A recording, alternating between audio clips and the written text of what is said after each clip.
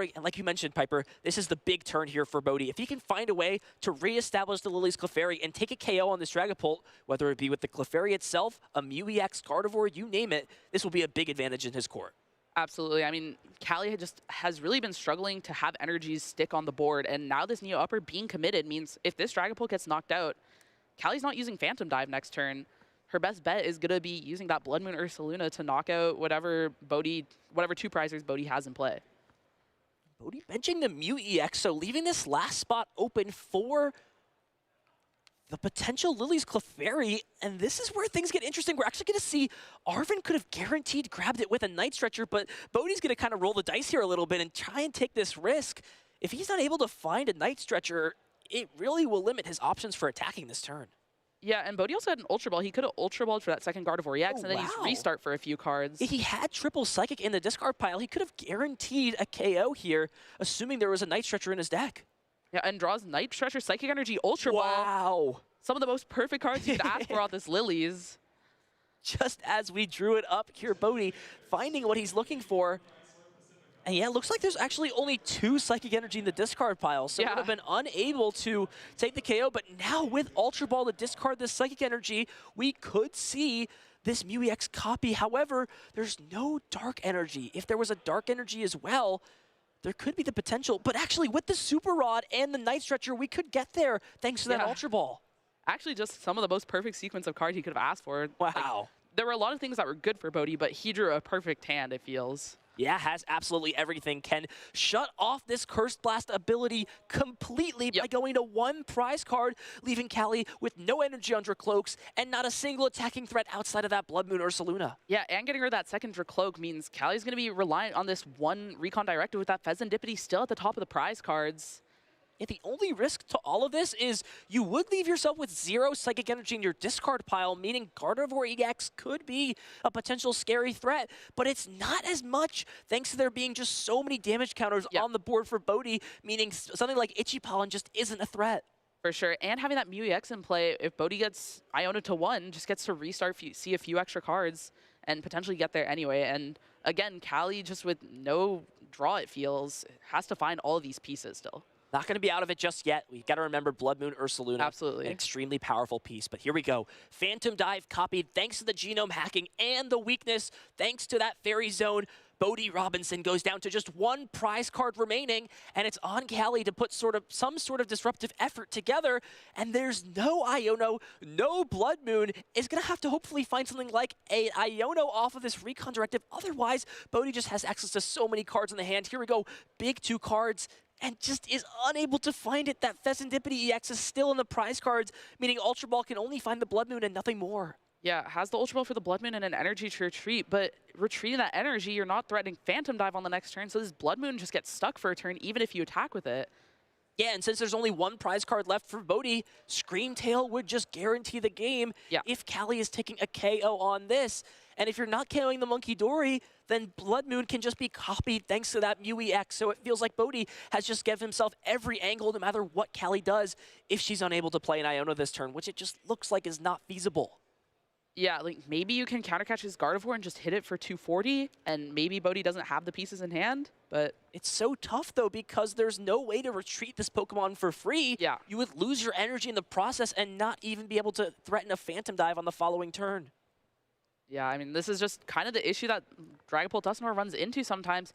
You don't have that early Latios, and you just don't have energies in play for the end game, especially against a deck like Gardevoir that can one-shot your Dragapult so easily. So here we go, Blood Moon Ursaluna coming down. Callie's still going to play to their outs.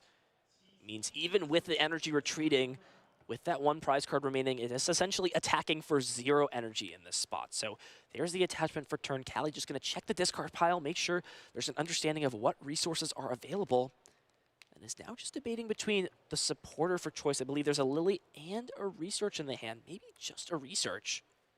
Yeah, just a Research so Research is going to be played. 7 cards for Callie. As it stands, Bodhi will be able to keep that full hand.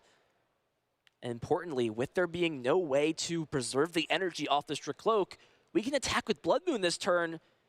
But we're not even threatening game on the following turn if there's nothing else to pivot out. Even Latias wouldn't be able to string together another attack for 2 prize cards. Yeah, and benching this Monkey Dory does mean that Lily's Clefairy with 2 Monkey Dories in play will be doing 200 damage with 2 Adrenabrains. That's 260 to knock out that Blood Moon Ursaluna. So I wonder if that Monkey Dory was really necessary. We'll see how things play out here. Bodhi did have to burn 2 recovery cards that last turn, so Mew EX is the game. There's plenty of ways for him to win. The hand is actually not super strong here, but I believe with the benches there, it's actually going to be enough, right? With that Monkey Dory and the Dark Energy, we'll have to see if Bodhi can find the line here. 200 at damage, 220 thanks to that Blood Moon being benched, or 200 thanks to that Blood Moon. If Bodhi has Monkey Dory and a Dark Energy, that's going to be the game here, Piper. Yeah, it looks like he has Rare Candy, Pheasantipity, Dark Energy in hand, so I don't think he has the game this turn. But as we mentioned, Callie with no energies on the board can't reuse this Blood Moon. Just doesn't have a route to win, it feels, this next turn. And that just gives Bodhi so much time. He has the Pheasantipity. He may just be able to do a ton of damage to this Blood Moon Ursaluna with a Miracle Force or Full Moon Rondo. Yeah, even just hitting with a Full Moon Rondo, putting it to 230 means that next turn there's the potential to KO it. I mean, you are shut off of Counter Catcher, and with this Pheasantipity, you have bench locked yourself in this spot. So I'll have to see how the trade-off really does work. Drawing those extra cards, it didn't warrant much for Bodhi, and now that bench space is no longer available. This is becoming an interesting endgame in this game number 3. Yeah, the one issue is Callie has to bench Latias to retreat this Blood Moon, but then what can she even retreat into? Everything's just going to get knocked out by Clefairy. True. And maybe has to gust the Gardevoir and hope Bodhi doesn't find an energy and maybe get an attachment on the Stricloak. Yeah, from Bodhi's perspective, the one thing to be considering is if your opponent has something like Professor Turo's Scenario, they could Turo the Blood Moon, and that's maybe why it could just be better to retreat into Gardevoir EX and attack with that this turn. For sure. Turo has been on a bit of decline in Poltner for the last while, but with Mega Absol seeing a big resurgence at UIC, I think a lot of lists are bringing it back. But are we getting spicy here? It looks looking to maybe Call Sign here. Yeah, maybe just thinning the deck out a little bit. Yeah, but this is risky because now you open your opponent back up to winning the game on the following turn. Yeah, I mean, if I think Bodhi is trying to put 30 on this Blood Moon and then do 230 next turn, but if Callie has a Luminous for Monkey Dory... Oh, we're Psy-shotting in this turn. Okay, so this way we're just promoting a 1-prize Pokemon, still putting it in range for the following turn. And now the question comes back to being, is there anything Callie can promote at the end of this turn that does not get knocked out to a Full Moon Rondo? That's going to be the most damage that Bodhi can put into play. With a full bench, it's 220. Dragapult is weak to Psychic thanks to that Fairy Zone, and it feels like anything else is trapped out. There's still plenty of Psychic energy in the discard pile. Looking like, are there 2? If there is 2 in the discard pile, which there surely is, thanks to that Mew EX attacking the previous turn, then no matter what Callie is able to bring up, it's not going to matter. Anything is going to be KO'd, and it looks like the doors are slowly shutting on Callie in this third game. Yeah, I mean, Bodhi playing around everything, including that Professor Turo scenario you mentioned, setting up perfect damage on this Blood Moon Ursaluna for next turn. I mean, we thought he was going to Call Sign, but found the Psy shot. Really interesting endgame here, just being super careful of everything that Poltner deck can do. We said it earlier, Poltner just always has a line back into the game, it feels, so just trying to be careful of everything. I know Bodhi's played a lot of Poltner in the past, so kind of just understanding the deck from both sides. When you understand how to play a deck, you understand how to best do a matchup as well. Looks like just confirming exactly what's happening in this spot in terms of time, it seems like. We'll just make sure everything is clarified, essentially. Looks like we're just having a little bit of a discussion. Will be the nest ball played. But yeah, it really just feels like no matter what Callie is able to bench, there's just no playing around the fact that Lily's Clefairy is just going to take a KO in this spot. Oh, I think Callie's going for a sudden death game, putting 10 damage on this Clefairy, moving 30 with the Monkey Dory, and then Dusknoring it. Are we going to see a sudden death push? Wow, okay, so Callie's actually going to accept that there's no way to win this game and says, if I'm going down, I'm taking you with me. Dusknoring taking them to the underdepths, and we are going to a sudden death game 3. Yeah, I wonder if Bodhi could have played around that, maybe put an extra energy on that Clefairy, or not even Psychic Embracing to it at all and attaching to it instead of Pheasantipity, and just prevent that Hawlucha, Monkey Dory, Dusknoir pop to get to the sudden death. Yeah, it's hard to see that route, though, in the moment. For sure. Wow, so look at that, an opportunity arised, and we are going to a sudden death game. This is getting exciting, ladies and gentlemen. We do not see this very often, especially when these players are both undefeated so far in this tournament. Yeah, definitely an exciting way to end the day. We'll see if the game gets cut short by something like Buddy or Frillish, but I mean, the Screamtail slap could just knock out a quick Buddy from Cali, so there's kind of a lot of weird things. We saw Bodhi get super aggressive with the Clefairy in games 1 and 3, so the Buddy may not be enough to shut him down. And starts the Clefairy again. I think I saw an energy too. And as a clarification as well, this is a sudden death game. Or tiebreaker, excuse me, not a sudden death game. So the first player to take a prize card in this game will be victorious, since this is the third game in the set that just entered a tiebreaker game. So this is going to be big, and we'll have to see who is going first and who is going second. Starts the Lily's Clefairy, and Cali will be going first in this matchup. So Serendipity started. Is there any way to find Pokemon, put it onto the bench? There is a couple of Dreepy. You've always got to be thinking about what liabilities lay ahead. Yeah, and Cali with an energy in hand might attach it to the Serendipity, could potentially play for a Cruel Arrow, but time is ticking. There's only a couple seconds left on the clock. We'll see how that plays into how these players play the game. Yeah, so time has officially been called, it seems. The Jamming Tower coming down into play is big on that first turn, would shut down the Technical Machine Evolution. We are in an absolutely wacky endgame here in this final round. Yeah. And the Arven in hand does have the secret box, though. Yeah, I saw Arven, Earthen Vessel, Artisan, wow. So many great cards. A Ralts already. Lots of options for Bodhi here to get energies in the discard, Technical Machine Evolution into that Curlia, and really threaten taking a prize on his last turn of the game on turn 3 of time. There is a Curlia and a Gardevoir prized, so will mean less outs to find Gardevoir on the following turn is something to always consider.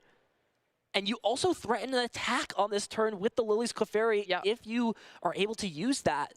Yeah, it feels like you force Cali into leaving this Serendipity active because everything else is just going to get knocked out by the Clefairy. Yeah, and I wonder if you're only supposed to just grab a single Curlia here. Yeah. Can also keep this Luxurious Cape, which is actually a super solid card to have, thanks to that extra prizes being given up, not mattering in this tiebreaker game. Yeah, I think Cali doesn't have enough time to get to the Cruel Arrow, though, if she was turn 0, as turn 3, or her turn 2, last turn of the game, we'll just have the second energy attached. So Bodhi eyeing up discarding that Luxurious Cape instead. Okay. And the 2 Psychic Energies, I think has a Dark Energy to use that Technical Machine Evolution. So the time really mattering in this spot. And with that being the case, Cali, it seems like, does not have a way to win. And the operation now becomes, how do I not lose? Yeah, for sure. I mean, that one match point is really big. You mentioned that getting into top cut, you want that X2-1 record. Right now, neither of these players have a tie, so a tie still puts them in a solid spot. But obviously, they're chasing that win. And now with those Dreepies being down, even Screamtail is a potential option. And you have to wonder if Cali was maybe a little bit more aware of the time.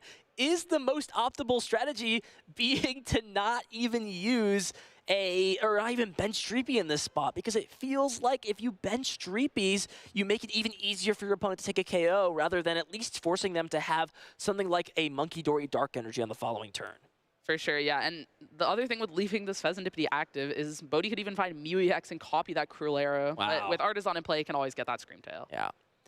Potentially looking to pre-bench the Screamtail off this Artisan, which makes a lot of sense. Not a bad idea, right? Just understanding there's only going to be one Ralts available for this game. So here we go. We are getting down to the wire. It's going to come down to the exact turns in a tiebreaker game. There's the evolution, evolving this Ralts into Curlia, and it feels like Bodhi is just so likely to be able to win this game just because Cali cannot afford to put Badoo into play and use that Itchy Pollen. Yeah, and I got a sneak peek at Bodhi's hand. I saw that one Gardevoir EX in the deck, the other one being prized, in his hand. So Cali has to Iono here. Otherwise, Bodhi just has all the energies to be able to Screamtail and take a knockout to end this tiebreaker game. And there's just absolutely nothing for Cali off of this Recon Directive.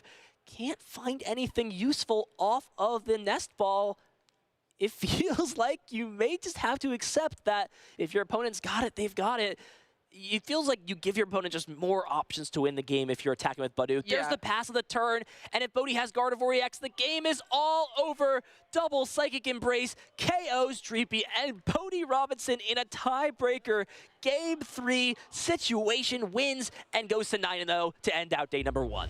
an amazing way to end the day in such one of the most important matchups of this format, Gardevoir versus Dragapult. We kind of saw all the ways that game plays. I mean, Gardevoir kind of taking it game 1, more of that Budew, Itchy Paw in game 2, and then a really close, or a really weird endgame in game 3, which got to that sudden death play that Callie had to make because Bodhi basically had checkmate on board.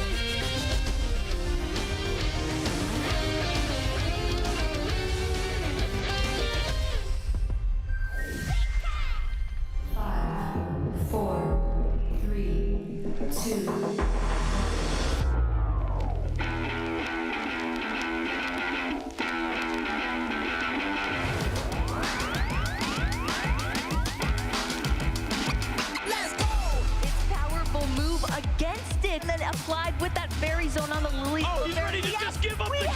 It's over.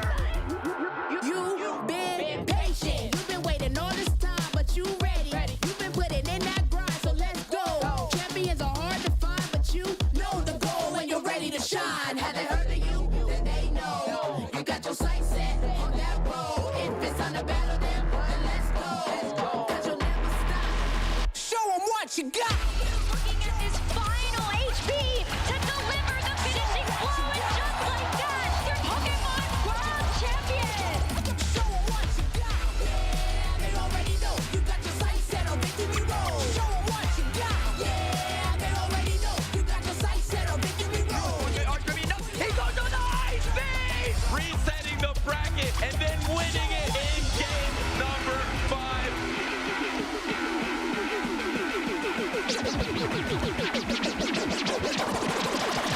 Show 'em what you got. Yeah, they already know. You got your sights set on victory road. Show 'em what you got. Yeah, they already know. You got your sights set on victory road. Put your hands. Hello, everyone, and welcome back to day 2 of the Seattle Regional Championships. It is a beautiful day, and we've got a beautiful tournament underway. I can't wait to jump into this next part of the action and crown our champions here on Sunday. Joining me in the lounge is Chip Ritchie, Azul GG, and Pablo Meza. Welcome in, gentlemen. And, how are you feeling so far about Seattle? Feeling great. We saw some excellent games yesterday. The players have already played 2 Swiss rounds so far today, just starting the 3rd round of the day. A couple more rounds before we get into that ever-important top cut. Yeah, things are moving along pretty well here so far. We're already about to get into that next round, and we are starting to see some players separate themselves from the pack, putting themselves into almost top cut contention. Okay. And surprise, surprise, we have a lot of Gardevoir, we have a lot of Goldingo at the very top. So, I mean, high-level matches from those decks, always cool to see. I hope we get to see a few extra decks coming around that are not out of those top 4 decks that we always see. I think we always have, maybe 1 or 2 surprises hit the top 8. Players are getting way better at piloting and finding lines in some of these quote-unquote off-meta or dark horse decks. But for our audience at home that's just joining us, I want to, of course, touch on our regional schedule, taking a look at the events that have already happened and some of the upcoming cities and locations that we're going to be visiting and bringing all of our Pokemon enthusiasm to. Houston will be up next after this weekend's tournament. Yeah, of course, looking forward to that North American International Championships, always the biggest tournament of the year in North America. A lot of exciting energy, of course. Excited to see which players will be able to do well at that event. And then, of course, it all leads up to the Pokemon World Championships in San Francisco at the end of the season. San Francisco is a fantastic location to have the World Championships for sure. I know that when we first found out about these locations, we were like, oh man, are we going to be able to go somewhere overseas? But San Francisco, I think, definitely deserves it. Golden Gate Bridge, I've been there before. Good food, as I've said. I think that has become more and more of a selling point, I think, personally, for all the players that have been traveling and competing. And in my opinion, getting a taste for going across the country and across the world. I know, Azul, you probably can attest to this, just being able to visit so many different places. Yeah, for sure. And San Francisco was actually one of my was my 2nd World Championship I went to way back when we had it there in 2015, I want to say. 16. So a really exciting location. And yeah, one of the top spots for Pokemon. And the next thing that I wanted to visit on as well is our Swiss standings. A couple rounds have already happened today, as you said, Azul. And Pablo, why don't you lead us into the Swiss standings, talk about any names that maybe jump out to you and any names that maybe we should be keeping our eyes on as we head closer and closer into top 8. I mean, we have Bodhi leading the pack. We saw him in the last round yesterday, sitting at 8-0. Pretty crazy game that went to that tiebreaker, exciting match where he drew pretty well, ended up taking that game right there. I love seeing Grant Manley as well up there. I'm always rooting for him. I've been rooting for him for the last 20 years, I think, for him to get his first regional win. So hopefully this is finally the one. Yeah, lots of really cool names up here. Yeah, Andrew Hedrick is a great name to call out there as well. He actually started at 9-0. He and Bodhi played each other the first round of the day today and ended up tying. And looks like Andrew took a loss in his last round. So after 9-0 start, falling to 9-1-1 always feels bad, but he's still in a really solid position to push towards top cut. Of course, Andrew, he's been one of the greatest players the last couple of seasons. He's won 3 regional championships. He's won an international championship. He's committed to that Dragapult Dusknoir deck at this point. It seems like he does seem like he bounces around, but it always feels like that Dragapult Dusknoir deck is calling his name and brings him back in. That is very true. When you have one of the best decks in the game under your belt, you've got the time put in. I guess he's just hoping to keep hitting and missing Gardevoir, I should say, right? Yeah, maybe a little bit. Although I don't think he thinks the matchup is as bad as some do. A lot of the Dragon Ball players very confident in the Gardevoir matchup. I do think a lot of that comes down to the flavor of Gardevoir. Yeah. That is popular at the time. Some of them a little bit more favorable than others. But I'm sure if you ask him, he's probably pretty confident in the matchup. That was always the marker of the Gardevoir players, I think, at one point, where we were kind of doubting the deck. Oh, is the meta really good for it? People starting to counter for it. And the Gardevoir players always showed up and said, well, I'll just win anyway. And now it's the Dragapult players' turn to be like, the matchup's not that bad. I'll just win anyway. You mentioned Grant Manley, Pablo, but there's also Grant Shin up here, a name I always love to see doing it well. So seeing him there at 8-0-3. Julius Brunfeldt coming over to compete in this event from Finland, I believe. So quite a journey to get all the way over here to Seattle from Finland. And it's paying off so far. 9-1-1, great start. Yeah, but with that all being said, I'm actually seeing that our players are getting in position already, folks. I know the tournament has been running smoothly. The tournament's a little bit ahead of schedule, so we're actually going to be catching up to our players at the table. Looks like they're finally starting to take your advice, Azul, to play faster, eh? A little bit of urgency.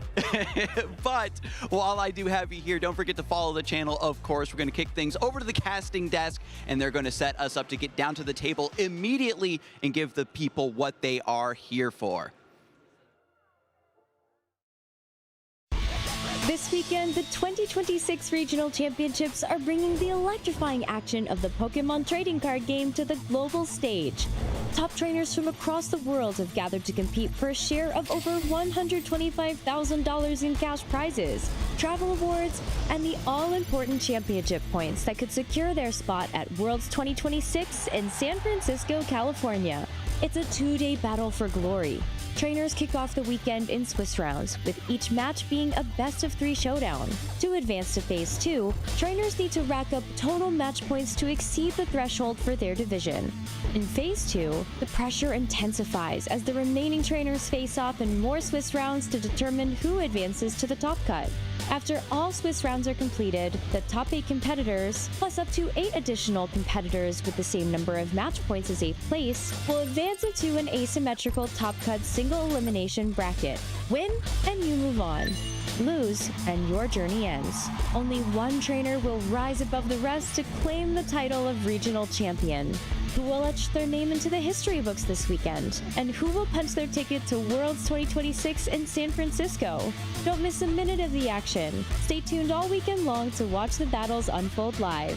To stay up to date on future Play Pokemon events, visit championships.pokemon.com.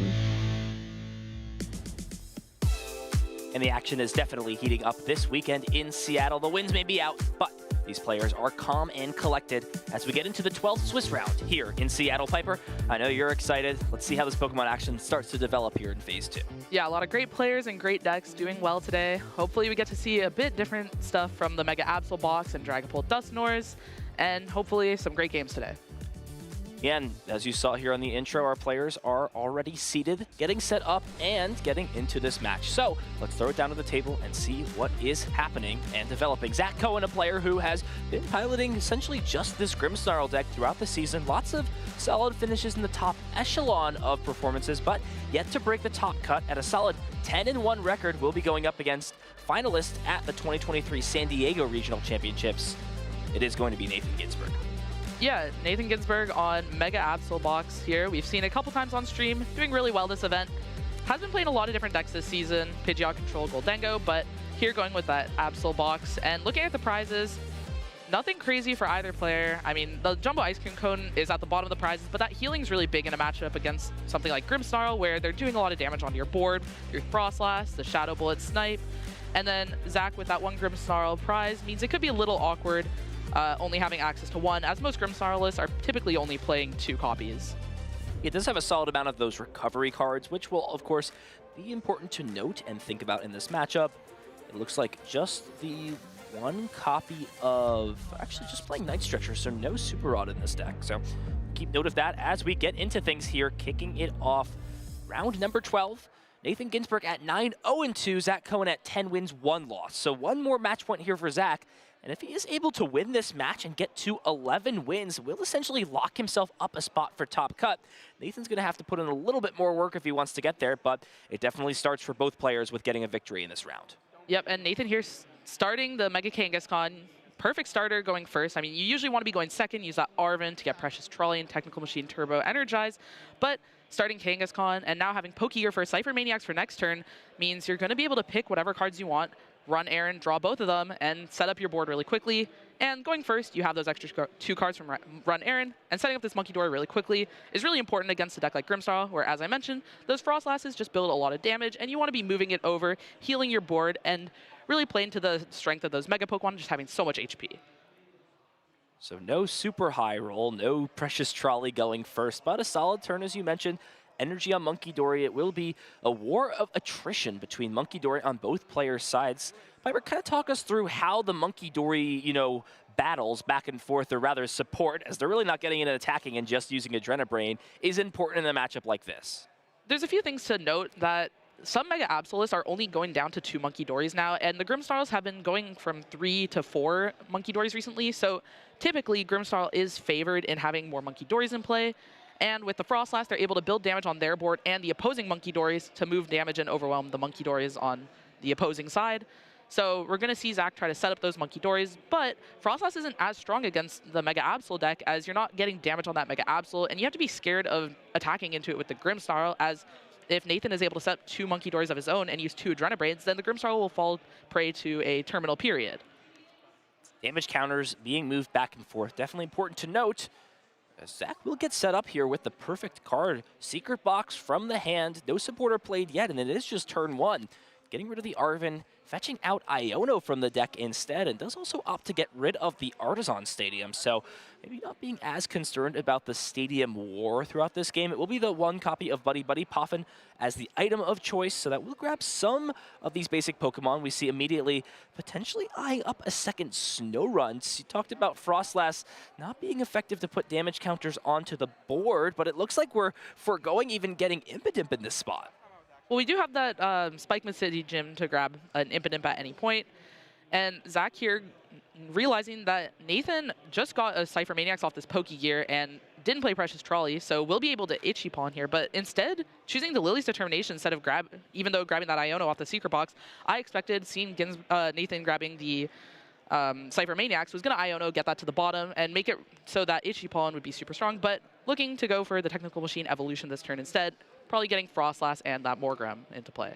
Yeah, yet to use that Spike Myth Gym, so can find 8 cards. If there is something like an Impidimp found, that could be fetched. It looks like that will not be the case, however. A lot of supporter cards, energy, no Monkey Dory quite yet. It's definitely going to be a card Zach's going to want to eye up on the following turn, so it will be the Impidimp selected here from the Spike Myth Gym, and we'll see that Technical Machine Evolution end the turn off with this Morgrem coming into play and a Snorunt, but actually shuffling the deck up See if that is the attack of choice. And no, we're actually going to see this retreat. So not going to use this use this evolution. Instead, going into Badu, even having knowledge, though, that Nathan has that Cypher Maniac in hand.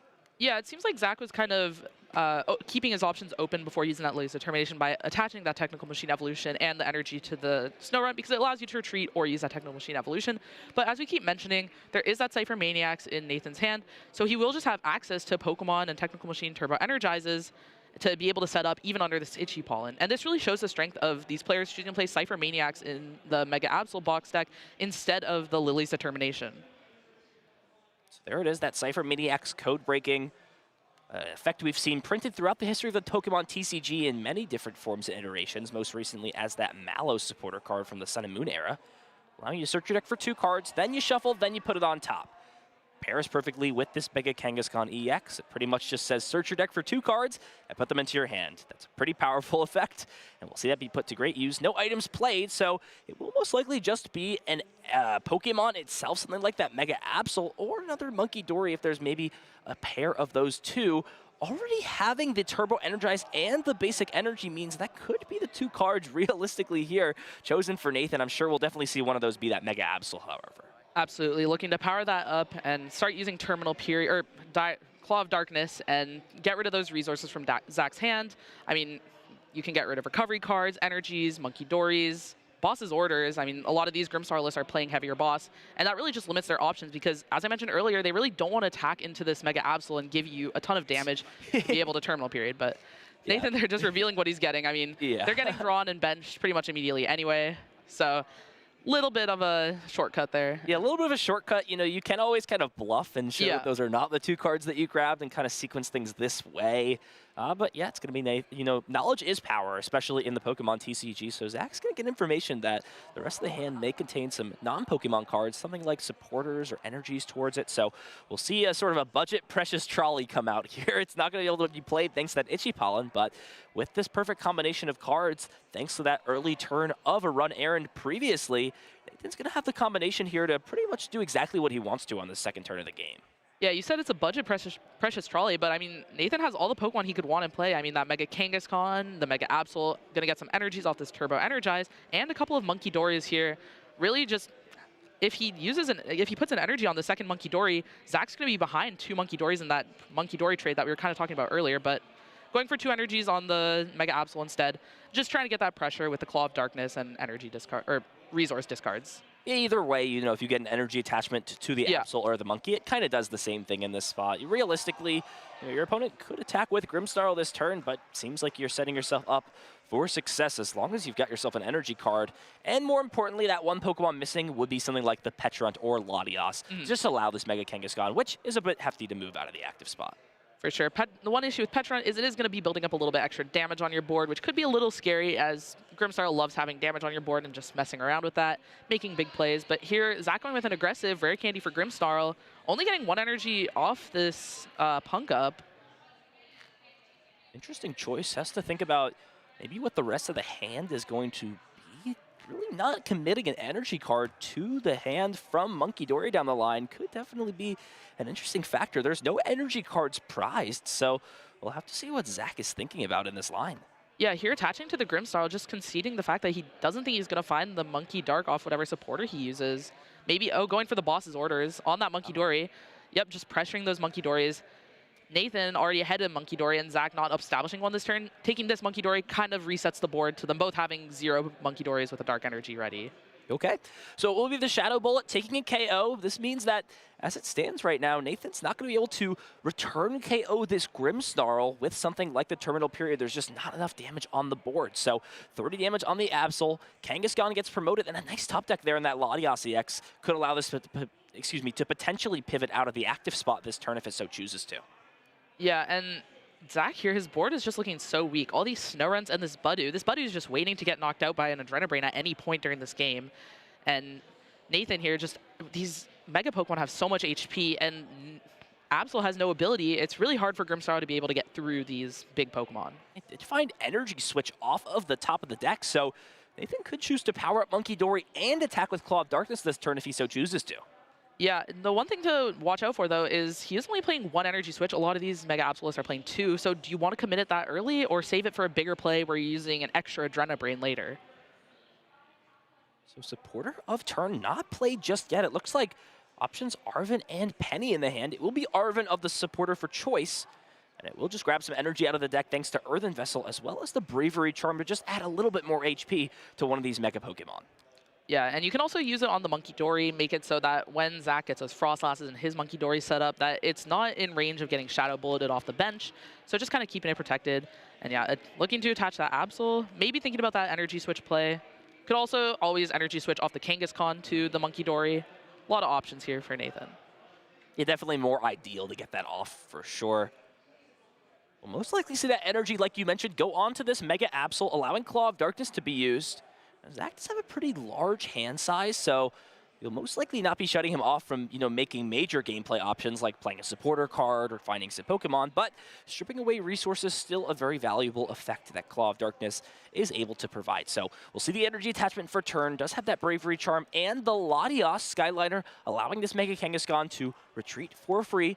It is always interesting to note, though, with that Latias, being weak to Dark does present some issues later down the line, and it looks like we're actually going to be avoiding this Grimmsnarl, really trying to capitalize off of something like Terminal Period for the following turns to try and take a one-hit KO.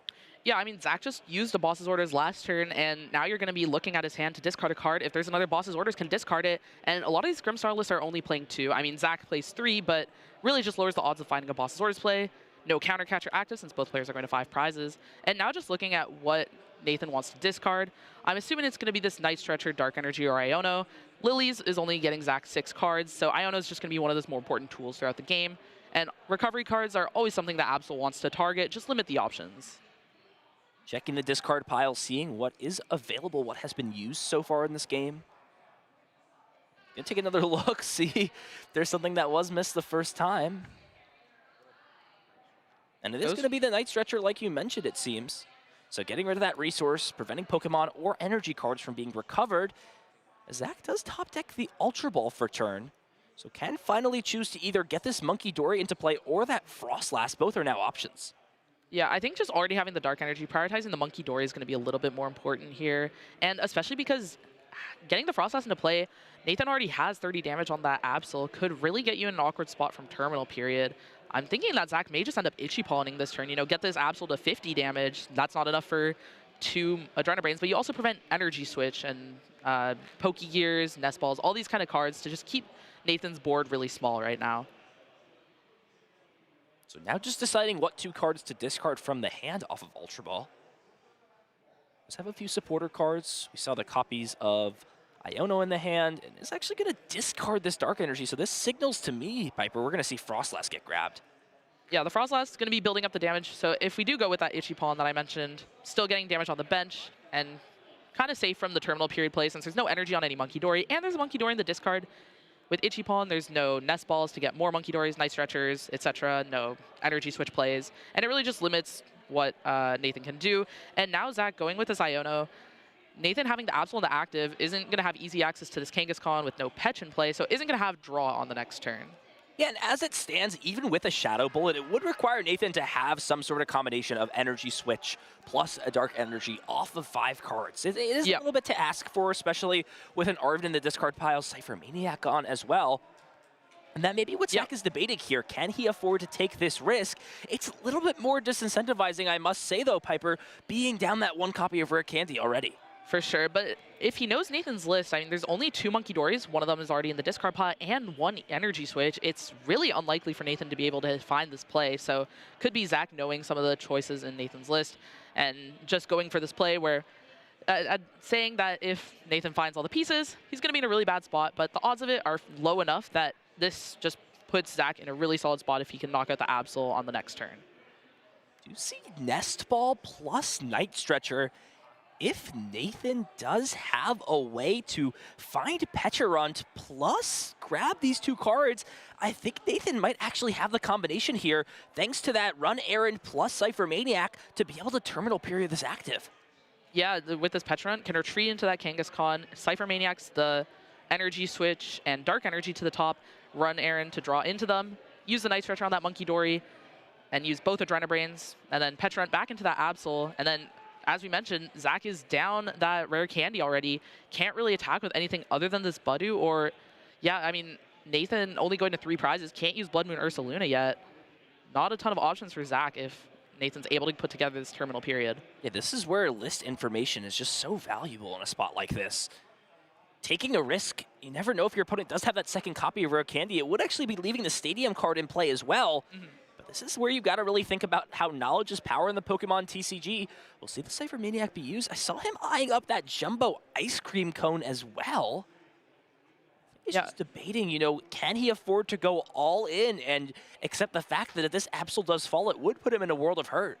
Yeah, I mean, the Jumbo Ice Cream Cone, if you can use that with the 2 Monkey Dories, healing 140 damage from this Absol, putting it down to 50, I believe, or just really low damage, kind of erasing what Zach did on the last turn, and just getting rid of the Marnie's Grimstar. Wow. Had double Night Stretcher in hand, not even just the single, so can afford to do all of this and protect that Absol as well. So Nathan drawing into the perfect combination of cards, Nest Ball plus double Night Stretcher off of this Iono, and if he's able to play things correctly here, he'll be able to take a KO onto this active, as well as being able to make sure Absol is pretty much safe from anything that Zach can throw it at next turn. Yeah, really playing around that second rare candy, as we mentioned, and the best part is this energy on the Kangaskhan can be moved, so now Nathan has the 2 Monkey Dory setup. In some situations, you're forced to move the 1 energy from 1 monkey to the other, and then you only have 1, but here there's 2. And with the Jumbo Ice Cream Cone, kind of just negating all that damage. Yeah, putting it down to 80. Gonna go to 90 with that Petch damage, but Zach with only 1 Monkey Dory and not much damage on his board is just a little too weak down that rare candy. I don't know what he's gonna be able to put together here. So Nathan, with an absolutely incredible combination of cards, found everything off of that Iono, is able to stunt and get the KO, and that Budu is still in play for Zach. It's going to be an easy easy prize card next turn for Nathan. And Zach now being down that rare candy with just a single Morgrim, a single Morgrim potentially in play off of this Spike with Jim is really going to be shut out of this game, it seems. Yeah, just immediately evolving into that Morgrim, which is going to be a sigh of relief for Nathan, just not even scared of the Grimstyle this turn, not having to worry about it at all. Yeah, it's going to be up to Zach to try to find something to do. I mean, yeah, not playing any Veltal. I mean, couldn't even use the Veltal with the Petron in play. And yeah, it's just looking like it's a little too late, and there's not a ton Zach can do. The doors are slowly closing. Yeah, and to me, how quickly that Morgrim was evolved, if anything, was just a huge signal of no second rare candy. You know, if you had that second candy, you'd maybe consider a little bit longer before evolving it, and that may be the reassurance that is important to Nathan in this set to be able to go after more aggressive plays like this. Yeah, I mean, Zach using that boss's orders instead of something like a counter catcher could be also signaling to Nathan that he had no supporter to find that second rare candy, so it may be something you still need to be careful of in the future sets, but definitely something to also maybe not be as scared about. It will just be the boss's orders plus Itchy Pollen, so this Petrant going to 30 damage onto it, the ticks from Freezing Shroud. If Nathan can find himself a boss's orders here, this game will be completely wrapped up, taking Morgrim out of play. Seems like you just slam that down right away if you had it.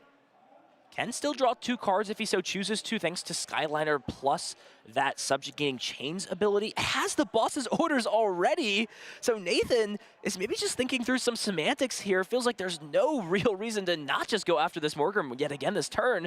There is always the threat of Blood Moon Ursaluna, but it seems even with that, you've got enough damage on your board to just be able to maybe take these last 2 prize cards. Yeah, and also Grimstar with Blood Moon Ursaluna can't really reuse it turn after turn. It's really just there to get those last couple prize cards once all your Grimstars are knocked out. And using it when you're at 5 prize cards is just not the recipe for success. So yet to use any Adrenabrain so far. We'll also be able to Claw of Darkness this turn as well to remove another resource out of Zach's already weak 2-card hand. So things going perfectly here for Nathan. We're almost 20 minutes through this first game, so time is definitely another factor to be thinking about here, you know, on both players' sides, but especially for Zach when you're in what is almost certainly an unwinnable spot. It seems very tough at that for sure. Yeah, it's an unwinnable spot in an unfavorable matchup, it feels, and Zach, it would be content with a tie since we usually think X2-1 is going to be safe for the asymmetrical. So I think just playing it out, trying to get more list information. We've said time and time again, these lists, oh, there's just a scoop, but yeah, these absolute lists just are so flexible, so trying to get as much knowledge as possible for the next few games. absolutely dominating game here for Nathan. That huge swing turn off Iono of just having 3 desirable pieces before using that Cypher Maniac was really that turning point there for Nathan. Absolutely. The Cypher Maniac really just showing its strength with the run Aaron, just finding all those pieces, putting together any combination, and Nathan was just able to get all those basic Pokemon.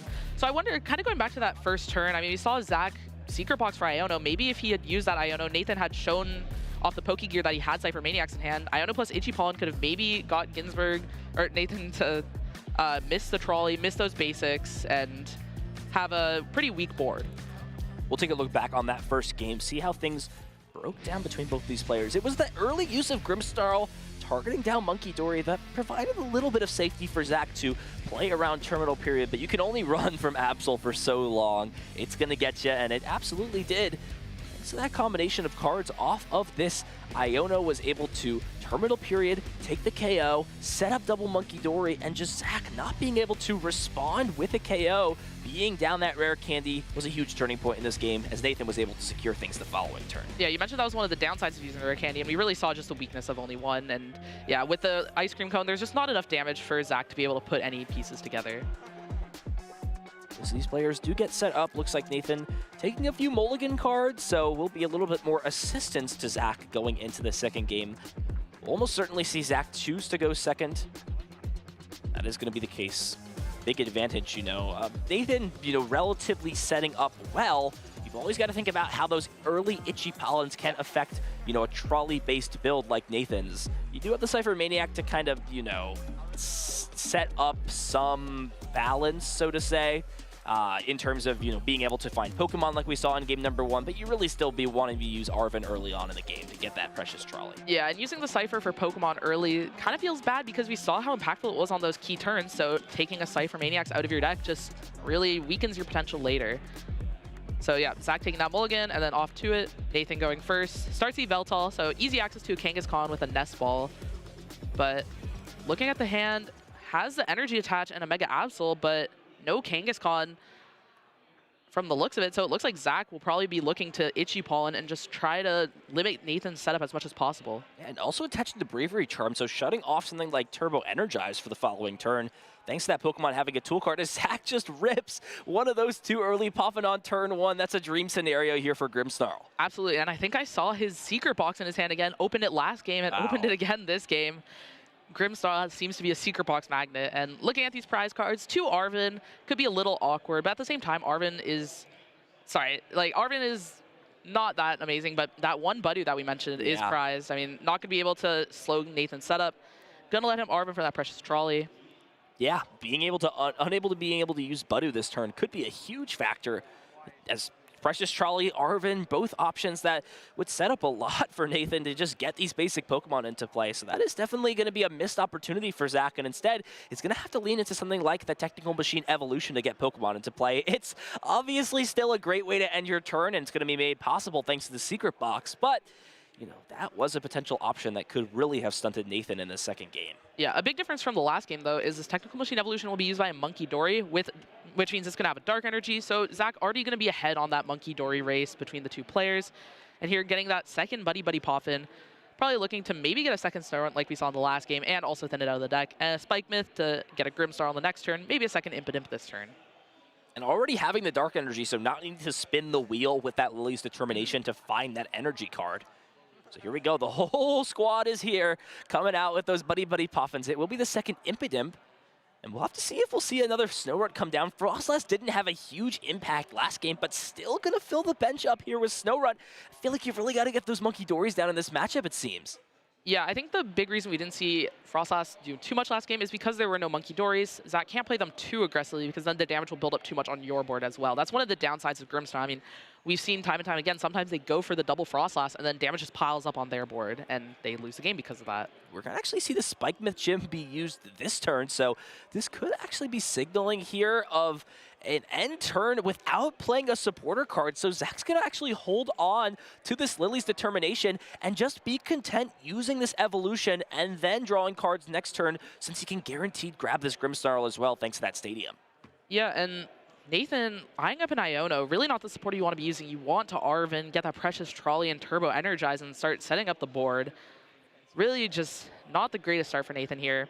Still has that Yveltal on the active to be able to retreat into a Kangaskhan, draw some more cards. Yeah, he can still play item cards this turn. Does find the Mega Kangaskhan, but really not a lot else going on in this hand. Does have an energy drop, was able to bench Monkey Dory the turn before. I believe that was the top deck for turn. So can use this run errand, and if he can find a Turbo Energize here, this would be a huge rip. Let's see, 2 big cards. It does not find it, though. It's just that Erika's, which can't be played, as well as a Pokegear for next turn. So solid cards to work off for the future.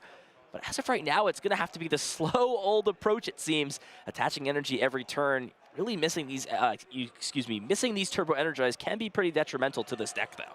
Yeah, I mean, you're losing out on a lot of energy attaches because here we see Nathan attaching to this Monkey Dory potentially, thinking about it, but that's not pressuring a Claw of Darkness next turn. And if you don't do it, then you don't have a threat of a second Monkey next turn, so really just missing on those extra energies. Eyeing up the missed energy on that Absol just to try to keep the pressure on.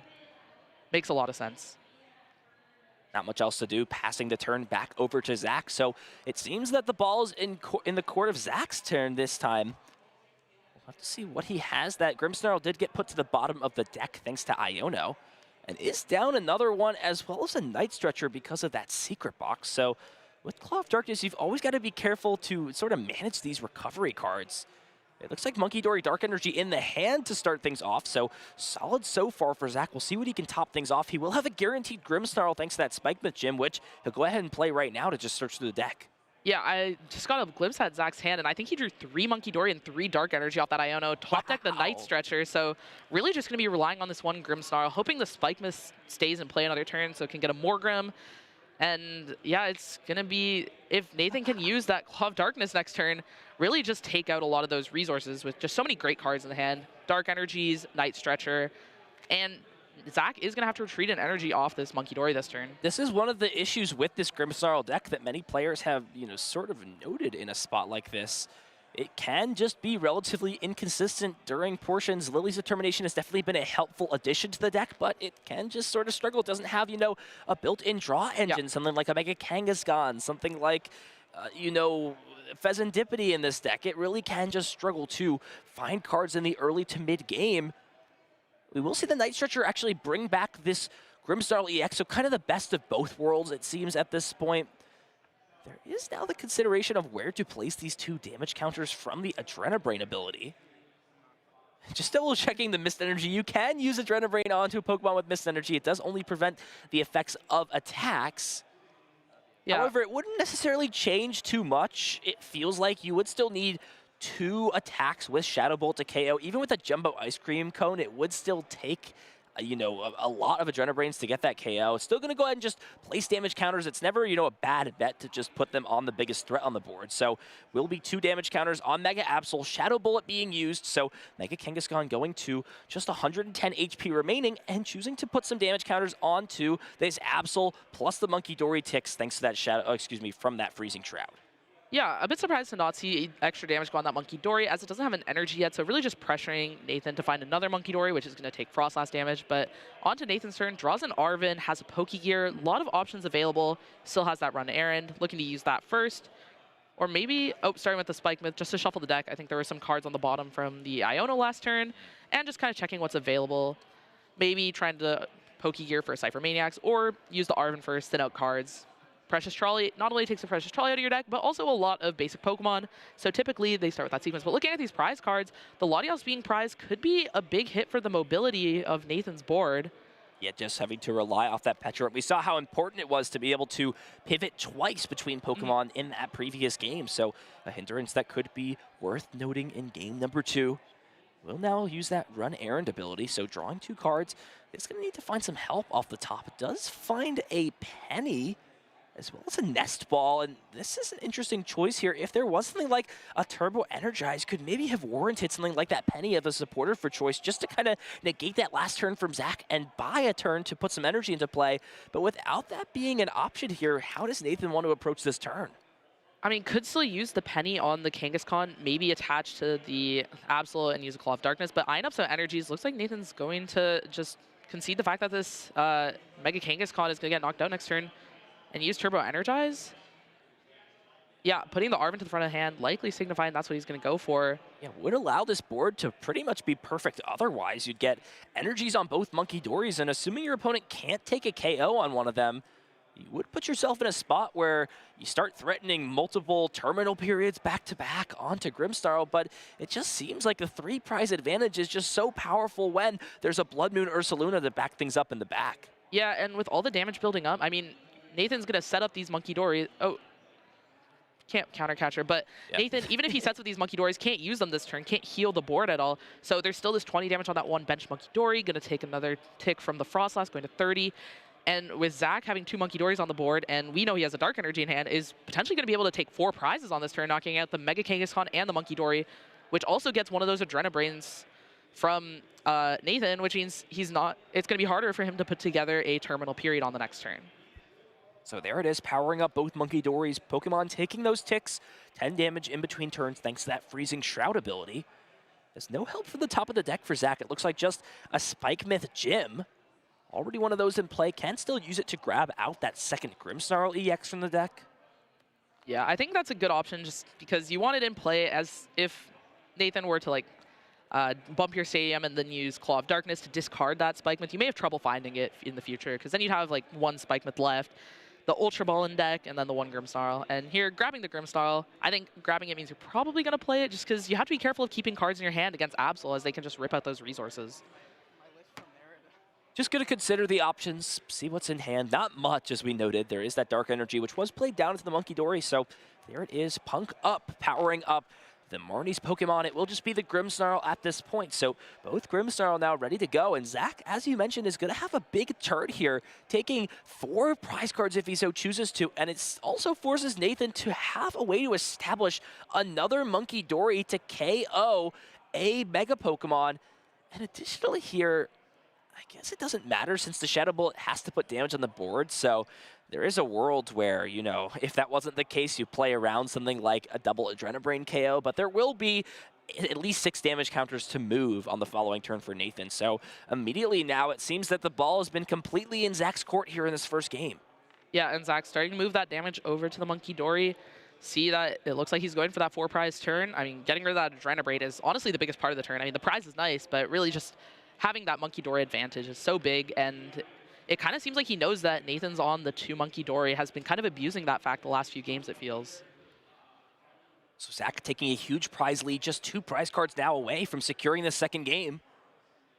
Nathan does top deck another Erica's Invitation, but with his bench being full, we kind of see how that card can lack power towards the middle to end game here.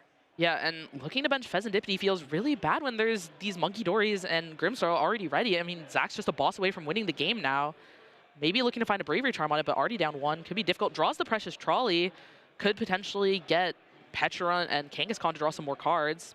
Attaching to the Veltal, maybe looking to clutch, buy some time, but Zach just has more Monkey Dories than Nathan, so this feels like he's just going to have so much damage flooding his board and have to use a lot of resources to kind of keep this clutch line up. Yeah, Nathan does have a Night Stretcher in hand for Monkey Dory for next turn. Did already commit the energy attachment. If there's something like an Arven, though, could energy switch something off of the Mega Absol maybe to then re-pop this? It's just so tough. It's actually just going to use Boss's Orders, not even using the Counter Catcher in this spot. So for the time being, Zach is not playing any cards like Switch to get this Frostlass out, so it can be trapped in the active spot. And like you mentioned, though, the Monkey Dory War are very important in this situation. Zach's going to be able to throw more damage counters over to Nathan's side, and also is just 2 prize cards away from winning this game. Yeah, I mean, I just saw a boss in Zach's hand, so if Nathan ever leaves up this lock or gives up this lock or doesn't Iono, I mean, Zach's just going to have the knockout on the Pheasantipity, but even then, still just going to probably start loading up damage on this Monkey Dory on the bench, which is still taking Frostlass damage, just to make it so that Zach only needs 1 prize, can maybe take it as a Veltal at some point. This Frostlass can't be trapped forever. It only has 90 HP. That's only like 5 turns that can be clutch for, or 4 turns that can be clutch for before getting knocked out. Zach will play Arven as a supporter for choice, just grabbing some pieces from the deck. Undesirable is just cards to not want to be drawn into. Also, cards that are in your hand, if you do get Iono'd, you wouldn't draw into those cards. So, nice little thinning tactic here from Zach. It's not really getting him anywhere, but there's not very much of a place to go at this point. We're very much in Frostlass's domain. chilling on the bench and is even considering putting another Frostless into play, just really trying to lean into that Monkey Dory advantage. Yeah, I mean, having the extra Monkey Dory means you're going to be super ahead on the damage on this Monkey Dory. I mean, putting 6 damage now, it'll be going up to 9 in between turns, meaning even if Nathan's able to get another Monkey Dory, it'll go back to 5 going into Zach's turn, which means 2 Monkey Dories will knock it out, and then Zach will be back ahead on the Monkey Dory race. And then there's just another Monkey Dory taking so much damage on the bench, and Zach's at 1 prize at that point. So many damage counters being thrown back and forth between Pokemon. It can get a little overwhelming, that is for sure. So, as the time being, Nathan has bought some time with, allowing himself to get the second Monkey Dory into play, but it could just be all for naught if this Monkey does fall the next turn, which it seems like is almost a certainty. Yeah, I mean, Zach this game, just the complete opposite from last game, where he's kind of found all these pieces that he wants, having more Monkey Dories than Nathan, all these Grimmsnarls, just being able to keep up that pressure. And Nathan with some pretty poor draws, not being able to use the Precious Trolley or Turbo Energize early, not having enough energies in play to attack, use a bunch of Adrenabrains, and kind of alleviate some of that pressure that's being put on. So just thinking now about where to place damage counters for the turn, and actually he's going to be taking it off the Pheasantipity, so basically conceding to the fact that this Monkey Dory will fall this turn. And this is going to be putting damage counters onto the other monkey, so we'll actually be recycling Monkey Dory, so Penny is now coming into play to essentially negate Zach's entire last turn of moving counters to it. Yeah, but at the same time, using this Penny and reattaching to the Monkey Dory, it's not progressing Nathan's board at all. I mean, his board just has less damage on it. It's still exactly the same. No extra energies, no extra cards. Taking a prize in between turns. So we'll see if it's enough, but... It is also taking valuable time off the clock, Piper. Yeah. We're just under 15 minutes left in this round, and at least for Zach in this spot, a tie does, not knock both players out of contention for top cut, but Zach would really just like to get a win in this spot and pretty much just secure himself a spot into this asymmetrical top cut. Absolutely. And one interesting thing to note is now these Grimmsnarls are at 60 damage each. One more Frostless ping means that Terminal Period isn't going to be enough to knock them out. So maybe there's enough damage that Claw of Darkness and some Monkey Dory damage will be able to knock them out, but that just makes everything a little bit harder for Nathan. I mean, he's going to have to attach to that Absol again instead of a Monkey Dory. And 50 damage on this Monkey Dory now. Means that it's kind of just in a similar spot to last turn. Yeah, it really depends now, too, if Zach can just find another Monkey Dory and continue to put this pressure on with Adrenabrain. If not, though, then Nathan would take the lead in terms of Monkey Dory. So huge turn here for Zach, and is actually just going to play Boss's Orders to try and stall a turn out here, but that is a valuable resource that could be important later on in the game, now gone into the discard pile. Yeah, and not finding a second Monkey Dory means that these 2 Frostless are just building so much damage on his board. It feels like maybe he should have been a bit more patient and kept that 1 Frostless on the board last turn, or maybe gone for that second monkey here to alleviate some of that pressure. I mean, we see time and time again, like, if Grimmsnarl's monkeys get targeted with 2 Frostless in play, the damage just becomes too much for them as well. It's a really interesting balance of managing damage on your board and your opponent's. But moving over to Nathan's turn, I think Zach's here trying to force a retreat here, kind of maybe figuring out that the Latias is prize for Nathan. Yeah, but there is that Precious Trolley in hand, so could find something like the Petron EX. It would take counters on both Pokemon, right? Onto it for itself because of that ability, and also onto the Pokemon that is promoted, like this Yveltal, thanks to that poison. But it seems like there's really no other choice. Actually going to consider retreating this energy off. So foregoing a Adrenabrain until next turn, did already use that before using the Adrenabrain and then retreating. So getting full effect of that ability before it's gone. Yeah, Actually and not using the second Adrenabrain either, it seems like. Gonna just take a KO on the Monkey Dory and just allow more damage counters to be built up on his board. And it seems like the tides are slowly starting to turn here in this game. yeah, I mean, we went from Zach having 2 Monkey Dories and Nathan having 0 to Nathan building up 2, but 1 getting knocked out. And now Nathan is just ahead on Monkey Dory. Zach is out of them. And if he benches them again, it's going to start to give Nathan more ways to get back in the game as they take damage.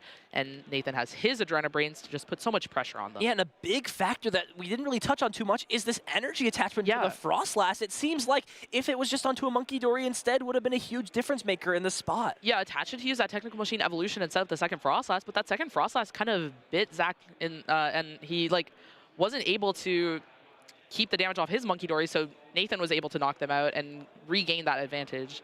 And then maybe could have reestablished with that Dark Energy instead. Yeah, and absolutely nothing here for Zach. Nest Balls that can't find relevant Pokemon, and just going to be passing the turn back over. The tides have completely shifted in this game, as Nathan, if he can establish this second Monkey Dory, can continue to buy time, trapping these Frostlass in the active and slowly pinging away at these Grimmsnarl. Yeah, and Nathan top decking that Night Stretcher means he's going to have access to Dark Energy and might be able to put together a 4-prize turn in the next few turns. I mean, move 60 damage to the bench Frostlass this turn and clutch, then use 1 Adrenabrain to each Frostlass, knocking them out. Both these Grimmsnarls have 120 damage, which means if you can find another energy next turn, can Claw of Darkness and knock out whatever Grimmsnarl gets promoted. It just needs to take 4 prizes, so can even just go in between trapping another Frostlass as well, and just placing damage counters between both and a single Grimmsnarl. It even has Cypher Maniac's code breaking to just put a powerful supporter card on top to assist for future turns. Even something like Boss's Orders, it seems, to trap that second Frostlass. It seems like this Frostlass or the pair may never move for the entirety of this game until it's all over. Yeah, the Cypher Maniacs is just closing the doors for Zach. I mean, Nathan doesn't have any ways to draw on his board. These cards are just going to the top, which means Iono is going to give him those cards immediately. So Iono isn't it out to try to stop him from winning on the next turn. Just trying to give, Nathan's trying to give himself as many options as possible with Penny and Arvin, I believe. Kind of just prepping for whatever Zach does on his turn. Yeah, can still use those counter catcher, right? Since the prizes haven't been taken. So this is a really interesting choice. The one thing to think about, though, putting Arvin on top instead of Boss is you would actually shuffle the deck. And that is maybe a reason that Boss could be potentially better in this spot. We'll have to see if that bites Nathan a little bit in this position. Does also have an energy card for next turn if he wants to commit that somewhere. And we'll see this start to see the damage slowly build up on Grimmsnarl. We may see it fall without ever being damaged by an attack in this spot. Yeah, I wonder if this damage is unnecessary on the Grimmsnarl. Maybe going for that Frostlass double knockout I mentioned earlier, but could also just play a bit more patiently and win over a couple turns rather than maybe Zach having some way to get out of a lock. And what can Zach find here? Has Arvin plus Nest Ball? If there is a Night Stretcher that would allow an Adrenabrain to be used, but it may just be for naught. Both Monkey Dories out of range as it stands for being KO'd. And while the Monkey Dory on Zach's side would be safe the following turn, right? 2 damage counters in between both turns is 4, plus 2 Adrenabrains is 6. It would survive with 10 HP remaining. You're not really getting anywhere. You would take a prize card, but you'd still be 1 prize card away on the following turn. Zach's still got to play to his outs in this spot. We'll see the Nest Ball grab Monkey Dory, the Dark Energy be grabbed thanks to that Night Stretcher, but is it just too little too late in this position? Yeah, the second Frostlass was really just a key moment. I mean, there's so much damage on Zach's board. It'd be like almost halved if there wasn't that second Frostlass. So just kind of going back to that turn, and now that Frostlass can also be trapped again if Nathan wants more time to just abuse this Monkey Dory advantage. So we'll decide to take damage counters off of the more heavily damaged Grimmsnarl EX, putting it onto Monkey Dory. We'll go to 7 and then 9 in between turns. So with double Adrenabrain, plus Frostlass Freezing Shroud, it would mean that another Monkey Dory could take it out, but without that, it's going to just be able to hang on here. So we'll see what Nathan did put on the top of the deck. If it was that Arvin, it would force the deck to be shuffled. Looks like it was Boss's Orders. Yeah, and I like this choice a lot more, right? Being able to keep that second card on top is a huge factor to just allow you to have perfect top decks in consecutive turns. Yeah, Nathan here just has to be careful with where he moves the damage off. This Pheasantipity is starting to take a lot of damage, and Zach had 2 prizes. If he can set up another Monkey Dory, may be able to do enough damage. So it's just Nathan needs to heal this Monkey Dory and the Pheasantipity this turn. Make sure those get healed and is probably in the clear. Looking pretty safe. Trap the Frostlass again, the other Frostlass. If you don't heal off 6 damage counters from this Monkey, though, it would fall to an Adrenabrain next turn, right? At 9, it goes to 6 double ticks from Frostlass and then 1 Adrenabrain. So how do you balance the overwhelming amount of damage counters that Frostlass is putting into this snowy blizzard terrain? Yeah, this Pheasantipity, though, at 120 will be going to 140, and then going back into Nathan's turn, 160. So if Zach can find a second Monkey Dory next turn, we'll be able to take a knockout in between turns and take those last 2 prizes. Okay, so wow, Zach has found himself a potential option here. We'll see Boss's Orders bring up this Frostlass, and here we go. If Zach can find that combination, then all of a sudden can sneak away a knockout, and this bird will not be able to fly anymore. Its wings completely frozen. What does he find off the top? Top decks of Lilies can find 6 new cards to try to find the Monkey Dory Dark. Nathan missing that the Pheasantipity can get knocked out now. It's just, can Zach find those pieces? He's down a lot of Dark Energy, 6 in play, I think a couple in discard pile, 2 Night Stretchers in the discard too, and 2 Monkey Dories. It's not a lot of pieces left, but his deck's not too thin, or not too thick either. A lot of thinning done through Spike with Jim, Punk Up, all these cards. We'll see if he can find that Monkey Dory Dark Energy. Would love to see how many Dark Energy are in the discard pile here. That is definitely a huge key. There's 6 in play. Can he find it? Dark Energy Ultra Ball! If Zach has the Monkey Dory in deck, then that will be the game. 2 Adrenabrains to move 6 damage counters to the Monkey Dory, and there's only 2 in the discard pile, so I think he's got 1 left. It's just, does he see it? Goes for the Ultra Ball. If he can find the Monkey Dory plus Dark, that's going to be the game here. Can Zach spot it? He's looking over at the bench, seeing if that Pheasantipity can fall.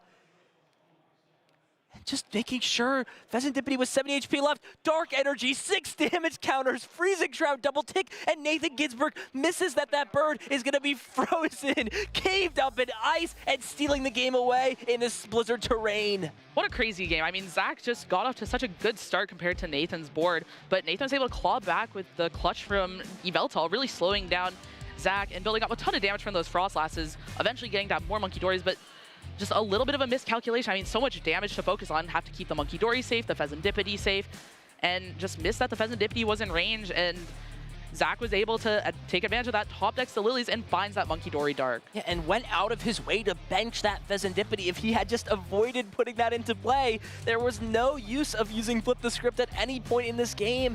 It just feels like a missed opportunity and something that is so hard to see down the line, but if he had spotted it, would have essentially locked himself this game up. Yeah, it's really hard to see in the future against Grimsnarl, but that's kind of what you have to do against all this damage. And looking at this game, yeah, we saw that 4-prize turn, knocking out the Kangaskhan and Monkey Dory, not only giving Zach 4 prizes, but giving the Monkey advantage and getting rid of draw from Nathan's board. Then we see Nathan go into that clutch strategy, just locking those Frost Lasses in play, and with so much damage on the board, Nathan was able to buy a lot of time, get that Monkey advantage back from Zach, and just take his time, build up a lot of damage, but misses that the Pheasantipity can get knocked out. Zach top decks the Lilies and finds the Monkey Dark, able to win the game on this last turn. Yeah, what a way to steal things away. Completely tides shifting back and forth. That's what we love about the Pokemon TCG. So going into Game 3, Nathan will get to go second this time. That is a huge advantage here. Let's see what Zach has to work with. Does have to put Artisan into play, so that will be a guaranteed Monkey Dory here for Nathan on turn number 1. Yeah, and Zach doesn't look like he found Secret Box this time. Luck balancing out a bit, but this Artisan could find that Impidimp, a Monkey Dory, 2 Monkey Dories prize, and that Budu again.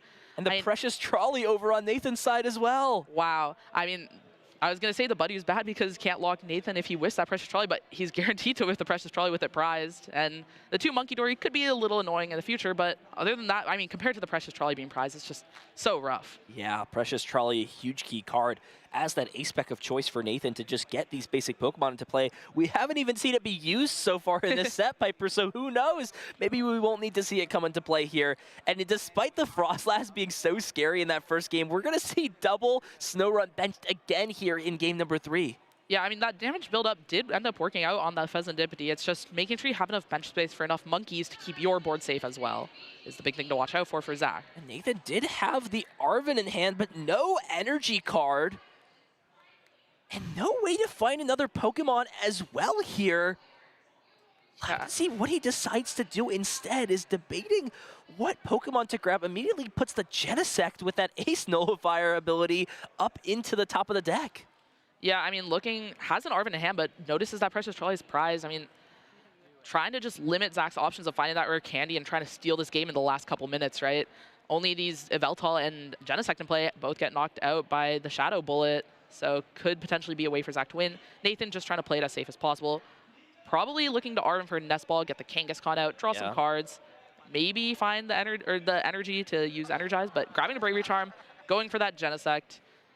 Yeah, you immediately see the smile. You know something's up when your opponent uses Arven and grabs Nest Ball instead of Precious Trolley. Absolutely. I mean, now Zach knows that doesn't have to find that Budu, even though it's prized, but is there enough time for Zach to take advantage of this precious trolley is the question that remains. Yeah, it's going to be even harder, right, with that ace nullifier shutting down Yeah. specs on Zach's side. It's going to be way more unlikely for him to, you know, get into something like a turn 2 Shadow Bullet, right? That would definitely be the easiest opportunity to try and take some pace advantage. But like you mentioned, Piper, we're at just over 2 minutes remaining in this round. And with how long those previous 2 games are, not to be a Debbie Downer, but it does seem like there's a high chance this game will draw. Both players accepting that with the time on the clock. We will just see them kind of pick their cards up, except that they are still in the tournament at a solid amount of match points. So Nathan advancing to 30 match points, and Zach will be at 31 match points, meaning that Zach will have to just win one of the next 2 rounds to essentially lock himself a spot up in asymmetrical top cut. Nathan's going to have to win at least a match plus an ID next match as well. So it seems that Nathan's going to have to win his next match. Zach can afford to take a loss in this spot. Both players still very much in contention for this asymmetrical cut. Yeah, in a great spot. Both players played great. I mean, the decks are both very skillful. Absol Box has a lot of different moving pieces, and Grimstyle just watching that damage. I mean, Zach found the line, knocking out that Pheasantipity at the end there. So we'll see how it goes for them in the future. I mean, both in a great spot for top cut, and hopefully can have some success in the last few rounds today. And what a series that was. It seemed that the tides were always shifting. The winds, the storm of the blizzard, it seems like. And this first game was all Nathan. Got up to a perfect start with this Claw of Darkness, stripped some resources away. And while Zach was able to fire back with a Shadow Bullet, it was really just being down that 1 rare candy. And more importantly, Nathan finding that absolutely insane pop-off turn. The second Monkey Dory, the Dark Energy, the Ice Cream Code, plus the Energy Switch was just too much here for Zach to come back with as we went into this third game. Yeah, in the second game, Nathan just had such a weak start using Iona, going first, not having many basic search, using Iona on the next turn, and then Zach's just able to get super far ahead with Grimstyle, taking 4 prizes. And then we get to this weird clutch board state where Nathan just keeps clutching these Frost Lasses, building damage, but eventually too much damage builds on that Pheasantipity, and Zach is able to find on one of the last turns of the game, the Monkey Dory and Dark Energy to knock out that Pheasantipity and take this game back from what started as a good game for him, but kind of fell out of favor. And then game 3, just with 2 minutes left, the players realize might as well tie, not have anyone get a little too unlucky and lose like that. Yeah, pretty hard to finish a game between both of these decks that try and take a more, you know, slow and methodical approach into a series. So it will be a tie between both of these players, like we mentioned, still very much in contention. And it's crazy that we're already, you know, almost through round number 12. We've got 2 more Swiss rounds left. And after that, ladies and gentlemen, we will be deciding our top cut and crowning a champion today on Championship Sunday. Yeah, I'm really excited. A lot of great players at the top tables. I mean, Andrew Hedrick and Bodie Robinson both starting at 9-0. Excited to see how they're doing now. A lot of cool decks, hoping to see some Gardevoir and Zoric. I believe there's a Zoric playing against Andrew Hedrick this round. So excited to see how those players do and see how our top 8 shapes up. Yeah, lots of action in the field, just kind of taking a note of what's happening. Bodie taking the win, advancing to 11-0-1, so he is locked up for top cut and potentially getting close to being locked up to avoid asymmetrical top cut, which is, as we mentioned yesterday, huge in terms of not only the, you know, championship points you get, but also the prizes as well.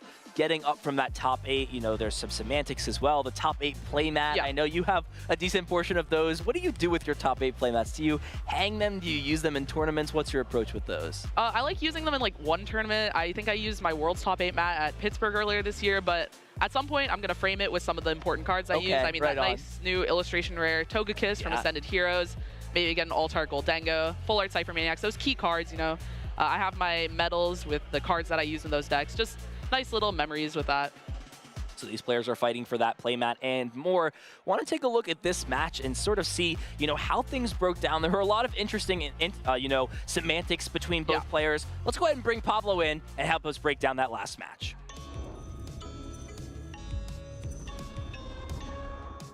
Thank you so much, Ethan and Piper. A really exciting match. We just saw really back and forth with all those moving pieces, and I think it was a perfect example of how we are all living in Monkey Dory's world. Generally, that card is so good. Both players have multiple copies of it in their deck, and even though it's Grimstyle against Mega Absol, and we have very powerful attacks, sniping away cards from the hand, it's all about those damage counter placements, and that was ultimately what decided that very exciting Game 2. Game 1, we saw a very one-sided match, but Game 2 was really back and forth.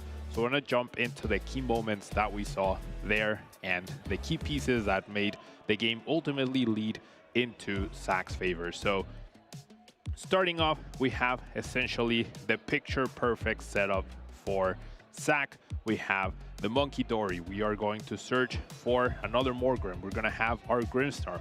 We're going to start establishing our board, and more importantly, we have the Monkey Dory advantage, all right? That's usually the biggest thing in these sort of matchups. We see it time and again with Gardevoir decks. We see it time and again with these two archetypes as well. It's all about the Monkey Dory, and whoever ends up having a lot more Monkey Dories, or at least whoever has more Monkey Dories has an advantage. And if your opponent has two, you want to at least tie them, right? And you want to match their Monkey Dories on their side so that all those damage counters being placed by Frostlass don't really affect you as much, and you can use them to your advantage. So we see this pretty much picture perfect setup as opposed to Nathan's slow but steady. I think afterwards he had to utilize Mega Kangaskhan, like not on turn 1 when you're not using Mega Kangaskhan to set up on turn 1, but you're using it further down the line. That usually hurts you.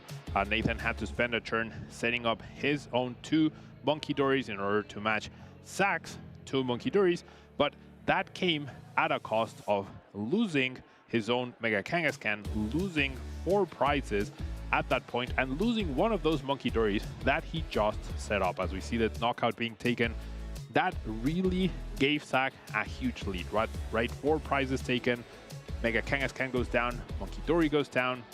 You're feeling pretty good. However, there's one big weakness that we saw Nathan really try to exploit, which is trapping Frostlass.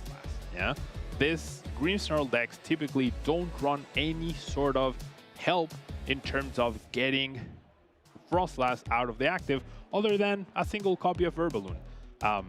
So that clutch attack from Yveltal is super good to buy some time. And at this point, we can see there's a huge lack of Monkey Dories right here. That's what started turning things around. Nathan was able to stabilize, Nathan was able to utilize his own Monkey Dories to take down Zach's Monkey Dories, and the double Frostlass in play, as Ethan and Piper mentioned multiple times. That's a lot of damage on your opponent's side of the field, but also yours. And with double Monkey Dory, technically you're getting 4 damage counters on your side of the field on each of those Monkey Dories each turn, but each Monkey Dory can only heal 30, right? And therefore, eventually, they will be going down. So the double Frostlass ended up being almost a necessity for Zach at one point in the game, but it was starting to be a hindrance, and it left him at the Monkey Dory disadvantage. So this game really swung back and forth just based on Monkey Dories more than anything else, and Nathan really exploiting the fact that the trend for 99% of the Grimmsnarl decks are that they do not play any cards like Professor Turo, they do not play cards like Switch, and very rarely, if ever, do they play Petrant EX. Sometimes Petrant EX can be played or is played in Grimmsnarl, and that can help avoid these sort of trapping situations. But I think as Nathan, you always bet on your opponent not having that card. If they have it, sure, that's too bad. But usually, most of the time, they will not have it, and therefore both of these Frostlass were very easily trapped. And that's exactly what we saw. We saw Nathan attacking the Frostlass multiple times, and then he also set up the top of his deck to have multiple ghosting effects in order to make sure that he could trap the other Frostlass. And with them having 90 HP and Nathan's Yveltal doing 20 damage, that made it so that Nathan had essentially 8 free turns, right? 8 turns where he knew Zach would not be able to attack him. His only option would be to utilize Monkey Dory. However, every turn, Zach draws extra cards, right? Draws an extra card, an extra card. So throughout the course of those turns, Zach was actually able to stabilize and start developing a board where he, once again, had access to Monkey Dory. And those 2 damage counters, even though they were piling up on the Grimmsnarl, Grimmsnarl has a lot of HP. Whereas, very key, the damage just continued to pile up on Pheasantipity. And Nathan was so concerned on making sure he had the Monkey Dory advantage and making sure he could utilize Monkey Dory and keeping them alive for multiple turns that not healing Pheasantipity in this particular turn is what ultimately ended up deciding the game. We see the damage counters being moved from Monkidori in this position. Pheasantipity has 120 120 damage on it, 90 HP left, and in between turns, the double Freezing Shroud will deal 20 more damage there. And despite the Frostlass being trapped in the active, despite Zac not having announced an attack for so many turns, at least 5 turns with no attack, Zac is able to pull a Lily's Determination off the top. You can see even his body language says he's excited. He knows he has a chance to win this game outright if he can find a Darkness Energy and his last Monkidori from the deck, and that's exactly what he pulls. After so many turns, after so many resources being used, he had those cards still left, and he was able to pull it off in order to win that Game 2, which ultimately led to having very little time for a Game 3 and leading to a tie for both players, which means they're still in contention for top cut, which is great. I do think Nathan could have probably walked away the winner if he was a little bit more careful with his considerations on which Pokemon to heal. Those Monkidori still had a little bit to go, and even if one went down, that was still fine because Zac still needed 2 more prizes to go. So yeah, pretty interesting how the Monkidori dynamics, if you will, happen, and how Frostlass really sometimes can help you, but also can sometimes hurt you. In this case, it did both. But that's going to be it for me. We'll be having Swiss Round 13 coming up very, very soon. Don't go anywhere. We'll be back with more Pokemon action.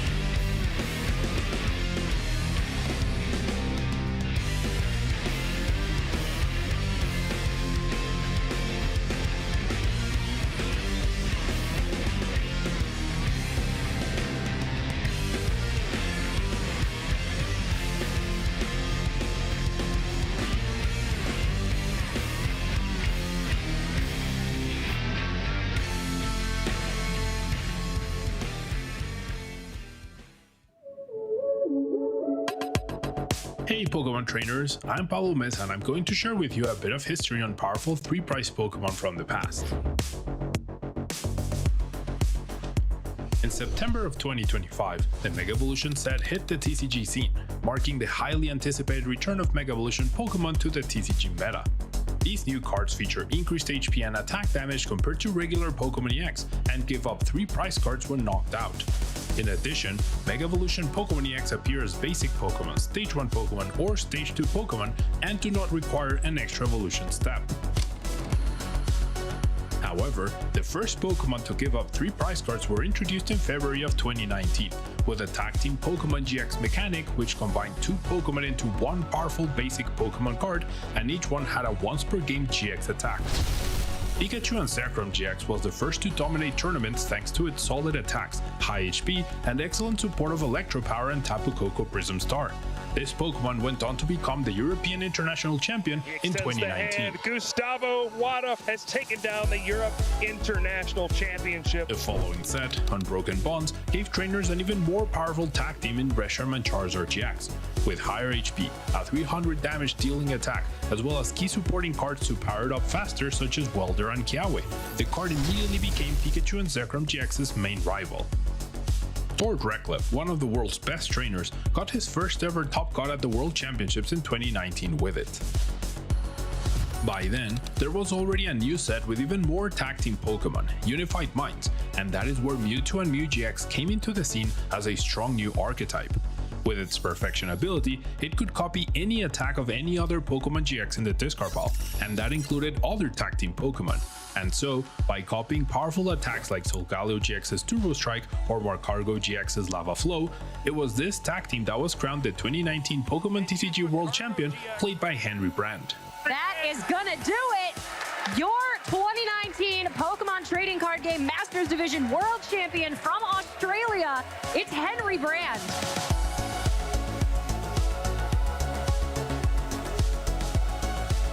No one was ready for what came next though. In the final set of the tag team era, Cosmic Eclipse, one of the most powerful cards ever to exist, was released. Arceus and Dialga and Palkia GX. Its Altered Creation GX attack increased the damage dealt by your Pokemon throughout a game. But if you also covered the extra cost of it, you took an additional prize card when knocking out an opposing Pokemon. This Pokemon quickly became one of the most powerful in the Pokemon TCG in combination with Zacian V. However, because world events cancelled tournaments around the globe in 2020, we only caught a glimpse of the true power of this archetype when it got 3 placements in top 8 at the 2020 Oceania International Championship. This tag team Pokemon is considered amongst the best cards ever printed in the game's history. Afterwards came the Sword and Shield era, which introduced new 3-prize Pokemon VMAX. These Pokemon evolved from basic Pokemon V, a big difference from the basic tag team Pokemon, but were just as powerful. Most of these were released during the online era of the Players' Cup tournaments, where we had the best tag team Pokemon battling it out against some of the strongest Pokemon VMAX. Dragapult VMAX, Eternatus VMAX, and Rapid Strike Urshifu VMAX all were popular archetypes in the Players' Cup tournaments. But it was ultimately Lucario and Melmetal GX, piloted by Natalie Miller, that won the Players' Cup finals in a 60-card mirror match. By the time events in person resumed, tag team Pokemon were no longer part of the standard format, and one Pokemon VMAX stood out amongst all of them as the most powerful, Mew VMAX. Mew VMAX became so strong that, for a period of time, the whole metagame revolved around either playing it or playing Dark-type Pokemon such as Galarian Moltres V or Malamar VMAX to try to counter it. And while there were other viable Pokemon VMAX which had presence in the metagame like Flying Pikachu VMAX, Duraludon VMAX, and even Gyarados VMAX, Mew VMAX was considered the best one, and it ultimately won the 2023 Pokemon TCG World Championship in Yokohama, where Vance Kelly defeated Tord Reklev and his Gardevoir EX deck. And Boss's orders brings up the Zacian V, Vance Kelly, the 2023 Pokemon TCG World Champion! All the remaining Pokemon VMAX rotated out of standard in April 2024, but now Mega Pokemon EX will bring back 3-prize Pokemon to the standard format, which is sure to bring exciting new gameplay and strategies as they clash against the best Pokemon EX from the Scarlet and Violet era. Make sure you follow the broadcasts of major tournaments to see which Mega Pokemon EX are the most powerful and what new strategies unfold. Let us know which one you think will be the most successful by using the hashtag #PlayPokemon.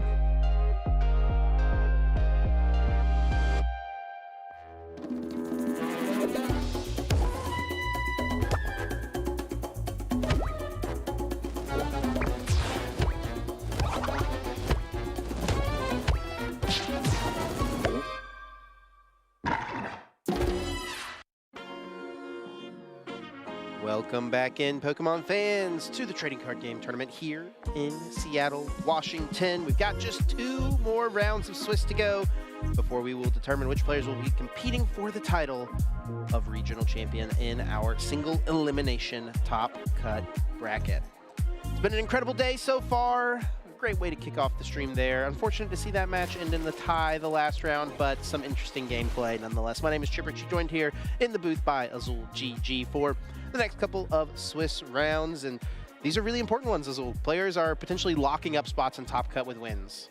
Yep, we're getting down to the end of it here. Some players, I think, already locked up for top cut. Bodie Robinson is having quite a run. 11-01, I believe. 11-01 locked up. He's got he's got a little couple choices to make here where he can play it out, tie, even maybe concede to his opponent if he likes that matchup to appear in the single elimination bracket. So he's got a lot of power right now, but a couple players still need to fill out the rest of it.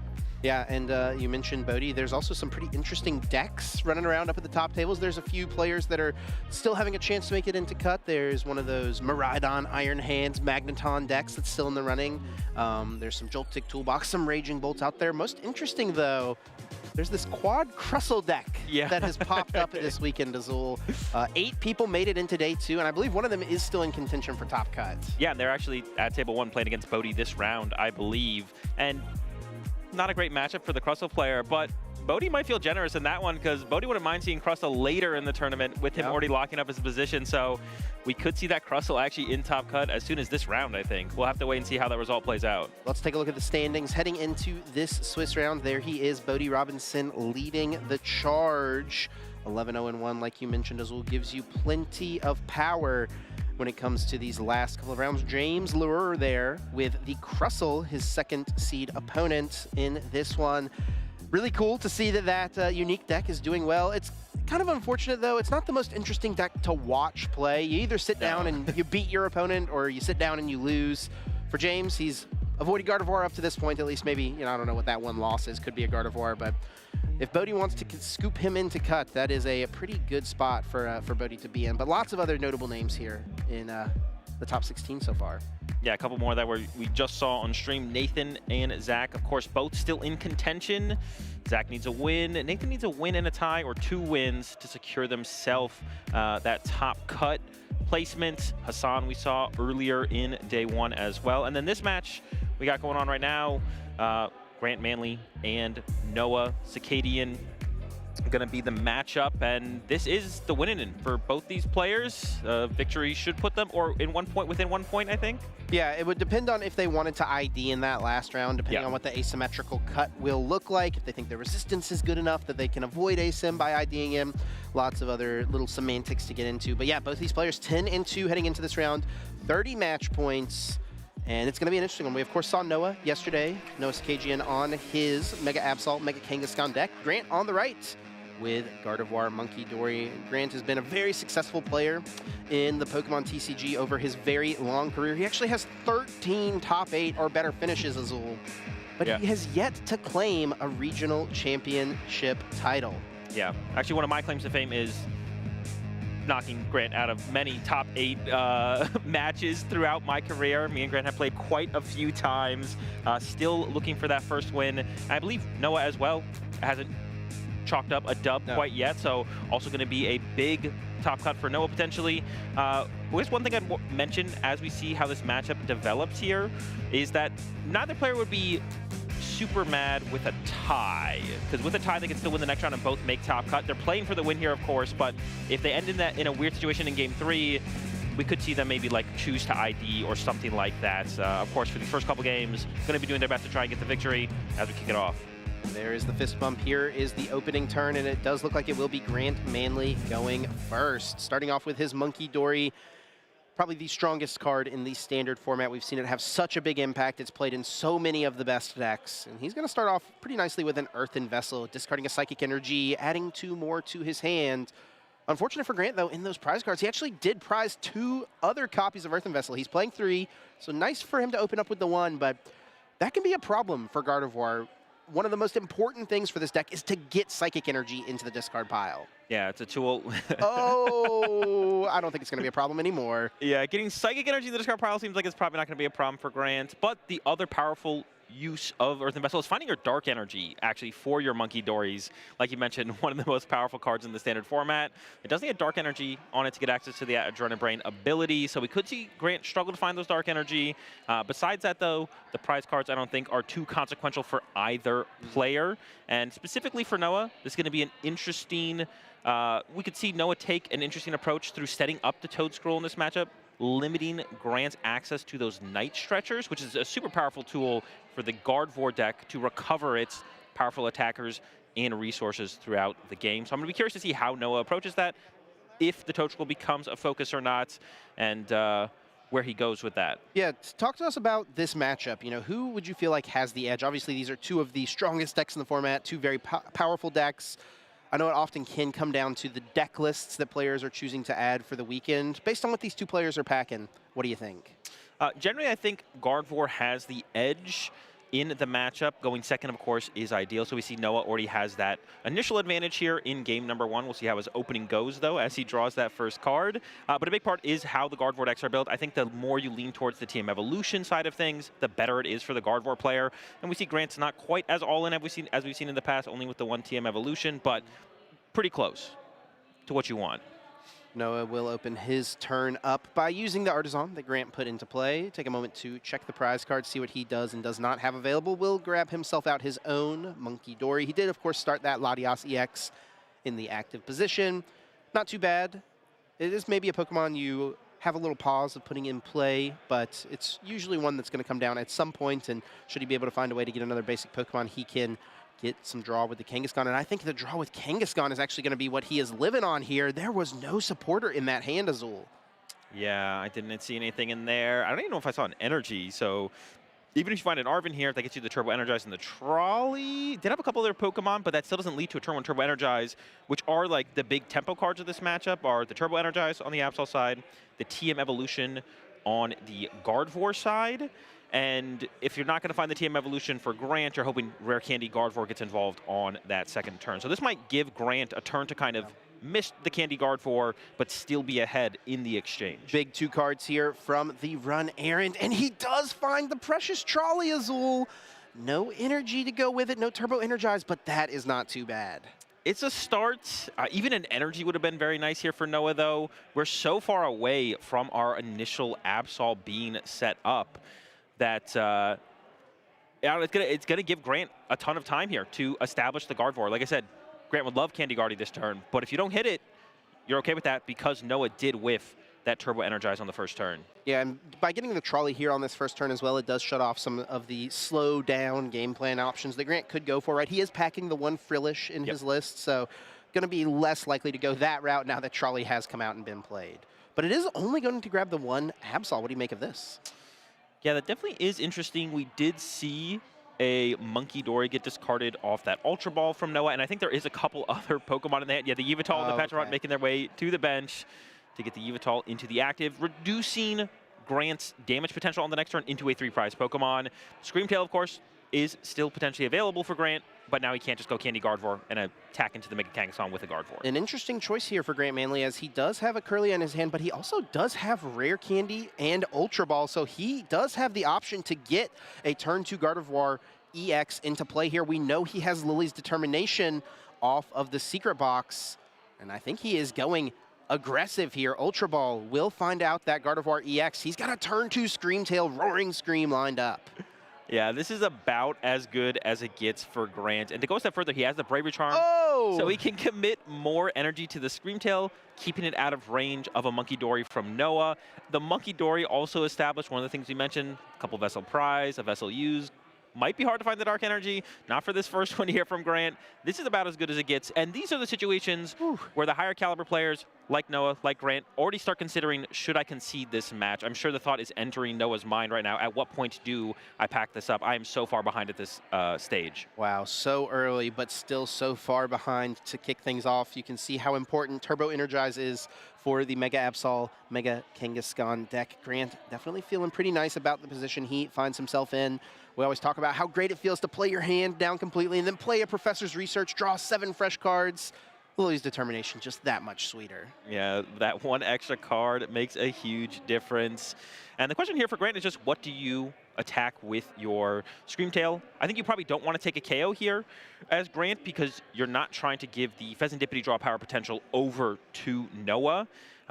If you KO the Petrarch, there's still the Latias. If you KO the Latias, there's still the Petrarch. Oh my gosh. Even the Watchtower coming down. That is a tech that Grant plays in his deck, mostly, I would say, for the Charizard Terra deck that has become pretty popular, but it is really nice here in this spot, especially as Noah would be really liking to use Run Errand this turn. He is going to be shut off of that thanks to that Team Rocket's Watchtower, and let's see where Grant places that damage. He's just going to hit this Mega Absol really, really hard.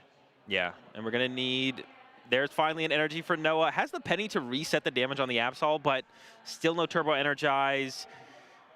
Yeah, I have to imagine the thought process from Noah right now is just like, do I concede? What am I waiting for? What is the breaking point where we go next and get into game number 2, give myself more time to close out this series potentially? Yeah, the thought process has entered his mind. He is going to get the Bravery Charm onto this Mega Absol, so perhaps holding off on the penny to reset that damage. Would have been nice for him to at least get off a run errand here, but that is cut off, of course, by Grant. He will get a Darkness Energy onto Monkey Dory, use Adrenaline Brain, and bounce the damage over.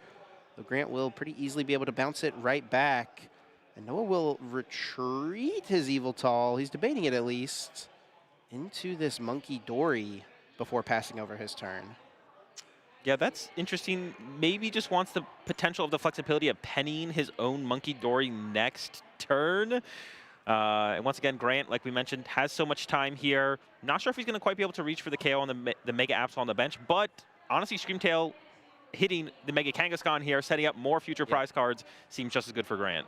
Yeah, putting damage onto 2 3-prize Pokemon ensures that Noah won't be able to penny and reset both of them in one turn, effectively guaranteeing Grant at some point a 3-prize KO. He will play a Nest Ball to get himself a second Ralts. He did prize his third Ralts this game, so wants to make sure he gets this next one started to build up. Perhaps finding a Kirlia next turn would be nice. And he's got Lily's Determination in his hand still. And another benefit to not taking a KO last turn, which I think many players would have been tempted to do, is that he gets to use this Lily to still draw 8 cards. Yeah, still draw the 8 cards. Noah is effectively bench locked to the Pokemon he has in play unless he wants to play Penny for turn. If you play Penny, you don't play Boss, you don't play Arven. And yeah, I mean, this is just looking almost too comfortable for Grant. The one thing that he is missing right now is more energy in the discard pile. We see he was able to find that second Dark Energy for the second Monkey Dory, and did draw into a Psychic there. So we could start to see that be built up on maybe the Gardevoir, and eventually make its way into the discard pile through retreating the Gardevoir EX. But once again, very comfortable. Even though the Monkey Dory is set up from Noah, going to be able to ping-pong that damage back to Noah's side of the field, and probably just set up for some more KOs. Like I mentioned, the Kangaskhan could build some damage on the Pecharunt. That's always going to be a late-game threat, although I don't know if we ever make it to that late game. He is just going to Roaring Scream, the Kangaskhan, and also chose not to use the Adrenaline Brain of the Monkey Dory, keeping the damage on his side. What do you make of that? Maybe saving for some sort of terminal period play with his own Mew, something like that? Yeah, that is interesting for sure. And also the choice to Roaring Scream the Absol once again. As Grant here, you know you're in a good spot, but Noah's also choosing to stick this one out. You do kind of play into the Penny, and we see that get played there from Noah. So that's why I would have liked to maybe seen Grant hit the Kangaskhan instead, split up the damage, don't go all in on one Pokemon when you know your opponent plays cards to punish it. Ultra Ball gets rid of another Psychic Energy, something he loves to get down in the discard pile, and a rare candy. And for Grant, he really is not pressured at all by Noah. I mean, Noah's done nothing. He's living on a top deck, hoping to find something. So Grant can just hold on to his hand. He's not pressured to, I mean, he definitely doesn't want to play Iono. If he likes the cards in his hand, he doesn't have to play anything like a Lily's Determination either. He can just hang on to the resources he has available. And he is going to put one more energy onto this Screamtail now. Can Scream 160 damage over to the bench. He could KO something like a Pecharunt if he wanted to, but once again is going to play it patiently and just drop the damage onto Mega Absol EX. And Noah does find himself Cypher Maniac's code breaking. It's a very slow supporter to play in these type of situations, but I'm sure he's thankful to find something. Yeah, still a turn removed from being able to access those cards, and I have to imagine a stadium bump to regain access to the draw power from Kangaskhan is at the forefront of his mind. I think that's the town store being lined up that can also find the Turbo Energize, and you probably need a heavy draw supporter here. I don't think Arven quite cuts it. Now, I don't believe Noah plays the Lily's Determination, but even in Iono here, you just need to start to build up that hand of resources. That's something the Mega Absol deck loves to do through the Kangaskhan draw power.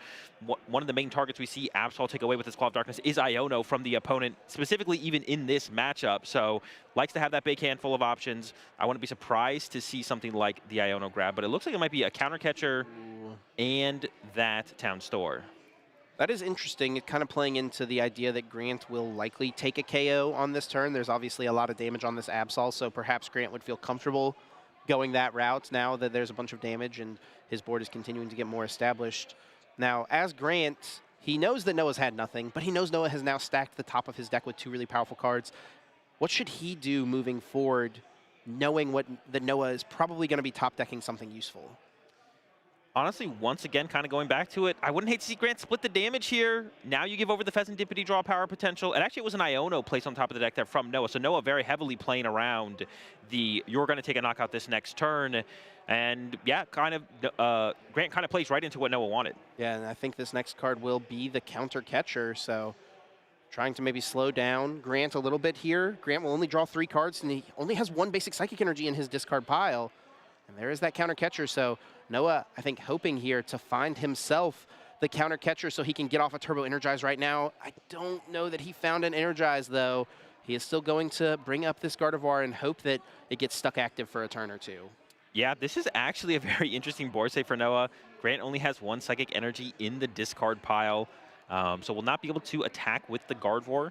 Now, Grant does play the Professor's Turo scenario. I believe that was in the hand previously. I think so, yeah. So he's going to have to go find that again. Does have enough Psychic Energy in the deck to attack with Gardevoir potentially as well. So he's not going to be stuck here forever, but this is probably going to buy a turn for Noah, or 2. Yeah, it's definitely buying at least a turn as Grant does not find any energy off of this. Of course, he would be able to attack with the Gardevoir if he could find a couple energy cards and a way to discard one of them. He's got himself an Ultra Ball, perhaps thinking of going to get Mew EX to restart and draw some cards. And it looks like that is going to be the choice. This is an interesting board state that has developed. Now that Grant is putting the Mew in play and not saving that bench space for a 3rd Monkey Dory, Noah actually wins out on the damage between 2 Monkey Dories plus the clutch. Noah will generate 40 damage on Grant's side of the field every single turn. So this might be a way for Noah to get back into the game and gain a prize lead to then eventually make his way into Petron or Kangaskhan to close things out. Grant does find a basic Psychic Energy he can attach to his active Gardevoir, but he is unable to attack with just the 1 basic Psychic in his discard pile. He, of course, cannot retreat this Pokemon due to Noah using Clutch on the previous turn. He will use Monkey Dory here to Adrenal Brain some damage over to Noah's side of the field. And trying to put some pressure onto something. It looks like it will be the Eviltal that he's going to try to pressure. Yeah, and the Kangaskhan on the bench as well. Of course, is 3 prize cards away if you get the KO on that Mega. That's pretty good. And that is a good find there. The town store doing a few things, bumping the Rockets Watchtower. Noah will now have access to run Aaron should he wants it.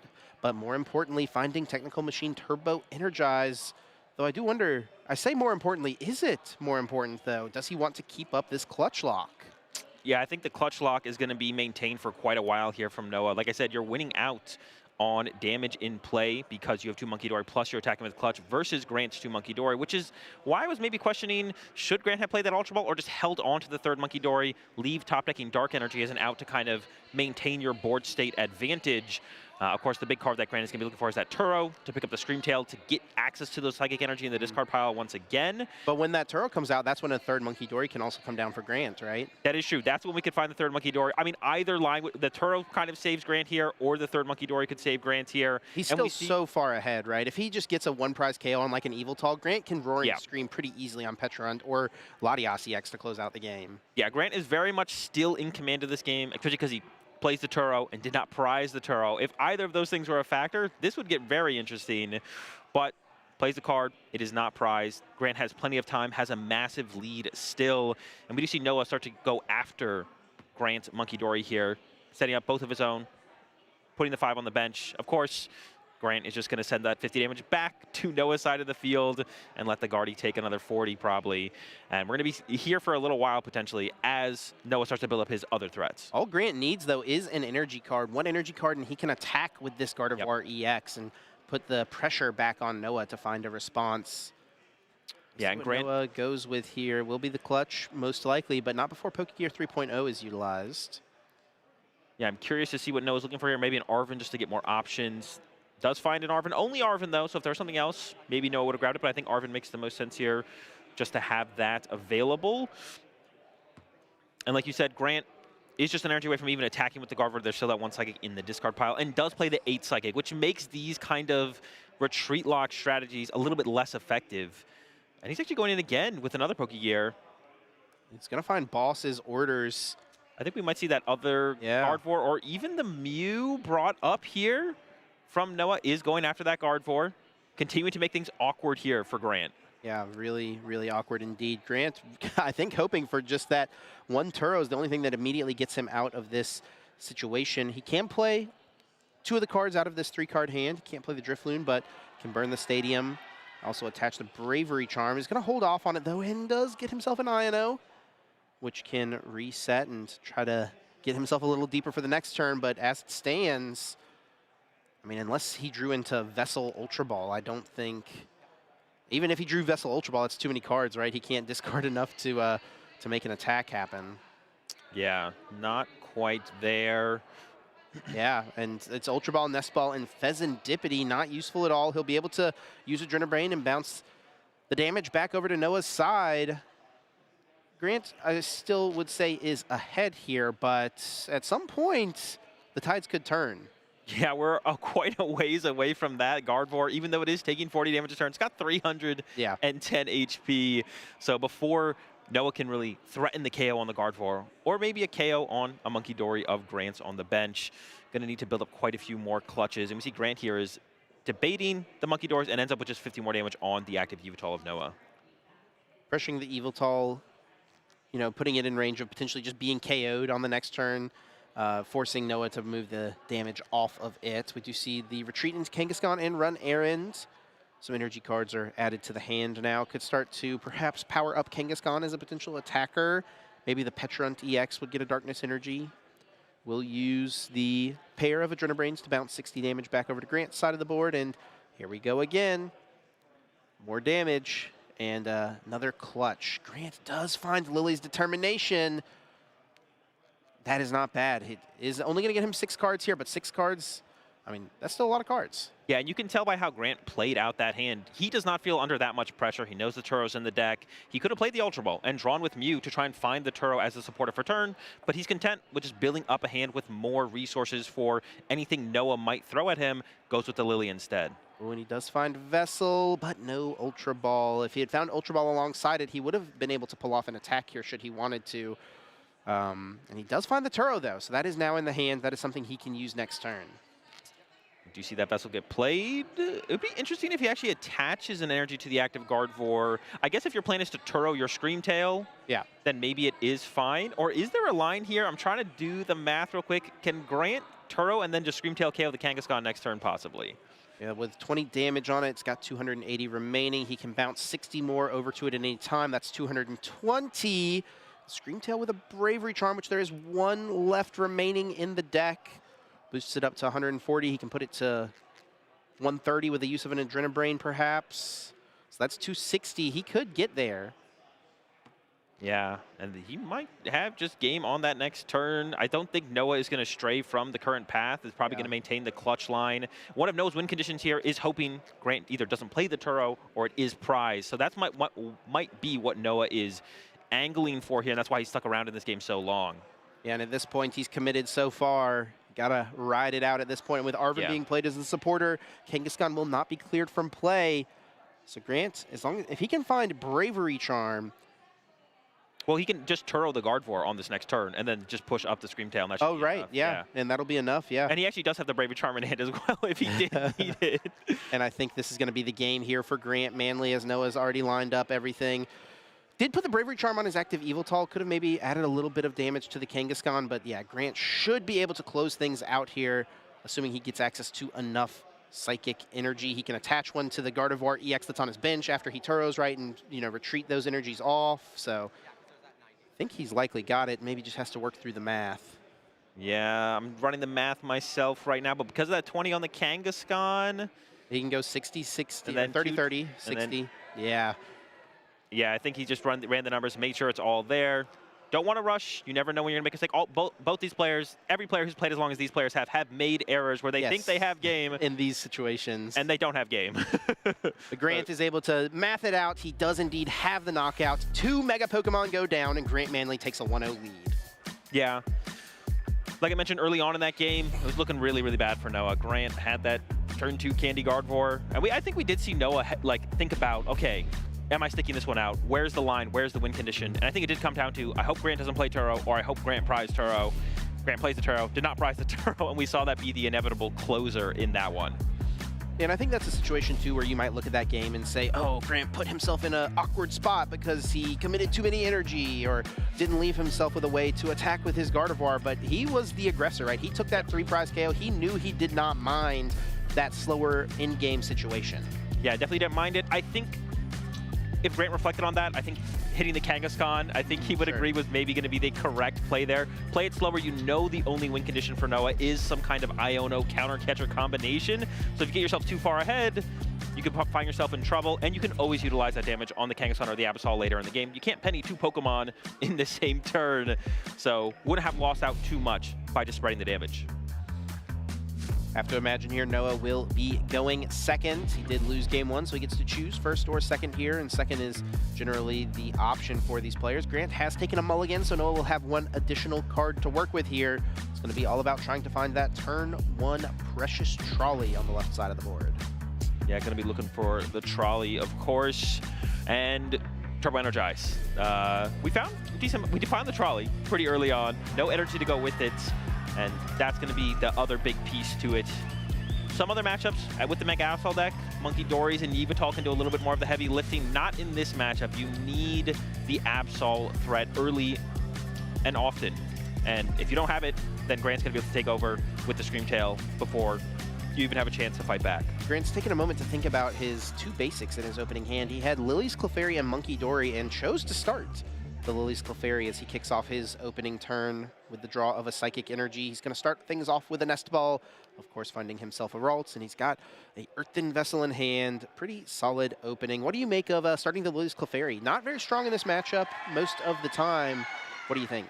It is interesting because with the Bravery Charm, Clefairy is one of the few Pokemon in the Gardevoir deck that is weak to Metal, not Psychic. So with the Bravery Charm, it does survive through a Claw of Darkness, would not get KO'd from that. So I have to imagine that is the thought process here from Grant. Must be experienced enough in the matchup where he definitely favors that over something like a Monkey Dory. Like you said, Clefairy is a little bit of an awkward Pokemon in a lot of situations, a lot of matchups. Monkey Dory is almost never awkward. Yeah. The third Monkey Dory is the only time it ever gets awkward for your board state. So must be confident in the opening of a Clefairy Bravery Charm combo to make it awkward for Noah. And he does have Bravery Charm in his opening hand. Perhaps that lends to this decision. Looking at Grant's prize cards as he has searched his deck now, it looks like he's prized a Night Stretcher and a Super Odd. That is 2 of his 3 recovery cards. Darkness Energy and Gardevoir EX, all powerful options for him, not available at the moment. Yeah, the recovery card's going to be a big deal. One of the focuses from a Claw of Darkness in this matchup for sure. But if they're in your prize cards, they can't be Claw of Darkness.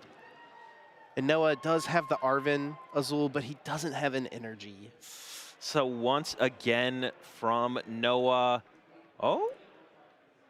He does have an Absol in his hand. Okay, so, okay. Yeah, doesn't need to trolley. Okay, this is going to work out, I think, nicely, where he can use this Earthen Vessel, get himself a couple energy cards. It's not maybe the perfect setup. He doesn't get all his Pokemon in play, but he gets the 2 most important ones. Yeah, yeah. It's not. It looks worse than it is. Of course, we're all used to the Trolley Turbo Energized turn 1s from the Mega Absol deck, but simply getting the Mega Absol online, having that as a threat as soon as possible is the most important thing. And because of the miss on the initial Dark Energy there from Grant, we might not even have to rush that missed energy, which is something we haven't talked about yet, but Gardevoir can actually use Mew EX to copy the terminal period of Absol and effectively one-hit KO it, which is something you need to avoid as the Absol player by KOing Monkey Dories, or if Grant just never sets up 2 Monkey Dories soon enough, that works as well. We do see a Bravery Charm go on to the Lily's Clefairy, ensuring it would hang on from an attack of a Claw of Darkness, but also another Psychic Energy attached to this active. Is Grant going to get a little full Moon Rondo into play here, get a little damage onto this Kangaskhan? I think so. Oh my, I think so. I was going to say the one thing we're missing is basic Pokemon, but we got quite a few ways to find Pokemon here for Grant. Yeah, he's got himself off of the Lily's Determination, a pretty solid set of 8 cards. Turns out when you're drawing 8 cards, you're going to find some good ones, and maybe the best one for Grant was the secret box found from those 8. He also gets Earthen Vessel here, so he can get more Psychic Energy cards into the discard pile. He's got a couple of Ultra Ball, and he also has that Team Rocket's Watchtower. Yeah. Azul, he maybe doesn't, I guess he does want to play the Secret Rocks because Claw of Darkness is most likely coming from Noah, so that's something to think about here, but He has everything else he needs. He doesn't necessarily have to. He could get Gardevoir EX into play here if he wants as well. Secret Box could get him Rare Candy, Ultra Ball for the Gardevoir. Yeah, I wonder if that would be a little bit too hasty from Grant. That would become the focus from Noah, is just boss, knock out that Gardevoir. The awkward thing for Grant here is you kind of want to get Artisan, but you also kind of want to put Watchtower in play. With how big of a hand Noah has, I think I would lean towards being, it's probably too risky to just throw out the Watchtower to hope to get a ton of value when the basic Pokemon is so important here from Grant. And we do see that Artisan getting lined up. I like this. Just get more basics in play, get that second Ralts down, and is going for the candy. We might see that candy Gardevoir actually happen. Yeah, and he does have a Lily's Determination in hand already and grabs himself another one off of the Secret Box, ensuring that he would have a strong draw support option on the next turn. Yeah, if he is going to go for the candy Gardevoir, I actually kind of like the Watchtower. You want to minimize the chance that that lone Gardevoir gets boss KO'd. So I think it's going to be the big decision maker here for Grant. If you're going to candy the Gardevoir, maybe you throw out the Watchtower. If you're not going to candy the Gardevoir, or there's this route, get Screamtail involved early once again like we saw in game number 1. Actually, I don't hate this either. That is what he's going for, and he's going to just give up on the Watchtower, a powerful option in this matchup, and he's continuing to push the advantage. Turn 2 Rare Candy Gardevoir, 2 games in a row for Grant Manley. Yeah, that feels pretty good. The board state definitely not as good for Grant as it was in game number 1. A lot more fragile. 1 Gardevoir, no Ralts, but the Clefairy is already established with 2 energy. Looking at like a 3 energy Screamtail here, possibly, to attack the Absol, I assume. So it's still looking good for Grant, but a lot more options here for Noah going to the next turn. And actually, Grant, I think, commits all Psychic Energy to the Screamtail here. So loading it up. Boss Gardevoir to slow things down from Noah is available. Yeah, but then the energy stays on the Screamtail, and Screamtail's set up to 2-hit KO the Absol. Yeah, and there's plenty of energy left for Grant, so Grant wouldn't be too far away from being able to attack with Gardevoir or retreat the Gardevoir. Could see Clutch get involved early on as well. Attacking with the Absol here just feels so weak into the current board state of Grant. Even KOing the Gardevoir if the Screamtail comes back up deals with your Absol, and then, you know, Grant looks to reestablish some Ralts and go from there. What a strong response here from Grant to Noah's solid turn 1. Yeah, I'm going to be interested to see how Noah approaches this from here. The Cypher Maniac's coming down. They are tied on prize cards, so a Gust is not happening this turn. That Gardevoir is surviving, which is huge for Grant. Definitely huge. What is Noah going to line up here, though, is the question. 1 card found was the Precious Trolley, so perhaps a couple Monkey Dory being thought of, and also a energy switch. There is only 60 HP remaining on the Screamtail, so that could be a couple of Monkey Dory uses to KO this Pokemon. Yeah, we could see double Monkey Dory, healing some damage off the Mega Absol, getting the KO on the Screamtail, and maybe that was a little bit of an overcommitment from Grant. Did Grant really need that 4th energy on the Screamtail there? Maybe could have got away with 3. But if Noah goes with this play, he would need a 2nd energy switch to pull off an attack this turn, right? Yeah, we wouldn't be attacking. It would just be to remove the Screamtail from play. That is one of the biggest threats because of how it can reach your bench, of course. None of Grant's other attackers can do that, but Grant's deck, of course, plays quite a bit of recovery to be able to utilize it multiple times. Let's see which route Noah goes with as 1 Darkness Energy does come down onto Monkey Dory, and he will energy switch off of the Mega Kangaskhan here, and he will move all of those damage counters to the Screamtail, taking a KO, and forcing Grant to promote something. He's going to offer up the Monkey Dory. And there could be a 2nd energy switch there. You're never sure. If you're Grant, the Cypher Maniac, of course, getting you any 2 cards, leaves open the possibility of huge combos. And interesting to see the Yveltal pushed now, and just a pass from Noah. As that Yveltal will be poisoned, should take 10 damage. We'll get that sorted here shortly. And Grant does have a Lily's Determination in his hand, so he still has a pretty solid response here. We'll go with the Artisan first, finding himself that backup Ralts. And Screamtail, really solid in this matchup, in this deck. In theory, Grant could KO the Mega Absol EX this turn, but he would need to find his 1 of remaining Night Stretcher in order to do it. Remember, 1 Night Stretcher in the prize cards, 1 Super Rod in the prize cards. If he finds that 1 of Night Stretcher here, that Absol could go down. Yeah, it seems like Grant is very aware of his prize cards. Using the Artisan before playing the Lily means he probably knows his Super Rod is prized here. Otherwise, you'd like to say that. So it does come down to that Night Stretcher. Oh, and he found it. Are you kidding me? That's pretty good. And we're entering a pretty similar scenario to where we were in game 1. A little bit better of a board state here for Noah. but Grant dealing with the Absol before a Claw of Darkness happens is not where you want to be as the Mega Absol player. And here, Azul, he actually also found Darkness Energy. That was another piece he needed to find. He needed Darkness Energy and the Night Stretcher specifically, and now he'll be able to bounce 20 damage over to that Absol on the bench, and Roaring Scream will take a 3-prize KO. Yeah, that is huge. Because of the poison damage on the Yveltal, the Screamtail can once again be dealt with through the Monkey Dories on Noah's side of the field, but Noah is, again, out of attacking options. The only thing that Noah can really attack with here is Yveltal, right? And he's going to find himself in a similar situation where he's hoping to maybe slow the game down a little bit. Maybe he doesn't want to KO this Screamtail. He wants to keep the energy locked up on it. Once again, is Noah going to have to pump the brakes and try to counter Catcher and clutch Gardevoir for a few turns as he tries to reestablish his board? That's a really good point. Yeah, that prize card is available, but we have nothing to back it up for here as Noah. I guess Pecharunt would be a possibility through the second energy switch, but I think the clutch has to be the route you take here. Grant has, I don't think, any Psychic Energy in the discard pile, so once again, it is that clutch play being lined up. So yeah, we're leaving that Screamtail for now. Let it just rest on the bench and start to build up some threats once again. We never saw Noah able to do that in game one. Executed this exact same plan. Has a little bit better of a board state. Yeah. Double Monkey Dory established. Only one Monkey Dory on Grant's side of the field as well. So a little bit more to work with, but once again, very far behind and needs some time. And this is a much better situation as well for Grant by taking the Absol KO. Or it's a lot stronger to have taken the Absol KO because it already had the 2 energy cards on it. Noah juiced that Pokemon up with Turbo Energize and then never got to use it. Grant has really limited Noah's plays here. Really tough situation for Noah to find himself in. Now we'll push that Yveltal active with Subjugating Chains on the Pecharunt EX. It is poisoned and will continue to take damage. A nice way for him to try to generate some damage on his side of the board so that he can use his Monkey Dories to deal with whatever Grant is trying to establish. But once again here, Grant, I think, is going to feel pretty comfortable with this position. Yeah, going to feel pretty comfortable. Turo is in the deck. Still has a decent amount of energy in there as well. I think did get a supporter here off this INO. So going to start to build up towards a Gardevoir attack, finding the Turo, something like that to get him attacking again. But a lot higher threat on Noah's side of the field. I think there's actually the E-Switch and an Absol in hand from Noah. So Noah could pivot pretty quickly into an Absol, not on the next turn, but the turn after that. Could get into the Pecharunt next turn. That might be a little bit too aggressive.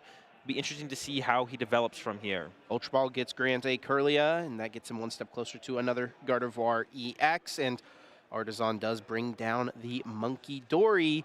Should Grant find another Darkness Energy, he can just ping-pong that damage back over to Noah's side. Worth noting with the prize cards and the way things are shaped up, there is that second Gardevoir EX in the prizes. And also Super Odds, so that one Night Stretcher that's currently in Grant's hand is his last way to, say, recover this Gardevoir should it go down. That's actually a pretty big deal for how the board state is shaping up here. One of the ways Noah could approach the situation would be to attack with Absol or Pecharunt, KO this Gardevoir, combo that with an INO, and hope Grant kind of can't recover from that. No Fez and Dippity, no Mew EX on the bench for Grant, so no draw power at all.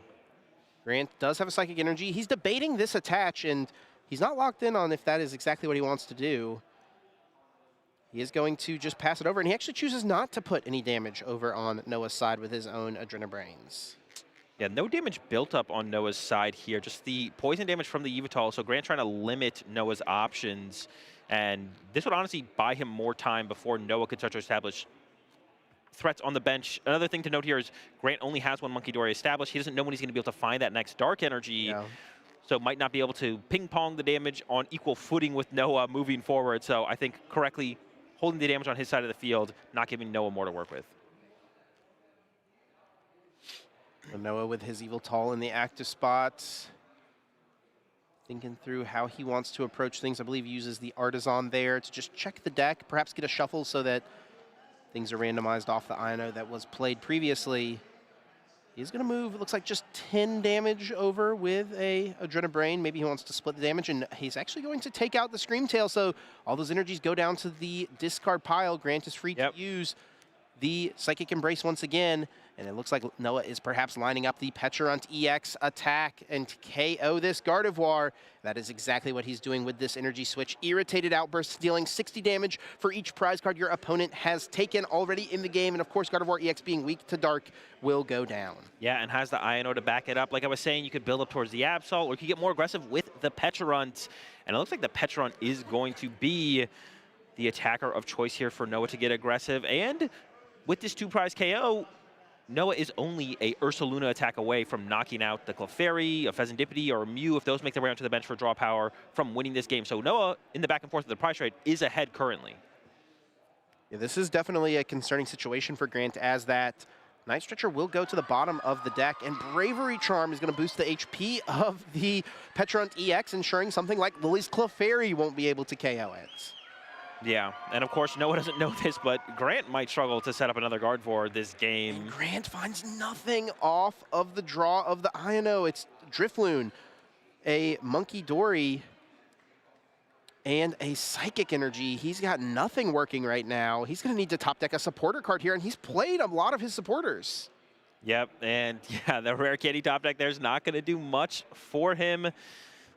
I was going to say, did he have another option if somebody set up? Could have Mind Bended with the Monkey Dory. We can still send that up. Grant's shaking his head here.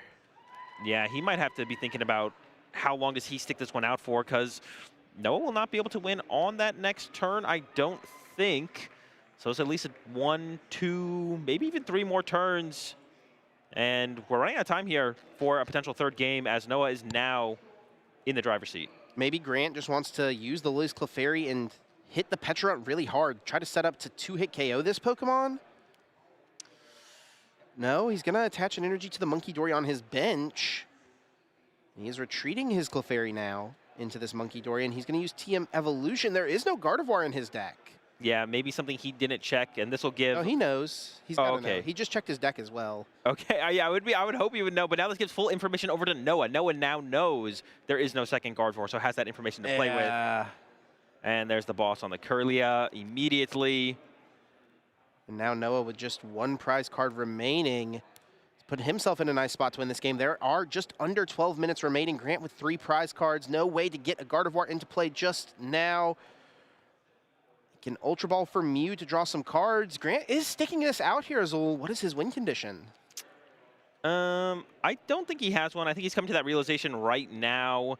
He might want to just force Noah to draw the 6 prize cards, maybe becoming content with the idea of game 3 not finishing. But yeah, there's no real win condition here from Grant. I think maybe if the Super Rod wasn't prized, there would be, but with that Super Rod being prized, I'm pretty sure there is no win condition. Grant will push the Lily's Clefairy, which does not get KO'd immediately by an Irritated Outburst, forcing Noah to find himself boss's orders. He does have Pokegear 3.0 in his hand. He's going to thin a lot of cards first, though, with this Ultra Ball. Gets that Turbo Energize out of the deck as well with Town Store, trying to increase his odds as much as possible to just hit a boss's orders from this Pokegear and close out the game. Yeah, Noah just trying to win the game at this turn. We see how quickly he's playing. And we see Grant just scoop. Noah didn't even show him the boss's orders. So those are the interesting situations in the end games there, where it's like Grant knew he didn't have a win condition, chose to keep playing it, doesn't even force Noah to show him the boss's orders, and decides to scoop. Grant having to change a heart there towards the end of that one, was thinking about making Noah draw the 6 prize cards, and then Opti was like, no, I kind of want more time for game 3. Let's scoop this up. Let's get going to the next one. And there should still be enough time for game 3 to complete. It may go into those +3 turns, however, but that is certainly a factor. We're going to enter game number 3 with just about 10 minutes remaining, more than likely.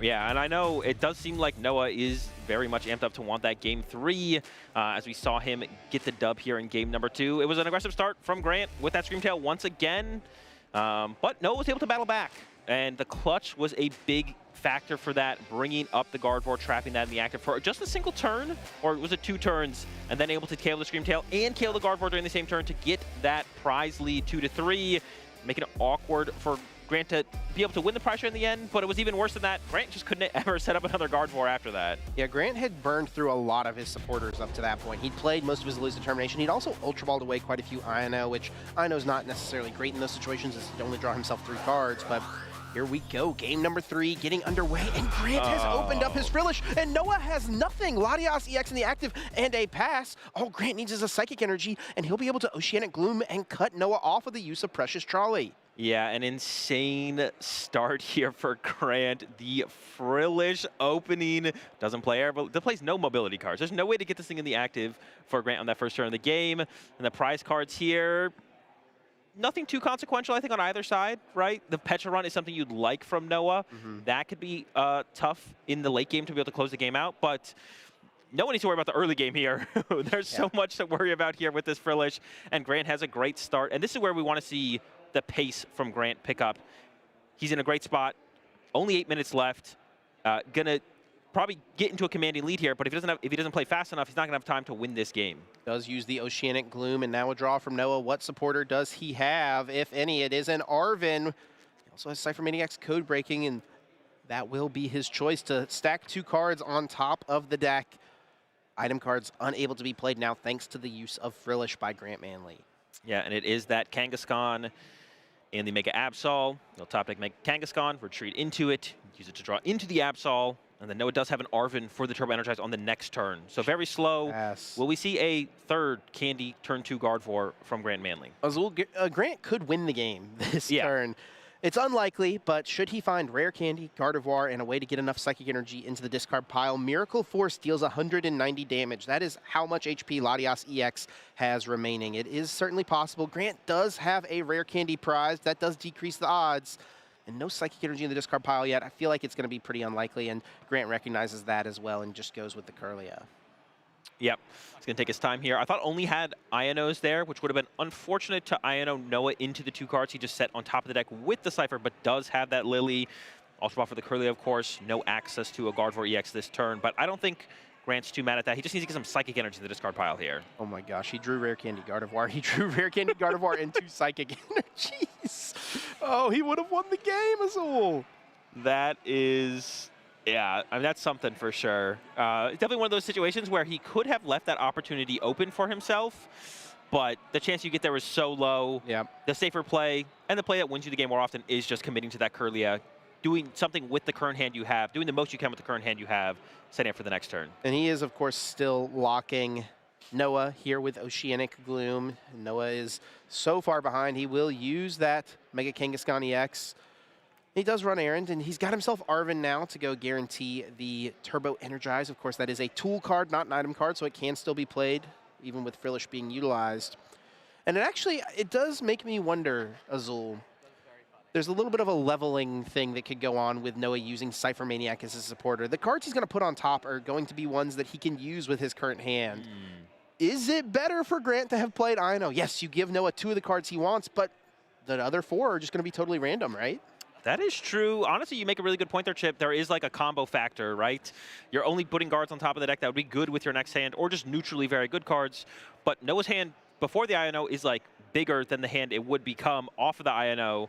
Honestly, that definitely is something to look back on as a moment where Grant maybe did fumble the supporter choice there. It's hard to argue against a Lily when you're drawing 8 cards, but definitely something to consider. Still an excellent start here, though, for Grant, as Gardevoir EX does come into play through the use of Rare Candy. The other Kirlia still remaining to potentially become another Gardevoir. He gets himself an Earthen Vessel here to gain access to more energy cards. He's got that Screamtail with the Bravery Charm already. He's got a Monkey Dory with a Darkness Energy. He's going to start to build up some damage, and he's going to chase after that Mega Absol EX. He's going to load more energy cards up onto this Screamtail. He's going to be able to Roaring Scream it for 120 damage, 150 after that Adrenabrain. Once again, though, leaving himself with no Psychic Energy in the discard pile. The clutch play we've seen from Noah these last 2 games is available. And once again, a scenario where your Absol's being pressured ahead of time. You don't really want to attack with it anymore. You want to find alternate routes. And even though Noah wasn't able to find that trolley on the first turn of the game, making great use of this Artisan plus the Cypher Maniac, I actually don't think Noah's that far behind from where you sometimes are in these Gardevoir matchups. Grant did get the initial hit onto the Mega Absol, but Noah's been here before in the last 2 games and was able to come out on top on one of them. He already has Energy Switch in his hand. He's got himself an Arven, so we could see some different lines with Earthen Vessel to get himself Darkness Energy. He's eyeing up a Bravery Charm to boost the HP of this Mega Absol. He could heal this Pokemon pretty significantly and also boost its hit points. He will go with the Earthen Vessel, discarding the Psyduck, finding himself a couple Darkness Energy. Can Energy Switch once again off the Mega Kangaskhan and attach to the Monkey Dory. He also could just go with the Claw of Darkness. He would be putting his Mega Absol in harm's way. Lots to consider here for Noah Sakajian. Yeah, 2 Monkey Dories would not quite get the KO on that Screamtail. Those Bravery Charms, although it seems a little inefficient on Grant's side, keeping it out of range of Monkey Dory KOs is the reason for that. And will make things a little bit awkward for Noah here. And it looks like Noah's giving up on the possibility of attacking with Absol this turn, is just healing the Absol and passing. Yeah, trying to put pressure onto Grant's Monkey Dory with just one established and no bench space. He won't be able to get a second Monkey Dory in play unless he plays that ever-important Professor Turo scenario. But now Grant will not have to worry about his Gardevoir being stuck, as Ultra Ball has placed 2 more Psychic Energy into the discard pile. Down comes another Gardevoir EX. Of course, that Kirlia able to now evolve. And with 240 HP remaining on that Mega Absol EX, should Grant load some more energy up onto this Screamtail, he could reach for a KO on this Pokemon once again. We find ourselves in a similar situation in all 3 games. Yeah, and I think it comes a little bit down to what we draw into. Ooh. But those are some incredibly powerful options Grant just drew. More Psychic Energy in the discard pile, but also the immediate backup of that Turo. I think Grant's going to be feeling pretty comfortable to probably reach for the KO on the Absol this turn. 3 minutes remaining. Clock is ever so important here, of course. After time is called, the players will enter +3 turns. So Grant will perhaps feel that pressure just a bit. We see cards strewn across the table as the players are trying to be as quick as possible to ensure that this game has a conclusion. Rocket's Watchtower coming into play, cutting off the use of Run Errand on Noah's side, and energy cards loaded up onto the Screamtail. 240 damage, able to be placed onto the Mega Absol EX. Down it goes. 3 prize cards for Grant. What does Noah have to respond? Yeah, I mean, I think it has to be the same thing that we've seen the last couple games. It's going to be that clutch play from Noah to slow things down, try and reestablish some threats, and find a way to get back into the prize trade advantage. Try and do it similar to how he did in game number 2.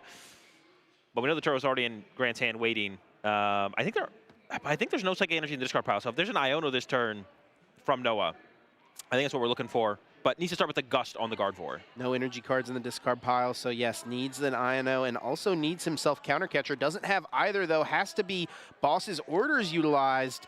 And this is going to play in really nicely to what Grant has available. Professor Turo scenario already in the hand, not before Earthen Vessel is played, to get more energy cards into the discard pile. Turo scenario will also clear up a bench space so he could get another Monkey Dory established and bounce a bunch of damage over. Can he actually win the game here, Azul? I think he can.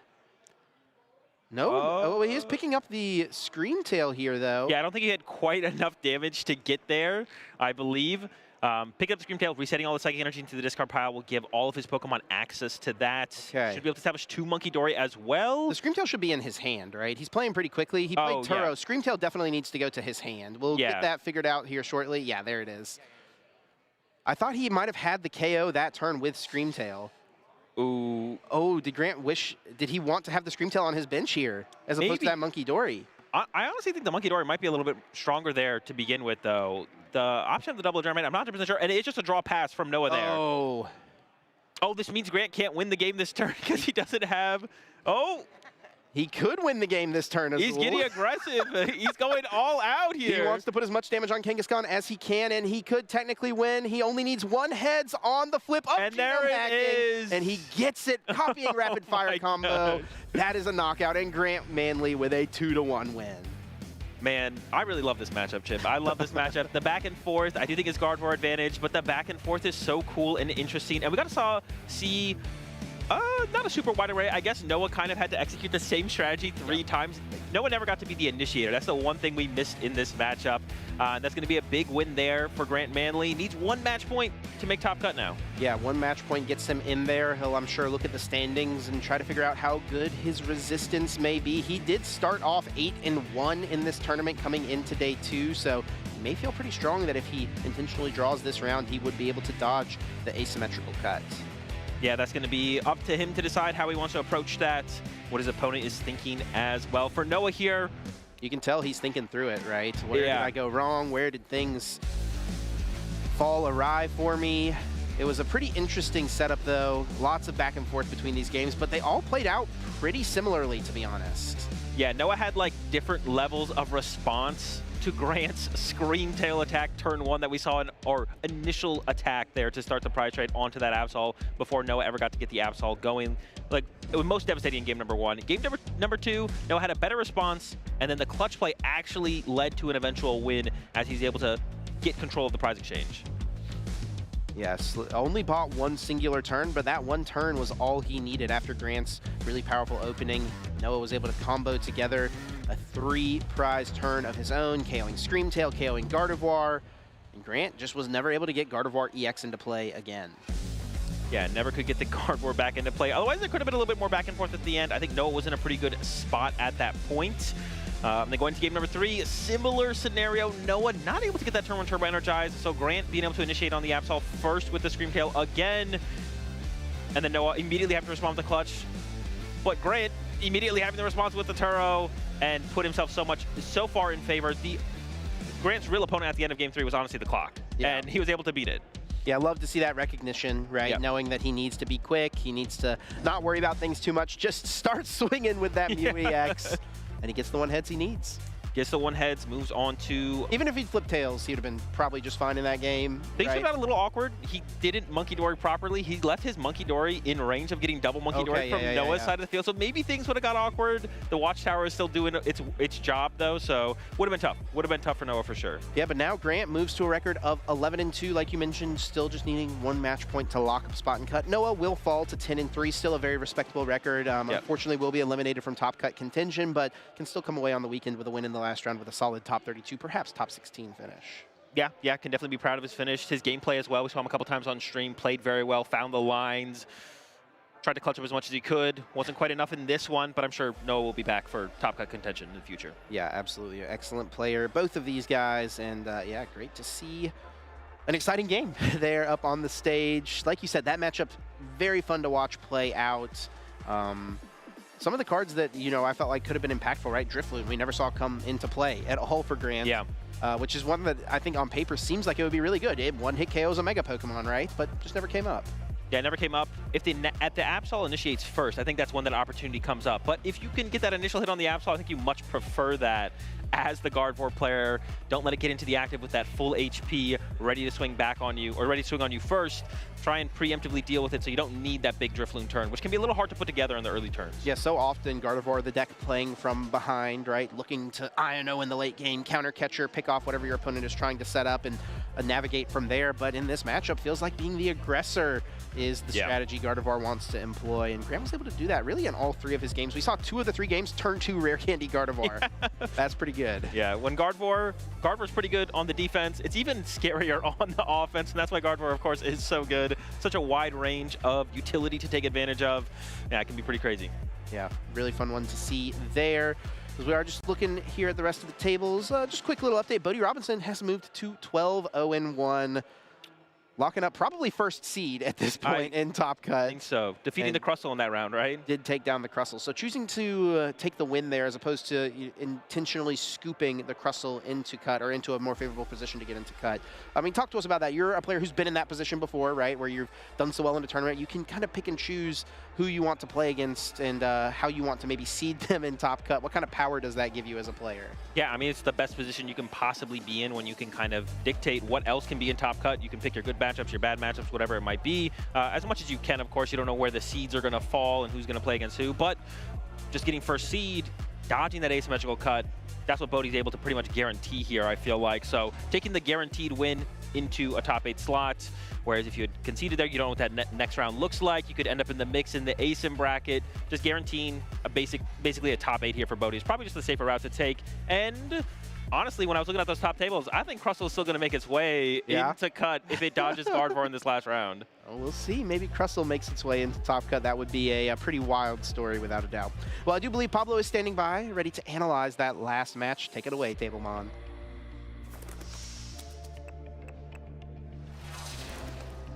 Thank you so much, Chip and Azul. Very exciting series to watch just now. I think it really speaks to the power of Gardevoir, how we have 3 very powerful Dark-type decks, and that's still not enough to take down Gardevoir, right? Still doing really, really well. And in this match in particular, I mean, when Gardevoir does well, Grant, I think, had a turn 2 Gardevoir available in all 3 matches. The second match did escape out of his hands for a few circumstances that I want to take a look at. The differences between what happened and how both players had different resources available to them, and of course the luck of the draw, as we've seen before. 2 top-tier players heading into this tournament playing extremely well, very powerful decks being matched up, and so it's the little things, the little draws, the starting hands that ultimately end up deciding, along of course with very good decision making. So let's jump into these clips that I do have here with both players. Now, in this particular game 1, we're just seeing the super powerful setup for Grant. We have the double Gardevoir, the double Monkey Dory as well. We have the Screamtail about to snipe this Mega Absol, which Noah very well anticipated this move, and this is something that Azul touched up on a lot. I think if Grant, in hindsight, takes a look at this game, he might have wanted to spread his aggression a little bit, maybe go after the Kangaskhan at that particular moment, have a threat of a double knockout, knowing that Noah had just stacked 2 cards at top of his deck, which were exactly Iono and Counter Catcher. Now, eventually, Grant had such a big lead that it was fine to be a little behind in this particular spot in terms of board setup. The clutch play happened, and I think this is this almost gave Noah like a false sense of possibility. Right, there were 7 total energy. There's 1, 2, then there's 4 here and 1 more right here. So there's 7 energy, which traditionally most Gardevoir decks are playing 7 psychic energy. But Grant is playing 1 extra. Now that little bit extra definitely allowed him to split his resources and then eventually find the extra energy in case he needed to attack with this particular Gardevoir, or find the Professor's Turo in order to free himself from this potential lock and continue taking the lead. But this is something that Noah had to bet on, right? Either the Professor Turo not being played, or it being priced and not available throughout the whole game, or just not enough energies being available. So you have to play to your out. He decided to stick with it instead of conceding, but obviously being in a bad spot where you don't get to attack with your Mega Absol that you powered up is always going to be really, really bad. But overall, very back and forth series, very cool to see. Grant advances, I think that should lock up his spot for top cut. Perhaps an ID lets him go into Asymmetrical, but we have Swiss round 14 coming up very soon. We'll be taking a quick break and we'll be back with more Pokemon action.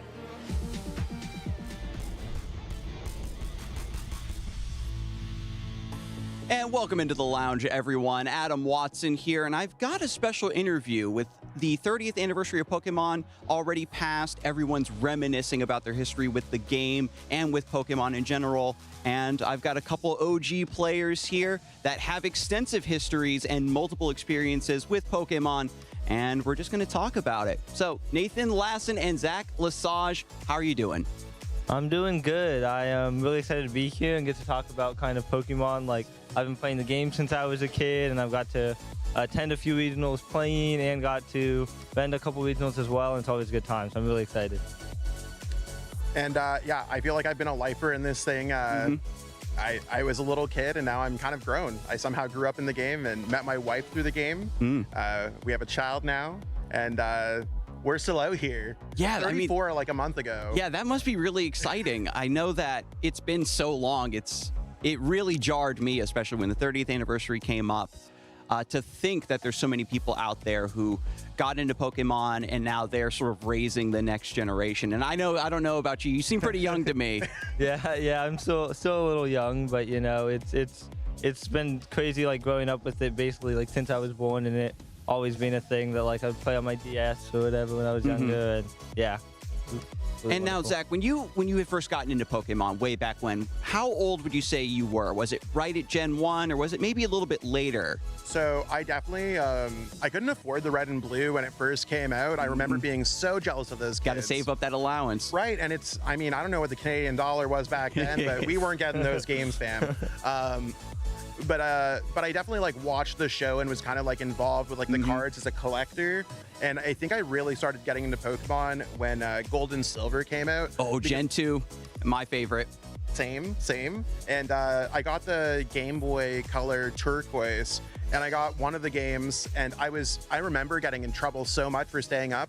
I had this inflatable like 90s chair, and I just like with my little light back on then because they didn't have the backlights. Oh my goodness, the attachable Game Boy Light. I may have got yelled at in English and French for that one. It's 3 o'clock in the morning, and young boy Zach was out there trying to catch red Gyarados. So, and Nathan, what was it like for you, your starting journey with Pokemon? Yeah, I got a DS when I was a kid. I got like a 3DS. The first gen I ever played was Gen 5, so I played Black and White. I hear that a lot, like the sort of newer generation. Pokemon Black and White is a great way to jump into, I think, a gen with a really good story. Yeah, I think like Gen 5 was really what got me into it, and like yeah, like I had the same as Zach. Like I would stay up under my blanket with my little DS, and like if I hear my dad coming down the hall, I would be like, okay, gotta turn it off and pretend like I'm sleeping. His dad's cool. He'd probably let him play. He probably would have, but you know, I was trying to be like, you know, I had school in the morning, and but yeah, I played so much of that game. Like I think I beat it so many times through and collected like basically almost every Pokemon that you could get. Like it was a blast. Like I really do enjoy it a lot. So. And when you started to think about getting into the competitive side of Pokemon, what was that kind of crossover? What was that journey like? Were you always competitive? So when I was younger, I like played like video games a lot, really competitively, and so during the pandemic, we started like doing Pokemon at the store, and like when we kind of got more and more into it, I met actually 2 of my co-workers, Taylor and Caitlin, and they were super into playing, and they got me into playing. I was playing a bunch with them. We would like close the store and then stay after for like 4 hours and play Pokemon and get ready for regionals, everything like that. And like playing the TCG has always been something that's been so enjoyable, especially because of the people that I have around me that I get to play with. So yeah, and a community that brings you into the hobby even deeper, I think, is a story that a lot of people in the audience definitely experience themselves. And what about you, Zach? Like when you were getting into competitive Pokemon, what was that like for you at the very beginning? Okay, I remember I've always like been a little bit of a bigger kid, so I would try out for the soccer practice and not make the team. This boy was not meant for sports. But one of my buddies on the schoolyard, that after trading some cards, he's like, have you ever gone to Pokemon League? So I remember it was like 2005 or 2006. And I remember going to League and hearing that there's a tournament in Toronto. We live like 45 minutes north of Toronto at the time, and they're like, there's a gym challenge. And we don't have those no more. But kind of similar to our regional championships, first place got a paid trip to Worlds and an invite to the World Championships. Wow. I dragged my dad, and I remember, I'm going to date myself here. I put MapQuest on my iPod Nano, the directions to get to the Toronto Convention Center. Grandpa, what's MapQuest? Yeah, what's MapQuest? We only have Apple Maps here. But I dragged him there, and I actually ended up winning the tournament. So I got a trip to Worlds to Anaheim. Congratulations. Thank Do you remember what deck you played? Oh, that's a story for my villain arc. There was some financial troubles that year with the family and some other politics. So I actually, with the paid trip, wasn't able to go. Oh, man, so that is unfortunate. It's okay. I mean, character building arc. But I ended up going to Worlds a few years later in 2010 when I was finally an adult with my own money because I was 18 at the time. And I was actually, I didn't particularly do well. I think I went like 4-2-1 or 4-3-1, something like that. Like not bad, but like okay. That's respectable. My brother ended up winning in seniors, but that's okay. And ever since then, I feel like outside of a couple of years for college, I've definitely been pretty much at almost every single World Championships at that point. I mean, that's killer, right? Being so dedicated to the game, finding something that really resonated with you. I love it. And here you are, right? You, like you said earlier, that you're a lifer. Yeah, you're gonna see like Grandpa Zach being pushed down an old chair, and I'm gonna be like static seating table number 1. I'm sure Ross Cawthon and Michael Pramawat might be judging still, but it's one of those things where I'm like, you start seeing some of the old heads fall off a little bit, and I'm just like, I'm still here. Yeah, I might look like a youngin' sometimes, but I'm still here. We're fighting. And there's a lot of people that, you know, have been with the game seemingly the entire time. Oh, yeah. And I can't imagine them ever stopping. Kind of an addiction, right? Absolutely. Like, it's one of those things where I'm like, out of anything in my life, Pokemon's been my biggest addiction. It's just like, I love it. Like, even when I don't love it, it's always there. And Nathan, does that resonate with you as well? Is that a similar story to how you've experienced Pokemon, like addiction and sticking with it and just being obsessed with Pokemon throughout your life? Yeah, it's been one of those things where, like, I mean, I've had phases up and down where I'm a lot more into it and a little bit less into it, but like, especially like recently, the last like almost like 6 years now, like it's been so deep into my life and like playing Pokemon, doing like that, and like even like if I played at a bunch of regionals and then like I started working them, so I wasn't playing. Like I know that like even if I was not working these regionals, I'd still be coming and playing and competing, and I just love being here and the environment and like what Pokemon does at these regionals. Like I've dabbled into like a couple other trading card games and everything like that, and like what Pokemon does is just so much vast and better compared to like everything I've seen and everywhere I've been when it comes to these events. And like, yeah, I think I would always be showing up. Like I can't see a time in my future where I would choose like not to be at the regionals if I could. And like, it's so crazy to me because Zach was talking, he was like, he started playing in 2005 and I was born in 2004. So like, yeah, he's literally been playing since I was alive, which is kind of wild to me. But I've actually coached some kids and I'm like, oh, when did you start? And they're like, I'm born in 2010. And I'm like, you're telling me that I got my first World's invite before you were even thought of, before your parents were even together? What are we talking about here? And it's only going to get crazier from here as Pokemon keeps going and our love for Pokemon keeps going. And I guess to wrap it up, especially in honor of the 30th anniversary, I want to ask you what your favorite Pokemon is, if there's any stories there or just a reason why it is your favorite. Nathan, if you want to get started. So my favorite Pokemon is actually Snivy, which makes sense. I played Black when I was a kid, but actually when I first played the games, I picked Tepig as my starter and not Snivy. But over recently, like 4 or 5 years ago, I decided that, yeah, I liked Snivy a lot more. And I remember watching the anime, and like I always liked Snivy a lot watching in the anime. And so, yeah, that's been my favorite for a good while now. All right. And what about you, Zach? Can I have two? Can I have two favorites, or we got to choose one? Give me the top one, and we'll see if we can squeeze in a second. Okay, cool. So my favorite as of late, I'm sorry, other ones, is Blacephalon. I went on an absolute tear in like the 2018-2019 season. I won 2 major tournaments, the Mexico City special event, Collinsville Regionals, which was the biggest regionals of all time at the time. And I was one of the only people who was really like putting that deck on my back. And a lot of people were like, Zach, why do you keep on playing this deck? And I'm like, have you won 2 tournaments this year? Ian Robb won 2 tournaments that year and also played that deck. I think y'all are wrong. And it's hard to argue. Maybe you could argue Zach Lesage. We're not arguing Ian Robb. That guy's kind of the goat of cards. But no, Blacephalon's always been kind of cool. I always, I kind of like the clownish nature of it, the jester, the colors that's popping off. I really like the color pink, so Blacephalon just kind of that guy, and on top of all of the memories that I made with it, kind of in the stratosphere of professional Pokemonisms, I feel like Blacephalon put me on the map at a level that allows me to kind of be here or be with Kayfabe or continue to have the career that I do. That's a really strong point. You know, like Pokemon can resonate with different people for different reasons, and you never know where you might end up when you're a fan of Pokemon. So I want to thank you, of course, for joining me, kind of reflecting on the past and the history as we move forward beyond the 30th anniversary. We're going to kick things back to a quick break and then some more Pokemon action.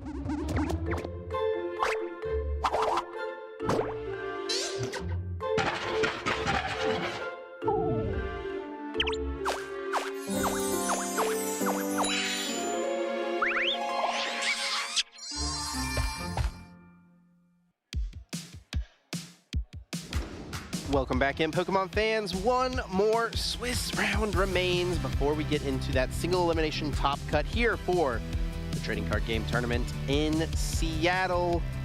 These are the rankings heading into this final round. We got Bodie Robinson leading that charge, 37 match points, locking up that first seed more than likely. And lots of other players still fighting for a shot here to get into cut. It does look like 34 match points is going to be the mark that these players are trying to get to, so anyone with less than 34 right now is not going to be guaranteed. We actually see players getting down pairs to players with 32 points, and lots of players are going to have to play it out to lock up and guarantee a spot and cut. Chip Ritchie here with Azul GG, and we have one more round ready to show here. Julius Brunfelt on the left up against Caleb Gettimer. This will be an exciting one. Yep, definitely going to be an exciting one. Caleb Gettimer, 4-time regional champion. Julius starting to make a name for himself. Definitely one of those up-and-coming players. So looking for his first big finish. He's right there on the cusp consistently over in Europe. Coming over to Seattle to try and steal one of the dubs over here, and he's a win away from a top cut. And it is going to be a pretty interesting matchup. This is one of the matchups I'm a little bit less familiar with. We've got the Charizard, Pidgeot, Dusknoir, a deck we haven't seen too much of this weekend on the stream.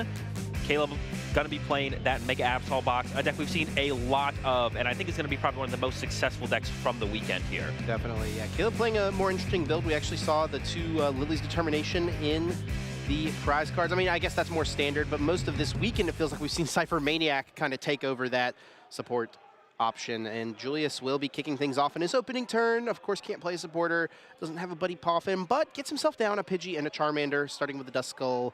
Not too bad at all. Caleb Gettimer on the right, of course, opening up with the Absol, assuredly going to be looking for the Precious Trolley and a Turbo Energize. He's got Arven in his hand, but Azul, he is lacking energy cards right now. Yeah, going to be the good old run errand into energy. We see this happen so often with the Mega Kangaskhan deck or Mega Absol deck. And about 50-50. I feel like sometimes they hit it, sometimes they don't. So that's what we're going to see Caleb playing towards here. The Psyduck going to be a big player in this match, of course, because Julius is running those Dusclops and Dusknoir, but does also play the Klefki, which will be able to give him a route to disable the Psyduck's ability, activate the Dusclops and Dusknoir, and then still follow that up with an attack from a Charizard utilizing those Jet Energy. So both players have outs to the tech cards from the other, and I'm excited for hopefully a pretty cool back and forth. The one tech card inclusion that Caleb is choosing to bring for the Golden Go matchup won't be very good in this one. The Toad Scroll, I think there's like one Night Stretcher in the deck here for Julius, so we probably won't be seeing that hit the field. Yeah, don't expect to see a Toad Scroll established in this one, but Caleb will get a pretty solid looking board, of course, right away valuing the Psyduck, getting that into play. Its damp ability, meaning that Pokemon's abilities that would knock themselves out cannot be used. Importantly in the meta is that Cursed Blast ability of the Dusclops and the Dusknoir. So really important counter. There is the counterplay on Julius' side, as you called out, Azul, with the Klefki. It's going to be on to Caleb here to find an energy off the run errand, and he does not do it. That is a pretty big miss. Some other important cards in this matchup we could expect to see having big impact. The Watchtower from Caleb Gettimer to shut down the Quick Search of the Pidgeot. And then on Julius' side, actually, does play the Turo. So has those two Jet Energy from ability, has the Turo to back it up. The most popular build of Charizard is that Terra build of Charizard with the Noctowls and the Terrapagos. That's not what Julius is playing here. Julius is playing that Secret Box build, played by a couple top players in Europe consistently is where we see it show up. Julius bringing it over here to North America, and that means once the Jet Energy get utilized on the Klefki, still have an out to a potential clutch from Caleb on the Yveltal. Julius here does find himself a Buddy Poffin, so he can get a few more Pokemon in play. He found himself the Pidgeot, but is missing the rare candy in order to get that quick search online. That is, of course, a huge part of this deck's strategy, using Pidgeot EX to handpick any singular card out of your deck turn after turn and piece together whatever powerful combo you may need. And we actually do see as his stadium of choice here, Mesagoza will flip a coin. If heads, he gets to search his deck for any Pokemon. Flashbacks of Lugia V-Star at the moment, Azul. Let's see if he can get a heads. It is a tails, and honestly, you don't really mind. Well, I was about to say that, but maybe you minded a little bit utilizing your stadium here. For the hand that Julius had, Julius wasn't really under that much pressure to be that aggressive this turn with the Mesagoza. That's one less out to deal with a potential Watchtower from Caleb later on. So honestly, looking at what Julius has available to him, I don't know if I like that Mesagoza getting put into play there as opposed to trying to save it for later. The most important card is going to be that Secret Box, which can be found through Arven to find a stadium later on for your out to the Watchtower, but you wouldn't mind just drawing into a stadium to have that answer. The Mesagoza didn't feel like it was doing a ton there for Julius. And I guess one thing with that, though, it's going to do nothing for Caleb, because Caleb's bench is full, only plays basic Pokemon. You don't mind giving that over to Caleb. Yeah, not really much of a downside at all, is giving your opponent the chance to flip that coin. Julius will use the Ultra Ball to find himself Pidgeotto, adding it to his hand. Of course, Pidgey can evolve now, and he does have that Pidgeot in hand, ready to go for the next turn, and he will now pass it over to Caleb. Not an explosive start by any means, but again, let's remember, Caleb did miss out on his turn one Turbo Energize. He's building up quite a large hand. He's going to start with Mesigoza. This does at least let him thin a card out of his deck. It might not be a Pokemon he wants to put in play, but it increases his odds of finding an energy off of the run errand. He did top deck Mist Energy for turn, so it's works. always the next card. Always one card short. Yeah, so no threat here from Caleb this turn. Obviously, just going to be trying to set up that Turbo Energize. And on Julius' side, didn't find some kind of Candy Pidgeot, Candy Charizard combo, but the way the Charizard decks are built these days, and like the build specifically from Julius, they're not really that concerned to have not found some big combo like that, especially when Caleb has no threat on this follow-up turn, is going to have to settle for a Turbo Energize. Caleb brings his Lively Stadium to the front of the hand, perhaps wanting to initiate that Stadium War and also remove Mesigoza from play, try to cut Julius off of the opportunity to get more of his Pokemon out and established. Yeah, really like that from Caleb, bumping that at play. Like I said, very low value for him, the Mesigoza, but very high value for Julius should he find a heads. And the extra HP from the Lively Stadium can make a difference once the Dusknors and Charizards start popping off. The Arven's going to come out before going to the Turbo Energize, and we'll hopefully see that Claw of Darkness come out on the following turn. Yeah, for Caleb here, he doesn't really need anything else this turn off the Arven, so he's just stacking his hand for a future turn. It looks like Earthen Vessel is going to be a piece there to guarantee himself energy attachments turn after turn, and also the Bravery Charm in order to boost the HP of his basic Mega Pokemon, and it does look like Absol will be the recipient of that tool card, and now Turbo Energize will also throw a couple energy cards over to Mega Absol. Julius going to start to feel the pressure a little bit as Claw of Darkness is about to be online. Yeah, the Claw of Darkness is looming. Another thing you have to think about here from Julius is the threat of the terminal period. If you do get into a Charizard this turn, it's probably pretty easy for Julius to find Candy Charizard this turn, but does he even want to go that route? You maybe want to take a little bit slower, establish some more Charmander, establish some more Duskull, build up towards the big Klefki combo turn to get around the Psyduck to go for a one-hit KO on the Absol instead. Leaving damage in play can be a little scary when the terminal period's on the other side, even with no Darkness Energy on the Monkey Dory. Full 8 cards off the Lily's Determination. We'll see what pieces he's able to find. He does have that Jet Energy. He actually, I think it may have been, I guess it's a few cards to piece together in order to get off some sort of Dusclops and Charizard KO type of play.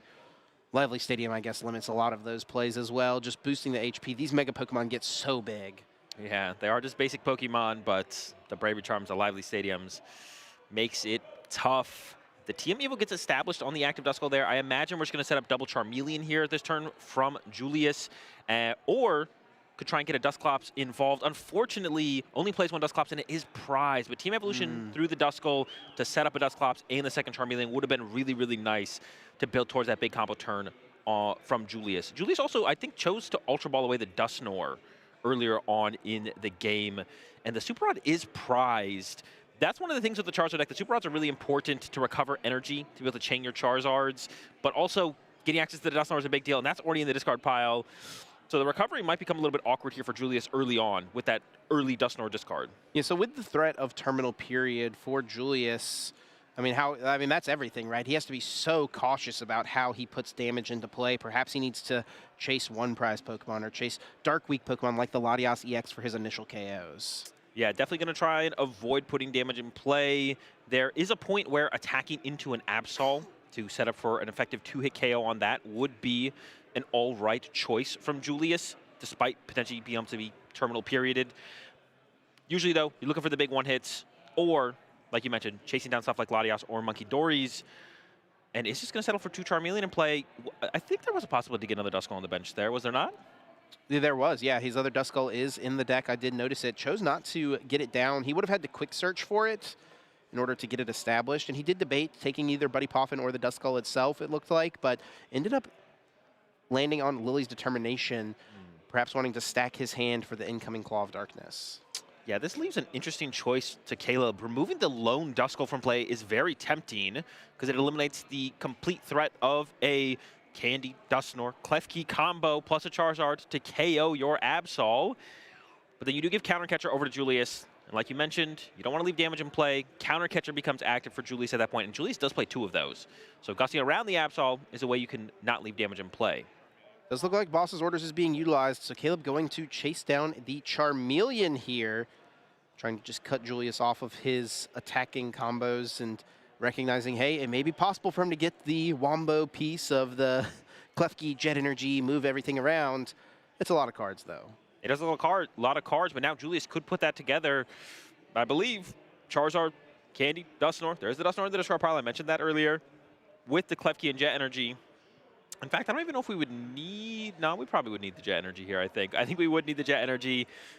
It's possible. This Absol could be going down next turn. We'll see what Caleb decides to pick off. Caleb could cut off that Jet Energy here, perhaps as an option. So Julius chose to stack a second Lily's Determination in his hand, anticipating the Claw of Darkness here. Caleb will get rid of the Pheasantipity, and that does make it more difficult for Julius to piece together any sort of combos. Yeah, it dramatically increases the value of a Super Rod being played this turn to recover the Dusknoir, though. Honestly, when looking at that hand, the Jet Energy was very tempting, as that not only leads to making it harder to pull off the Klefki combo this turn, but it also makes Yveltal more effective as the game progresses. There is that Klefki, speaking of which, off the top of the deck here for Julius, but he may not be thinking that route as he's debating just going right away with the Lily. This may not be a Klefki turn for him, and he is going to go with Lily's Determination. Yeah, if I'm Julius there, I'm definitely contemplating just throwing down the Klefki, attaching the Jet to it, Ultra Ball for Charizard, getting that in play, and then hoping to pull together Candy, Dusknoir off the Lily's Determination. With the Quick Search to back it up, it was definitely possible, and I don't even think that unlikely, but opting to play it a little bit safer here. Going to see what you get off the Lily before you commit any high priority cards. So Julius actually, he does not play one Night Stretcher. We do see that sometimes from these Charizard players. They'll play like a split of Super Rods and Night Stretchers. He has no Night Stretcher in his list, so recognizing that he would have needed to find Super Rod and also a way to get the Dusknoir back out of the discard pile makes it seem unlikely, right? Yeah, definitely. And we see the Quick Search coming down here. And is eyeing up just another Charmander? Are we going to see Julius just hide behind the Duskull one more turn? I could see a counter catcher KO Latias drawing some prize cards this turn. Seems pretty solid. Maybe even going after the Psyduck so you don't need a Klefki combo to put that together. But I think the extra prize card is probably a little bit more valuable here. Yeah, got to debate what's more important, commanding the board position or chasing prize cards and trying to piece together how you map out the 6 you plan to take in this game. KOing Latias plus KOing one single prize Pokemon leads to just 1 3-prize KO needing to be taken by Julius to close out this game.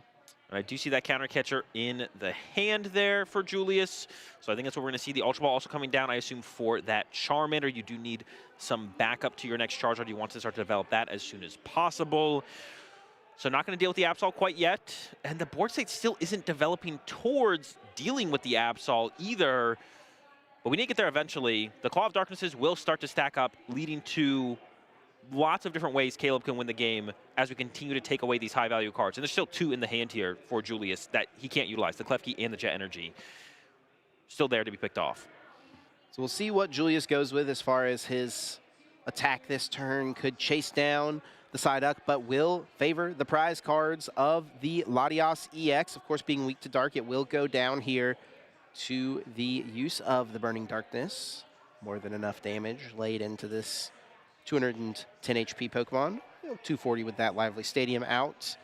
Taking it down, Julius takes the lead on the prize exchange, but Caleb's board is feeling pretty solid here. He'll happily send up Mega Absol EX. Let's see what he navigates to do this turn. He's got himself that Rocket's Watchtower in hand. If he can find an Iono Azul, using an Iono, sending Julius to 4 cards, plus a Claw of Darkness to rip a resource from his hand, cutting off the use of Pidgeot. That could be a really strong play. That could be. I don't even, as Caleb here, I don't even know if you mind just using the Claw of Darkness aggressively in favor of, I guess, if you're going to play a supporter, it'd probably be Iono this turn. But I don't think you're feeling that bad if you can't find the Iono. Based on how Julius sequenced out that last turns, it feels like Julius's hand is a little bit void of protection from the Claw of Darkness like we saw in that first Quick Search to get the second Lily. Feels more so like Julius's Quick Search was put towards developing the board, not to prepping for the Claw of Darkness. Caleb will get an energy established onto Monkey Dory, trying to keep the threat of the potential terminal period alive should Julius ever hit into this Absol. If Caleb was to maybe go around it, that is. He is going to go with a Boss's Order, so he is going around the Charizard, and he's chasing the Charmander, valuing KOing these evolution pieces before Julius has a chance to get Charizards in play. What do you think? Yeah, that's in this situation. Yeah, Caleb's really trying to avoid taking the 1-KO on the Charizard, and immediately into the Claw of Darkness. Oh. We did see a high-value card pulled off the prize cards there from Julius, the Super Rod, and Caleb knows. Looking at the hand, you either are attacking into my Absol or top decking, and goes after that Super Rod. That is a big hit for sure. One Charmander already in the discard pile, and another one sent there from this KO. Julius hoping to find something, a Lilies, an Iono, a Stadium card perhaps. He gets another Super Rod, but that's not really going to lead to much this turn. And you're kind of forced to play it here as well, because that might be what Caleb takes from your hand. I guess you could hold off on it, assuming, well, man, if you attack... No, there's two he's only got, it's this Charizard or bust at this point, right? If you attack the Absol, you're going to get Terminal Perioded. So if you don't attack, you're going to get Claw of Darkness. Yep. Oh, this is a tough spot for Julius for sure. Man, it all came down to this pretty quickly. Pretty comfortable Claw of Darkness from Caleb. I would have hated to see Caleb punch into the Charger to put more pressure on Julius's main threats, especially when you're hoping this Claw of Darkness Watchtower combo actually stops Julius in his tracks like it did. Making sure you can deal with the Charizard is nice. But yeah, this becomes insanely awkward for Julius. We're actually maybe going to see the good old joust here from this Klefki to get rid of the Bravery Charm that Caleb has on his active Absol, making it easier to KO later in the game. That looks like the route that Julius may be going for as he is sending the Klefki into the active spot. I mean, this is a pretty weak turn. Yeah, and you have to play the Super Rod here because if Caleb is going to Claw of Darkness next turn, you can't afford to lose that second Super Rod. This also means, though, if the Super Rod does not get played, if the Klefki gets KO'd here, there'll be no... Oh, the mist energy. Yes. Oh my gosh. I was going to say, this 10 damage does line up. Well, I guess the Monkey Dory on Caleb's side would have healed it. Oh! I mean, that would have been the Joust effectively dealing 60 damage, right? 10 plus removing that Bravery Charm, but Mist Energy prevents all effects of attacks. That Bravery Charm is not discarded. And another Boss's Orders found there from Caleb. I imagine we're going to see Boss on the Charizard, the only threat on board. Even if your Absol somehow gets KO'd next turn, you're probably feeling pretty comfortable after you remove the Charizard. It'd be hard for Julius to KO your Absol and have a backup Charizard. And he's going to move the damage over with the Adrenabrain. He's going to strip this Super Rod from the hand. Yeah. Pretty easy choice there for Caleb Gedimer.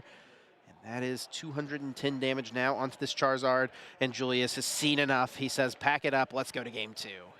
Yeah, definitely like to see us going forwards. Definitely some takeaways to think about there for Julius. The aggressive stadium play, definitely questionable. The Mesagoza, there was little value for Julius to have gained from that. The turn he played it, had the access to the Pidgeotto, wasn't under any pressure. And you need to be able to deal with that Watchtower when Caleb does find it and decide to put it into play. And we saw that was really what sealed the deal for Caleb, the Watchtower combo. Yeah, that was just devastating. Watchtower plus Claw of Darkness, so strong against a deck so reliant on a colorless Pokemon's abilities. Now, Azul, I know you and Caleb are great friends. You've known each other for a very long time. You've tested together. You've played the same 60 to many, many different tournaments. You found yourself playing against each other in many top cuts. He's up a game right now on his winning end. What do you think's going through his mind right now? Going through Caleb's mind right now, probably just what he was going through. He's kind of a little bit robotic in this sense. He is, yeah. Probably just thinking about making sure that he can conclude this match, thinking about knowing when he needs to concede this game 2 if things get out of hand. Of course, Julius will have the natural advantage of going second in this one. So I'd say that's the biggest thing on his mind right now, is just making sure he stays locked in and gives himself the best odds of winning the match. One of the big things with that is knowing when to pack it up when you have another game to work with. And for Julius, I mean, what he might be thinking here is, you know, it's win now or the tournament run is over, and things are going to start off already pretty nicely for Julius. He's got his secret box in his opening hand. Caleb will have the first turn here. Of course, Julius choosing to go second. Will get himself down. Absol inside up. That is not too bad, but doesn't look like there's an energy in this hand. May just have to pass it over, and that is the case as Julius will now draw for turn. Gets himself that Tatsugiri, and this is a really, really solid hand. He's got the Technical Machine Evolution in hand already lined up as well. Yeah, and he's thinking, the Secret Box is actually something you don't want to find early on in this matchup. You want to save that in the deck for later to combo with Arven to get around the Watchtower if possible. But he's getting aggressive with it. You're hoping here that your second TM Evo is not prized. A bit of a risk, right? Yeah. He does play 2 TM Evo. He's going to be happy to see that it is indeed not prized in this game. He's prized himself a few supporters and a few basic Pokemon as well, but that 70 HP Charmander being prized is actually kind of annoying as he does play a split, 270 HP, 180 HP, so he can't Buddy Poffin for that 80 HP Mander. But he'll get himself out the Technical Machine Evo, gets himself the Buddy Poffin, he'll be able to get himself down Pidgey and Charmander here. We see some great disciplined play there from Julius. Did not grab the Mesagoza off the secret box because you're not going to put it in play. You're not going to utilize it. You need to save that as a stadium bump for that Watchtower from Caleb. And we're about to play Liz Determination, so it would have got shuffled back into the deck anyways. Don't give Caleb the information that you did not prize the Mesagoza. Obviously, this Buddy Poffin getting resolved. Pidgey and Charmander probably on the way. Down they come into play, and attachment of energy and a Technical Machine Evolution to this active into the Lily's Determination. Really solid opening. He, of course, had the Artisan, choosing again not to play it. Yeah, I think I like this adjustment, right? Julius did put his Mesagoza in play early in the last game. He didn't necessarily have to do it. It would have been nice if he got aheads, right, to get another Pokemon out, but he didn't necessarily have to do it. He'll hang on to the stadium now, knowing that he needs to be sure to bump that Watchtower. Yeah, definitely one of those situations where it's like, it wouldn't feel bad to get ahead on Mesagoza, but very unnecessary and very good use case for it later in the game. This time we see him playing a little bit more reserved, holding on to it, having that out for the Watchtower, and a super good draw here as well, especially when there's no pressure coming from Caleb on the next turn. Caleb still needs to Turbo Energize. Going to get the Pidgeotto and the Charmeleon set up and has the outs to Charizard and Pidgeot on the next turn. Caleb does have an energy in hand. He's also got Arven, so Technical Machine Turbo Energize is on the docket here. He'll draw himself a couple cards with the Run Errand first. And he could still, of course, use the Arven to get Precious Trolley, still fill his board with a bunch of Pokemon. He doesn't necessarily have to do it, though, as he does have the Absol down already. Is it worth getting a few Monkey Dory in play, or is it better for Caleb to get some other powerful item card established and lined up? I think, yeah, just establishing the Monkey Dory here is probably the route you want to take. If he had drawn into a Monkey Dory there, he probably would have considered something else. A little bit unlikely. There's not that many outs to them, of course. Now we see the committal to the Trolley, and you'll get a third Pokemon, which, I don't know, the Petron EX might be the choice of the mobility card here. Petron EX is not weak to Dark, and it's got 190 HP, which is just out of range of the Charizard's initial 180 damage before Caleb draws a prize card. So it's a little bit safer from giving Julius good targets to chase in the early game. So I'd imagine it's going to be 2 Monkey Dory here, which you do need to get those into play to threaten the terminal period. The less you threaten that, the more likely Julius can just attack into your Mega Absol to start the prize trade. So here comes the Trolley. Caleb will be able to put as many basic Pokemon into play as he would like. Sure enough, 2 Monkey Dory, and it will be Latias as the choice here being put into play. Now, worth noting on the prize cards for Caleb, he's prized himself a couple Darkness Energy, but other than that, nothing too bad. Prized a Boss, but he's got 4. Prized a Bravery Charm, he's got another one. It does opt for the Latias there, which usually makes sense when you don't... Oh, the Petron EX wasn't in the hand, actually.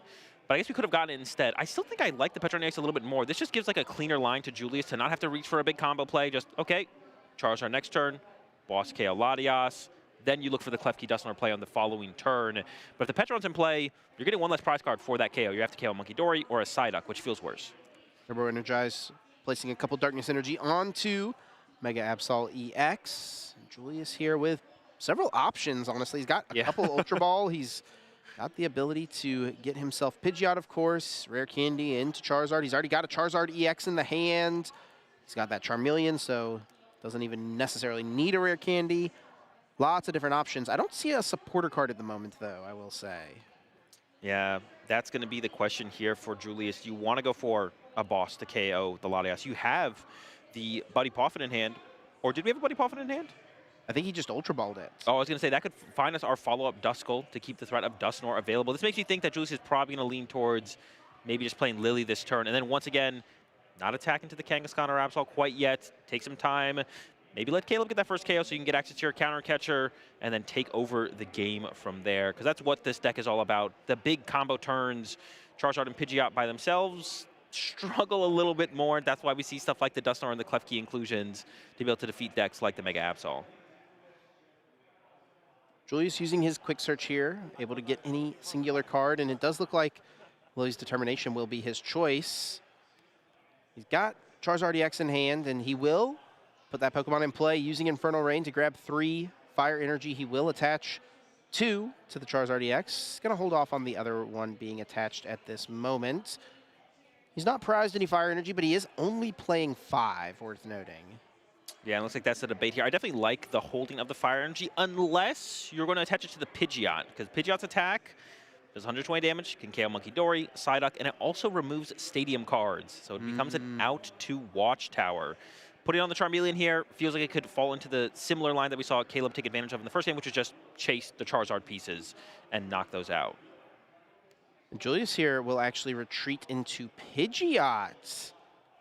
Again, taking it slow here. Uses his Super Rod before Caleb has a chance to strip it from the hand, putting back a couple of Fire Energy. Yep. To a Lily's Determination, shuffling in to draw 8 new cards. I like this, protecting the Duskull. If Caleb really wants to remove the threat of Dusknoir, it's going to force a boss out of him. And from Julius here, I think the only thing you're hoping for off this Lily is another Duskull. You want the threat of that on board. Whether or not you utilize it is there anything he's hoping not to draw here with Claw of Darkness happening? What would be the most powerful resources for him to make sure stay in the deck? Off the top of my head, I think Super Rod. Having just played one Super Rod, you would hate to see the other Super Rod get picked off. And honestly, that's a pretty weak hand, which is usually not a good thing. But in this situation for Claw of Darkness, you either want like a really strong hand, 4 or 5 really powerful cards, or you want no powerful cards. And I think that's not bad here for Julius. And here comes the Buddy Poffin, so he will find the backup Duskull should Caleb chase the other one. Yeah, we've seen some already big adjustments from how Julius approached game number 1. So maybe a little bit less familiar with this matchup, or sometimes I feel like the player knows the matchup well, but they sometimes need game 1 to re-lock in on the game plan that they should be executing. I feel like that's what we're seeing here from Julius. Caleb's draw for turn does have that Watchtower in his hand.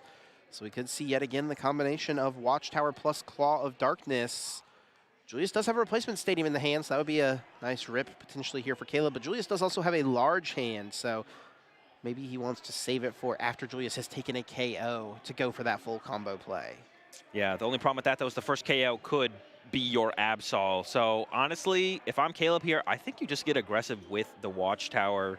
Once again, I think Caleb has enough information that the quick search didn't set up the hand too well for this following turn. Yeah, it was used before the Lily's Determination. Yeah, exactly. So you know there wasn't like a card preemptively put in the hand to deal with a Claw of Darkness. But Caleb here, going to go wide with the threats, it looks like, maybe, and set up some Monkey Dories.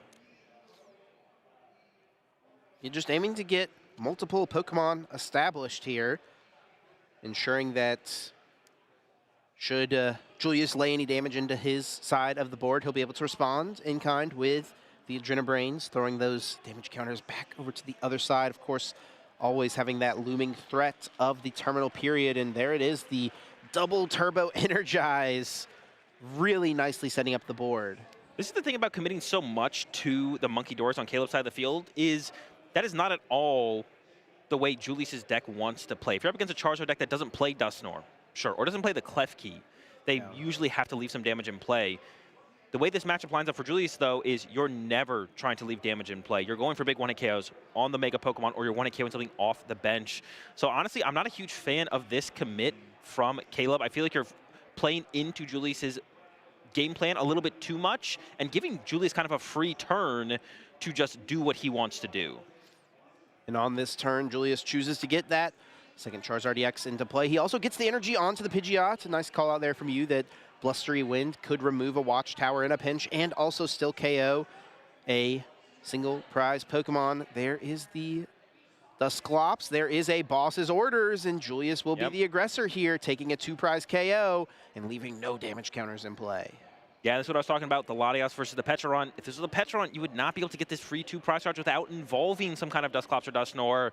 So Julius can just kind of play it, not slow, but like build up the Dusclops and Dusknoir still major threats, building towards that Klefki combo, and getting 2 prize cards on this turn. I think Julius is in the driver's seat very comfortably. The Watchtower combo, though, is still looming. Yeah. That's Caleb's big play. Worth noting here, though, Azul, with all the energy that Caleb has put in play and with a couple energy in his prizes, he actually doesn't have Claw of Darkness powered up yet. He needs to find an energy card if he wants to attack with Claw of Darkness this turn. Yeah, an energy switch or the second mist energy is necessary. Also, doesn't have an Iono yet to go with this combo. So it's short a couple pieces, and the clock is ticking. Caleb needs to put together something this turn. Even if Julius doesn't Dusknoir combo next turn, giving Julius another turn to build up towards it is too scary. Caleb does have a Pokegear, but is unable to find Iono off of it, so he will not be able to disrupt and put the Watchtower in play. He can Arven for... No, he only plays 7 basic Darkness Energy, so he can't even get a energy through an Earthen Vessel here. He needs to find specifically that Mist.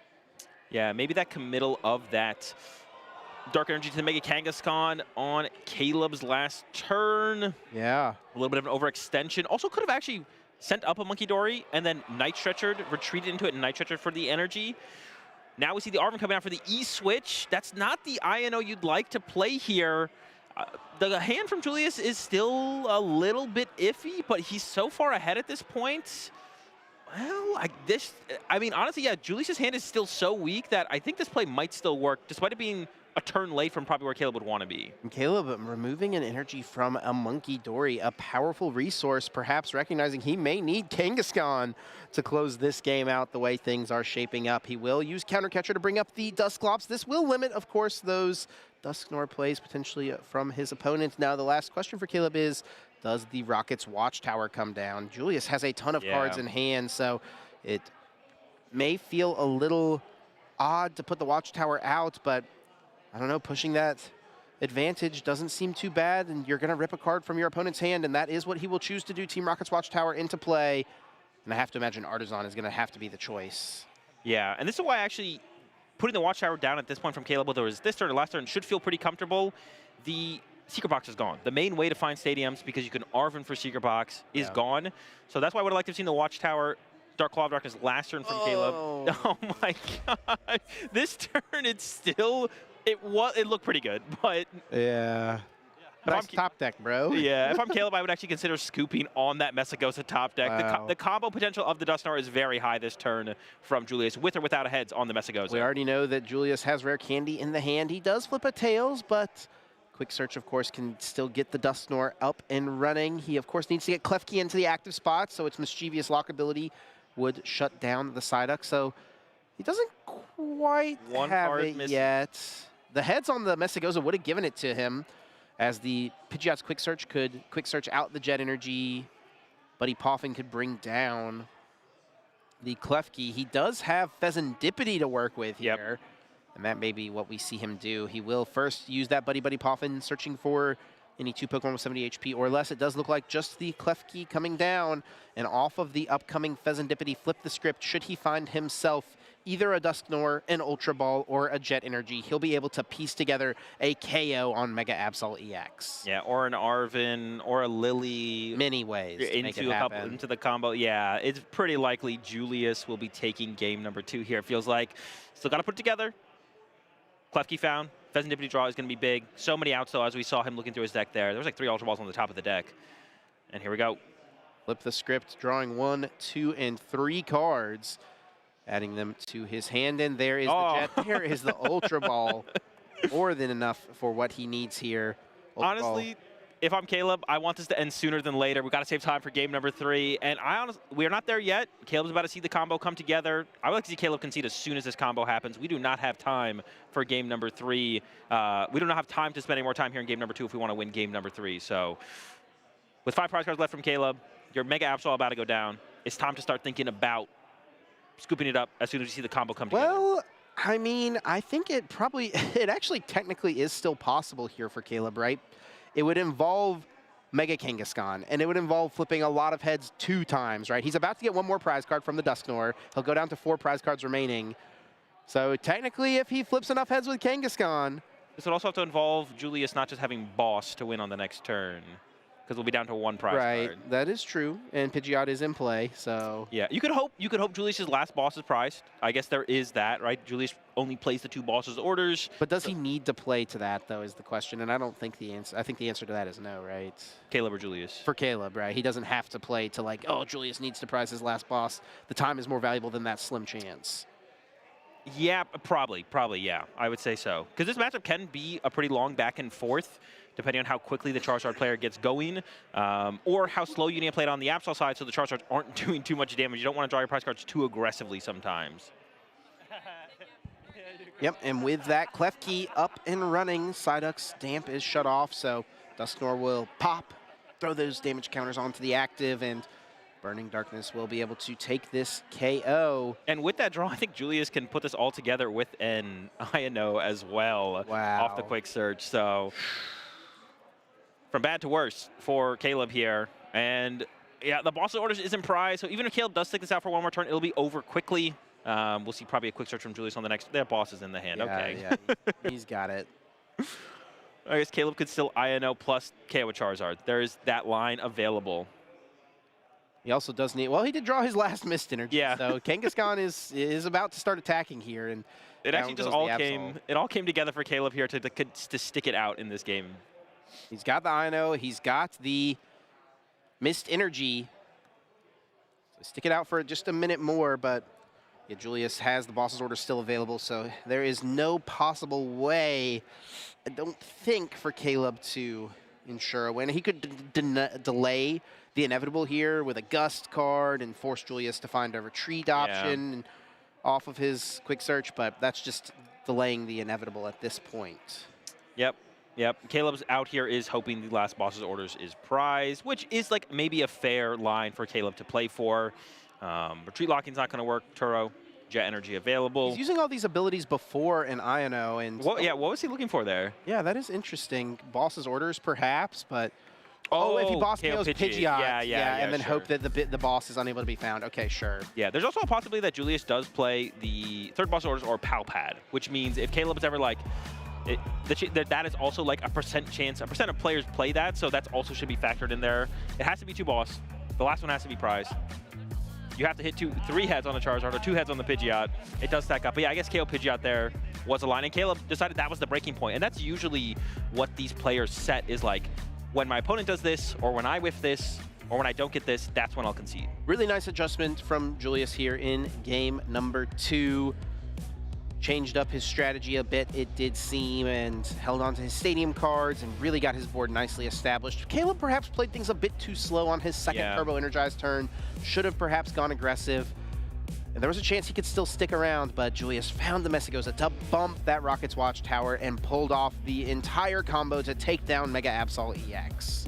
Yeah, I think we saw definitely some mistakes there potentially from Caleb in game number 2. Julius as well, though, in game number 1.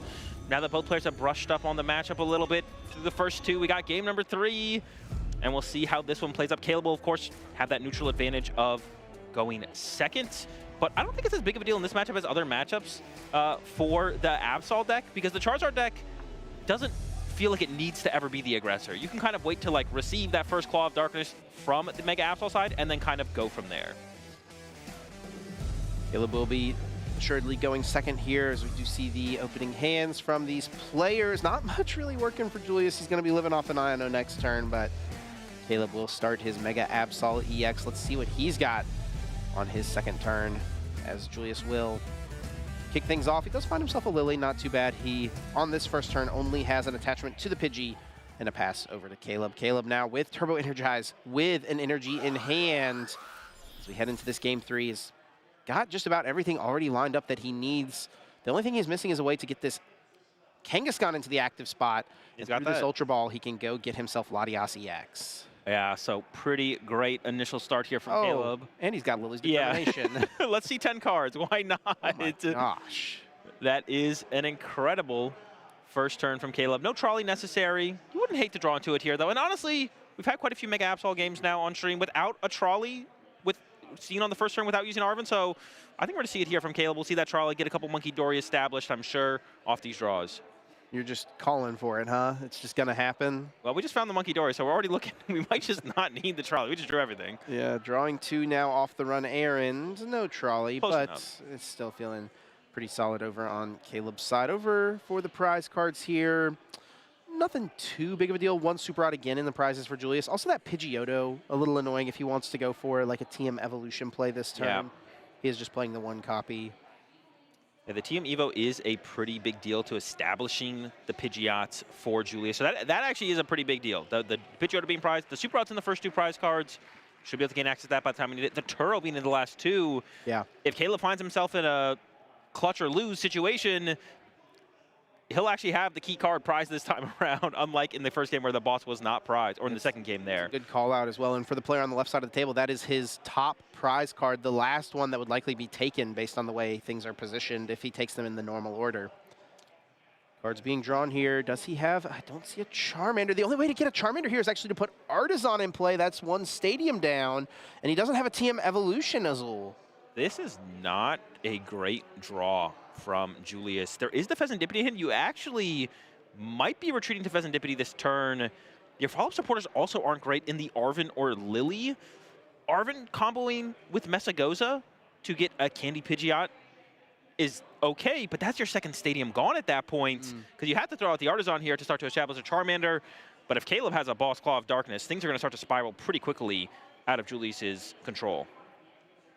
Caleb's already got an energy lined up in hand, so Claw of Darkness is ready to go as an attack option. He's got a lot of cards in his hand as well. He's got Run Aaron to work with, so it's going to be a lot of pressure placed onto Julius this coming turn. He's going to take a moment to just get a quick check of his prize cards. Just over 10 minutes remaining here in Game 3, and let's not forget what is at stake. A player who wins here moves on to Top Cut, still keeps that dream of becoming the regional champion of the weekend alive. The other player will potentially even fall out of top 32. There is a lot of potential on the line here for these players. Yeah, and Julius wishing he had opened his other Pidgey. He's playing the 1-1 split, 60 HP, doesn't get KO'd by Dusclops, but it doesn't have Call for Family like the 50 HP Pidgey. He could have actually gotten the Call for Family Pidgey. And then jetted it up and called for Family. Yeah, he could have gone for that and gotten himself 2 Charmander in play. That would have been the play there for sure. I think that's a pretty big oversight from Julius. And then you have the Pheasantipity to back up a KO from Caleb on the next turn. Then Caleb can't get rid of your Lily and your Pheasantipity out of your hand, so you have a lot of draw power to go with.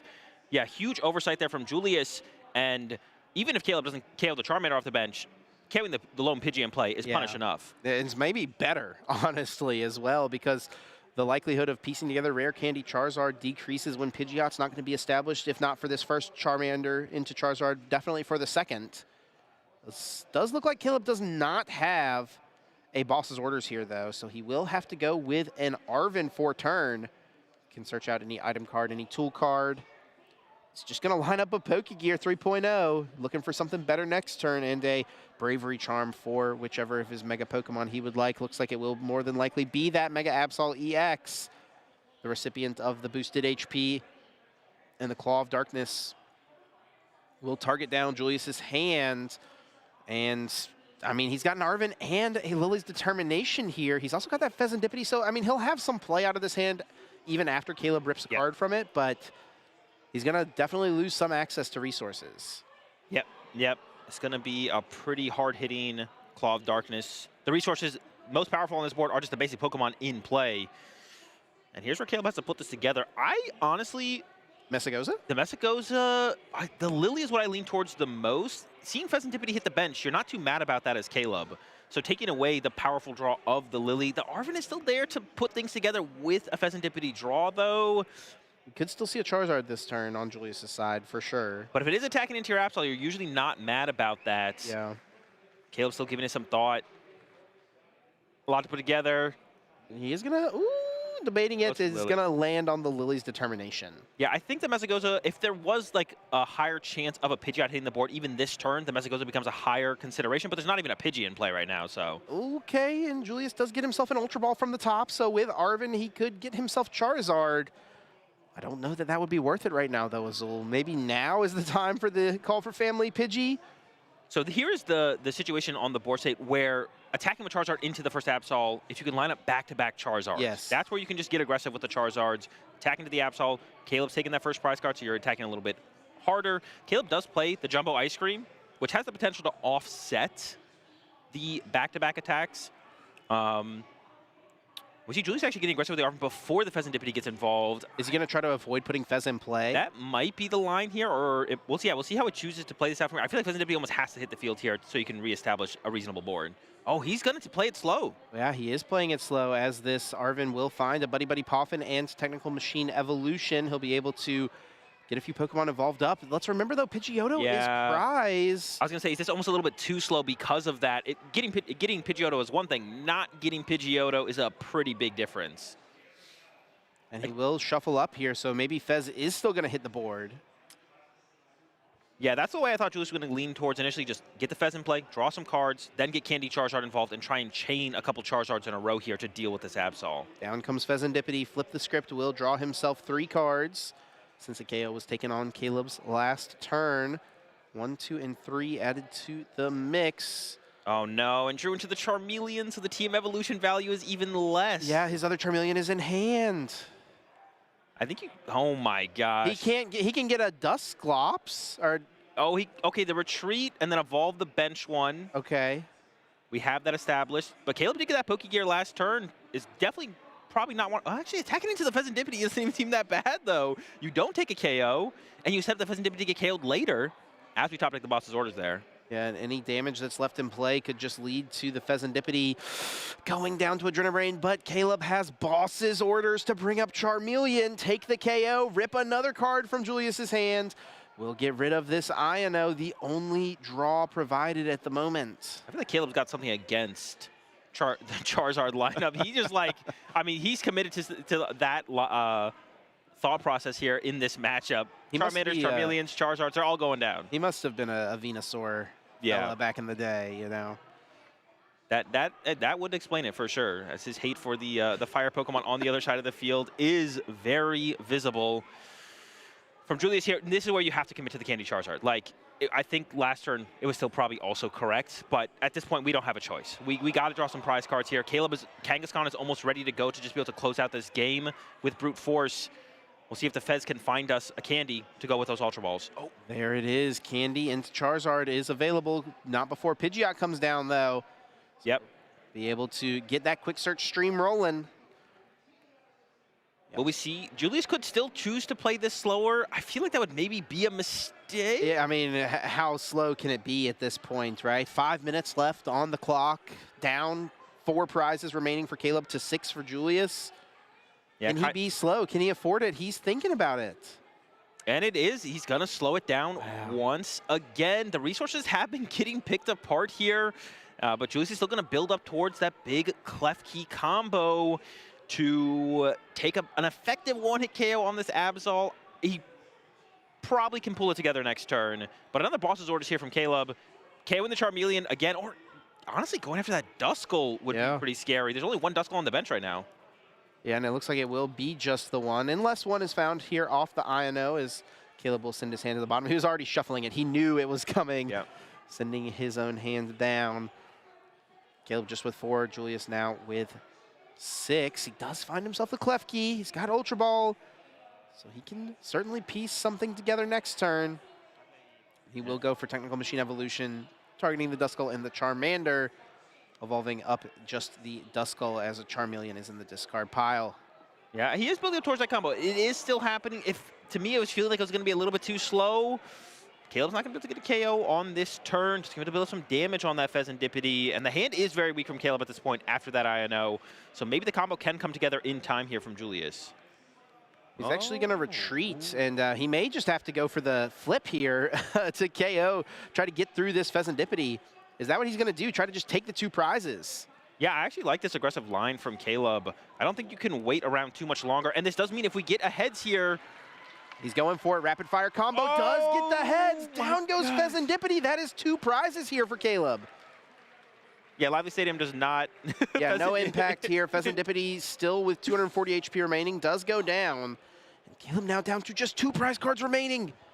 Yeah, and this means currently, currently you can't KO the Kangaskhan here as Julius, but you could if you can find your Mesagoza. You are doing 300 damage with Charizard, and Secret Box is still available. Yeah. Should be pretty easy for Julius to actually take the KO on the Kangaskhan here. And then there's no way for Caleb to win the game next turn with the Absol. You'd only be able to hopefully pick apart Julius's hand and set up for a 2-turn win. But after that Iono, Caleb's resources are pretty limited. Julius doesn't quite have a full combo together just yet. Of course, Quick Search getting into the mix will make this a bit easier for him to piece together. Ultra Ball will discard the Techno Machine Evolution, and Boss's Orders hitting the discard pile. Yeah, I'm not... Yeah, it feels like the Duskull here is pretty useless from Julius at this point. I feel like the Boss Order is probably a higher value card because if Caleb takes a 1-prize knockout, then you can't use Dusclops or Dusknoir anyways. And if you do use it like proactively this turn, then Caleb just needs a Boss's Orders really to win. Yeah. So it feels like the route here from Julius, just go through the Kangaskhan first, see how Caleb responds, and then kind of reassess from there. The Charizard is put together here. Messagosa is in the deck. Could see the Klefki even hit the bench this turn, which I don't think would be terrible. We see that Duskull does come down. Like I said, if there's a single prize charge from Caleb here, you can't use a Dusclops or Dusknoir anyways. Just trying to thin the deck as much as possible, perhaps. Yep. And that does lead to, that is maybe the reason for the discard. Yeah, and Lily's Determination will shuffle up the deck, and Julia's still getting 8 cards here, not a prize card taken. It's actually working out. The combo's coming together. Caleb doesn't have a win condition on his following turn. The best he could do would probably be Punch plus Watchtower, which is still available to him. 8 cards. You have to imagine he'll find several pieces of the combo here in order to piece everything together that he needs. Well, there's the secret box, and that will certainly lead towards what he wants to pull off. So what's he need to pull this all together, Azul? Well, I mean, at this point, you just need the Messagosa. Knock out the active Kangaskhan. I don't think you want to reach for the KO on the Absol this turn. Yeah. I think you let the Absol chill out, because the Kangaskhan is actually more of a threat at this point than the Absol, because with 3 heads, you KO the Charizard. So that Kangaskhan needs to be dealt with. It does not have a Bravery Charm. Julius was just checking that. Yep. This is the last stadium here for Julius, though, so the Watchtower would lock him out of the Quick Search. There is the flip of the Messagosa. We do see a head, so Dusknoir can come out if he wants it, but looks like he will just retreat now into Charizard. Burning Darkness takes the KO. Julius 5 seconds left. Taking his first 3 prizes, and time is ticking down. Caleb taking stock of his resources before promoting here. It's going to be a pretty key moment. When is time called right now? Caleb has not promoted just yet. Which of these players will be turn 0? Oh, Caleb's now going to check the discard pile. Yeah, it seemed like time was called there. Would be my assumption. And then Caleb's like, okay, well, we're in turns time was now. Called, he took a second here to think about what to promote. Let's take full stock of everything before we commit to the promotion. I don't think it's super consequential. It's really just about the resource at this point. Obviously, Latias is in play. Something with maybe a Petron could get involved. So the Absol probably should be the push here. But it has to start with an Iono here from Caleb to have a chance. Yeah, and Caleb is indeed turn 1 here. So that means that Julius will just have 1 turn remaining in order to try to close this out. There's a flip of the Messagosa for Caleb. It is a Tails. So Caleb needs to find a way to just take 2 prizes in the next couple of turns and also ensure that his Absol does not go down. So taking a 1 prize KO would ensure that, right? Well, no, then Burning Darkness does do 330, right? So that doesn't quite work. He has to just 2-hit KO a 2 prize Pokemon, I think. Yeah, I think you're going through the Charizard here, and the only real... But does that open things up for Dusknoir, right, for Julius? I mean, it's got to be an Iono Watchtower combo and hope that the pieces don't come together for Julius, I think.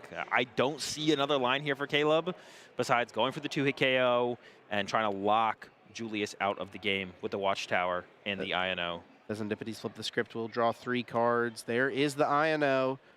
Does not have the Watchtower just yet. He's got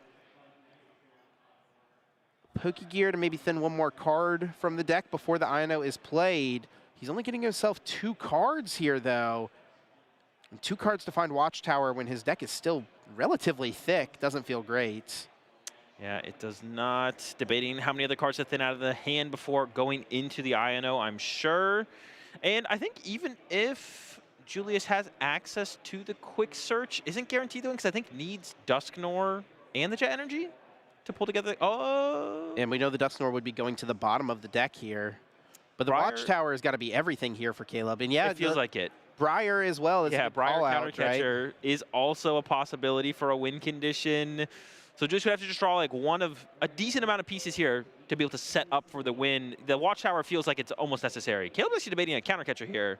I don't know what we'd ever Countercatcher though. He can't play the Countercatcher, right? Yeah. Oh, that's true. He's also winning the game. So he's going to play the Pokegear to try to thin one more card. There was it's not actually a kind of Watchtower. interesting. So he had Pokegear before he used Flip the Script. And he used Flip the Script first because Iono is like the important piece of the combo, right? Yep. So he gets to see the top 10 to get the Iono. But should he maybe have gone for Pokegear first so that he could play Iono and then dig deeper after Iono to try to get Watchtower? It is possible. Someone do the math. Figure it out. I have no clue. Jake Gearhart's maybe out there crunching the numbers. Now, also, no, he can't. Yeah, it's really just Iono. That's his real only way to reach for the Watchtower here, and he is going for it. It's going to send both players' hands to the bottom of the deck. Julius will only get 3. Caleb will get 2, and he's got 2 cards. Nope, not 4. He only gets 2. No, Caleb. Okay. Yeah, the judge caught it Judges catch immediately. it. Thank goodness. I would hate to see an exciting game like this end in that way with an extra card being drawn. And for Caleb here, there is no Watchtower, so he's going to have to rely on the Claw of Darkness being enough to slow Julius down. He does hit into this Pokemon for 200 damage, trying to set up for a 2-hit knockout. And you have to take away the Briar here. You don't. Oh! Countercatcher Briar's game. That is game, and if the Countercatcher is available here for Julius. Are they both gone? I don't think so. Yeah. Also, Mesagoza heads, Dusknoir plus a Jet, like that's also an out, but yeah, Countercatcher Briar will steal this one. I think there's a Countercatcher left. Oh, that also works. Jet Energy will send up the Dusclops will be enough. Yeah, Dusclops makes it enough. We don't need the Dusknoir. To do enough damage, take the KO on the active, and Julius Brunfeld punches his ticket into Top Cut. The dream's still alive to become the Seattle Regional Champion. What a set. Yeah, crazy set. A lot of back and forth in the first 2 games. That game number 3 was looking pretty tedious there, but Julius held strong to his game plan. Set up for the combo. Don't attack with the Charizards. Now, I was questioning a little bit in that mid-game, but it ends up panning out in the end. Just waiting until you can one-hit KO those Mega Pokemon. Don't do anything before then. Maybe a little bit of mishap with the miss on the call for Family of the Pidgey, but was able to recover. Wow. Yeah, what a game. What a moment there. 2 great players, and gave us a real treat. Here's that game number 1, and Caleb really just kind of ran over Julius in this first game. Yeah. Took apart the hand turn after turn. That Super Rod was found off the prize cards, and then also took that away as well. And that's where we saw the second Super Rod get discarded after that. And by then it was like a little bit too far gone. Saw Julius concede that one. And as we got into game number 2, Julius got that early lead on that Latias KO. Caleb had the choice between the Latias and the Petron EX. Julius taking advantage of the Latias, and then from there scaling up into that big Dusknoir combo to pretty comfortably close out game number 2. Yeah, definitely felt like Julius was in a solid position there. The slow decision there from Caleb in the middle of the game perhaps costing him, and he packed it up and sent us into a game 3, and it looked really dire for Julius at the beginning of this one. Yeah, looked really dire, but that's the thing about this matchup is once that first Absol goes down or the first Kangaskhan goes down, it's really hard to deal with Charizards if they're one-hit KOing you. And that's what we saw eventually happen. Caleb taking a lot of knockouts in the early game, going down to those 2 prize cards, and then Julius finally taking his first knockout on the Kangaskhan, getting 3, and Caleb was kind of out of gas at that point. No damage left in play for the Monkey Dories, no liabilities on the bench, and Julius was able to close it out. A deep breath taken, a stressful moment there for sure. But Julius will be making it into Top Cut and be playing for that title, of course. An opportunity to become a regional champion, opportunity to lock up at Worlds invites, $10,000, lots of things on the line. Yeah, definitely quite a bit to play for still. And I think we're looking at having a pretty big asymmetrical cut between 11 and 13 players, possibly. Looks like most games are concluding 12-player cut. 12-player cut. That's always exciting for sure. Bodie Robinson, by the way, winning his game. He is 13-0-1, 40 match points heading into Top Cut. That's a lot. What is the most ever? Like 45? I think Tord had like 48 in Vegas or something like that. He had something ridiculous. Yeah, so not quite able to break the record. Only 2 points shy of what he could have had heading into Top Cut as well, though, right? With the one tie, yeah, the one blemish on his record, but I'm sure he's feeling pretty comfortable, pretty confident heading to that Top Cut. Yeah, we'll just get a quick little update here for the rest of the games happening. It does look like Crustle did fall, so no Crustle in Top Cut. James losing to Mason, but Mason getting in with the Joltik toolbox. That is certainly, unique. Of course, the players here heading into Top Cut will have access to each other's deck lists, right? Yep. Get an opportunity to review them, so we get a little bit more of a chance to openly talk about what players are playing as things are coming up here. We've got a Raging Bolt player, David Andrews, in Top Cut. Andrew Hedrick making it in with his Dragapult Dusknoir. Zach Cohen, who we saw earlier today with Marnie's Grimmsnarl, he's in cut as well. Julius, of course, we just saw. Nathan Ginsberg making it in. Grant Shin. It does look like Grant Manley actually did lose his win and in to Joseph Mouseed. So Joseph makes it in. That's another Mega Absol, Mega Kangaskhan. And looking at the decks, How many Mega Absols are there? it looks like there's like 1, 2. It's a lot, right? Yeah, 3, 4. 4 of them. Most Yeah, 4 of them, yeah. Most represented deck, I think, then for sure. Honestly, Gardevoir and Dragapult not taking a full backseat, but, you know, they're still there, but, you know, not in the numbers that we've seen sometimes in the past. 4, 5, 6 of them in cuts. We get a little bit more variety here. The Joltik box. I believe there's a Zoroark in there as well, if I'm not mistaken. Or did they lose out in that last one? No, it doesn't look like a Zoroark made it in, Azul. That is unfortunate. There's an Alakazam that's 1 match point short. Oh. 33 match points from Jose. I do believe we actually have Pablo standing by to kind of hop in and join this conversation as we're looking into the players that are going to be in our top cut. What are you noticing, Pablo? I mean, I'm just very surprised that both of you are such Crossel fanboys. We just want to see the cool, like the unique thing, you know, Yeah, the new deck, right? Yeah, I mean, I know Mega Absol. I wonder if, like, we've talked a lot about the big 4 of the meta. I wonder if we should be talking about the big 5. I think Mega Absol, I know, Chip, you are very skeptical on the deck, maybe still, but I think it's proven itself so far. It definitely has. Yeah, I'd say my skepticism has certainly been squashed long ago, probably after Tord 1 Vegas with it. The deck is definitely really, really strong. And yeah, I think that the only thing holding it back is just its play rate, right? It's not as popular as some of the decks like Charizard. But we even saw for this tournament with the meta share, right? I think it was only like 0.2% behind Charizard for the Charizard in phase 1 was what, 8.1%? Absol was 7.9. Yeah. Yeah, and it really was just, I think the players figuring out the Golden Go matchup. And actually, is there any Golden Go in Top Cut at this point? That is a good call out there, Azul. No, I do not believe. So we've got 1 Mega Absol, 1 Frostlass, 1 Charizard, another Marnie's Grimmsnarl. I said Frostlass, but it's 2 Grimmsnarls there.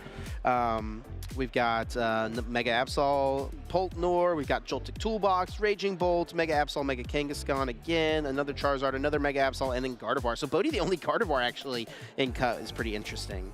Would you say that Mega Absol's play rate is perhaps hindered a little bit by the inherent complexity of the deck compared to every other deck in the top 4? Yeah, I think so for sure. Making a mistake with Mega Absol, I kind of compare it to something like a Raging Bolt, whereas Raging Bolt's probably a little bit more forgiving, but if you make a mistake with Raging Bolt, like, it's not hard to find the lines you use Raging Bolt, but once you make that mistake, and it tends to be, I guess, just with those big basic decks, like, making a mistake with them is super punishing on that following turn, usually from your opponent. So I would say that's definitely part of it. It is one of the harder decks to play. You don't actually have that many options turn to turn, but if you pick a wrong one, you feel it very soon. Okay, and I think, Pablo, you're going to take it over here. Let's hear what you have to say about the rest of that matchup. Yeah, I mean, what you were mentioning just now, like, perhaps you don't have too many options each and every turn with Mega Absol, but even choosing which card to discard off of your opponent's hand can be very key, right? It's all about the management of resources, both yours and your opponent's, making predictions on what resources they have already exhausted, what they have left, what they could potentially utilize in the future. And sometimes you're not trying to win the game through Mega Absol's Claw of Darkness attack. You're trying to hit the right resources so that it opens up alternate win conditions, for example, with Clutch.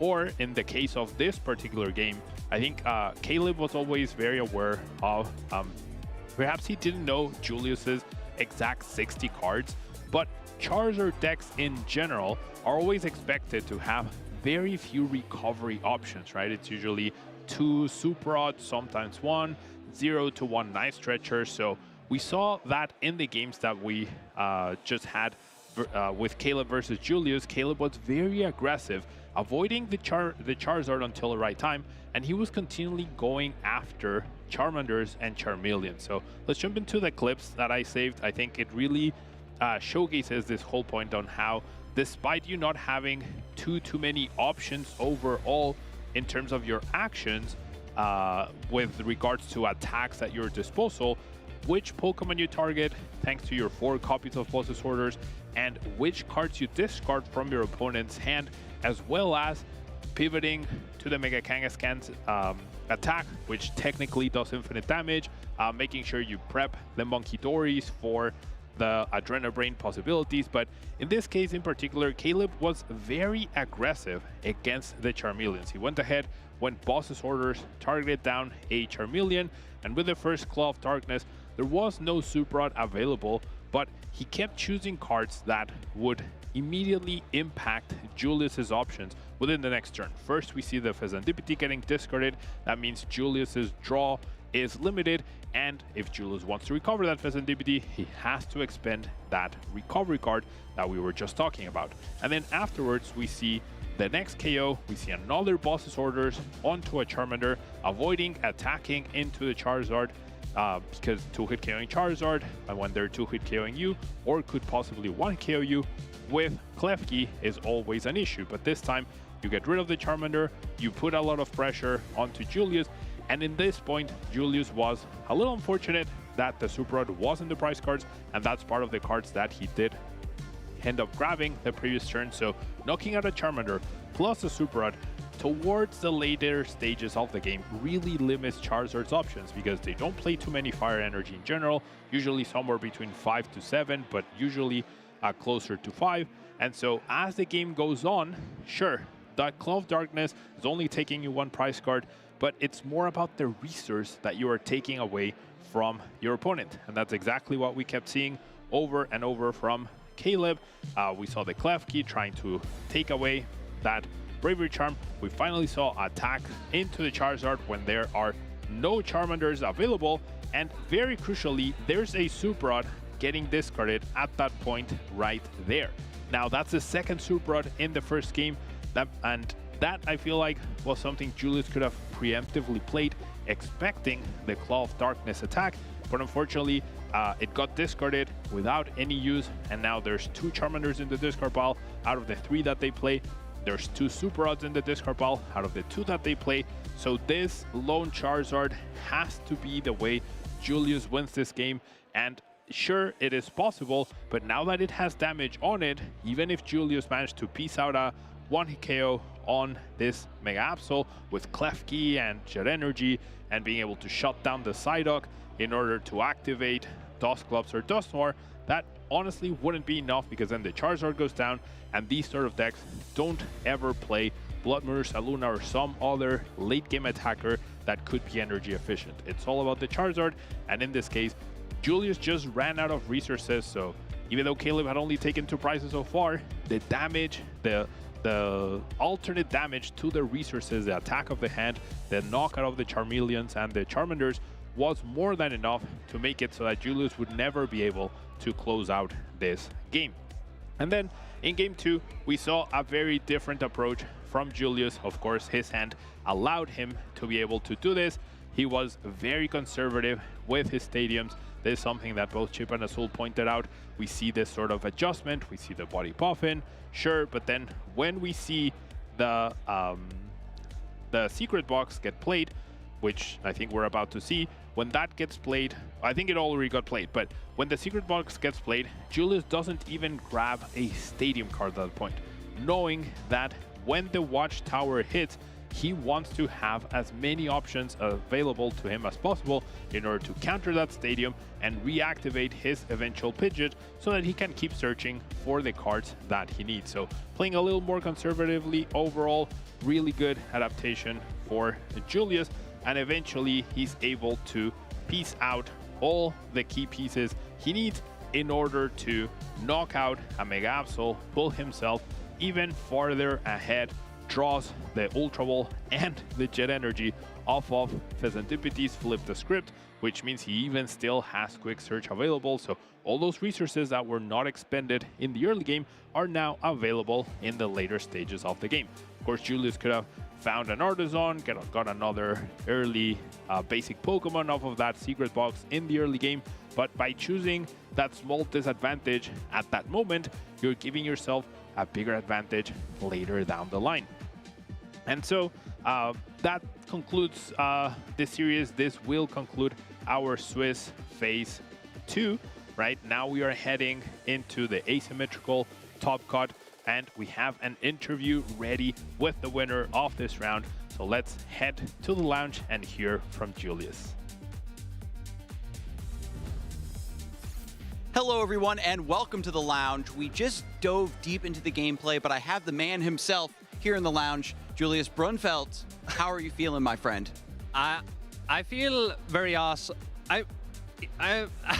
It's so hard to explain how I feel. I mean, in simply, I like to say that it is awesome experience.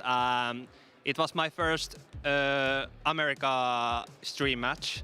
Wow. And it was new experience for me. It's a difference than my area, the streams. So I'm very glad to make in here stream for the first time to learn and see the world more.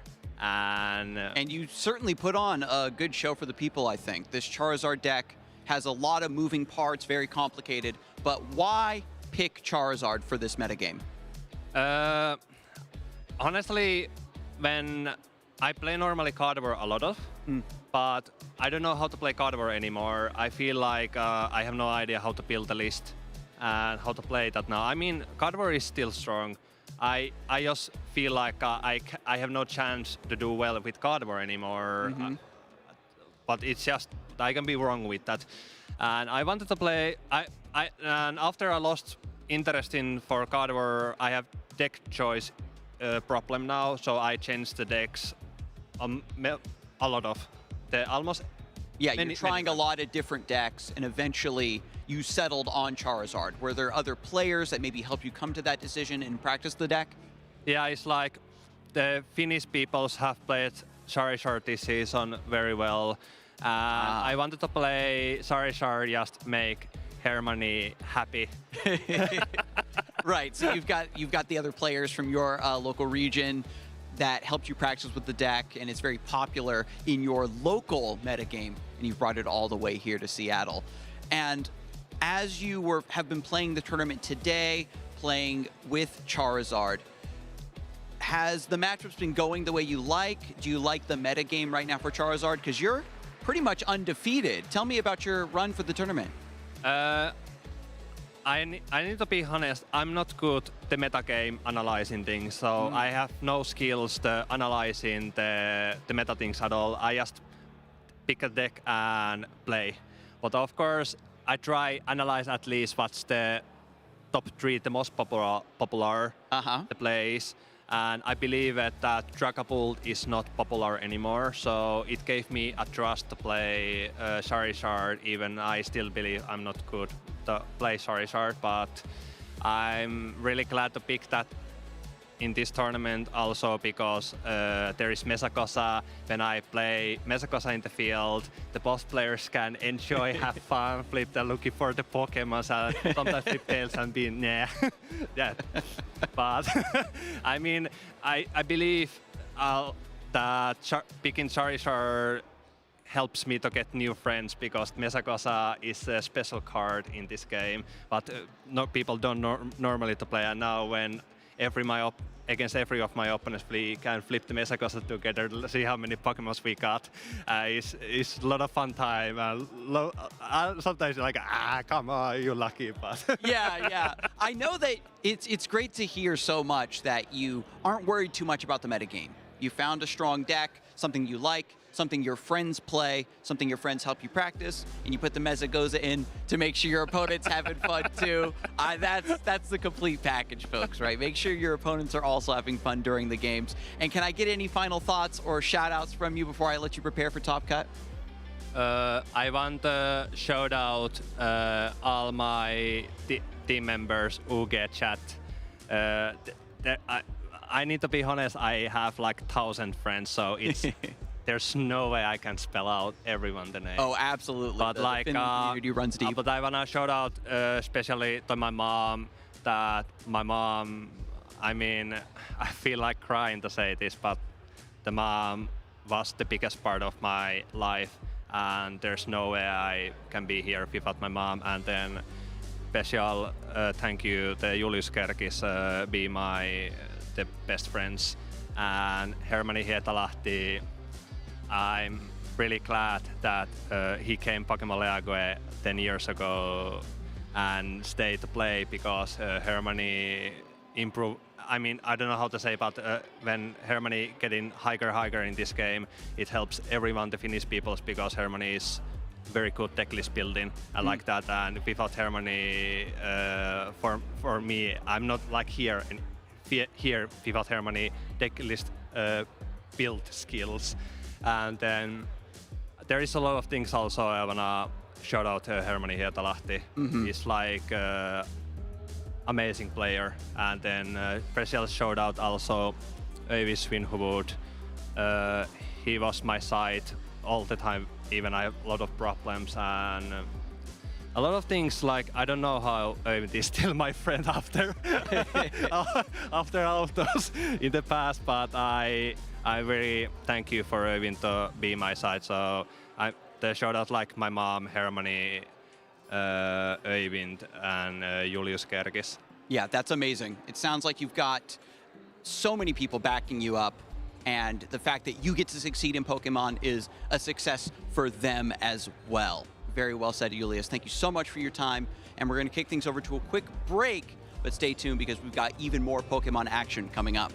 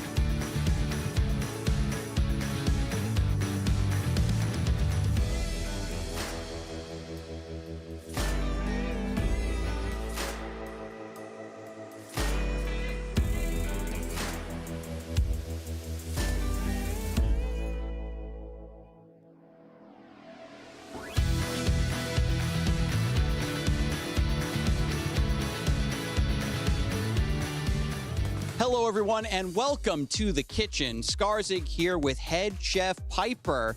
She's going to teach us how to cook a delicious deck for any metagame, a satisfying dish for any discerning player that might want to get into the Pokemon trading card game. So, Chef Piper, what do you have for us today? Today we're going to be making a terrestrialized Charizard with some Noctowl and Pidgeot. Oh, that sounds delicious. Let's get down to business. Yep, so we're going to throw the pan on the stove. And here's the star of the dish, the Charizard EX, with the Burning Darkness attack doing a ton of damage and accelerating itself with the Infernal Rain ability. And to go with that, we have Noctowl to find all the cards we need. And obviously with the Noctowl, you need a basic Terra Pokemon like Trapagos. And from there, to smooth everything out and thicken up the sauce, we have Pidgeot. Finds all our pieces that we need at any point in time. Yeah, so you need your main ingredient and your supporting ingredients that are going to really deepen that flavor. The Pidgeot to smooth things out, make sure that your opponent can taste exactly what you're cooking. But how can we deepen the flavor of this dish, Chef Piper? Absolutely. We have those classic seasonings, those salt and peppers, the Ultra Balls, Nest Balls, some Recovery and Night Stretcher. And since we're playing all these Stage 2 Pokemon like Pidgeot and Charizard, we need Rare Candy, Dawn, and Buddy Buddy Poppin to get all those basics out and get into our evolution Pokemon. That sounds absolutely delicious. I can really smell this deck coming together, but I think it needs a little something, maybe a little bit of punch, a little bit of heat. What do you think we can add to this dish, Chef Piper? Yep, we have some very powerful cards here. The Briar, Dusknoir, and Boss's Orders really just bringing up the power level of the deck and giving it that spice. I love it. And now we can crank up this heat even further with some fire energy. Go and throw those in, Chef. Oh, and it's really sizzling now. Terastallized Charizard. Now, I know that every chef has their own proclivities, their own biases maybe, their own tastes. And I can't really build a deck without some classic poultry in Pheasantipity EX. And there is one thing also I think this deck is missing. What can we put in this dish? Yeah, we need that ace spec card, really complement the dish. I personally like Sparkling Crystal, especially with a bit of Wellspring Mask Ogerpon EX, but we don't have that here today. But that is okay. We have a lot of ace spec to choose from. Unfair Stamp seeing a lot of play now, but sticking with the heat that we're bringing to this dish, I like the Prime Catcher, something for playmaking potential, something aggressive, something that's going to leave a little bit of burn in your opponent's mouth. And once we get this all mixed together, it seems like this could be a delicious dish. But fortunately, we did prepare something a little earlier so we can show you the finished product. All right, and this is the finished dish that we prepared a little bit ahead of time for you. Look at that beautiful brew, that beautiful deck, that beautiful cook. It's amazing, Chef Piper. Yeah, the finished Terastallized Charizard deck, it's consistent, powerful, has everything a deck would want. And with this recipe, you at home are able to finally serve your opponent their just desserts. Well, I think we're missing a key ingredient here. But with that key ingredient, I guess this dish is finally complete. Thank you so much for joining us in the kitchen, and we'll see you next time.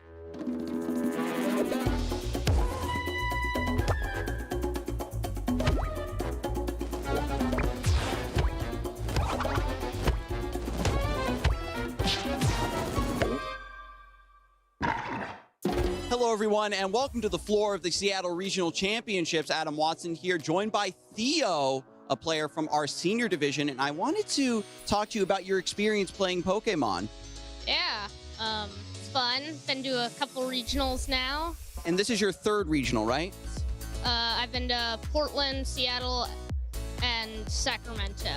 Okay, yeah, so just going up and down the West Coast, having a lot of fun. Is it just you playing, or do you have like some friends that you travel and play with also? It's mainly just me. I mean, I know a lot of people from my area, but most of them are in Masters, and none of my family plays. So you're going it alone, still trying to grind and learn. What has your experience been like first getting into the Pokemon TCG competitively? Just like when I was starting out. Yeah. Yeah, it's really nice. A lot of the community is pretty welcoming. And when you were playing with your friends, learning, being welcomed into the community, have you been able to teach someone else to play the game as well? Yeah, I mean, I meet a lot of like kids who are just starting out, help them along, give them some tips. Yeah, because you've been in their shoes, certainly. And as you got better at the game, you decided to start competing, and you first were attending regionals. What was that experience like? It was cool. It was so cool to see so many people all here for the same, experience and being in community together to play Pokemon. Yeah, the regionals have gotten so big now. And now that you're third regional, are you still nervous? Are you still wowed by how big these events are? Yeah, I mean, it feels like they always get bigger, and I'm I'm always still nervous. I mean, you know. That's understandable, especially with the competition being so fierce at a regional championships. Do you have any strategies for preparing for the tournament or remaining calm when you're here for the competition? Yeah, I don't know. I test a lot on TCG Live, play limitless tournaments. Yeah, and when you're here, you just gotta like sit back, take a deep breath, think through the plays that you're making. That's understandable. Just focus on your game, the game that's in front of you, and hopefully your prep and your training will pay off. And as a Pokemon fan here competing, spreading the love, I gotta ask, Theo, what is your favorite Pokemon? Probably Mareep. I like Pyukumuku too, but probably Mareep. I mean, close top two is not bad. Mareep from Gen 2, my personal favorite. And I guess to end the interview, I did want to quickly ask if you had any shout outs for the people who have helped you prepare or have just supported you so far in your Pokemon journey. I think, first of all, my parents for always taking me to these events, and probably Guardian Games and Reggie's Manga for being my main testing grounds. That's amazing. Thank you so much, Theo. I'm glad you have so many people in your corner helping you prepare and compete, and I'm looking forward to seeing your Pokemon future. Thank you for joining us, and we're going to get back to some more Pokemon action. Hello, everyone. We are still here in Seattle, still grinding through this competition. We are on the cusp of our asymmetrical top cut, and I just wanted to take a minute to recap the tournament so far. My name is Adam Watson, and I'm chilling here in the lounge with the boys once again from the top of show. We jumped right into the tournament, right? Because it was moving very smoothly, very ahead of schedule, and we didn't get a chance to really dig into the metagame from Phase 1 and Phase 2, and that's what I would like to do right now today. So, Phase 1 metagame, I don't think there was any surprises here. Right, the top 6 most represented decks. We have the Dragapult, the Golden Go, Gardevoir, Charizard, Absol, which we've seen a ton of, and then Zoroark EX also kind of popping off. And is this what we were expecting, Chip? I mean, I think the only surprise here would be the lack of Jellicent Gardevoir. It is just off the Phase 1 top 6. It's, I think, 7th or 8th, something like that. But it's really not that big of a surprise to see the uptick in Mega Absol, Mega Kangaskhan. The deck has performed so well this format. It, of course, just won the European International Championships. And then also Zoroark solidifying itself there as the 6th deck, 5.3% of the day one, Phase 1 meta share. Right, and you touched on the Jellicent Gardevoir, which has been a prominent counterpart to the mainstay Gardevoir we've seen for so long, and that pops up in the best of the rest. These are the other decks that didn't quite make this top graphic. We do have a second one to show the folks at home some of the other lists that are still being brought to this tournament. Grimmsnarl, we've heard some rumblings about, and surprisingly, Raging Bolt somehow still hanging in there. What do you think about that, Pablo? I mean, Raging Bolt, very aggressive, very straightforward. I think it's generally a popular pick, perhaps amongst our newer players in some sense, but we have seen a lot of top players have success with it as well. I think that plays around similar to Ceruledge. I'm surprised seeing Ceruledge appear here. It's also a very straightforward deck, which is pretty cool. And yeah, I mean, no surprises here. I think they're powerful archetypes, they're popular choices, and it makes sense that they're favored by a ton of players at the event. Yeah, if you've already been practicing on these decks, it's definitely great to stick with what you know, and that brings us beautifully into Phase 2. This is the metagame for Sunday, what we've been seeing today, and Golden Go looks to be the top converter. Azul, any thoughts on what the percentages of decks you're seeing right now? Nothing too crazy. We see the best decks getting a little bit more popular. The Zoroark fall off, I think, is maybe the biggest thing to point out there. And Grimmsnarl having a rise heading into Phase 2. A couple of them are in that asymmetrical cut. And when I was walking around the tables earlier, there was quite a few up there in like the first row of tables a couple rounds ago. So interesting. Made sense. What do you think really speaks to the rise of Grimmsnarl? What factors maybe go into making this deck so good? Is it just the long-term players that have been grinding on the deck finally cracking the code, or is the meta shifted to be favorable to this list? Anyone? I think it is a little bit similar to Mega Absol, where they've kind of figured all the matchups out. Mega Absol was struggling with Golden Go on its initial entrance into the format, and eventually have figured it out with a couple different things with Toadscroll. Grimmsnarls also seems to have figured out things with that matchup, and it's really just been going to that 3-3 Frostlass line that so many people have adopted. We sometimes see a 1-1 Toadscroll, but just committing more to that Gold and Go matchup, figuring that fully out to give themselves a stronger chance in that matchup to really round out their meta matchups. And these are a great preview of the decks we're going to be seeing in Asymmetrical as move through Top Cut. And I think we do have the best of the rest as well for Phase 2. Some of the decks that are kind of bringing up the rear, the Jealous and Gardevoir just off the edge of the graphic, Zoroark just barely hanging in there, and Crustle of all things. I know y'all have been really hyping up this deck. Over Crustle. Yeah, this has been that was an interesting storyline to follow in this tournament for sure. There was 8 players on like a straight Crustle deck. One of those Crustles was like a Mega Absol, Mega Kangaskhan type version of the deck. So very interesting to see. I mean, yeah, the only Pokemon that they played was either a 4-4 Crustle or a 4-3 Crustle, and then that's it. It's just all healing, disruption, annoying cards to play against outside of that. Really just trying to capitalize on the metagame that is so reliant on Pokemon EX. So trying to use that ability to wall against those Pokemon and just slowly chip away at them by attacking turn after turn. But yeah, No, please. Oh, I was going to say also that we got the Joltik box there, a deck we haven't seen in a little while. Unlike one of those in Top Cut as well. Yeah, one of those in Top Cut. Yeah, there is a Joltik box in there, making it just in at that 2% at the tail end of the graphic there. I mean, so is this just a lot of Stage 2 decks out in the format that maybe Iron Hands is able to scoop up? What's going on here? Yeah, I think Iron Hands is like decently positioned. It's just, it doesn't feel like it has a great partner with it. We saw Jesse Parker losing out the winning in the Toronto Regional Championships with a Miraidon Iron Hands deck, and this time we did see a Joltik box get through. It's called Joltik box, but it's really all about the Iron Hands. That is like the focal point of the deck, and you know, it's the last run for Iron Hands, or we don't have that much more tournaments for Iron Hands here, so it's nice to see it showing up once again.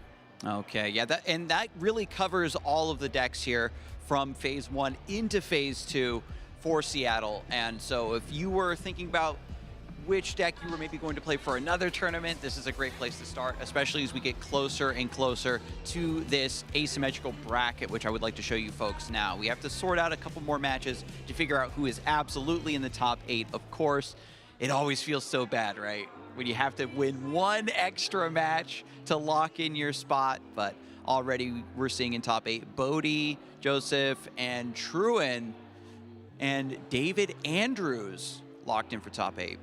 Yeah, those 4 players, of course, not having to play in the top 16 round. They've effectively dodged the asymmetrical round. The rest of the players have one more chance to kind of continue forward here in the event. Lots of great names, lots of interesting decks for sure. I think the big standout in this cut is probably Andrew Hedrick. He is a 4-time regional champion. He is also a international champion as well. So one of the most experienced and best players the last couple of years. Right, he's on that Dragapult Dust Noir, and I believe his opponent is that Joltik box. You have any thoughts on that matchup? Yeah, I mean, it's very interesting for sure. I think that the Joltik player can sometimes just out-aggress the Dragapult player. Sometimes you just take 4 prizes with Iron Hands and it's too much for the Dragapult player to overcome, but of course, Andrew is a very experienced player. He sees the line so much better than feels like just about anyone else with this deck.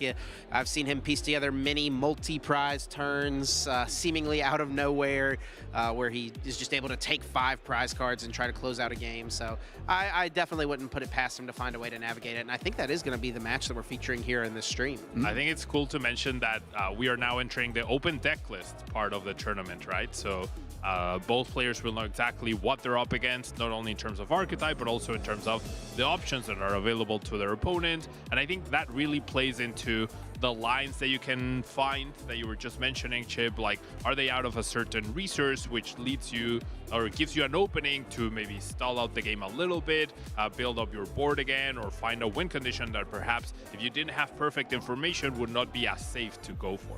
Yeah, and that's going to benefit someone like Hedrick more than most because he's playing Dragapult Dusknoir. Everyone knows 58 to 60 cards of what he's playing, but something like the Joltik box is going to be a little bit more unknown as to what that list looks like. And this is a really good factor as we move into the upper echelons of the tournament, where we want the players to have as much information as possible, play something good, informed, and clean, the best of the best gameplay, only the best for our viewers at home. And as you can see over my shoulder here, we've got our players sat down at the table. They're getting set up, and we can jump right into this match here pretty soon. So we're going to kick things over to the casting desk. So take it away, and we'll get this Asym ready to go.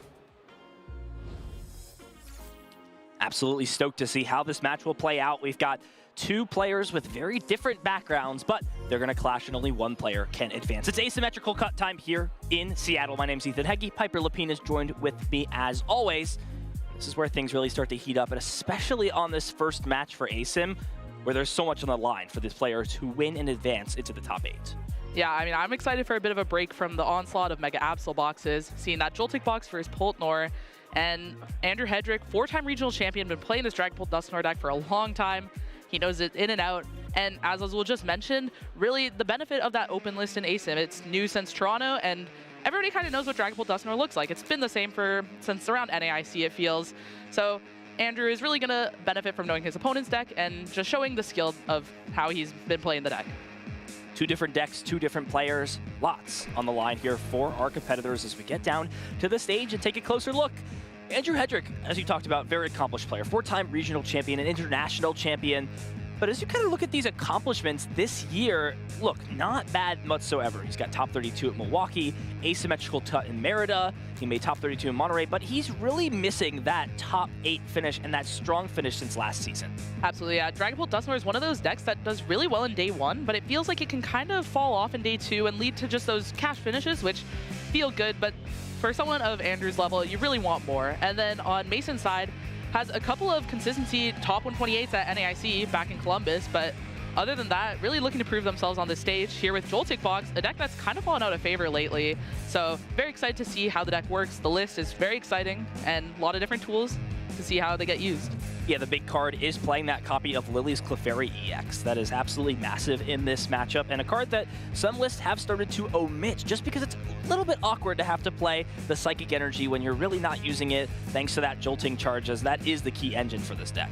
Yeah, some lists opting to play the Mega Mawile and a couple extra metal energies, but yep, back to that old Lily's Clefairy build that used to be played right at the new rotation with Journey Together. Is it going to be enough? I mean, Dragapult Dusknoir tends to do really well into decks like Raging Bolt, those big 2-prize spam decks, just due to the ability to use Curse Blast, Phantom Dive, and then end the game with the Blood Moon Ursaluna. So we'll see if Andrew Hedrick can get through that early game and that pressure on the Dracloaks and set up a board. And the ace spec of choice, of course, Prime Catcher, always a turning point card for a deck like this. Nothing else too impactful. So really, as we kind of touch this matchup, you know, it is definitely one of the more awkward ones, but you know, even with the Lily's Clefairy, it still kind of feels like the ball is in Dragapult's court if it hits, you know, all of those markers it needs to each turn. Yeah, it's really just drawing those evolution Pokemon, kind of similar to that Slowking versus Dragapult Dusknoir matchup we saw yesterday, just finding those evolutions, getting them into play, and really keeping your board safe so that you can make those big plays, take knockouts, and really target down those energies, because they are kind of forced, Joltik is forced to attack with that Iron Hands early to get those 2-prize knockouts, but that's 4 energies there. Once those are gone, there's no energies left on the Joltik's board, so it's really up to the Joltik also to find Crispins and extra attaches. So looks like Andrew winning the coin flip will opt to go second. That's already a huge advantage in this matchup, as you know, this Joltik box deck always wants to go second thanks to that Miraidon tandem unit in combination with Arven, just almost consistently allowing you to always get that turn while jolting charge off. Yeah, just getting all those energies into play, and having the supporter lets you Crispin as well, and that means on your first turn you can have up to 6 energies in play, which can be a little difficult to deal with for Dragapult, as these basic Pokemon actually have a lot of HP, especially with Bravery Charm, Future Booster Capsule, or that's the wrong capsule, but yeah, they get a lot of HP, so it can be hard to target multiple Pokemon at the same time. And going from there, I mean, Andrew just needs to disrupt the boss's orders chains of taking 2 prizes with the Iron Hands and use Budu to slow down. And here looking at the prizes, Andrew with that Dusknoir prize and a couple supporters, but nothing too bad. And on Mason's side, we do see that Liz Clefairy prize, and that is going to be pretty impactful since it is towards the top, so could see it in the end of the game, but unlikely. The Mew EX is also pretty big, as that is a big draw support option when Andrew starts to use those Ionos to 1-2 cards. Yeah, that Dusknoir being priced for Andrew can be a little bit annoying, especially when Pokemon like Mew EX do come down into play, or even the Lily's Clefairy, right? In combination with Curse Blast and Phantom Dive, you can really set up those big 4-prize turns. So both players without some key pieces, but yeah, definitely got to be hurting a little bit more for Mason without that Lily's Clefairy EX. Yep, and Andrew here going to be looking to use Budew, just slow down the deck as much as possible. And sometimes those Joltik decks are really reliant on that Arven for Nest Ball for Miraidon and Tandem Unit, like you mentioned. So if there's not a way to get the Miraidon early, the Ichipollen can be really big. And getting into it, we do see a Joltik start here from Mason, which is what you want to have in the active at the end of whenever you're using Jolting Charge. So great starter. And it's good to take that 10 damage from Budew with the Joltik, as it's so frail that it's going to get knocked out easily anyway. So here, just going with the Nest Ball, searching the deck, probably going to look for that Miraidon to get those basic Pokemon out to Jolting Charge to next turn. Yeah, the perfect set-up Pokemon. Not a huge attacker in this deck, just there for that Tandem Unit ability to find some basic Pokemon. We'll get the opportunity to see that Lily's Clefairy is prized. And how might that affect Mason in terms of his bench management for this game without that Lily's Clefairy? Well, the big thing is just shaping your prize map around it. Since it's such an impactful card in the matchup, being able to knock out a Dragapult so easily, you need to understand that since you don't have it available, you have to go for a different route. So really going to prioritize that Iron Hands, taking 2 prizes on these Dreepies, Budews, Dracloaks, all these more frail Pokemon, and either set up for a Pikachu play to potentially take a knockout on those EX Pokemon like Latios, Fezandipiti, or maybe Blood Moon Ursaluna if it comes down early and gets an attachment. So now using that Tandem Unit, we'll see the Pikachu EX come down into play. Not a super impactful Pokemon, but can always kind of be promoted as a little bit of a wall or shield thanks to that Resolute Heart ability on it, allowing it to essentially withstand a hit. His Ultra Ball is also played, so Mason understanding this is the time to play those powerful item cards before they're shut off from Ichipollen. It looks like debating getting rid of a Psychic Energy, a powerful resource, but without that Lily's Clefairy could maybe be expanded upon. Will be the Blood Moon Ursaluna instead, that golden Blood Moon. Hit into the discard pile as we'll be able to search out one more Pokemon from the deck, and it is going to be that Latios, just to allow everything to move around nice and easily. Yeah, if you don't get the Latios this turn, then you could fall victim to Andrew having a boss's orders on that Iron Hands with no energy on it, and then Ichipollen locks you out of finding cards like the Latios next turn, and then you might not be able to Jolting Charge on second turn, and then Andrew's just going to get away with the game. So here we just have that attachment and pass. And looking at Andrew's hand, it's really weak. Just an Ultra Ball, it looks like. Not even, just a Nest Ball, and that's in his hand. Just Nest Ball, a few energies, and not even a Dracloak. So with there being, only the option to find one Pokemon, Piper, what is that one Pokemon best choice for Andrew going to be this turn? It's hard to think, because you could get Fezandipiti anticipating a knockout in a couple turns, but if your opponent sees that, maybe they power up the Pikachu or Miraidon and try to take a knockout on that Fezandipiti first. So, but if you only get Budew, and then in a couple turns this Dreepy gets knocked out, now you just have this Budew and you don't draw out of it. I do think Budew is going to be the choice just to slow down Mason as much as possible. And this Dreepy really isn't under threat next turn. Mason's going to have Galvantula and Energy and a Boss to knock it out, which is just pretty unreasonable under Ichipollen, especially when you see the Ultra Ball get played last turn, and only 2 cards in hand. So just as Ichipollen is going to slow down Mason as much as possible, and keep the Dreepy in play to make Dracloak, Ultra Ball, all these cards, Hilda, all of these live options off the top deck to see more cards. Definitely doesn't feel great, though, either way. Will be the Budew of the choice. Andrew will search through the deck and see that Dusknoir is in the prize cards. But this is sort of, the natural consequence, so to say, of having a lot of those supporter cards prized, right? The 2 Lily and the Iono both being in the prize cards. That's almost half of the draw support just gone for Andrew. When you don't have Recon Directive up, it means you're really going to be struggling to get up and get going. It's really showing right here in this match.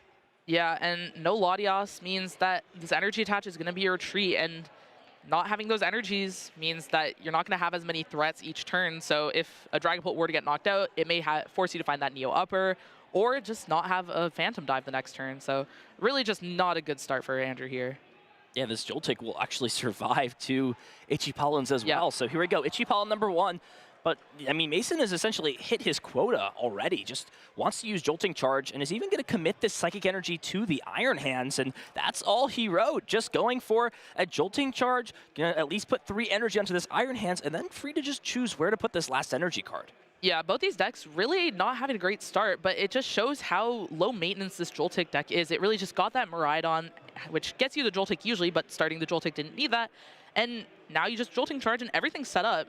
No supporters played yet this game, but the Joltik box side is already fully set up. Andrew has nothing right now. looking for this top deck to kind of bail him out. It will be putting 2 lightning onto that Iron Hand so that it can use both attacks. And yeah, finds nothing off the top. It's just a Dusclops. That's going to do absolutely nothing. And Andrew can't even use that boss's orders to provide any sort of pressure. If Mason has a boss's orders, then this game is almost just completely wrapped up at this point. Yeah, if Mason has that boss's orders, Andrew's going to be so many turns behind. I mean, needs a couple turns to evolve. And Mason's just going to keep using Ampu very much, taking 2 prizes. But even if he doesn't, I mean, Andrew still doesn't have a Dracloak, doesn't have energies to attach to move, still just relying on that top deck. And we see just going straight for that Ampu very much. Still no supporter, but I mean, honestly, maybe getting rid of this Badu is a little better. Just remove the kind of lock. So here we go, big top deck for Andrew. Can he find anything? It is a Dracloak, so that's probably one of the better cards to find at minimum, but it means that this turn, that Dracloak will either be knocked out if it stays in the active spot or force another energy to be discarded by a retreating. And does he find anything off of this? It's just a pair of Counter Catcher. That does absolutely nothing in this spot, and Andrew is going to essentially just be losing the game on the spot here. He cannot do anything. Yeah, he has a Night Stretcher in hand, but retreated a Luminous earlier, so can't even move this Dracloak out of the active. He's going to take a prize card here. Hope to find that Iono. Does he rip it off the prizes? He does. That's a huge prize card taken. Had a 50% chance to find something, so hold on. Let's not count Andrew out just yet. Is now just considering if it's even worth putting this Badu back in the active spot, but you're going to have to move this Dracloak regardless. However, it does not going to feel great when you know Mason's hand was terrible, and now you're going to give him 4 new cards here from this Iono. Yeah, 4 new cards to try and find boss's orders, but getting this Badu is really big. Mason's only playing 3 boss's orders. We usually see 4 in Joltik, and with the items being locked, that means no Prime Catcher, no Arvins, no Pokegears, all these cards shut off, which means only those 3 boss's orders to get this Dracloak. But 4 new cards at the same time. And needs to find an energy card and does find it. That's a huge grab. If that was not found, then yeah, it was pretty much just all curtains from that point. Andrew is playing that Blood Moon Ursaluna, so can find a way, you know, after this turn to respond and KO that Iron Hands. But as it stands right now, either way, Andrew has no energy on his Dracloak. Mason's going to go down to 2 prize cards guaranteed and has already got 2 energy as well powered up on that Pikachu EX on the bench. Yeah, I'm surprised to not see 10 damage go onto that Pikachu and maybe try to use Blood Moon on it next turn. Just get that threat out of the way and put Mason on having a boss to knock out the Hawlucha. Especially if there's a boss played this turn to knock out the Dracloak. But at this point, it is just missing a lot. Like, wow, it's not... There's not a ton of options for Andrew here. We'll see what if Mason finds that boss, but... Not sure he has the boss, but does have Crispin, and that's honestly more than enough in this spot, right? You Crispin onto the Pikachu EX, fulfill that energy attack requirement, and while there isn't a Lily's Clefairy EX, it's still in the prize cards up top. There is still going to be the ability to, you know, put more energy into play, shuffle the deck up with this tandem unit.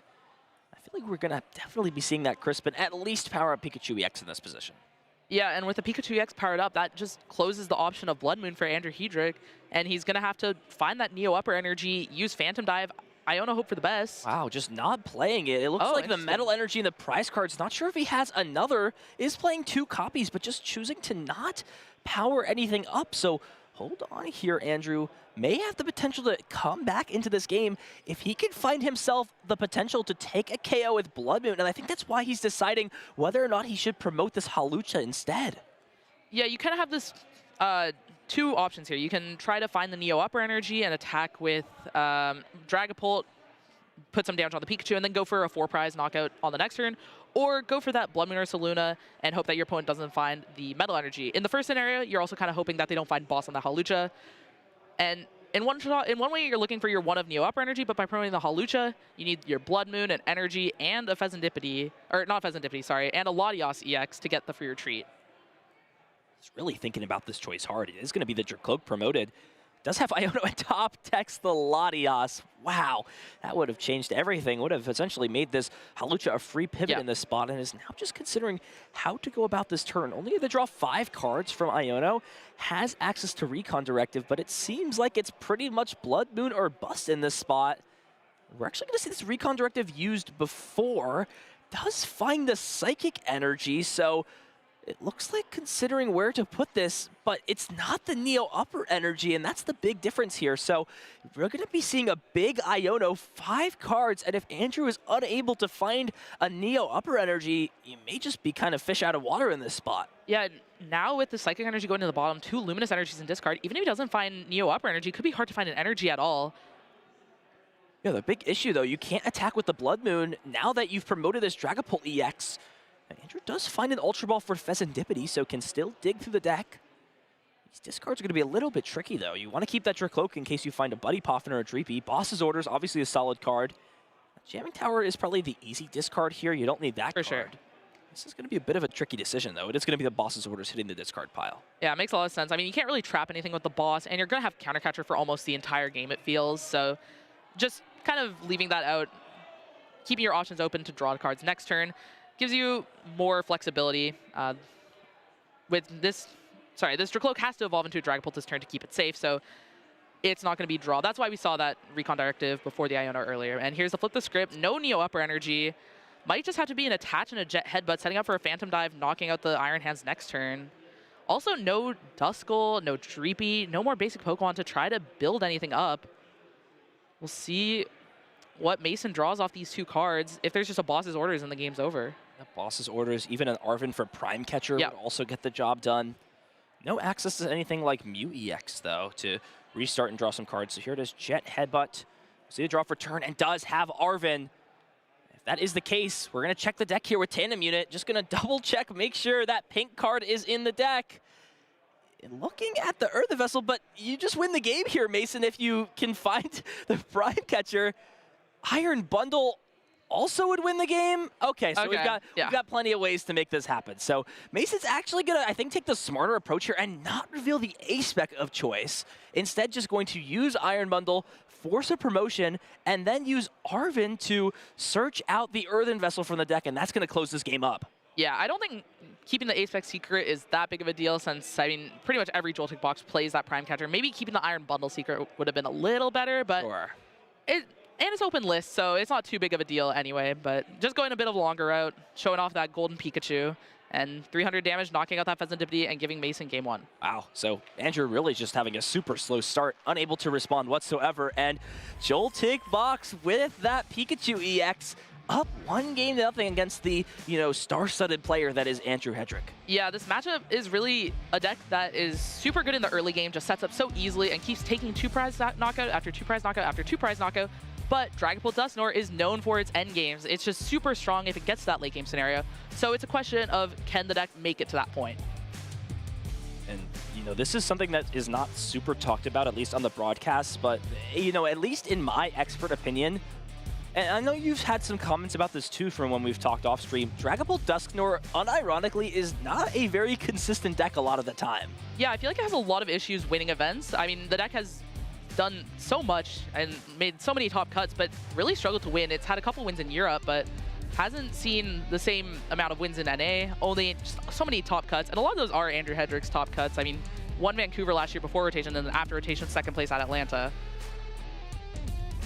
To see if Andrew can change the narrative here, representing Dragapult, as some would say, Dragapult's strongest soldier, at least in North America. We'll see the prize cards go out, as Mason will be going first yet again here in this 2nd game.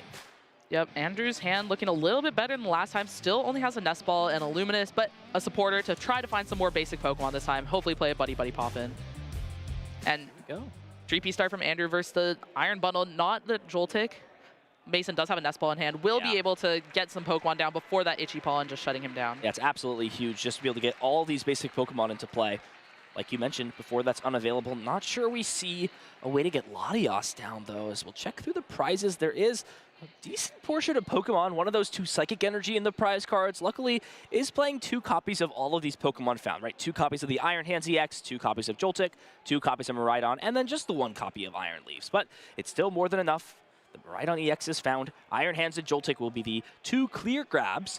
And we'll have to see if there's a way to push something else into the active spot. There's not, but as long as you're able to at least get an energy drop onto Joltik this turn, you do threaten that jolting charge of the following by just manually retreating that Iron Bundle in the following turn. Yeah, and if Andrew isn't able to bench a second Budu or Latias's Iron Bundle could be pretty annoying for using back-to-back Itchy Pollens, maybe forcing an extra energy attach and discard.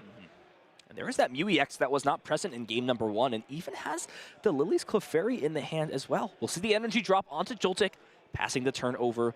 And as you mentioned, Andrew's hand is looking a lot better. There is an Ultra Ball top deck as well, so if he so chooses to here, could grab something like Budu, another Dreepy, attach for turn, play the Iono, and try and just get the ball rolling a little bit, at least guaranteeing a couple of Dreepy down, and more importantly, shutting off items on the following turn. Yeah, getting some energies attached to, like maybe with that Ultra Ball, getting a Latias so that you can protect that Luminous energy and play around that Iron Bundle that's in play as well.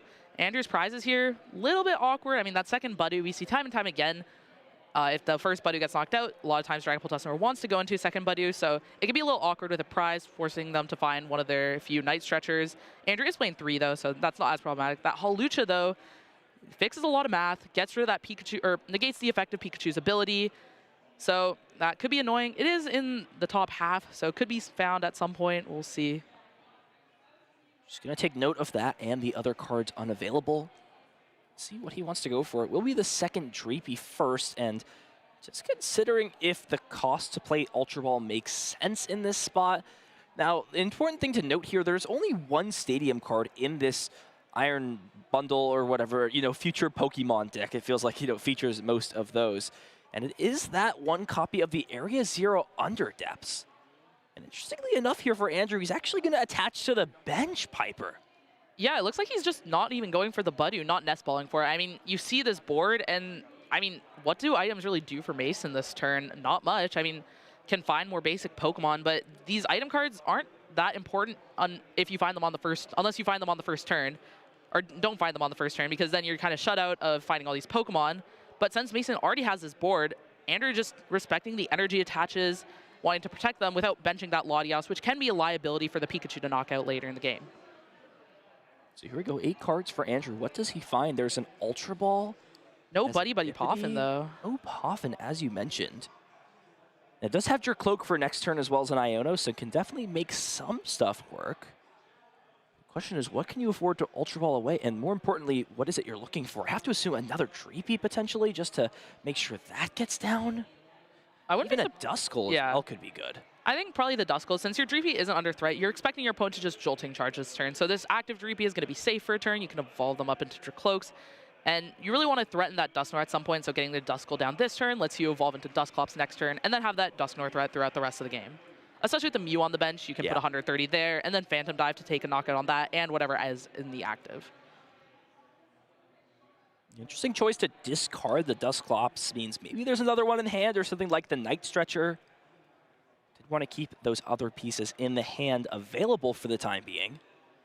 So we'll just shuffle the deck up, present it to be cut, and think about how he's going to want to approach the second turn, as there's really not much more he can do. He's already attached for turn, he's already played a supporter card, and yeah, it looks like there is another Duskull, so Ultra Ball makes sense here. We'll pass the turn over as, Mason's got a very basic checklist for this turn. Just needs to find a way to retreat and announce Jolting Charge, and then from there, figure out what his best approach is. Does have the Lily's Clefairy EX in hand, and I wonder, Piper, in this position, if there's ever a world where you can justify playing it down. Maybe not this turn, but the turn after. You do have that Psychic Energy in the hand for the future. You're going to definitely want to start to load up that Iron Hands. That's got to be priority number 1. Yeah, I don't think you want to bench it this turn, as one of the issues with Joltik Box as a whole is it doesn't have a draw engine, so it's very hard to find combo pieces like Super Odd and then a Nest Ball to get it back. So if you have it on the bench, it could get knocked out from a Dusknoir plus Phantom Dive Snipe, or just Gusting and Phantom Diving there. Especially if it doesn't have an energy, it's not very threatening. So maybe next turn, where Mason has a free attach, can then bench it, put an energy on it, and kind of make a couple threats. But here, actually, putting an energy on the Mew, we could see a Genome Hacking with Lily's Clefairy in play. The combo usually used by Gardevoir can be used by Joltik here to take out something like a Duskull in addition to the Dragapult. Andrew does find that first copy of Dracloak, and decides to also put that Neo Upper Energy on the Dreepy. So a bit of a risk here pending what the rest of the hand looks like. Depending on, if a Latios is found maybe to move this out of the active, that's always a potential. We will see Lily's Determination as the supporter card of choice yet again for Andrew. No recon directives used just yet. Gonna still see 8 fresh cards and already off to a solid start, a lot better than that first game. Yeah, absolutely. Attaching this Neo upper kind of signifies that Andrew's looking to bench Latios to get this Dreepy out of danger and then evolve it up into Dracloak and have these 2 Dracloaks with energies to attack next turn with Phantom Dive. And here are the big 8 cards, looking for some more Dracloaks. Still no Buddy Poffins played this game or this series for Andrew. They're gonna use this recon directive first. There's still plenty of Pokemon that I'm sure would be preferred to be found. It is gonna be Iono put into the hand. So now having a supporter card for next turn, especially if a Pokemon is gonna be knocked out via that Ampu very much, could be solid, and is now considering holding all of these other pieces. Actually gonna look to discard the Latias, so instead just content leaving both Dracloak and not forcing Mason to have a Gusting card to take what is probably a priority KO onto one of these 2 Pokemon. Yeah, I think what Andrew's setting up for is next turn using that Dusclops to put damage onto the Iron Hands and then knock it out with Phantom Dive, and then with no bench Pokemon, Lily's Clefairy isn't enough to knock it out. But there is that 1 energy on the Mew that Mason really heads up play to have that set up there. Yeah, we'll put it in range for a Crispin KO if he's able to find that piece. So let's see what the hand looks like. Does top deck Iono for the turn, especially after Andrew built up a pretty solid hand. Doesn't seem like too bad of an option. Now just has kind of an awkward decision of what the last energy to attach is to this. Since you are leading into that Mew EX a little bit more, it might be okay to attach the Psychic to the Iron Hands just because the Mew EX can just use colorless Pokemon. Yet again, Mason's going to just keep using Tandem Unit just to check what this last bench slot looks like. And yet again, decide if he just wants to hold off on that Lily's Clefairy for now until it's time. Yeah, I think just double checking what energies are left, because that second Psychic energy is prized, so maybe opts to attach the Metal energy just because there is that redundancy in the deck of just having the extra Psychic, the extra Metal. And yeah, the Pikachu also just not super solid in this matchup. Yeah. It can be good to KO that Blood Moon Ursaluna, but most of the time, you're going to be looking to use a boss to close the game out anyway. Now just considering whether or not to play the Prime Catcher, and is actually going to go after the Dusclops. And this now makes me wonder here, Piper, if it's an okay spot to bench Clefairy since you are taking out the the Dusclops. It would just mean something like Stretcher would put you back in range, but no, just gonna continue to hold off on that. Draw 6 cards thanks to that Iono. Andrew will do the same, both players putting the hands to the bottom. And as it stands right now here, Mason has a solid set of cards. The KO onto the Dusclops with the Iron Hands. We'll expect to be Phantom Dove in return, but also has that Iron Bundle on the bench, meaning that unless a Pokemon like Pheasantipity or Mew EX comes down into play, he'll be able to use Ampu very much again to take another 2 prize cards. Well, looking at Andrew's hand, I see a Dragapult EX and a Hilda, so it could be a world where Andrew just evolves both these Dracloaks into Dragapults and uses Phantom Dive and is content, ready to use another Phantom Dive next turn. No 2 prizes in play, forces Mason to have the Clefairy, have the Crispin, and potentially the energies in deck as well, which there is just a chance of like too many energies being prized or in hand where you're not actually even able to grab 2 different energies off the Crispin. Yeah, I wonder if we'll still see Duskull get benched and that same line like you talked about, both Pokemon getting evolved just to avoid Iron Bundle from having value. And even if your opponent does have boss's orders, I mean, you're still firing off another Phantom Dive. It's an interesting decision, but with Andrew omitting to grab a Pokemon, it looks like he may go for that line that you talked about. Yeah, that second Duskull is prized, but I believe with only one bench Pokemon, Mason has to attack with the Mew with Clefairy in play to take a knockout, and then that Mew and then the Iron Hands would get knocked out from the next Phantom Dive, and all the energies would be taken off Mason's board, and still runs into that issue where the Dragapult isn't getting knocked out by the Clefairy. Yeah, really just a hard way to route this last prize card. So, like you mentioned, can just kind of build up what is almost an impenetrable board in this position. We will see the Recon Directive yet again. That Luminous Energy really not going to have any value, just going to take the Jamming Tower over it. And here you go, like you said, Piper, Hilda for Dragapult EX, plus the evolution already in the hand, and Andrew doesn't need no support, just going to go in with tried and true Dragonpult, Phantom Dive to start applying some pressure. The big piece, though, doesn't have any way to gust Pokemon up like a boss's orders, and that means you're really not being efficient with how you're putting damage counters on your opponent's board. Yeah, and no Recon Direct is on the next turn if you go for the Dragapult play. That's kind of the scary part. However, in the future, Mason's down his 1 Iono. Andrew's hand is not getting disrupted from here on out. So every time you draw something, it's in your hand unless you use a Lily's Determination or your own Iono to get rid of it. And yeah, here's the Hilda for that Dragapult and the energy. So at the end of this turn, both Dragapults will have enough energies to use Phantom Dive, and the damage is going to start building up. Once there's 200 on this Iron Hands, if it ever goes to the bench, it's just going to get picked off by that Phantom Dive 6 damage counters. Yeah, curious to see where we'll see the rest of the counters spread now that there isn't any threat of Dusclops or Dusknoir. Do you start to try and pile up damage on the Mew EX to take it out over 3 turns? Do you go after something like the Joltik and the Iron Bundle to start to pressure the Iron Bundle to be used? What's the best approach here with this bench damage from Phantom Dive? Yeah, looking back to Andrew's prize cards, there's 2 supporters and a boss's orders in there. He obviously doesn't know where they are, but with half of your prize cards being a good option, he may actually knock out this Joltik with the hand being super weak and getting rid of these recon directives. Could just see that knockout on the Joltik, try to get a good prize card and build options for the next turn. Yeah, the only downside would be activating something like Yeah. Flip the Script to draw some more cards, so it is a bit of a conundrum for sure. Yeah, but then you're also getting that Pheasantipity on the board, which can be easily knocked out with a Hawlucha and Gust and Phantom Dive.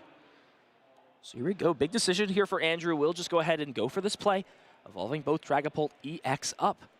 And with that low bench size, that Full Moon Rondo is really going to struggle to take KOs, so now fully powered up, Luminous and Psychic, plus the Neo Upper on the active. Means we will see Phantom Dive, 200 damage into this Iron Hands, and now it's decision time for Andrew. How is he going to route out these these 6 prize cards to take? 2 on the Iron Hands, that's very apparent. But where do you want to take these other 2? Are they on the other 2 EX Pokemon into play? Do you target down the Joltik? We'll see what decision he decides to go for. Yeah, I think 2 damage counters will end up on this Miraidon at the end of it, but the other 4 are really going to be the points of contention. I wouldn't be surprised to see that Joltik knocked out, but I also wouldn't be surprised to leave it there, because it does kind of clog up the board of extra draw Pokemon like Pheasantipity or Latias. And here, putting some amount of damage on the Joltik, 2, prepping for the Hawlucha, but the Hawlucha is prized right now.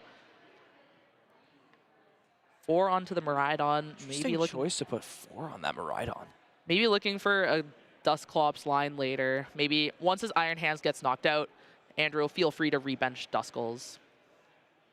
And now Mason does have the Nest Ball plus a Crispin in hand, so can copy Phantom Dive to take a KO. However, the math again is just really not there to KO this last Dragapult EX. Yeah, you're going to have 6 damage counters on it, but if Andrew doesn't bench anything else and Mason has 5 Pokemon on the bench, Full Moon Rondo is going to be doing 120 damage with weakness 240, and that's only 300 damage. The Dragapult will still have 20 left, and then you'd have a Lily's Clefairy in the active, and with Andrews knocking out the Mew EX, can also knock out the Iron Hands. That would be the game for Andrew with such principled bench management, really.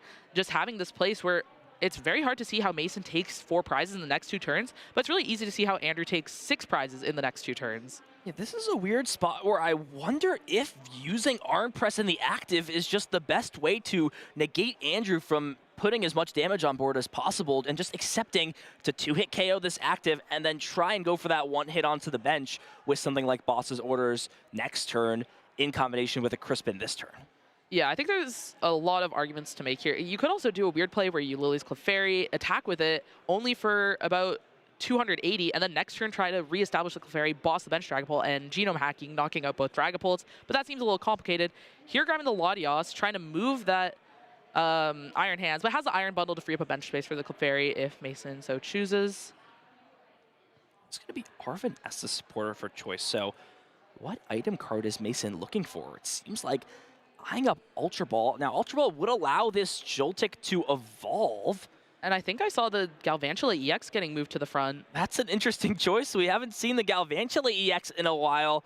Definitely one of the more interesting cards as an inclusion. We usually see the grass type 1 prize EX Pokemon, but this Galvantula is able to just deal a little bit more efficient damage to the active thanks to that attack. I just, again, wonder how much closer this is getting to a win condition if this Iron Hands moves. It's really not making a big difference if you attack with his active compared to the bench. So I really would like to see, if Mason is going to decide to go for that attack, if he should just use Arm Press in the active instead.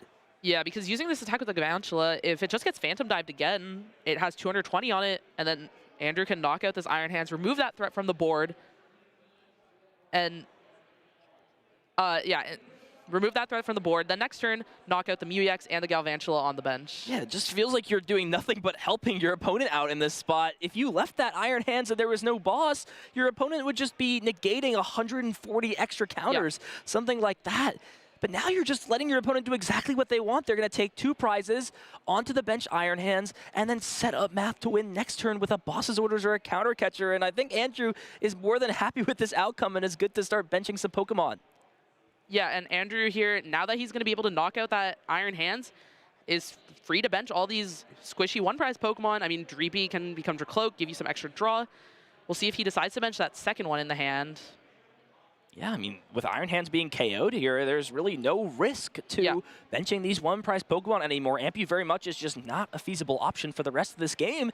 And it seems like Andrew has just been given an absolute gift in this spot and now doesn't even have to really worry about Lily's Clefairy either.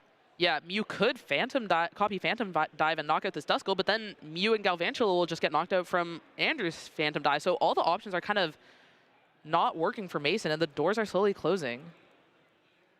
Decide to bench this second Dreepy, it seems, has Ultra Ball in the hand as well as another Night Stretcher. So if Mason even just takes a KO, Dusclops should just secure the game on its own as well. For sure. And just having these Dreepies to get the Dracloaks into play and make sure Andrew has all the pieces in this game that he's pretty much locked for, but just making sure nothing goes astray in this game plan. Yeah, I think it's just debating whether or not it's worth it to, take out this Iron Hands. You would give your opponent Pheasantipity and some more cards potentially, but with Mason being down that one copy of Iono, it seems like it doesn't really matter what your opponent has if you just get to keep your hand and take prize cards. So we'll take the KO. Galvantula goes up to just 40 HP remaining. And now Andrew is just a counter catcher or boss's orders potentially away from winning this game.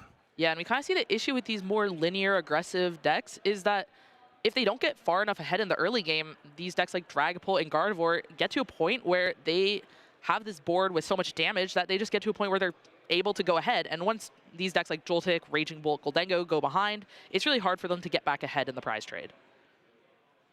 So 2 prizes lined up onto this active Dragapult, but there's really nothing else going on. We'll just take another look at the deck through the tandem unit ability.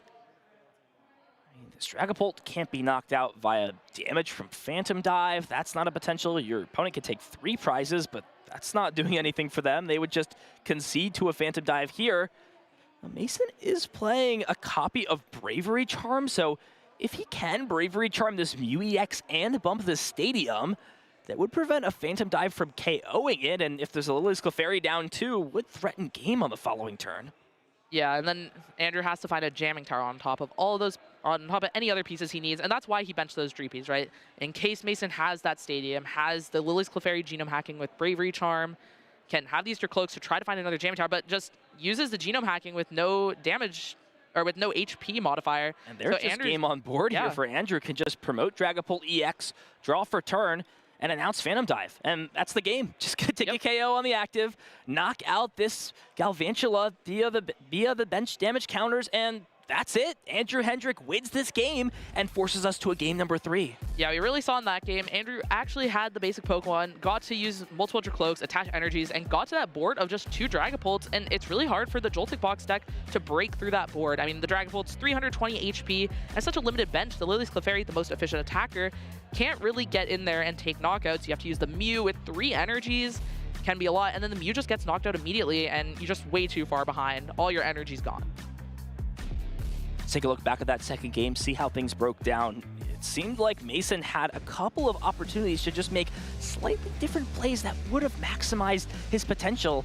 You've got to wonder during this last turn here if the Galvantula doesn't attack and just an arm press is used.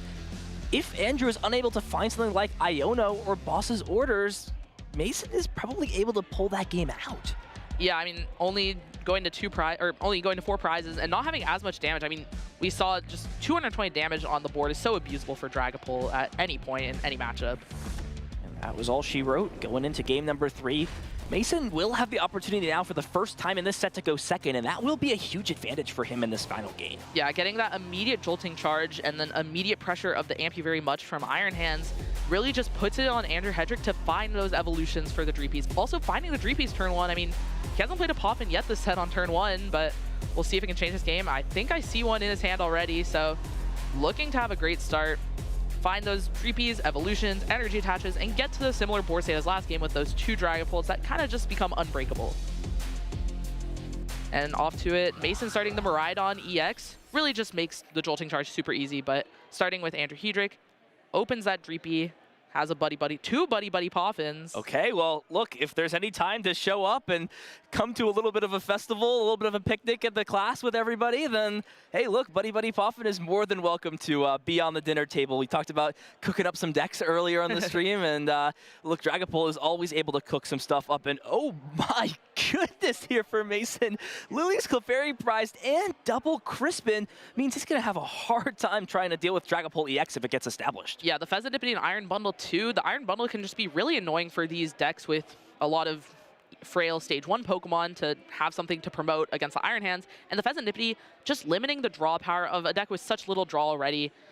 These are really awkward prizes for Mason, but pretty manageable, I do think. And Andrew, with nothing crazy in the prizes, that second Duskull limits your options a little bit, but nothing too bad overall. Nothing crazy, but by going first in this situation, you do threaten, you know, that turn 3 Phantom Dive, especially when your opponent is going second, just gets that 1 turn of Jolting Charge. It is a big advantage here, assuming you're able to get down as many Dreepy and basic Pokemon like Andrew is, you know, posing to be able to do in this spot. Yeah, it's one of those things. Dragapult Dusknoir typically goes second to get that Itchy Pawn, use the supporter for turn, and really maximize their setup. But going first, if they have a better hand, they can threaten that turn 3 Phantom Dive you were mentioning, and it's just so scary to deal with for any deck. I mean, Gardevoir, Goldengo can really just fall to that kind of line. It's a little too inconsistent, so that's why players do tend to opt to go second with Dragapult Dusknoir.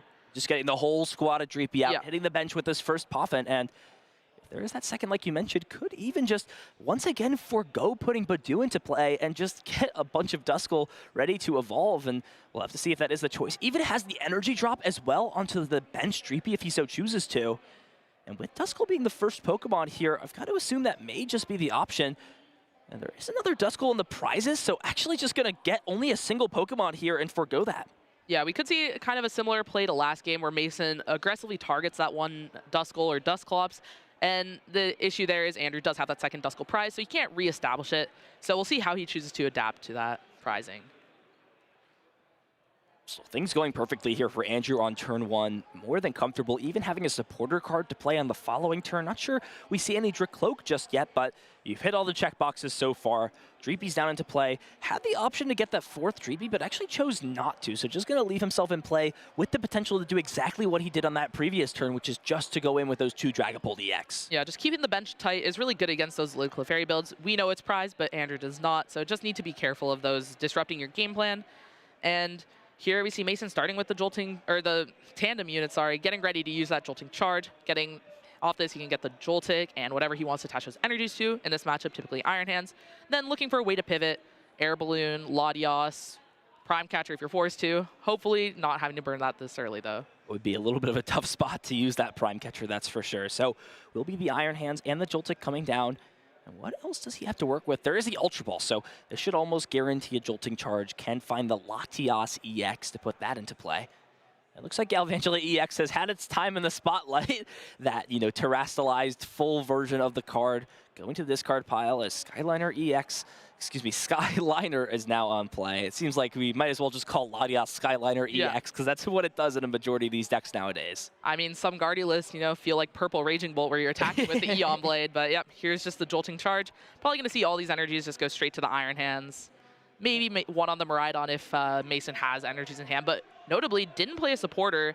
Andrew with the option of Iono and Lily's Determination in hand is definitely just going to opt for the Lilies here and slamming the Ultra Ball. Discarding that Fezandipity again, really doesn't want to put these 2 prizes in play for the Blood Moon Ursaluna, the Pikachu to pick off later. Yeah, now just debating if it's worth getting rid of that Iono or the Night Stretcher. Night Stretcher obviously a valuable resource later on in the game, but just values potentially drawing into Iono later on.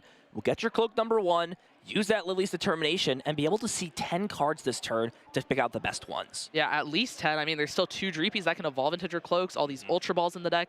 Just so many cards for this Dragapult, and it really shows the power of going first. Usually you don't want to do it, but when you have all these Dreepies, you have a Lily's and an Ultra Ball, you just see so many cards, and you're just so far ahead of your opponent. I mean, Mason's going to have played his second turn, first turn of using a real attack, doing damage, taking prizes, and then Andrew's going to have the ability to use Phantom Dive, Curse Blast, and really just get super far ahead in this game. See if he can find another energy attachment. That would definitely be another big card for him here to be able to pace up attacks with Dragapult EX's Phantom Dive in the future, and also needs to find Dracloak like you mentioned. So let's take a look at these cards here, but oh my, Piper, no Dracloak whatsoever. This is a huge recon directive, and it misses. Wow. With no Dracloak here, if Mason has a way to gust up this Dracloak, there's no rare candy or way to skip stages of evolution. And even though he just saw 10 cards, no Dracloak is an absolutely colossal miss for Hedrick. Yeah, this is one of the issues with Pultnor is sometimes it just misses. It has all these copies of the cards in deck, draws all these cards, but sometimes you just don't find those pieces you need. You don't have Quick Search or Cypher Maniacs with Run Aaron like all these other decks to just choose what you draw. You just are sometimes hoping you draw what you need, and you whiff, and that's why it can struggle to win events sometimes, it feels. So here just preemptively benching this Ursaluna with an attach potentially to try to make a threat to deal with what Mason's going to do on his turn. Yeah, you could pop Dusclops the turn after. That way you can attach 4 turn and then still attack. Yeah, and put Mason on the odd prizes, which is pretty good when you're pushing the Blood Moon. But yeah, just the pass. And has the boss's orders in hand. That's absolutely massive. Can even use Tandem Unit this turn to find a Pikachu EX and establish an energy attachment. And you see him immediately grab that full gold Pikachu and slam it down. Yeah, getting this Pikachu ready, just a Crispin away from knocking out that Blood Moon Ursaluna, and Mason probably identifies 2 Crispins in the prizes. Doesn't have one yet, but has pretty good odds to find one, especially if Andrew has to use that Curse Blast, give him a prize card. That's crazy odds to find a Crispin off the prizes. And there it is, boss's orders on Dracloak. What are we seeing here, Piper? Iron Hands charging forward, giving him the hands. Amp you very much, taking the KO onto Dracloak. And now Andrew Hedrick, after an incredible turn 1, a lackluster turn 2 puts him back on the back foot. Yeah, just not being able to play that supporter on the first turn while you have the tempo in your favor, you know, getting the Pokemon and evolving on your second turn.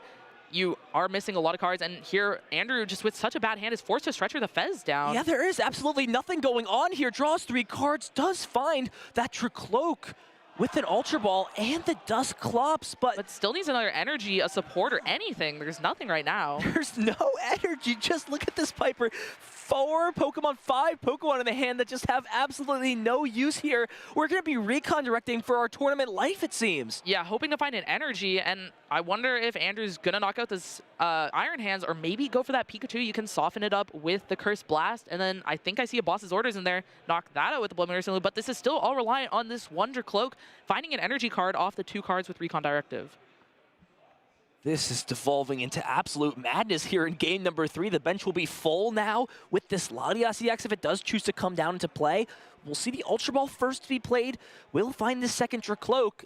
Oh man, these Dracloak Recon Directives are giving absolutely nothing here for Andrew to stay in this game. It's going to come down to this, Piper. Yeah, I mean, if he doesn't find this energy, he's in such a bad spot. I mean, Mason can have Crispin on the Pikachu, boss's orders on this one Dracloak, and just get to 2 prizes, and then Andrew's going to be hoping that Iono can save him. So here we go. It is coming down to the little things in the Pokemon TCG. Dracloak gets evolved, Recon Directive used, and here we go. Big 2 cards. No, finds nothing. It's a Jamming Tower and a Dragapult EX. That's crazy. These draws have just been so bad for Andrew here.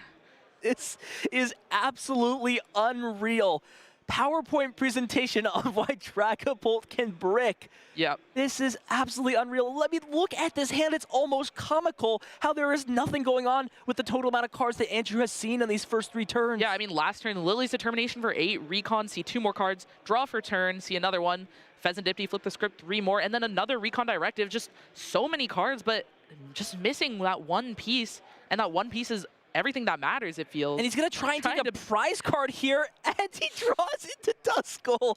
Oh my goodness, he had a Dracloak, an Energy, and 2 supporters prize. And an Ultra Ball. Plus Ultra Ball for another Dracloak, and he takes the only prize card that's not going to help him in this spot. Are you kidding me? Just so unfortunate for Andrew here, showing that just you miss one step against Joltik, and you just give them a mile, and they get so far ahead. And Nestball will just search through and show Andrew all the broken dreams that exist here, all of the cards that could have helped him out. They seem to all be plentiful in the deck. And what do you do now? Retreat into Budu, give your opponent another 2 prize cards, and then let them win with even Blood Moon Ursaluna down the line? It seems there's nothing else that can be done. Yeah, I think Andrew's just benching this Budu so he has the bench space and not bench Latios next turn if this Blood Moon gets knocked out by Pikachu. And you have to bench Latios. You can't move this Blood Moon otherwise. I think you might just leave it in the active. You don't want to give your opponent a free amp very much. You want to force them to have Crispin or Boss or some resource to take 2 prizes this turn. But no, benching the Latios. I guess he is down 2 Night Stretchers at this point, I believe. Use the boss's orders to potentially soften up Pikachu EX? Maybe that's the consideration here. Just to break that Resolute Heart ability, and it will be the Pikachu EX coming up into the active spot. Budu makes its way. Just the Itchy Pollen. Now onto Mason to just try to get as much draw available for the next turn when Andrew's going to try to Iono him to 1 card in hand. Looking for a Mew, Fezandipity, just prepare himself for the worst. Has a Crispin. Iron Bundle in the hand as well. There is the Fezandipity too. Flip the script now online is going to provide a lot of stability. 3 cards here. Does find a Stadium to bump. The Tool Strapper cannot be used. Has Crispin in the hand. Is this the opportunity to power this Pikachu EX up? It seems like a good spot. Yeah, powering up this Pikachu and attacking with Ampu very much seems really good for Mason here because puts yourself on 1 prize. Any of this Pikachu waiting in the wings for if the Blood Moon attacks and knocks out that Iron Hands, which now you force Andrew to have Counter Catcher, Iono, just to get rid of this Pikachu threat, and then Mason can find Prime Catcher, Boss, so many cards. Yeah, even gonna use. Yep, oh, there's can't the do that. Oh. He has a Nest Ball in hand. Oh yeah. All right, I gotta make sure everything's going through here. So using the tandem unit has Nest Ball. Yeah, it could even put Nest Ball under Itchy Pollen. Mew EX. Yeah. Oh, can't use that. That is correct. Okay. So yeah, can't use Nest Ball here. Itchy Pollen was used. Is now going to think about using the Crispin, and it seems like this is the best opportunity to just power this up to allow yourself to use Boss's orders. Are we not going to use Crispin here? Are we really saving this for Lily's Clefairy? Maybe that's the thought, but it's priced still. You'd have to take it off of these last 2 prizes. Yeah. There is a 67% chance, but... Yeah, and Andrew attacking with Dragapult isn't even that good this turn. I mean, it's not knocking out the Iron Hands. It's maybe knocking out that Pikachu, but the Blood Moon Ursaluna will work perfectly fine for knocking out that Pikachu and plays around that Lily's Clefairy. Yeah, so smart choice here for Mason's going to power up Pikachu EX. Is thinking about it. Oh, going for Cruel Arrow next turn. Okay, Mason, I see you here, getting in with probably the smartest play here of the set, getting in with the Fezandipity EX. Because that Dreepy hit the bench last turn, it means just a single energy card will win the game for Mason to pick off that Pokemon. Yeah, I mean, Cruel Arrow is really strong against Dragapult Dusknoir, surprisingly. And some decks will just attach aggressively to Fezandipity and Cruel Arrow them early, but here we've seen it used in the late game. Andrew gave Mason that 1 prize with Curse Blast, and now Mason just needs to get 1 last prize. Did he attach to Pikachu this turn? I think that was last turn, but Pikachu unsure. was last turn. We've got to just confirm.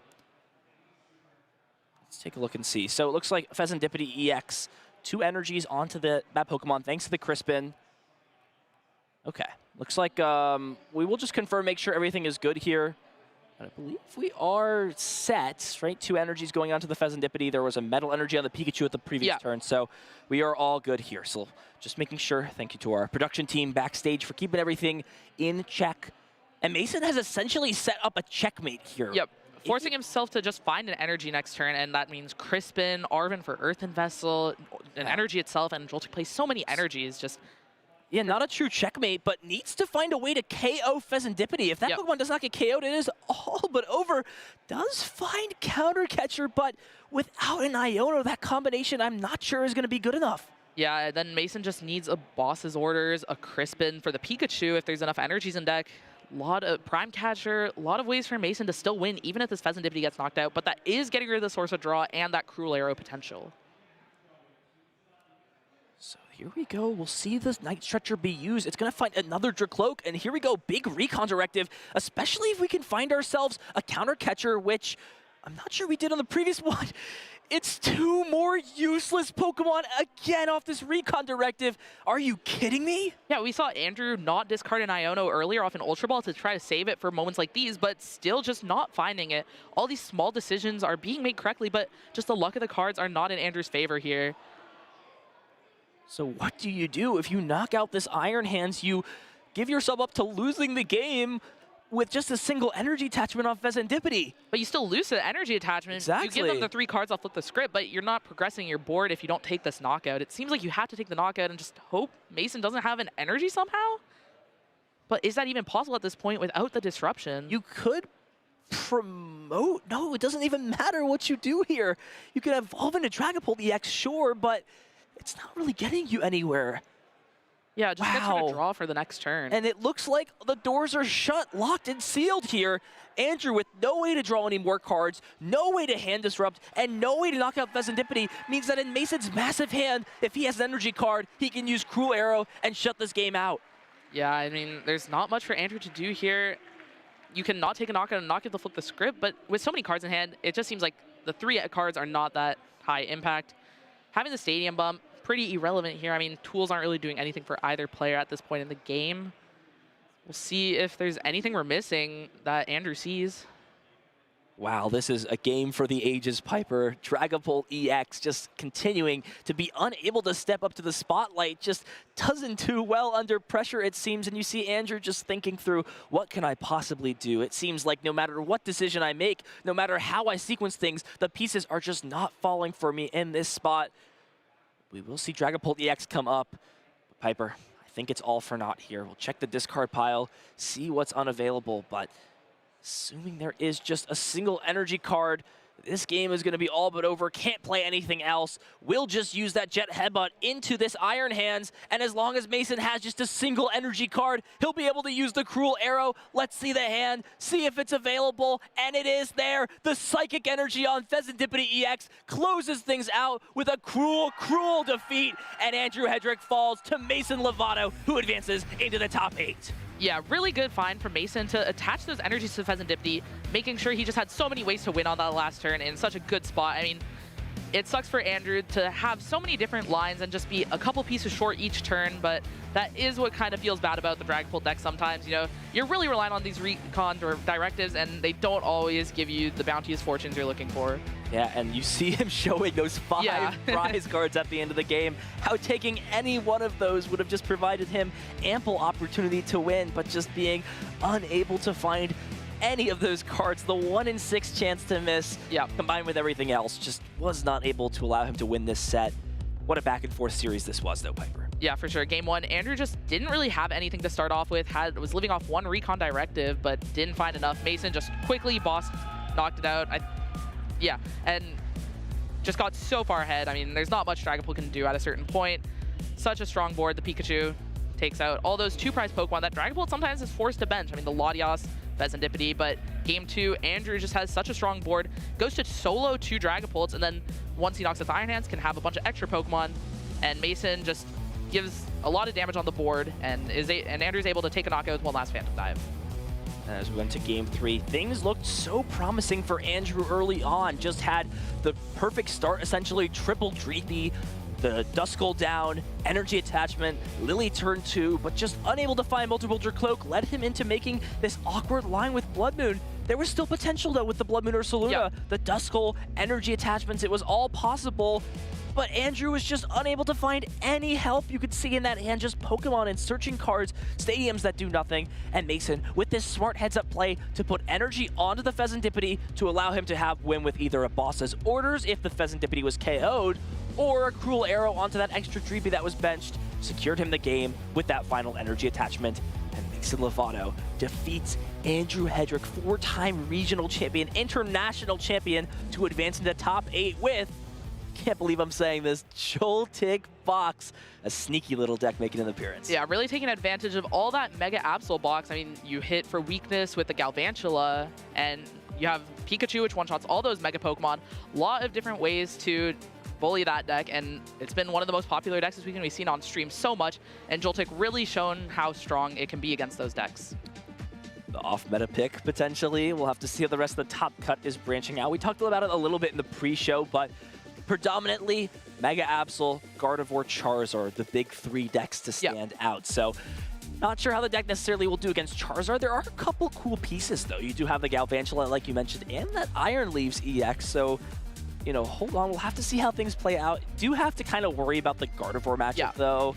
from my experience playing this matchup a lot in Milwaukee, when this deck, was kind of the last, most popular iteration was for that tournament, it did feel like Gardevoir did have the upper hand. Now, the lists were a little bit different, playing things like Drifloon, which were obviously better.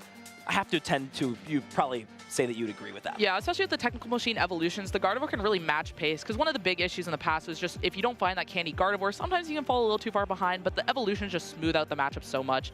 So I would be a little scared of that matchup heading in. There is a Raging Bolt somewhere in the bracket. I think it immediately advanced to top 8. That matchup is pretty close. I mean, it used to be really favored for Raging Bolt when they played Slitherwing, but I don't think they're playing Slitherwing anymore. Oh, yeah. So, wait, we'll Pikachu might just solo that Pikachu might solo, but there's a lot of things Raging Bolt has now. They have the Water Ogre Pond typically, so we'll see a lot of exciting decks in this top 8. Yeah, we're getting towards the end of the format. Things are not necessarily becoming stale, they're just becoming more standard in a way. But these players are exciting us, coming out with some wacky decks in Seattle. Love to see, a little bit of innovation between our players out in the field.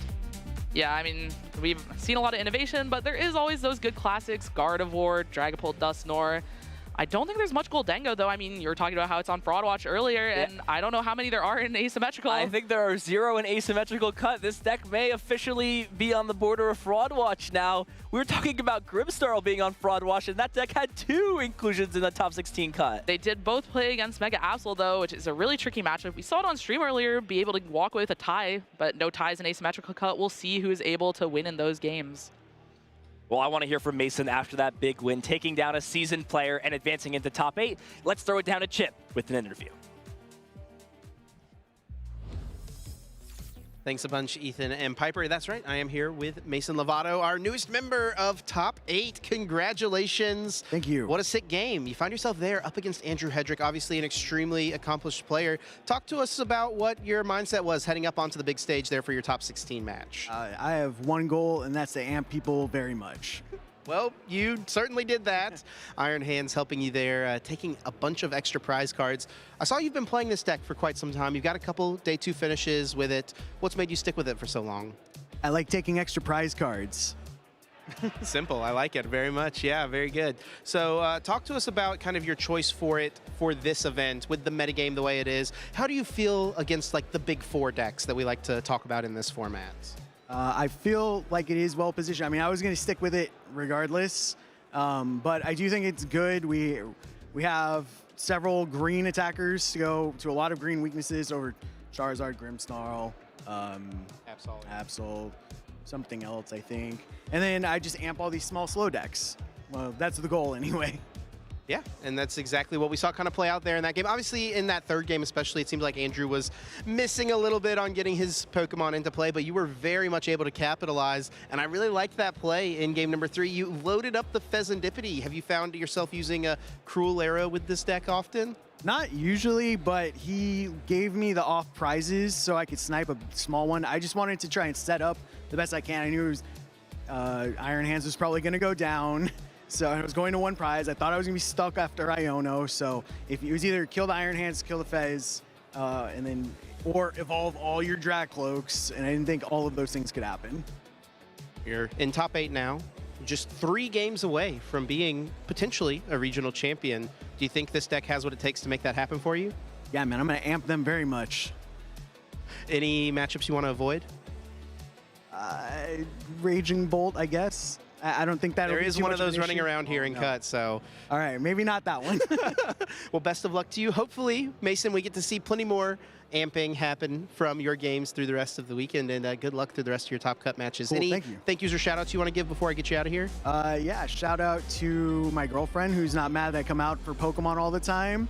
My parents for helping me get places, all my friends in the crowd right now.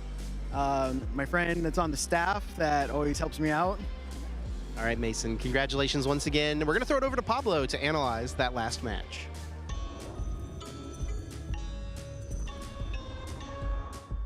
Thank you so much, Chip. Great to hear from our winner this round. Joltik Box, not something we usually expect to see as of late, right? It's not a big part of that big 5, big 4 decks in the format, but as Mason mentioned, we have the grass-type Pokemon to hit for weakness on a lot of these decks, and then the little guys that have to evolve are threatened quite a bit by Iron Hands Amp You Very Much attack, which is something that throughout the course of its existence since its release in Paradox Rift has been like this big scary attack that people were very frightened of, and it's been very dominant in many parts of the format. It definitely has felt like it's been missing this last few months, perhaps even this last season. It's been getting some decent placements here and there, but not really a major win, and perhaps Seattle Regionals will be what changes this. So let's jump into some interesting situations we had in this asymmetrical top cut match, especially in game 2. I think game 1 was a little lopsided. There wasn't too much happening other than Amp You Very Much taking knockout after knockout, but in this second game, Andrew was able to establish the ideal board, and that is literally nothing on the bench. He only played to having a couple of Dragapults in play, or a couple of Dracloaks, both of them powered up. We see the Neo Opera spec energy right here. We see a single energy attached as well, and we're gonna see the double evolution. Now, what does this accomplish? It helps Andrew make sure that his Pokemon are not threatened by Amp You Very Much or Arm Press whatsoever. He's going to be trading 2-hit KOs with the Iron Hands, but he's also able to, with Boss's Orders or with Counter Catcher, take multiple knockouts thanks to the extra damage counters from Phantom Dive. And it also forces Mason to find Lily's Clefairy EX and find Crispin in the same turn if he wants to be able to accomplish anything at all. And even if he is able to find both of those pieces, because there's a Jamming Tower in play, negating any sort of Bravery Charm, and these Joltex box decks usually don't play any Stadium cards, then Clefairy will never have more than 190 HP, and Andrew would be able to deal with one Clefairy, eventually leading to the win. Now, I don't even think the Clefairy ended up taking place, and then we had a couple weird situations where Mason, I feel like, didn't ask as much as he could from Andrew, and this really benefited Andrew in him not needing as many ghosting effects in order to close out the game. We were in this spot and Iron Hands was heavily damaged, and wherever it went, thanks to the damage counters from Phantom Dive, it was definitely going to get KO'd. So I think this was a missed opportunity where if Mason just arm pressed 160 onto this Dragapult, he's still setting up for the 2-hit KO, right? He's still saying, okay, I'm gonna damage your Dragapult, and then my Galvantula EX, which is not something we see commonly, is already established, has enough energy, will be able to finish off your Dragapult, and then you have to deal with my Galvantula and whatever else comes after that, because Andrew still had 6 prizes remaining. However, we did see that Mason chose to retreat into the Galvantula EX in order to attack with it and pressure the active. Of course, Galvantula does do more damage, right? It does 220 damage to the active Pokemon, which is more than the 160 from Arm Press, but it's still a 2-hit KO, right? It's a knockout over the course of 2 turns. But this made it so that Andrew did not need a Boss's Orders or did not need a Counter Catcher in order to take down this and make the best use out of his Phantom Dive. If the Iron Hands was still in the active with 30 HP remaining, that means there's 170 damage left over from Phantom Dive that is not optimized, right? It's just leftover damage that gets sort of wasted. So this retreat, I think, was a small mishap from Mason, where he could have asked Andrew to have more things in his hand in order to accomplish his best possible play. And then we saw the same thing happen afterwards. We see the retreat of the Galvantula onto the bench Mew. Mew, of course, does this school play of taking down 3 prizes in a single turn, but Andrew then just Phantom Dives, knocks this 2, and wins the game. So Mason didn't ask Andrew twice if he had Boss's Orders or Counter Catcher available in that situation. So just something to consider. If your Pokemon goes down, that's completely fine. We just need to make sure that you're asking your opponent to have the highest combination of cards possible in order for them to accomplish their best possible play. And then finally, we have this very cool situations that happened in game 3. We saw Andrew in a bind, right? definitely against the ropes, falling too far behind in the prize race, but still preparing for a potential win. There's 1 damage counter on the Pikachu EX, shutting down the Resolute Heart ability, which only activates if Pikachu EX has full HP. That 10 damage just makes it so that that is no longer in effect in case Andrew is ever able to get like an Iono, plus the Neopter, plus the Dragapult. He will not have that Pikachu EX surviving the hit by any means. So a little bit of future preparation in case he was able to have the comeback. And then Mason responded doing the exact same thing. We see a little bit of hesitation here with the energies from the Crispin. Was first deciding to attach to a Pikachu, but ultimately decides to attach to a Fezandipity, recognizing that probably 100% of the Dragapults in day 2 are not playing Shaman. So there's no way to protect the bench. Andrew would need to evolve both of these Drag Cloaks, or the Drag Cloak and the Drippy with Rare Candy to protect it.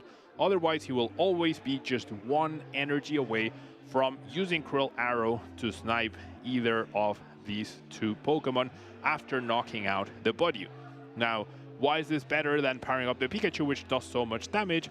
If Andrew gets a Dragapult finally into the active spot, that Dragapult has 320 HP, so despite Pikachu EX doing 300 damage, it would still be 20 short. Now, there was one other key piece in Mason's hand, which was the Iron Bundle. If that was preemptively benched, that could have helped him to also sort of guarantee, and with the Pikachu EX powered up, he could have utilized that in combination with the Pikachu in order to KO any of the remaining Pokemon, as long as there were not 2 Dragapult EXs in play.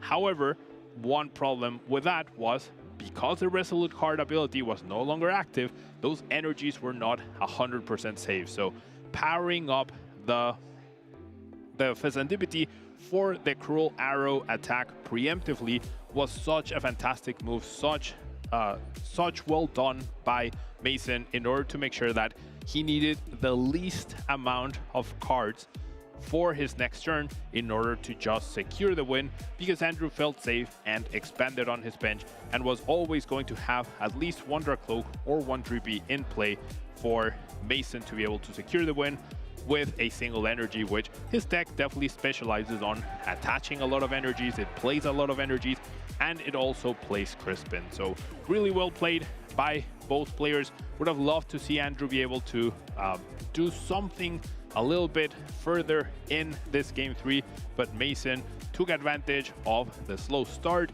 the mishaps that happened to Andrew, and that's exactly what Joltik Box plays towards.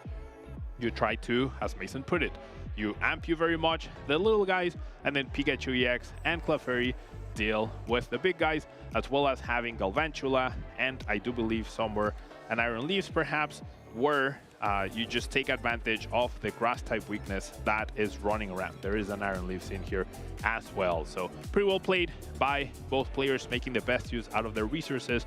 Game 2 really showcased how Dragapult can approach this matchup, and Game 3 really showed how Mason is really preemptively knows his win conditions, knows that he was at uneven prices, and he was probably going to need to get a little bit creative to get his last prize card. As the game advanced, knows that the deck starts running out of resources as the game advances, and he prepared for it perfectly. So yeah, well played by both players. And now we have our Masters top 8 coming up next as we get results from the other remaining matches. So we'll be back with that in just a few moments. Don't go anywhere. We'll be back with more Pokemon action.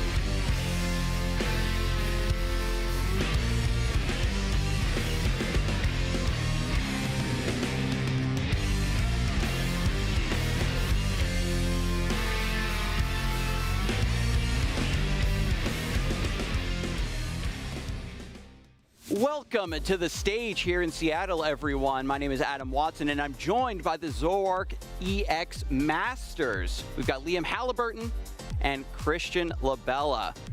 Now, this deck has sort of been a creation of both of you. Put the deck on the map back in Pittsburgh, and you've stuck with it this whole time, even though it really hasn't seemed to catch on the way other decks in the meta do. So I guess to get things kicked off for our curious audience members, Zoroark EX, what's the pitch? How does this deck work? What makes it good? Gonna take it? Sure. Yeah, I think the main appeal of Zoroark is, of course, its ability trade, which lets you discard a card and draw 2 more cards. It's one of the strongest engines in the game, and it's also an engine that exists on a stage 1, so it's easily accessed, and a 280 HP Pokemon, which makes it difficult for the opponents to remove, which makes it one of the more stable ways to like establish a good board. So I think in that sense, that's like definitely the main selling point of the deck. I'm not sure if you have anything you want to add on. Yeah, there's of course other benefits to the deck too. You got the really cool attacking package, right? You got Reshiram and Darmanitan. Darmanitan has a very cool attack that you saw before with like the Radiant Greninja, right? But really in this format, there's like nothing really like that can pressure like 2 different Pokemon at the same time like that. Then of course Reshiram, 170, and it kind of makes your opponent like a little afraid to hit the Zoroark sometimes, right? Like, you can get games to like cat and mouse sometimes. That does make sense. Reshiram. And of course the other appeal to it, at least for me, is when I'm playing Zoroark, a lot of my opponents most of the time don't know what to like do against it, because like again, it's not like a popular deck like or as popular as Guardian or like Dragon Ball, right? Okay. Yeah, it's, you can catch your opponents making a lot of tiny mistakes and capitalize on them. And I guess that is a strength of the deck. You don't want it to catch on. I mean, this segment might change that now that we're kind of giving away a little bit of the sauce. But I wanted to touch a little bit more on the Darmanitan. I feel like the ratio and reliance on this attacker has sort of shifted over time. Is that still true? Would you say that that's correct with relying on Flame Body Cannon? Is it a mainstay or only something meta-dependent? I'd say definitely very meta-dependent. On Zoroark as a whole, how you build it is very meta-dependent, right? Right now... so what are some techs in this current version to point out for this current metagame? Right, so of course you got Darmanitan, I'd say Badoo as well, and Black Belt, right? Those are like the obvious choices. Yeah, the Darmanitan is really effective for countering Goldengo, which is pretty popular right now. You need the Black Belt to bump the damage up. The base damage is 90. When you Black Belt, you can one-hit a Goldengo with Flame Body Cannon. Very nice. Paired with the reversal. The Badoo is also, you could also consider it meta-dependent. I think a lot of decks like Gardevoir, Dragapult, Charizard, they're running on items for their engine. So you can get a lot of games where you just get into this Badoo really quickly, and then will really limit your opponent's ability to set up. Okay. So in that sense, it is a bit meta dependent. We also have the Team Rocket's Watchtower to cover for colorless abilities, which shows itself in the Kangaskhan engine in the Absol deck, as well as the Pidgeot engine in the Charizard deck. So yeah, lots of different techs for lots of different matchups in the deck. Definitely way more than most decks. And now that you've kind of touched on the matchup spread, this is actually a really great point. Christian, my initial read on this deck is that it's good against Gardevoir, good against Dragapult, kind of mid against more aggressive decks. Is that the general consensus that you agree with? Yeah, those decks like, say Raging Bull, for example, they like a Pokemon that can just one-shot you like right away, like any point during the game. That's definitely very scary for Zoroark, right? Like with Charizard, you can it's like fine, right? You you can have Badoo slow it down, and Charizard doesn't one-shot you unless you like take prizes, right? And you don't have to take prizes with this deck. So very cool, very cool. But decks like Raging Bull, like these more aggressive decks, even Goldengo can be scary too, like a lot of times. And fortunately with the Darmanitan, you seem to have accounted for that. Does the deck need to shift very much for bad matchups, or are you focused primarily on just winning your good matchups with Gardevoir and Dragapult being so prominent in the metagame for so long? I think it's both. It's a little bit of both. I think if you aren't conscious of the exact ways that your good matchups play out and all of the ways that you're weak, they can very quickly turn into bad matchups if you lose like important cards for those matchups. So yeah, I mean, ideally, you always have to make trade-offs, but of course, the best case scenario would be you're able to fix your bad matchups and win your good matchups still. Right? So that's definitely, like, of course, what we're shooting for, but not always possible. You have to sort of see how the meta works out. There's certainly a lot of complexity with being able to make the right plays at the right time. Bench management, we've seen, be very, very important for Zoroark EX, where maybe you have too many in play, you can't squeeze in another Darmanitan. Any quick tips you have or rules of thumb you use to know exactly how many Zoroarks you're going to need for any given situation? Depends on the matchup. Usually 3/3 is obviously like really good to get out. But against Gardevoir, like that's like Gardevoir, right? 4/4 Zoroark is really good in that matchup too. But of course, there's like a lot of matchups where you can't afford to go 4/4 because you need a spot for like the monkey and like if you say like against Dango, a lot of times you need 2 Darmanitas down and like all these other guys you gotta put in. So it's like 3/3 is usually a safe bet. Some matchups you can go 4/4. Yeah, I mean, you can imagine for a matchup like Dragapult, like Christian was saying, imagine like Dragapult, matchup like Grimmsnarl, you definitely want the Monkey Dory. You probably want to involve the Reshiram at some point, but then there's also a lot of these like smaller guys that you can pick up with the Darmanitan. And in that sense, you want all 3 of them down at some point in the game. So if you early commit to a 4/4 Zoroark, then it's going to be a little bit more difficult for you to like pull off your game plans, at least in some sense. You get, of course, some compensation with the 4th trade, but it's trade-off, right? And you can definitely feel the drawbacks as well. Okay, yeah, so you have to, there's a little bit of give, a little bit of take, a little bit of a trade-off when playing Zoroark EX. And between the both of you, was it a true collaboration, or did one player come up with Zoroark, I think this is good in the metagame, and convince the other to play it? How did the origin of this deck really come in back into the metagame in Pittsburgh? Yeah, I definitely pushed Christian a lot on the deck. I've been playing it since release, basically, and definitely like practicing it a lot. So in that sense, I a little bit more committed to the deck, at least at that point in time. So I definitely was like pushing Christian a little bit more to play Zoroark. Come Pittsburgh. I think the meta positioning, though, was definitely pretty good for that event. I had a pretty insane like matchup run during that event. I hit 9 Gardevoir, which was really good for our list, right? So yeah. And it seems like Gardevoir is always going to be a popular deck that you can expect a lot of good matchups to line up for you. And this gives us and our audience at home a lot of great insight about some new ways to consider the deck and its complexity. So thank you both for joining me, breaking down this build of the deck, and hopefully we'll see you perform at this regional and maybe beyond. So stay tuned for some more Pokemon action, everyone. And welcome back into the Top Cut action here at the Seattle Regional Championships for the trading card game. We only have 8 players left. Only a few still have that hope of becoming regional champion alive. And we're going to see one of those top 8 games play out here on our stream very, very soon. My name is Chipper G, joined here at the desk by Azul GG. It's been an excellent day thus far, but with just 8 players, starting to wonder which one of these will be the one claiming that title. Yep, only a couple left. Got to see an exciting match there. Mason getting the dub with Joltik Box, a deck that we've seen have its up and downs since its emergence, and most recently, not a ton of success, but it's here. And honestly, when I look at the bracket, I think there's a chance for the Joltik Box there for sure. We got a couple other contenders here in the top 8 as well. Julius versus David, and I think maybe seeing one of these decks for the first time on stream. I do think so, yeah, that's right. David's playing Raging Bolt, which we have not yet featured, so we'll get a chance to see that soon. Let's take a quick look at that bracket, which you mentioned here, Azul. We see Mason there on the Joltik Box, and Bodie Robinson up against Grant Shin. That's another great one. They're actually already playing out there on the floor. Grant Shin on Mega Kangaskhan, Mega Absol Box up against Bodie, playing the Gardevoir. A super interesting match. And wow, live update right there. Grant Shin takes game number 1. Yeah, that is a pretty close one. I think Bodie's already gone up against a couple Mega Absols. And, I mean, he has 0 losses, so he's probably defeated them. And then right after that, we do have Mason with the Joltik Box versus Joseph, and Joseph is playing the Mega Absol as well there. So Mega Absol still thriving in the top 8 from its asymmetrical matches. And right under them, we got Truin with the Terra Charizard, the Noctowl build, versus Nathan Ginsburg with another Mega Absol there. Yep.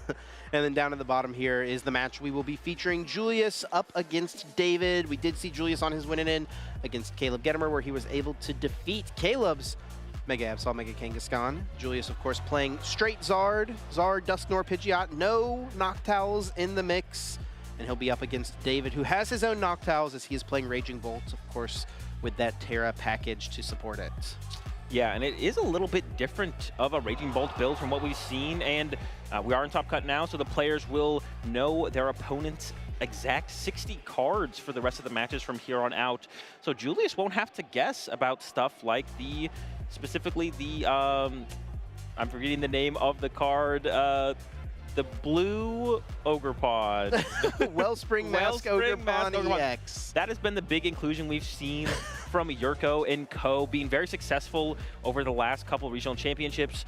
David's not bringing that. That's a powerful tool up against these Stage 2 decks. So that's going to be something that Julius could be well aware of going into the match and won't have to play scared of. Yeah, lots of things working here for both of the players in this matchup that we will have to track as we get into it. Of course, 2 copies of regular Raging Bolt, the non-EX Raging Bolt, Baby Bolt, as the community often affectionately refers to it as. That is probably going to be David's early game plan, I would imagine, right? That's so often how this deck can get an advantage up against the evolving powerful Stage 2 decks like Charizard. Yeah, this is definitely a matchup I would say leans towards Charizard's favor. So David's going to have to come up with some early strategies to get a lead, to get an advantage. The Raging Bolt there, the Baby Bolt is going to be one of those tools to pick off Pokemon on Julius's bench. Most likely the Pidgey or Pidgeotto will be the main focus, and you can complement those early KOs with the copy of Judge that David is playing, an early game disruptive supporter that we don't see very often because it's really only good in decks like Raging Bolt, the ones that can be aggressive, get an early KO, and then back that up with the Judge. Looking at the bracket here, Azul, and knowing the decks now, seeing how these matchups are potentially going to map out, who do you favor to take home the title this weekend? Man, that is a tough one. Honestly, after we saw Julius get the win in, Julius was kind of my front runner in mind, and I think with what we're seeing from the bracket here, depending on how Truan's match goes, I think it'll be, my prediction would be Julius or Truan victory with the Charizard. Yeah, I know you were really leaning into Charizard this weekend as your choices, and we'll see if that is indeed going to be the case. I think we've got our players flipped there. That is David on the left and Julius on the right as they are prepping for this match and getting locked in, getting keyed into their different strategies. They'll have a moment here. The judges are about to hand them the deck lists for their opponent, and they'll have a chance now, I believe, 2 minutes to review that list and take in notes. Now, what would you imagine are like the key things you need to be looking for in each of these decks? They know each other's archetypes, right? Yeah. David knows that Julius is playing Charizard. Julius knows that David's playing Raging Bolt. What are the first things as either side of the coin you're going to be looking for on the deck list in these 2 minutes? The first thing you'd be looking for are those big components for strategy overall in the match. Stuff like the Wellspring Mask Ogerpon, stuff like the Dusknoir on the side for Julius, which is kind of commonplace in the Charizard decks, but you still want to make sure you're playing against a Charizard deck that does or doesn't have Dusknoir. You want to know that going into the match. And then from there, counts of switch cards and gust cards, stuff like the counter catchers, the boss's orders, how many jet energy, and does Julius play the Turo? Julius does have both of those. I think David is very much going up against the full array of the options for Julius. Julius basically is not playing anything in here. He's playing everything in the deck that you'd possibly have to go up against in a Charizard deck. And then David is kind of missing the Wellspring Mask Ogerpon is the big thing. And taking note of the Judge would be a big thing for Julius, just to know that early game hand disruption is coming potentially. Trying to play around that with something like a Tatsugiri or an early Pheasantipity bench. Yeah, trying to establish the board a little bit to be able to withstand potentially those disruption options from the opponent. And just kind of general game plan here. Obviously, Julius has a little bit more of a slower deck where you're trying to build towards maybe a turn 2 attack, but oftentimes a turn 3 attack. And David on the other side is going to be trying to attack as early as he can. His first turn he's able to, be it turn 1 going second or turn 2 going first. How does that play into what these players are going to be doing? Yeah, so for David, it's going to be kind of straightforward. Going to be the aggressor. The Raging Bolt, like we said, taking apart the bench as soon as possible. For Julius, you have a couple different ways you can then respond to that.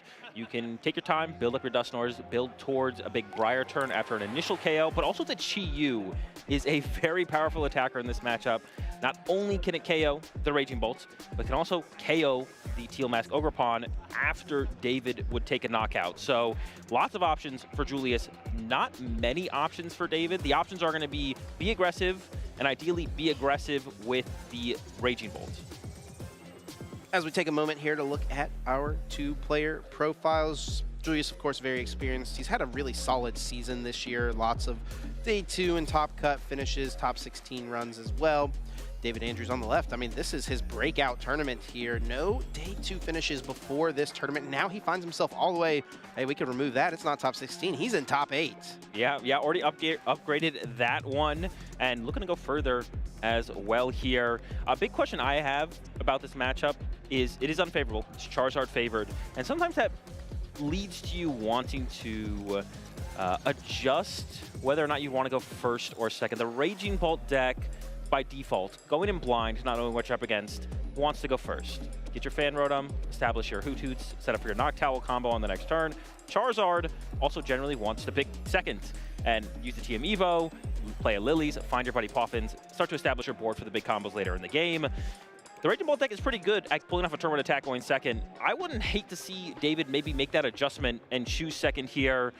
Julius, as I said, also feels pretty comfortable going second. I'm very curious to see what both these players choose actually for the first versus second thing, depending on who wins that coin flip. It is going to be interesting, certainly, and one piece of it is the potential, I would say, for that non-EX Raging Bolt with its Thunderburst Storm attack. You know, so often the Raging Bolt deck, if they go first, can get an energy attached, and then next turn Sada attach. All of a sudden, they're doing 90 damage anywhere, right? And most of the basic Pokemon you want to be targeting have 70 hit points. But in this matchup specifically, both Julius's Pidgeys have 60 or less hit points, right? One with 60, one with 50. So on turn 1 going second, David does have that potential for the very first prize on his first turn. Yeah, that does make things a little bit easier to pick off, and establishing the Pidgeot is a pretty big deal for the Charizard player. Julius also, I guess, making note, does not play the Shaman, which is usually pretty detrimental for the Raging Bolt player. Not a popular card, it seems. No, definitely not a popular one. One more argument for Julius to go first is the Klefki. Get the Klefki in the active on that first turn of the game. You shut down potential of the Fan Rotom and the Ditto, which can be a big deal for David to set up and play the game. It just feels very unnecessary to do that, though, to win this matchup on Julius' side. I think leaning in more towards just setting up and playing the game is what makes the most sense to me. But like I said, I'm always very curious how the players tackle that. I have my own thoughts. We have our own thoughts about whether or not we think the player should go first or second. But there's so much in-depth into the Pokemon TCG to make those decisions. Looks like that coin flip is happening. And Julius, I do think, just signified that he will go second. Okay, yeah, that is what that looks like there. And I like that. Just set up and play the game. That's all you need to worry about here is Julius. David needs to play the Disruptor in the matchup. It's an unfavorable matchup. You're the aggressive deck versus a deck that can respond very well to aggressive decks. Try and do as much as you can to more spoil Julius's plan than worry about yourself, basically. Yeah. So it looks like a mulligan there for Julius. Of course, you have to open up with a basic Pokemon to get a game started. Since he was unable to do so, David will be awarded with 1 extra card, a mulligan. And Julius has to shuffle in and try to find a basic once again. See which opening Pokemon he will have. Could open the Klefki. That is possible. That'd be pretty bad for David. Yeah. That would be definitely Julius's best opener here, without a doubt. And yeah, we'll get those prize cards laid out. These players both excited, I'm sure, to be in this moment. You know, for David, this is a new experience, right? Julius has had experience in top cut situations before, but someone who loves being up on the stage and having an opportunity to play in front of the crowd. Prize cards now going out for both these players. This is why you play 2 of them. So they both are prized? No, so you don't. So it's less of a chance of prizing them. Now, I will say, this is where the Pheasantipity can come in clutch. It's got the Cruel Arrow attack, which acts very similarly to how Raging Bolt does in the early game for David. So we prized 2 of our 3 potential openers. You don't want to put Pheasant Dippity in your active, but if you have to, it's better than nothing. Oh my goodness, that is really rough to see. Would certainly be David's ideal start, but he's not going to be able to go that route.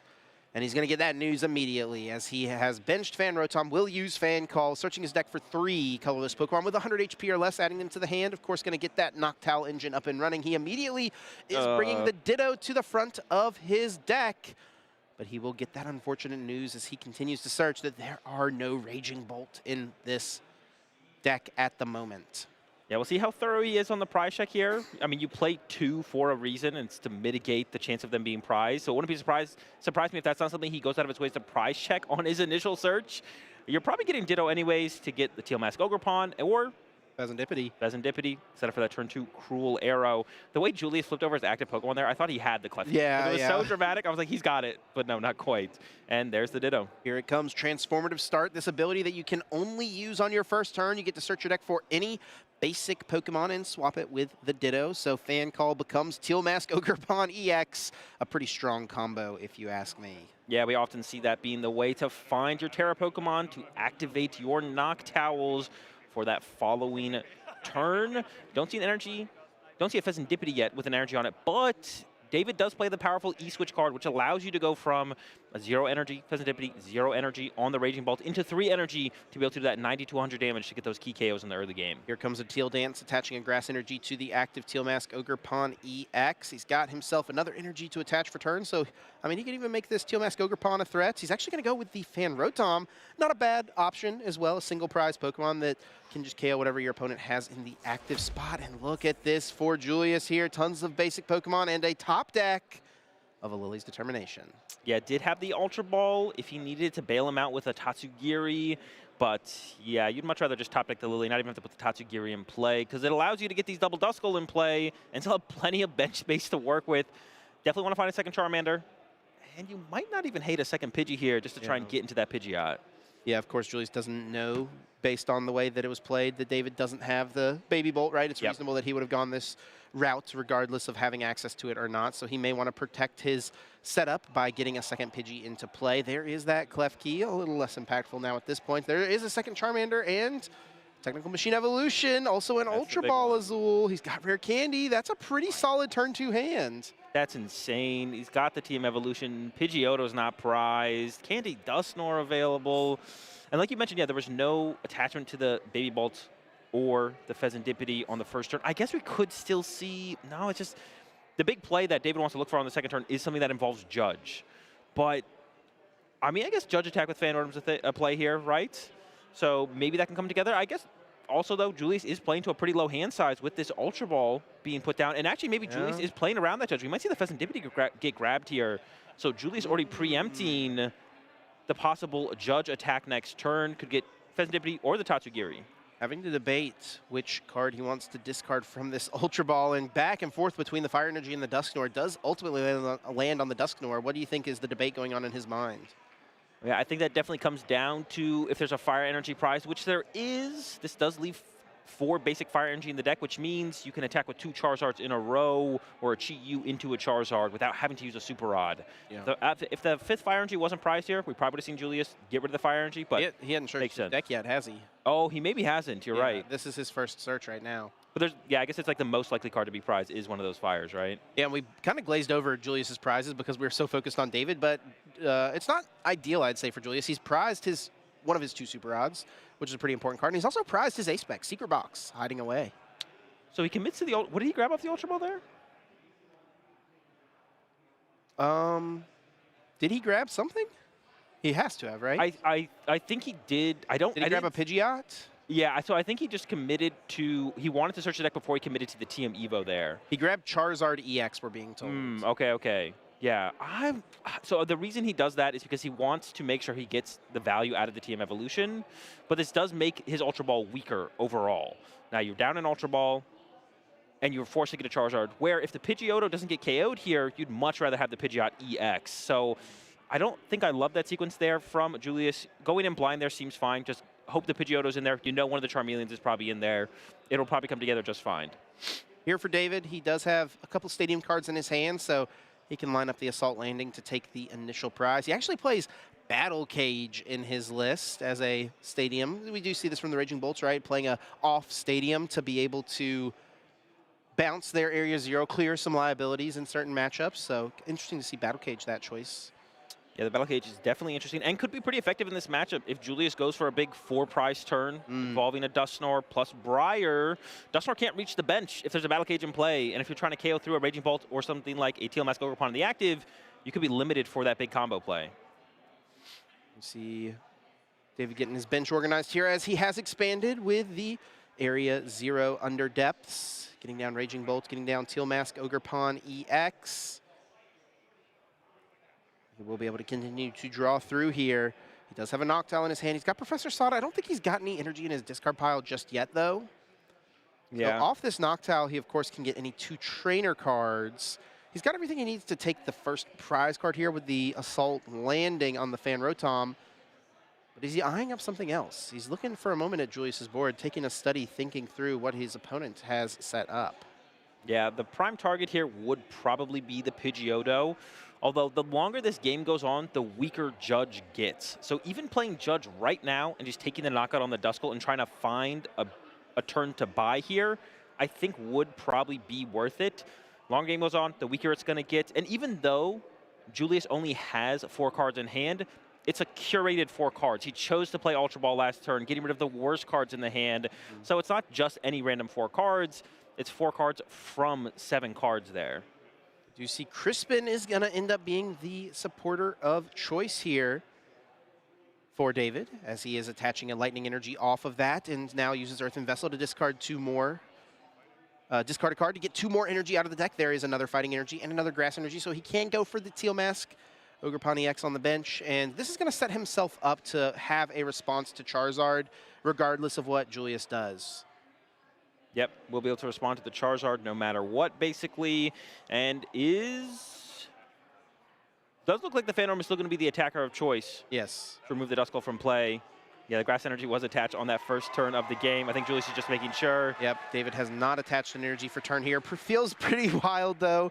6 energy cards in play on the second turn of the game. That's just the power of Teal Mask Ogerpon EX, though. Yep, and the back line very well established here for David. But this prize trade, even though it looks maybe a little bit daunting for Julius, Julius is still at the advantage. Oh my gosh. Top decks Pidgeot EX. Quick search online, ready to roll. He's got Rare Candy to bring out Charizard EX on this active Charmander. He can save the Charmeleon on the bench to be a future Charizard. There's a lot of potential here for Julius this turn. Oh? It looks like a little bit of a mistake there from Julius. It looks like he activated the quick search. I don't know if they're going to hold him to that. All right, letting him into the Charizard here. Okay. You want to use an Infernal Right? Definitely just want to sequence this turn out. Charizard, play the Iono, then look for... honestly, you're probably looking for the counter catcher, take away one of these Teal Mask Ogerpons. And this is another way the game can go. I talked about the Chi-Yu. I talked about the Briar Dusknoir combos. Julius can just draw 3 2-prize knockouts in a row and just win the game. You could just go Charizard, Charizard, Charizard, and that's the way we could see Julius tackle this one, and that's why this matchup is so favorable for Charizard. And that's why you really have to put the pressure on them early as Raging Bolts, with those Raging Bolts, with the Judge. We didn't get to see either of those things come to fruition here for David, and Julius is in a commanding spot already. So both the Teal Mask Ogerpon EX on David's side are set up to be able to knock out a Charizard EX with just a singular Teal Dance plus an attach for turn. Raging Bolt, of course, ready to go with all the other energy cards that are in play. If Julius finds himself a counter catcher, which of course he can get off of the Pidgeot EX's quick search, which Pokemon would be most valuable for him to target? Definitely want to look for one of those Teal Mask Ogerpons right here. The only other thing that would be in question would maybe be to go after that Mew, but I can't see that being a higher value target here, probably. Oh my gosh. Draws into the counter catcher. Getting the Pheasantipity itself there is just really, really good. Being able to continue that draw power. And it's especially powerful in this situation because David can't go out of his way to KO the Pheasantipity. You will always lose the prize trade in that scenario. So Julius kind of gets like a free liability on the bench and just getting +3 cards every single turn.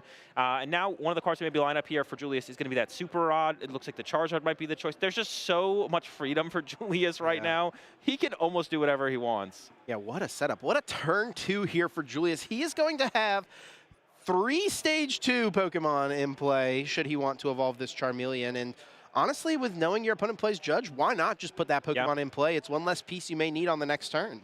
Yeah, I definitely like that mindset here from Julius. So the only way you lose this game at this point is probably Judge. Some kind of Judge, maybe Prime Catcher KO on the Pheasantipity or Pidgeot. The more you have in play, the less likely it is that Judge can lock you out of the game. And Julius, not only does David have access to Area 0, Charizard's a Terra Pokemon, Julius has access to Area 0, and we see the Buddy Poffin coming into play, setting up further with stuff like the Tatsugiri. Yep. And hey, in case your Pidgeot goes down, you can set up a second one here as well. Yeah, of course, Area 0 Under Depths in play for both of these players, with Charizard being a Terra Pokemon. Julius also getting access to that extra bench. He'll bring down the Tatsugiri and Pidgey, playing around every possible scenario from David's side of the field.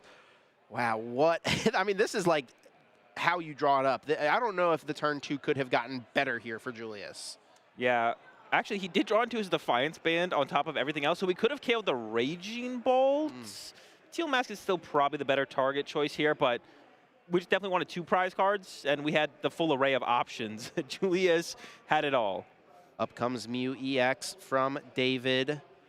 There's nothing like a Briar in David's list that I'm seeing. Nope, yeah, no Briar. That's something we've seen from Raging Bolts in the past. It's not very commonplace nowadays. That would be one way David could get himself out of this specific situation. Other than that, though, it's just going to be, I think, on to David to hope that Julius misses a 3rd Charizard EX. Yeah. Which feels unlikely. Yeah, it feels pretty unlikely for sure. I think Julius could maybe even put together like a Chi-Yu, just manually attach it over the next 2 turns, and that could work for those final 2 prize cards. And this is why it's so important to play the Judge as soon as possible. Once you're staring down a board state like this, the Judge basically has no effect on being disruptive. So from David here, I think we're looking at trying to utilize Fan Rotom again. KO the Tatsu or the Pidgey, or maybe the Duskull? the Charmander. Then there's still 2. It's got to be the Charmander. Yeah, okay, I could see the Charmander as well. I think the Duskull is probably the biggest threat because it opens up the most lines for Julius. Because Julius can still utilize Dusknoir and Dusclops. And then from there, David has to hope that Julius prized both Boss's orders. Or maybe just one would be enough, because you really need to force the single prize knockout onto Julius. Julius does not want to KO a single prize Pokemon if he can avoid it, but even then, Dusknoir or Briar could still get involved, and it could still be okay. You never like to find yourself in a situation where you're having to play to your opponent, prizing 2 of something. Yeah, it feels pretty bad. Feels like a pretty tough situation to find yourself in. David, I think here, yeah, just going to land on the Sada from the Jewel Seeker, and now we'll get a couple more energy cards into play. And on David's side, there's a few different ways he could deal with the Charizard on this specific turn. If he's just trying to go through the active, he could knock it out with Bellowing Thunder on Raging Bolt EX. He could knock it out with a Teal Mask Ogerpon EX. He could even knock it out with Iron Leaves EX if he was to draw into that Pokemon. Which one would be best here? Definitely don't want to use Raging Bolts. We'd like to avoid that. That eats up a lot of our energy in play and limits our options on the next turn.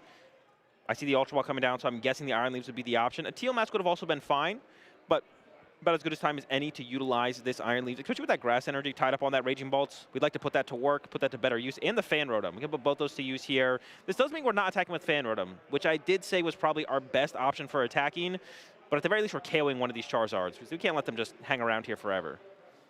Rapid Vernier, the ability there for Iron Leaves EX. Whenever it is put onto the bench, you can switch it into the active spot and move basic energy from your other Pokemon to it. Of course, now it has absorbed 3 grass energy, and Prism Edge deals 180 damage times 2, 360, more than enough to deal with Charizard EX. Julius happily promoting his own Charizard EX, drawing now for turn, finds himself Boss's orders. He is definitely the player in control of the game at this point. How does he ensure that he stays ahead?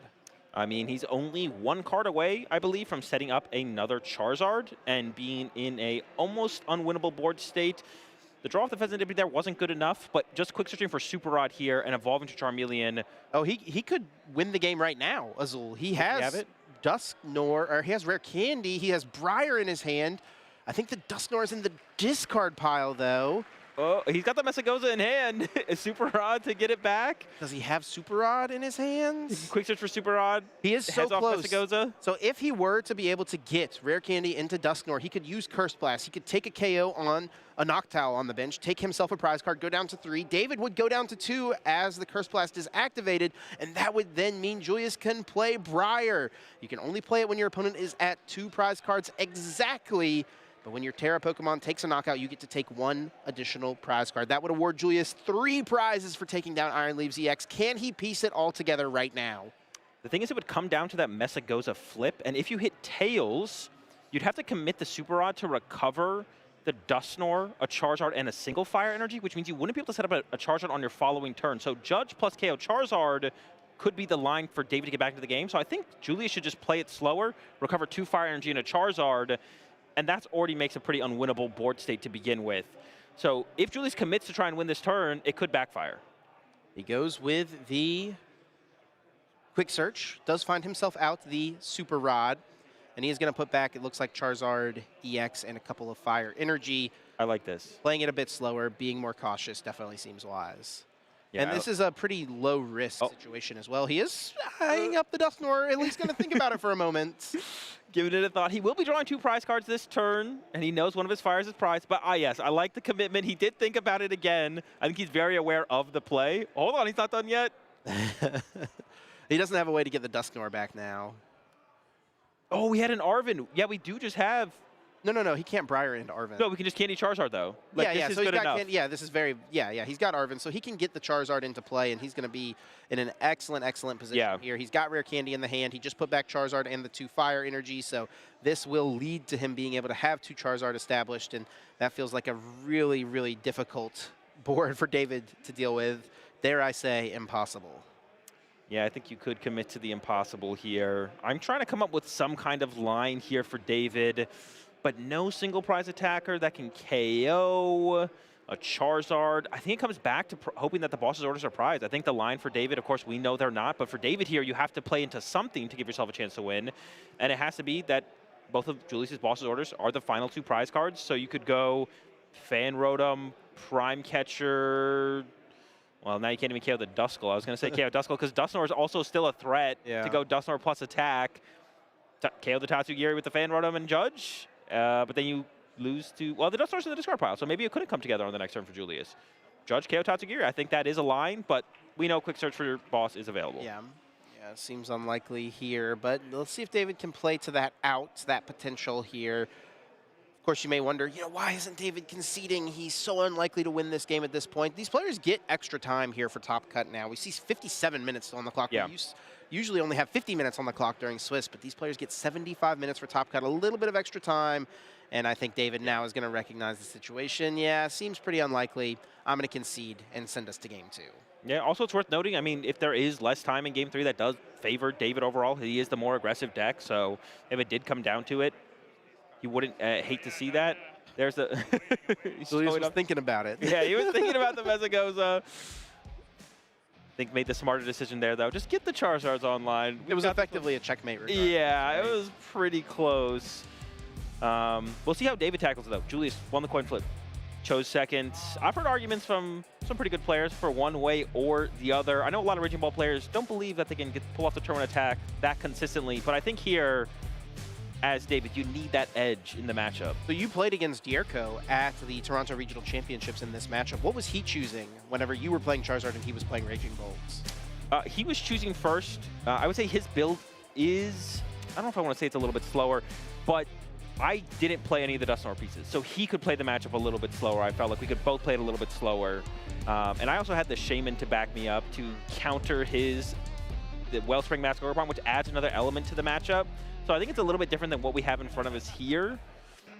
Whereas in this matchup, it is more Charizard lopsided than something like my matchup against Yurko. Yeah. I didn't have the Dusknoir. The Dusknoir is a pretty big deal. David will have the option here to choose first or second, and Julius has opened up the Clef Key Azul. Yeah, and that'll take away all basic Pokemon's abilities, and we got some really powerful ones for the turn 1 from David that he would like to utilize. The Fan Rotom, the Ditto, and he opens the Baby Raging Bolt. Oh. Honestly, though, with staring down a Clef Key, that is probably one of the better situations, right, for an opening Pokemon. Having Raging Bolt does still mean that the turn 2 attack is possible, but this Nest Ball is going to feel so much weaker when it can't get Fan Rotom to Fan Call. And, well, you know what, Azul? There was no basic abilities for him to use anyway. Oh my gosh. Both Fan Rotom and the Ditto. But what's even funnier on top of that, David's hand, I don't think would have gone after the Fan Rotom anyways. Really? It's living off a Noctowl, and you need the Teal Mask Ogerpon to activate the Noctowl. You have no way to move the Raging Bolt into the Ditto this turn anyways. So it kind of all worked out for David. You prized 3 cards you weren't going to use anyways, and you open the Baby Raging Bolt. You'd like more Hootuts in play. I think maybe that's the biggest thing. But if you weren't going to be able to get the Fan Rotom and use it, or wouldn't even want to get it if it was there, I guess it kind of works out here for David, as funny as it is. And this is really nice as well, having the Earthen Vessel in hand for David, as now he will be able to threaten a Pidgey or even a Pidgeotto on the next turn with just an attachment now to this Raging Bolt. Quick note of the prize cards there for Julius. He did prize 3 supporters, which could lead to a weaker early game, and I actually don't see a draw supporter in his opening hand currently. Yeah, I think he might have to retreat into the Tatsugiri here to hope for a Lily, but there's, yeah, two Lily prized, and chaining back-to-back Lilies, not even finding that first one is a really, really big deal. There's the draw for Julius. It's not a good one. It's Dusknoir, not useful right now. His hand is really, really bad. I think he is going to have to Ultra Ball for Tatsugiri. And yeah, that is the case here as Ultra Ball is played out, losing to Dusknoir on turn 1 once again. Yeah, and I think the other discard here has to be that Chi-Yu or the Pidgeot EX. Chi-Yu pretty good. Actually, the more I think about it, I kind of like keeping the Chi-Yu and just benching it. I like getting rid of the Pidgeot EX there a little bit more. You want to hold the Briar. I think you're benching Fez here potentially as well before you Lily or Iona, which is what you're hoping for off of this Tatsugiri. The Arven, usually pretty solid. I don't think the Arven's good enough in this situation, so you really want that Lily or Iona to get things going here for Julius. Down will come the Tatsugiri. Its Attract Customer's ability will allow Julius to look at the top 6 cards of his deck and fish for a supporter card to aid him in this spot. His odds will be decreased, however, as 2 Lily's Determination and an Iono all hiding in the prize cards. Either of those would be a strong option for him. He also could hit an Arven here, which would get him into Secret Box, which would definitely let him set his board up nicely. But with having to commit his energy to retreat here, he will not be able to get off Technical Machine Evolution this turn. No way, no how. Yeah, no Technical Machine Evolution. And if you did go into the Secret Box off the Arven, which you'd probably have to do to find a follow-up, you'd have to give up Briar to the Secret Box there. But here we go. 6 cards from the top. Julius living on this. Otherwise, it'll be Klefki versus the world. There's a Buddy Poffin. There's the Secret Box, all powerful cards he would like to see. Oh, my gosh. Every the time card. for Julius. He can't believe it. There it is. Well, if we're getting picky, it was technically the first card that he pulled off the deck, but true. There is the Lily's Determination. That is ideal. Yeah, I guess holding the Chi-Yu, benching it would have made the bench a little crypt. I really think we should have seen the Pheasantipity hit the bench there. One of the things that the Charizard deck can struggle with, well, it's responding to these aggressive KOs from the Baby Raging Bolt. So having more draw power so you can set up your own threats is the big deal. But finding your Pheasantipity is not the easiest. The deck only plays 4 Ultra Balls. We've already seen 1 get played, and that's your main source for your Charizards and your Pidgeot EX as well. So naturally drawing into those cards and being able to utilize them when you have them is pretty important. Definitely would like to have seen that Pheasantipity get benched. All right, 8 cards here for Julius. I have to imagine Buddy Poffin is the #1 thing he is looking for here. Or just a lot of basic Pokemon would work out nicely for him also. There's an Ultra Ball. There's no basics Azul. Oh my gosh. No Charmander.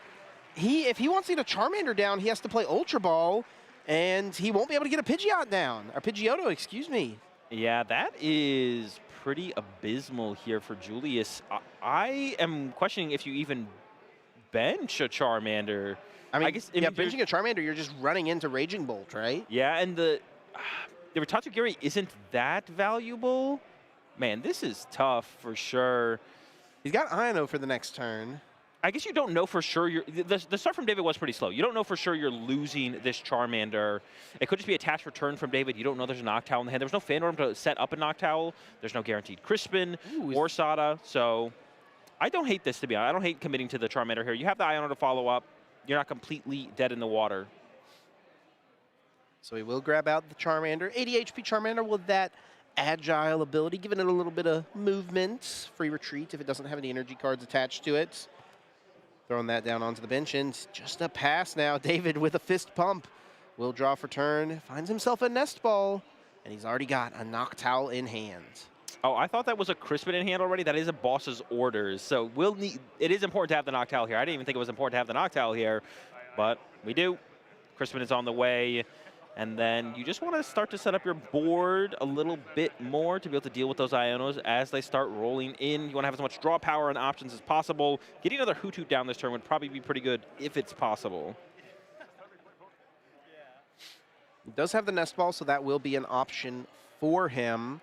But outside of this Crispin, he doesn't really have much else rolling. I wonder if he'll want to find out a basic Grass Energy just to try to Teal Dance to get a little bit of extra card draw rolling. Yeah, I like that. And establishing that first Grass Energy on the Teal Mask Ogre Pawn, you know, gets it closer to being able to be a threat to KO Charizard, or just having extra energy in play for the Iron Leaves as well. Both very important. Off the Jewel Seeker, he gets himself a Nest Ball into Crispin. So we know the Crispin will fuel the Raging Bolt this turn, but Nest Ball can get himself down a Hoot. He also has another Nest Ball in the hand, so could ensure that there are 2 Hoots in play this coming turn. Second Teal Mask Ogre Pawn could be nice. Even the Mew EX, you know, that's guaranteed draw power when your opponent's not taking KOs. If your hand small enough, a Raging Bolt as well. Oh, Mew EX is prized. The Raging Bolt EX as well as target for Sada. As you naturally draw into those Sadas, potentially you want to be able to use them for as much effect as possible. And here comes the Crispin to load it up, and that Charmander will be going down this turn for sure. And there's the Crispin, of course, searching the deck for 2 energies of different types. The player gets to add 1 to hand and attach 1 to one of their Pokemon in play. I have to imagine the basic fighting will go onto the Raging Bolt for that effect, and Teal Mask Ogre Pawn EX will be able to attach energy to itself with that Teal Dance ability. Yet another Nest Ball is found, and now with an energy attachment to the active, Raging Bolt EX will be free to Thunderburst Storm. Look at this, all 4 Nest Balls being found in this opening here for David. Yeah, and I would maybe like to see a Latias here from David, just to protect yourself from the counter catchers or boss's orders of Julius, to maybe try and trap your Raging Bolt in the active. Now that you put that on the bench, it can be a liability as far as getting stuck in the active goes. We'll see if Latias is going to end up being the choice. Looks like he is thinking through another Teal Mask Ogre Pawn. He actually does have a Grass Energy in the discard pile and a Night Stretcher, so could get another Teal Dance here if he wants it. Night Stretchers are pretty valuable, but establishing Grass Energy is also pretty good. And yeah, with only a 2-card hand there, I wouldn't be surprised to see Julius try and avoid playing this Iono in the hand here on this next turn. He may have no choice, though. Yeah, the Tachigear could save him once again. There's only 1 Lily's Determination left in the deck as well. He's played 1, and there are 2 in the prize cards. I mean, there's a chance he finds it, of course. And this is why I would have liked to have seen that Pheasant Dippity get benched here from Julius. You knew the possibility of that Thunderburst Storm was so high, and it was going to reach for one of your Charmander or Pidgeys that made its way onto this bench this turn, and you could capitalize on that KO by getting more cards to work with on your turn. Without it, though, it's going to be a little bit harder to piece together as powerful of a response. It looks like he may be, no, he will go with the Attract Customers. It seems like he was going to play Super Rod first, which would lean towards playing Iono before using the Attract Customers, but we'll try to see if there's other options for him here. And he does get offered up an Arven, should he want it. That could, of course, find Buddy Buddy Poffin, could find Technical Machine Evolution, but Charmeleon, even with its 110 HP, it is at risk of being killed by Thunderburst Storm with 1 more energy being attached to a Raging Bolt. Yeah, but it does seem like still a pretty solid route. We have the... Oh, but there's a Charmeleon in hand. I thought both were in the deck there. We'd only be able to Team Evolution into a single Charmeleon. Or hold on, maybe Secret Box? Secret Box could actually discard it could discard the Charmeleon, and he has Super Rod in hand. Okay, so yeah, we can make it work. We could get double Charmeleon established, and we could grab Artisan, which would get us a Pidgey on the bench as well to start to finally build out our board here to respond to the threats David has established. It looks like Julius will grab out Secret Box and a Technical Machine Evolution, and then I assume the Secret Box will discard the one Technical Machine Evolution along with 2 other cards in the hand, and he'll search himself out a bunch of other cards here. Looks like Buddy Poffin, Artisan, the Technical Machine Evolution being eyed up, and of course that one final copy of Lily's Determination also. Yeah, definitely would want some flexibility in the supporters. Like I said, David only has 2 cards in hand. Could be good, could be bad. You'll probably get a little bit more information on that next turn from Julius. So being able to have an Iono and Lily in hand to respond would be great. And like you said, looks like the Charmeleon is going to get discarded. I think you can give up the boss's orders here as well. See what Julius thinks. Maybe the Pidgeot, though, because the chance that you set up the Pidgey at this point, or the Pidgeot, I think is pretty low. The Pidgey should be the focus of the Thunderburst Storm from David here. Yeah, and then boss's orders also lets you take down a Teal Mask Ogre Pond potentially on a future turn that is becoming Oh, it's not a Pidgeot, threat. it's a Jet Energy. I thought it was a gold Pidgeot. No, yeah, Jet. I don't think there is a gold Pidgeot, buddy. The fuller one looks a little golden. Maybe not quite. I did just see it in the deck. It's not gold. There's a shiny one, and they're both blue. He's got golden hair. They're blue-looking cards. Sure. That's where the confusion came from. I'll let it slide this time. Here comes the Buddy Buddy Poffin, bringing down a couple of Charmander. He can also still get a Pidgey, of course, through the use of Artisan, which we do see him have in hand off the Secret Box, and that will be the case here. Grabbing out any basic Pokemon without a rule box. Down comes Pidgey, and has Technical Machine Evolution, has the energy. Does need to have, of course, the energy in hand in order to utilize TM Evolution, so not something he's ever able to discard through that sequence. And man, are both Charizards in the discard as well, or is it just one? I think it is just one. Okay. Yeah, there's one right there in the deck. So he will shuffle those back in. Got to make sure he plays the Super Odd before he starts shuffling cards back into his deck, though. He's going to put back a Dusknoir as well. He also has the Dusclops in the discard pile also. Interesting to see the Dusknoir come back. He's pretty far away from getting to a Dusknoir, right? There's no Duskull in play. Yeah, that is definitely an interesting choice. I feel like the Charizard... Wait, there was the Charizard taken. Yes, right? Charizard was was brought taken. back. No, we got Charmeleon, Fire, Dusknoir. No, Fire did not come back. Oh, Fire did not come back. Yeah, that makes sense then. And he's actually going to choose to go through this sequence with the Klefki, locking in that mischievous lock, making it so David's unable to Teal Dance this turn. That's pretty good, too. Yeah, takes it with the Teal Dances. And I guess that's pretty much all it locks out. I don't think Latias is going to get involved. And it does go for the double Charmeleon, which makes the most sense. If David wants to KO one of those, got to get a 4th energy involved on the Raging Bolts. I think the Pidgey would maybe still be the target in that situation. But with a Super Rod gone, the way to maintain the lead here from David might be to just go after the Charmeleons. If the response from Julius has to be a Charizard, you should be able to pretty easily handle that first one. And it might be hard for Julius to then set up another Charizard. Yeah, and it's honestly... if the 2 Charmeleon are allowed to just hang around, it's pretty reasonable that Julius can just get 2 Charizards in play, and those would carry him through the game. Yeah, makes it easier to potentially utilize. The Chi-Yu is still in the discard pile, but it'll be easier to utilize that card as well. The easier it is to get into your Charizards. Doesn't look like David has very much here. He can attach for turn to this Raging Bolt and go for the Thunderburst Storm.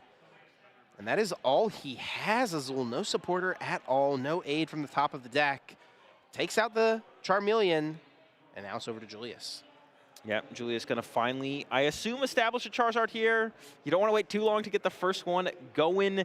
There was a choice there from David to actually remove this Artisan from play, which would limit Julius's access to future Charmanders or the Chi-Yu, and then also opens up his bench for more options in terms of like Latias, Fezandipity, the Mew EX that he just pulled off the prize card. I think I would like to have seen that area 0 hit the field on that last turn. Also, the chance that Julius can remove your area 0 is pretty low at this point. Secret Box is gone, Artisan is gone, only has that Messagoza left.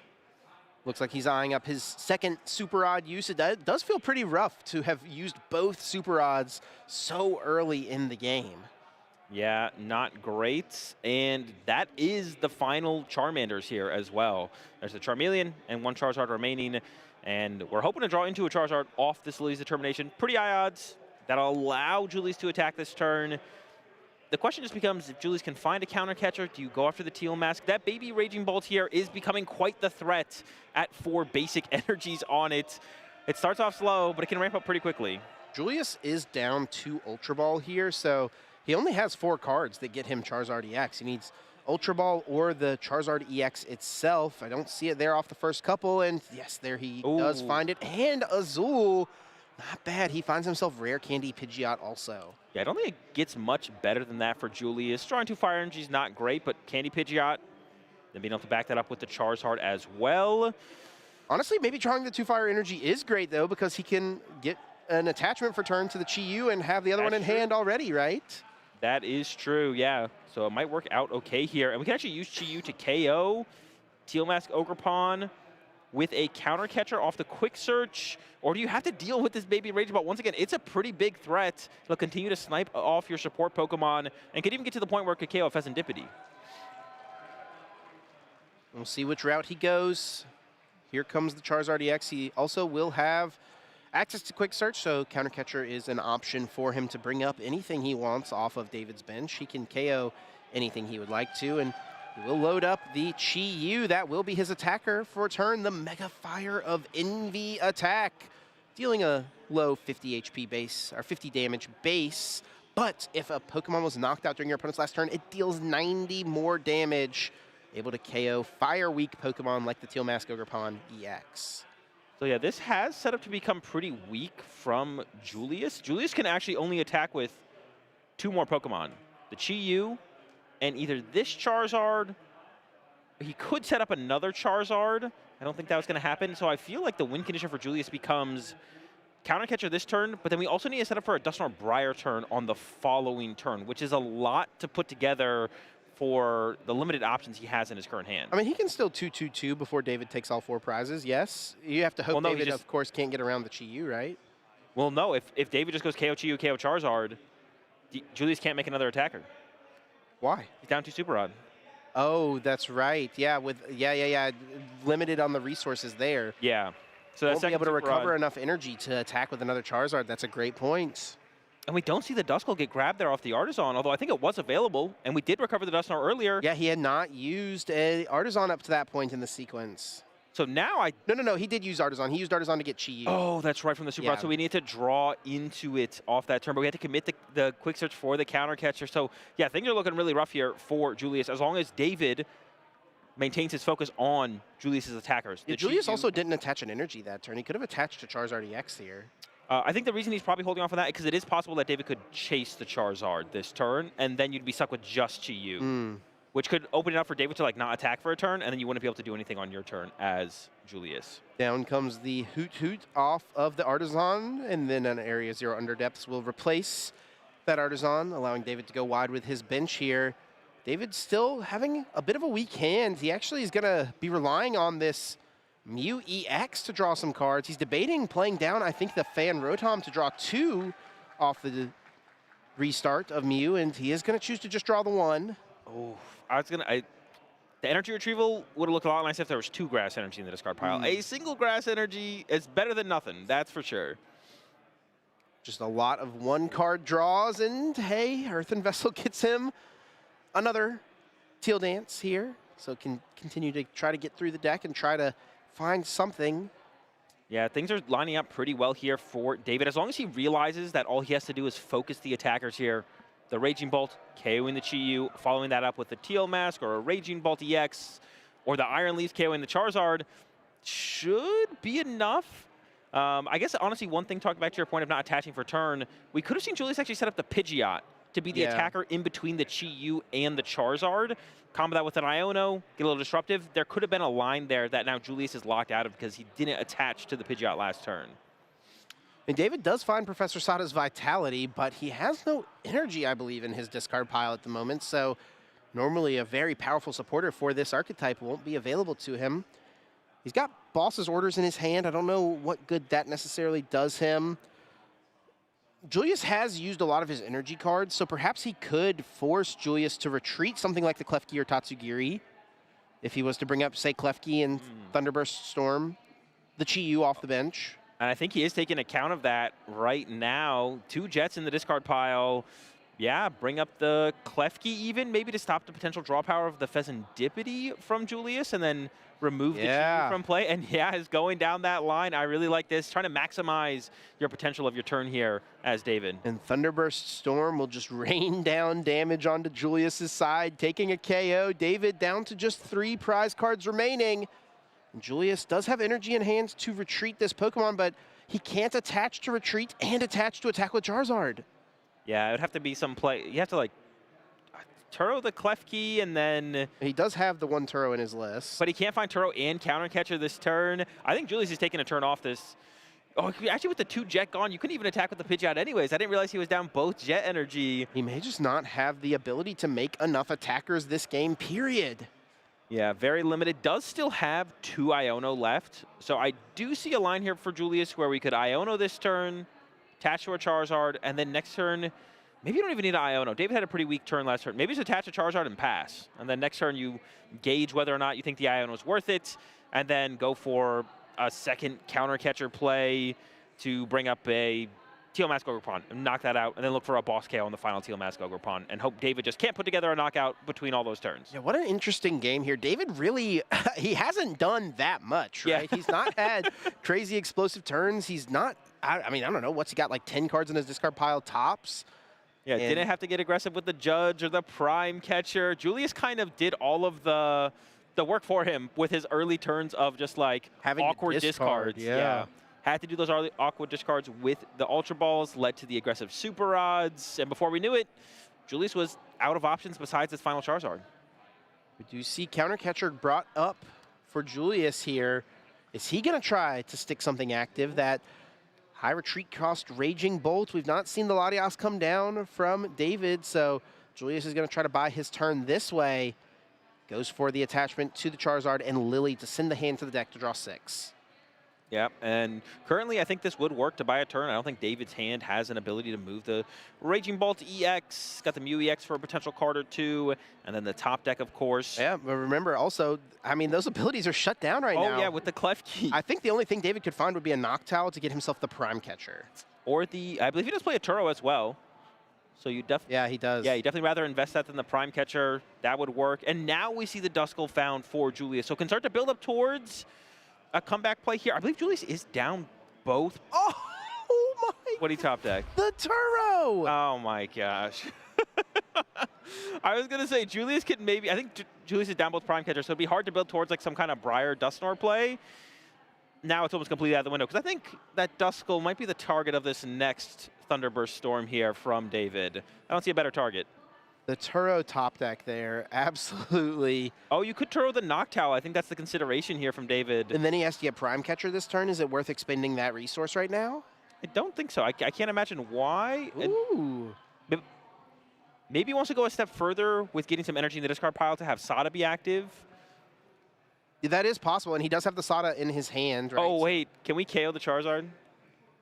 The Charizard can with get Iron KO'd. Leaves, Yeah. yes, he can. Prime Catcher Ultra Ball gets the Iron Leaves, and that is going to be game-winning here for David. He'll have 1 prize card remaining, but there is just no way Julius could win the game here with this Charizard going down. I think this play is going to be strong enough, Azul, to send us here to Game 3. Yeah, I think so. I think just attacking with the Baby Raging Ball would have been enough, but why not just cement it a little bit further here? 1 prize card left for David to draw, but no way to draw prize cards here as Julius, and we see him packing it up. Ready to move on to that game number 3. Let's not waste any time here. Plenty of time left for a Game 3 as well.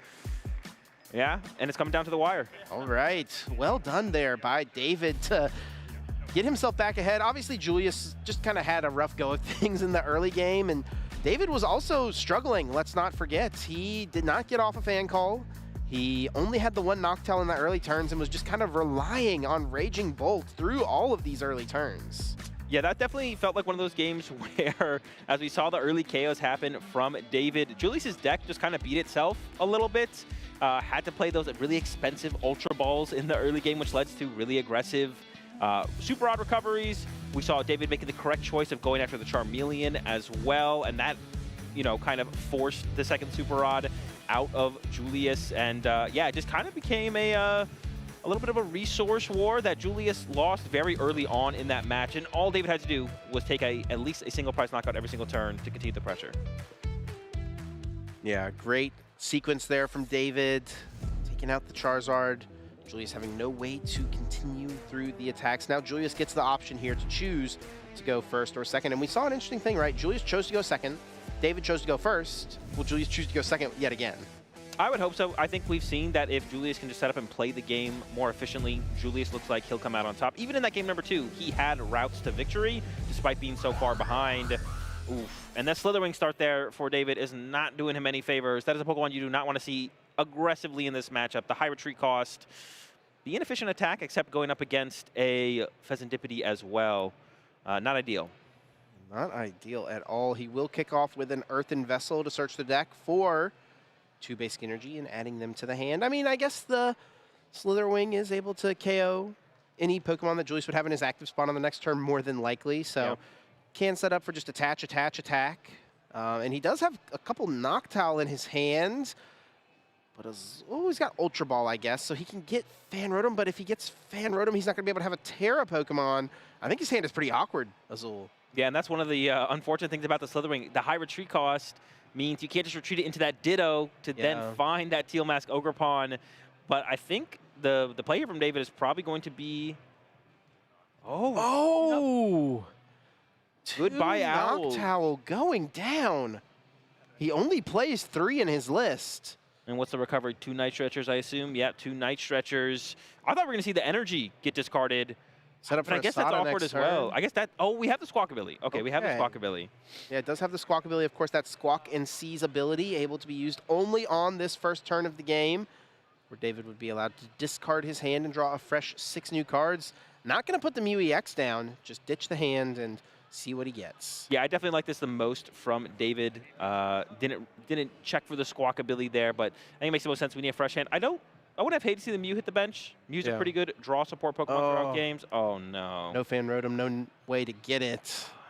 I think has a Crispin or does have a Crispin, so he can be attacking next turn. Also has the Prime Catcher, so could get aggressive, but that's already... You're loving to see that on Julius' side. You love to see the no Fan Rotom. You didn't even have to open the Clef Key to shut it down. It just didn't show up.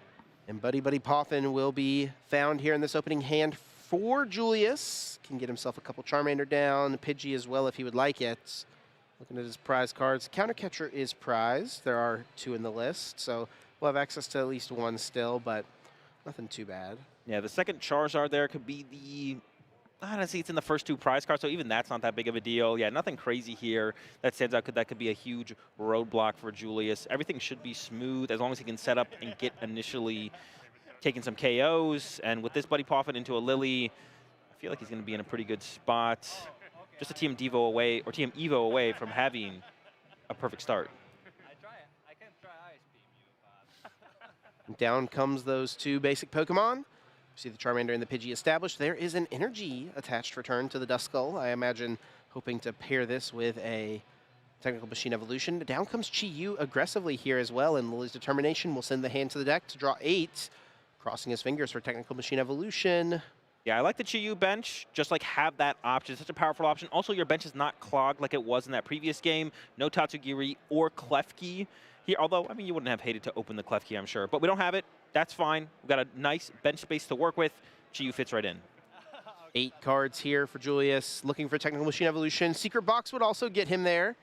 Let's see if he can find either of those pieces. I do see a couple Buddy Poffins, so he can at least get some more Pokemon should he want it. Rare Candy and Ultra Ball found. So he can get a Pidgeot established next turn, but there is a lack of Technical Machine Evolution. Yeah, but it's hard to complain about this hand here for Julius. Can get down another Pidgey if you want. Definitely want... Oh, we did prize this other 70 HP Charmander, didn't we? Yeah, he cannot Buddy Poffin for the 80 HP one. Yeah, I don't know how in fear Julius needs to play of the Charmander getting KO'd. It is your only Charmander. There was no Hoot Hoot established last turn, so it's unlikely David will have access to the Prime Catcher or the boss's orders, plus the energy necessary to KO the Charmander. So I don't think Julius should stress getting the Charmander here. However, I'm pretty sure David has exactly that combination in hand. So that is unfortunate for Julius, but the way the board states are set up currently, I think we could definitely still see Julius turn that around. Retreat of the energy into the Tatsugiri, looking at the top 6 cards, attracting some customers, hopefully looking for some aid on the next turn, and does not find a draw supporter. Does get Professor Turo's Scenario, but don't think that's going to be useful on the next turn more than likely. Yeah, probably not. Just a pass. Yeah, I think that makes the most sense. Benching another Pidgey here from Julius. Doesn't do a whole ton when you only have one Charmander, and then immediately into the Crispin for David. And I expect this Charmander to go down because David's setup also not spectacular, not perfect, not what you want to see. So you need to try and buy some time, take away those key Pokemon like the lone Charmander to get that prize lead. We've got a situation here where both players are really setting up pretty poorly, having really awkward opening turns. And when that's the case and both players are not having their full game plans executed, I feel like the deck that's generally going to be favored is the more aggressive one. David, while he isn't very set up, he's got Raging Bolt. He's got Prime Catcher in his hand. He can go after this Charmander. He'll be able to push the advantage. He'll be able to attack for several turns in a row based off of the board in hand. And that may be enough here if Julius is unable to get something established. There's also a potential read here from David. Julius did go really aggressively after the Tatsugiri and only found Professor Turo's scenario. So it's probably reasonable that David could read, hey, Julius does not have a good supporter card in hand. Maybe he would go after Tatsugiri in that instance. He will here, though, choose to just go after the Charmander, which I think is probably the overall best play, but, you know, maybe something to consider. Yeah, definitely would be a thought there. You could also read it as Julius just doesn't want to lose the Duskull and would rather give up the Tatsugiri in that situation. Like I said, Julius isn't completely out of it. A little bit of a rough start, but has Candy Pidgeot, which is, I mean, your most powerful Pokemon to set up is the Pidgeot EX, of course. So Julius will have time to recover here. Does need to get some Charmander down. Once again, though, now the Prime Catcher's out of the way. No Raging Bolt established, just the Raging Bolt EX. A lone Charmander here, I think you'd feel pretty safe as Julius. Just debating what to discard off the Ultra Ball, Buddy Poffin, or perhaps the Jet Energy. Pidgey has already been locked in, it seems, and looks like Professor Turo's scenario will be the ultimate choice here, as Ultra Ball is able to search out any Pokemon that Julius would like. Pidgeot EX immediately grabbed, and he can use Rare Candy, get this Pokemon in play, and I expect to probably see attract customers happen before the quick search because he does not have a supporter in hand at the moment. Yeah, that sequence would make sense there. And then even has that follow-up Ultra Ball for the 80 HP Charmander, which we can't find with the Buddy Poffin, of course. But yeah, would love to use our quick search for something a little bit higher value than a Lily's Determination. Honestly, an Arven this turn would maybe be good enough. So just kind of any supporter besides Boss. Even actually Boss Slither. Whoa. How many were we going for there? Yeah, that was more than 6. Tatsugiri wishes it could look at more than 6, and there's that Lily's Determination. Julius doesn't even think about it. He's like, I'm not even going to look at these other cards. Yes. Lily's Determination, the obvious choice there for sure. What he is looking for, trying to get himself as many cards as possible. And it looks like he will commit the Ultra Ball here, probably to that 80 HP Charmander. Down goes the Defiance Band and the choice, the Buddy Poffin. I'm actually not sure I love this discard from Julius. We could see an interesting turn next turn from David, where David opts to not take a KO to avoid the activation of the Chi-Yu and not put the Raging Bolt in KO range of a Charizard. Just go with a Burst Roar to reset the hand and then look for a 2-prize KO on the Pidgeot as the next follow-up. But the Defiance Band would have made that more awkward for Davis. We could still see a Counter Catcher on the Squawkabilly or a Boss on the Squawkabilly through Charizard. But now we're kind of like, we have one less piece to work with, where the Defiance Band through an Arven could have been a more powerful combo. Off the Lily's Determination, Julius gets himself 8 cards. If he wants to get a Charmander back into play, it's going to have to be through Super Odds, so he may be just crossed his fingers that this one Charmander can hang around here. Yeah, and I'd be pretty confident in that if I'm Julius. Prime Catcher's gone, no Hoot Hoots. He did get Artisan, so if he wants to go get Super Odd, he could, but yeah, I agree. It feels like he wouldn't necessarily be pressured to do it, and the Super Odd is just such a valuable resource in this deck. Yeah, also giving David access to the Artisan for the current board state does not feel good. Honestly, did we attach the Jet Energy to the active Tatsugiri? It was attached this turn, yes. Right? Yeah. So TM Evo, I guess, could be the play here off the quick search from Julius. Julius hasn't used the quick search quite yet. No, and that would get him both Dusclops and the Charmeleon. You're feeling pretty good. Honestly, though, Julius did not draw an out to Charmander there or the Charmander off the Lily, so the Ultra Ball kind of worked out for sure in this situation. Yeah, had to commit to it. Oh, Julius is playing scared of the potential KO, it looks like, though. Yeah, he's lining up the Super Rod. I mean, all David would need would be a boss's orders in order to take out the Charmander or a Charmeleon. Yeah, he only plays one boss's orders, though. Oh, we're just prepping for the next turn. Okay. Pass, okay. Oh, maybe not. Was about to pass. It looks like he's going to debate. Oh, he could play counter catcher onto the Slitherwing. Slitherwing has a 3 retreat cost. Yeah. It's not going anywhere anytime soon. He's going to bring it up and pass. Yeah, I don't hate that from Julius. There is an Iron Leaves in the hand here, though. Won't be able to attack with it, but you can switch into the active and then hard retreat back into the Raging Bolt. He actually could attack with it because he has Crispin. Oh, that is true. But this is one of those situations, like I mentioned, I don't know if you want to attack here as David. I almost want to see the Burst Roar or wait a turn, get a 2-prize knockout before you, I don't know, give Julius an opening here. You ever thought about stomping off? I don't hate the stomp off. Leave a 1-prizer in the active. I mean, with the Defiance Band gone, though, Raging Ball in the active could be safe. But there's a Noctowl in the hand here. Now that we have the Hutu to combo with it. Oh, they're still short a Terra Pokemon. So he is going to use the Iron Leaves to Rapid Vernier, push it into the active spot. Not going to switch any energy cards to it. And we'll just use Crispin to get himself a couple energy into hand. Probably attaching one to retreat. And then, yeah, maybe it will be the Burst Roar here, Azul. Could be. This does line up to be able... Oh, no, yeah, I guess we are still 1 energy short. Yeah, so it would have to be the Burst Roar. We would have needed one of those energies off the Raging Ball to get the Iron Leaves attacking. So, yeah, that's what I would want to see, I think. The Burst Roar, or just load up energy and play. Like I said, there's a Noctowl in hand, so we can just wait. But I don't think we want to take a KO here if we can avoid it. I think that gives too many opportunities to Julius, especially with that Chi-Yu on the bench ready to go, ready to KO the Iron Leaves possibly. So he will retreat Iron Leaves into the Raging Bolt EX. He still can attach for turn as well, if you'd like to. I don't believe he has. And he is going to go for the knockout here. Take out the Tatsugiri. This is an opening now for Julius. Yeah, I think it's a really big opening for Julius. No grass energy established. The Iron Leaves used with no grass energy on it, and no Teal Mask Ogre Pawn set up in play either.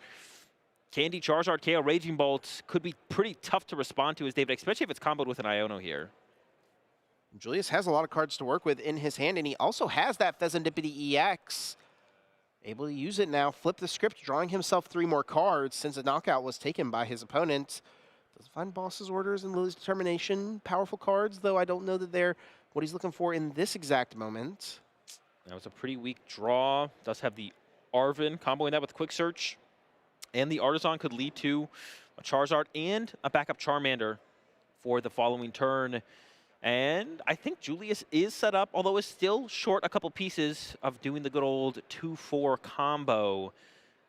Knock out this Raging Bolt this turn. Then next turn, combination of Briar and a Dusknoir to draw effectively 4 prize cards on the turn. As long as David actually gets a KO next turn, which I'm not even that confident in right now. Yeah, that does seem unlikely.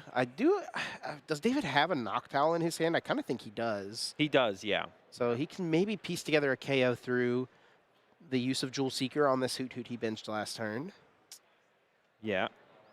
Looks like Quick Search will be used to find out the Charizard EX, and then now Arven can get himself the Rare Candy. Could also get Secret Box here to get himself the Rare Candy and a few other cards if he wants it.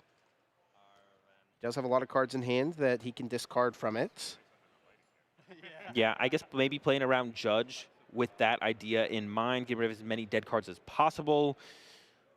Although, looking at it, I think unfortunately for David, we're down both Crispins and the energy switch is prized. Yeah. So we can't attack with Iron Leaves or a Teal Mask Ogre Pawn on the following turn to combat against this Charizard.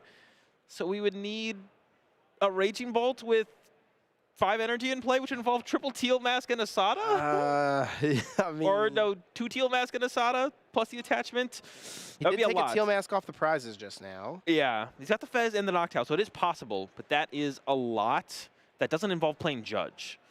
And leaving Julius, excuse me, with this massive hand, that Briar combo could definitely come together on the next turn. Super Odd puts back a Charmander and a basic Fire Energy. Down will come the Artisan, and Julius can use it to bring Charmander back into play. Get himself closer towards that second attacker. The second Charizard EX. We do know one is prized, but it's down at the bottom of his prizes, so if he takes a 2-prize KO here, he's actually going to likely take the other Charizard EX here, which is really nice. And he will use Rare Candy into Charizard EX Infernal Rain. brings 3 energy cards out of the deck, accelerating them into play. 1, 2, and 3 if he wants it. And looks like he will bring the full suite out. Is debating this 3rd energy. Perhaps going to hold off. Could attach to the Chi-Yu, perhaps, and that will be his ultimate choice.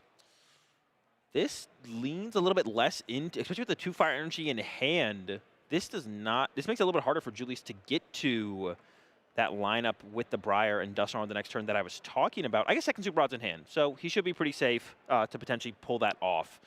Shouldn't be a huge deal, and of course Julius is not aware of it, but David can't knock out the Charizard and play Judge in the same turn, which is a pretty big deal. And even with the lack of Prime Catcher, you couldn't even like fan road him KO Duskull or anything like that, so David's options are very, very limited. Down goes the Raging Bolt. And Julius takes his first 2 prizes of this game. 3, just 15 minutes remaining. We'll certainly be able to have a conclusion to this one. And one of these players will be continuing on to the top 4 of this event. Teal Dance from David will attach an energy and draw himself a card. There is Professor Sawdust Vitality, and he does have Night Stretcher to bring back the Raging Bolt EX. Yeah, it's coming together here. He's going to use Jewel Seeker first in order to evolve that Hoot Hoot into Noctowl and use that ability to search his deck for any 2 trainer cards he wants and add them to the hand. Thinking through the Turo, he actually could potentially reuse the Iron Leaves here if he could get enough grass energy into play, which he could off of, Turo plus Earthen Vessel. That would do it, right? Yeah, that would be a way to reset the Iron Leaves for sure right there. He needs another Teal Mask Ogre Pond, though, right? He needs to Teal Dance 1 more energy into play. So, I mean, Turo plus Nest Ball? But then he doesn't have the grass energy. He maybe is just short of it. No, he's nodding his head. He's pieced something together. I think he has that line, and maybe it would have been best to just see Fez come down first to try and pull together a bigger play that involved in Area 0, because this does set you up less well to respond to a potential Chi-Yu Iono play from Julius. So there is that. But yeah, this play will lead, I think, pretty much guaranteed on board. I guess, that's the thing. When we Turo the Iron Leaves, we have to put it back on the bench, which means you don't have bench space for that Pheasantipity. So we're going to be pretty susceptible to Chi-Yu Iono here if Julius doesn't pull together the full Briar combo on the next turn. And this is going to put a lot of pressure onto Julius here to find a way to take all 4 of his prize cards in this next turn, which is going to involve 2 rare candies, 2 stage 2s. Definitely quite. And the play of the Briar as his supporter for turn. Oh, and I don't think it's actually possible because Julius did prize 1 of the rare candies, and we just used 1 last round on that Charizard, right? So we can't win the game next turn, I don't think, as Julius here. Wow, and here comes the Night Stretcher, which will bring back energy here to attach to the active Iron Leaves. I will say here, though Julius can't win the game next turn, David is going to go down to just 2 prize cards remaining. It's going to be kind of difficult for him to piece together his last KO. Yeah, Iono plus Chi-Yu knocking out the Iron Leaves is going to be pretty effective, even without Julius winning the game this turn. And that's kind of why I wanted to see David try and go bigger this turn. Just throw the Pheasantipity in play, draw with that flip the script to begin with, and then hopefully tie together a bigger combo that still involves KOing the Charizard with the Iron Leaves possibly, but you get Area 0 involved, maybe Night Stretcher the Mew, just have more draw power. If Iono becomes the win condition for Julius, which it looks like it is, you got nothing on the bench here for David besides a couple Ogre Ponds with 0 grass energy. Ultra Ball will find out the Charmeleon can evolve up that Charmander with the energy on it at the moment. And Iono's being brought to the front of the deck. Have to think quick searches being thought of here for Julius. Asking David how many cards are in hand. I do also, I got to just real quick before we get done with this top 4, appreciate the theming here of David using the Teal Mask Ogre Pond sleeves with his Teal Mask Ogre Pond Raging Bolt deck. Yes, got to respect that a little bit, right? Very fitting for sure, yes. And there is the quick search now, finding out any card from the deck, and does look like it will be Iono added to his arsenal. Attachment to the Fire Energy has already happened to Chi-Yu. Its Mega Fire of Envy will take out the Fire Weak Iron Leaves EX. David will only have 2 cards available to try to find a way to take his final 2 prize cards. There is nothing like a Blood Moon Ursaluna in his deck, and his Prime Catcher has already been expended. I'm not sure that it's actually possible with the cards remaining for David to take a 2 prize KO this coming turn. Yeah, and I'm struggling to come up with a way that Julius doesn't take a 2 prize knockout on that following turn. It really is the fact that the Prime Catcher was utilized so aggressively. course, that is what led David to get to this close in the matchup for how poor of a start he had. But maybe some kind of, could you boss the Pheasantipity for a turn, try and trap it in the active, but all Julius has to do is retreat it for the turn, and then you're down the last gust effect of David. Yeah, I'm definitely trying to come up with a play here for David on the next turn. We'll fully see how this plays out for Julius, and we'll see what the Iono draws into. But Julius has stacked up quite the board as the Iono gets played. Iono will send both players' hands to the bottom of the decks. Julius here getting 4 cards with the number of remaining prizes he has. David limited to just 2. No MUEX in play, no Pheasantipity to give him a little extra draw power. Pheasantipity still not utilized on Julius's end. Flip the script. We'll draw him 3 more cards here. I don't believe he's used it, so he should be in the clear. No, I don't think so. I think the sequence was started off with that. I don't believe so. Yeah, I think they're confirming right now. But yeah, the sequence was started with the quick search committing to the Iono. And then was going to follow up with that flip the script. Just get confirmation here. And yeah, it looks like, there we go. Flip the script from Julius coming in, getting those 3 cards to add to the potential on that following turn. He has everything he needs here. I mean, might as well evolve the Duskull into the Dusclops. Get closer to Dusknor. I don't think he's going to need it necessarily to win this game. And he's got Dusknor, Fire Energy, Boss. The quick search will be available on the next turn. Here comes the Chi-Yu. And down will go the Iron Leaves. If David had access to Prime Catcher, you know, a combination of like Prime Catcher, Sada could win him the game, right? Pheasantipity, Slitherwing could take that out, but that's not available. Energy Switch is prized, so he can't attack with one of these Teal Mask Ogrepon. Just gonna send up the Slitherwing. Draw for turn. He's got a Night Stretcher, Raging Bolt, and Fan Rotom. We're gonna shuffle the deck here using the Artisan to search. Can't even get, I mean, he could get Hoot, but all his, I mean, I guess, yeah, all his knocked out in the discard pile. He does have Night Stretcher, so that opens up plays for him next turn. Is that going to be too slow, though? Yeah, I think it will be. How many Super Odd has Julius played at this point? Does he still have a Super Odd left? I think he's used both. No, he's used one, it looks like. Okay, so he does still have one available. Yeah, I was going to say, I mean, hey, win condition of Stomp off the Charizard EX, something like that. It seems so bleak at this point now for David. Yeah, I'm struggling to come up with anything here that doesn't involve Julius making a misstep, and I guess maybe that's kind of the question here from David is what can you do that could cause a misstep from Julius? I mean, the way that David just like rubbed his hands together. Does he have something? Is he cooking something we do not see? He's got Pheasantipity now off this Ultra Ball. That's plus 3 more cards. No Hoot, so no possibility of the Noctowl. He could theoretically make Iron Leaves again, but there's nothing on the bench for him to KO with it. Another Iron Leaves. Yeah. Teal Dances plus attach, right? I mean, but there's nothing that he could like boss to KO with it, right? Yeah, I'm trying to. I'm struggling here. I mean, it seems like he's hoping for something. Yeah. Yeah, I don't know what it is, but David is hoping for something here. That is for sure. All right. 3 cards from the top here. Now on the flip the script for him to continue this sequence. Gets a Nest Ball, Raging Bolt, and a Lightning Energy. Whatever combination of cards he was hoping for, I don't think that is it. Maybe that is the out. You have to make Julius nervous of the possibility, and then Julius fumbles on the following turn. David knows there's no out here. Yeah. But Julius is panicking. What is it? What could it possibly be? And when nothing happens... There's the Charizard, Infernal Rain. Not even necessary to be used as the Fire Energy's in hand, but you know what? Why not? Brings it down, and Boss's orders brings up the Teal Mask Ogrepon EX, and Julius Brunfelt punches his ticket to top 4. Yep, all the way to top 4, coming all the way from Finland, I believe. It's a pretty good trip, I would say. Can still go a little bit further. No uses of Messigos in top 8, by the way. No uses, probably for the best. The one time he could have done it, it could have backfired. Just save that one for later. What a run, by the way, for David Andrews here. A player who had not made a day 2 at a regional championships makes it all the way into top 8. Certainly a run he will remember. Yep. Stamping his first, big placement and hopefully a list to come. And someone got somewhere to start for sure. But we do have Julius moving on then into the top 4.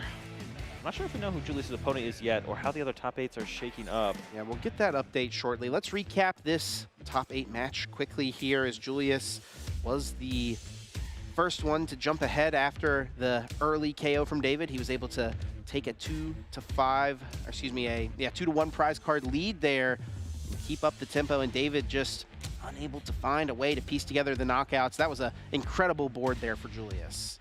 Yeah, the game 1 was insane. Game 2, the opening of the Klefki was super sick. The early Tatsugiri to get the Lily to actually seemingly get to play the game, but it wasn't enough. Yeah. The Raging Bolt from David was all he needed, basically, this whole game. Picking apart Julius's board turn after turn with those single prize knockouts, putting the strain on Julius's resources, combo that with a couple unfortunate Ultra Balls, and Julius just kind of ran out of resources. Never had a chance to win that one. Yeah, and then able to piece it all together at the very end with that Turo play, picking up the Noctowl in order to use Jewel Seeker to get himself the Iron Leaves and take out Charizard EX. And here in this third game, both players had kind of a slow start, and normally you would give the advantage slightly to the aggressive deck in that situation, but Julius was able to get stabilized, get established, and David never did. Yeah, never was able to chain together the first couple KOs, but had nothing to back it up in the end. And we saw at the end there, the slithering in the active in the pass, and Julius had just what he needed to get those final 2 prize cards. I think Julius is glad he changed his flight back home. Sticking around definitely here at the Seattle Regional Championships, getting into top 4, just 2 games away from being a champion. Yeah, he is almost there, has already had some great runs this season. And the previous season hasn't got that dub yet, and I mean, he's well on his way right now. I think Charizard is pretty well lined up to take this one, like I mentioned, and I think he will be going up against Truin with the other Charizard deck in top cuts.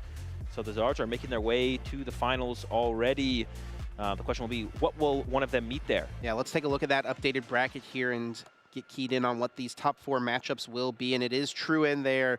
So Julius versus Truin playing the Charizard mirror. We're guaranteed a Charizard player in the finals, and look at that, Azul Bodhi Robinson, after his incredible undefeated Swiss run, only 1 singular tie on his record, gets 2-0'd by Grant Shin in top 8, and he is going to be facing up against Joseph in that other semifinal match. Yeah, Grant Shin, honestly, a name I haven't heard in a little while. He's been quiet for a couple seasons, but I know he really wants to win. He really wants to get a dub. He's been in top cut many times. A couple second place finishes at regional. Yep. And now he's up against Joseph with the Mega Absol. We got a mirror match on both sides of the bracket. The Charizards. Well, we know our finals matchup. Charizard versus Mega Absol. There it is. And all the builds are probably pretty similar. Like the tech cards in the Mega Absols are more so for Gold and Go. Yep. The Charizard builds, they are pretty different, right? Truin is the Noctowl engine compared to Julius, who has no Noctowl, really focused more on the Dusknoir and all those other pieces, relying more heavily on Pidgeot. Yeah, so I think you have to give Truin maybe the slight edge in that one, but they both have like the same idea of what they want to try and execute for their game plan. Well, it's been a pleasure, Azul, here getting through this top 8. What a fun game to see play out there, and I do believe Piper and Ethan are about to hop in here and get you all through our top 4 match. Don't go anywhere. It's going to be a great one. We'll be right back.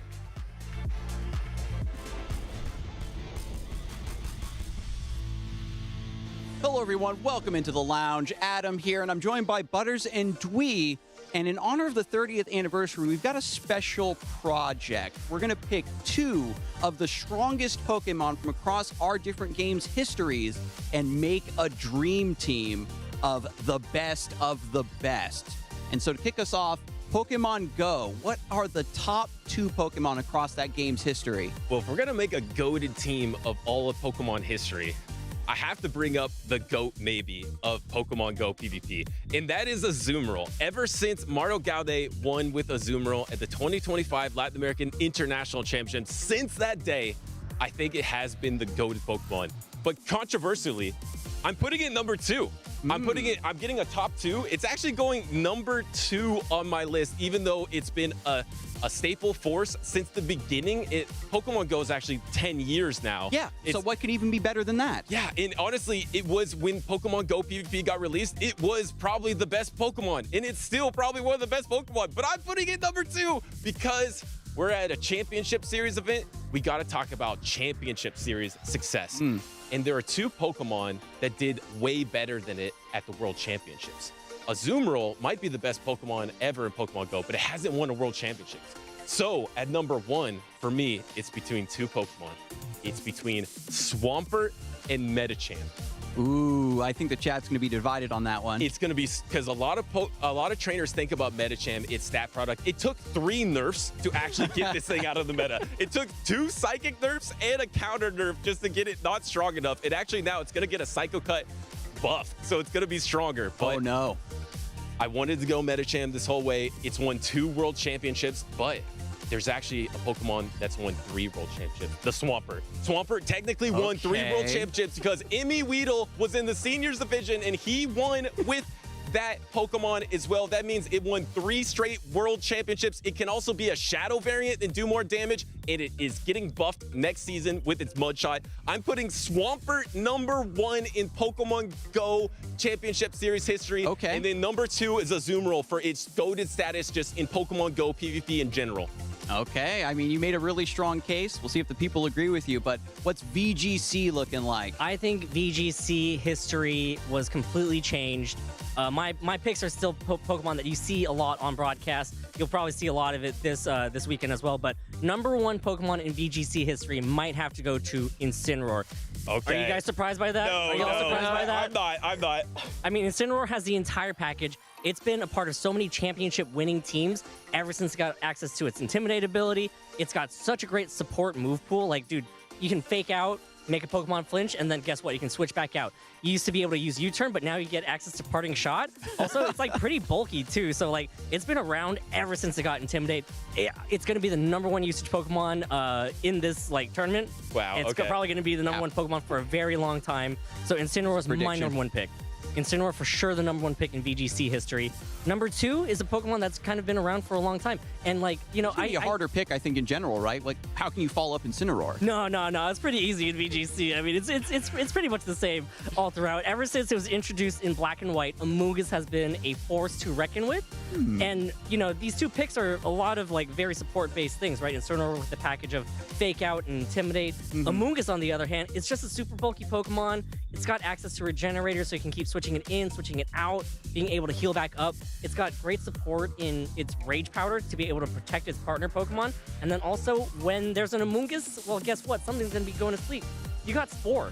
I mean, it's a VGC meme for it to be called Sporini, right? It's basically, Sporini wins World Championship. So that's it for me. Those are my 2 Pokemon. 2 very common Pokemon. I've never even seen your Pokemon ever. Well, on my stage. Yeah, well, fair. I've seen, not on the stage, but in Go PvP, but I don't know why. I feel like your picks are controversial. It wasn't tough, just those top 2, without a doubt.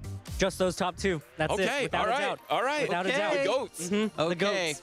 But when it comes over to Pokemon TCG, we've got a very long history, a lot of decks to pull from. But I think that the deck that really rises to the top, you hear people discuss constantly, reminisce about, or look back on in fear, it's Arceus, Dialga, Palkia. Whoa. That's 3 Pokemon that you just picked right there. I mean, 3 Pokemon. all 3 of them are on 1 card.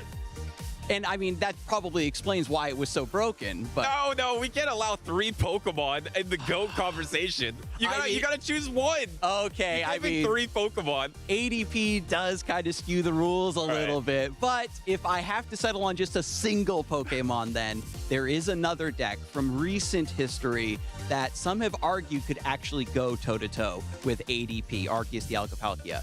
And that is Lugia V-Star. This might be controversial because even when it was in the metagame, it was very divisive. You had the ability to use its energy assignment. You could accelerate tons of energy and use whatever attacking Pokemon you wanted. And back when it first entered the format during Silver Tempest, they did a special delayed rotation to make up for lost time during the hiatus. So it had this batch of cards that weren't really meant to exist at the same time. So no matter what was thrown at Lugia V-Star, it had a Pokemon that could counter it. And it just ate everybody's lunch. And after the rotation, it continued to dominate. The Lugia believers and enjoyers innovated on the deck, changed it over and over again. We had Single Strike Lugia, absolutely ridiculous until it rotated. And wait, we messed you up though. So we took away your top spot. So what spot is Lugia? Is Lugia number 1 or number 2? Because we switched it up on you. We kind of messed pulled you the up. rug from Yeah, you there. I think, okay, I know there's some, I can hear you typing right now.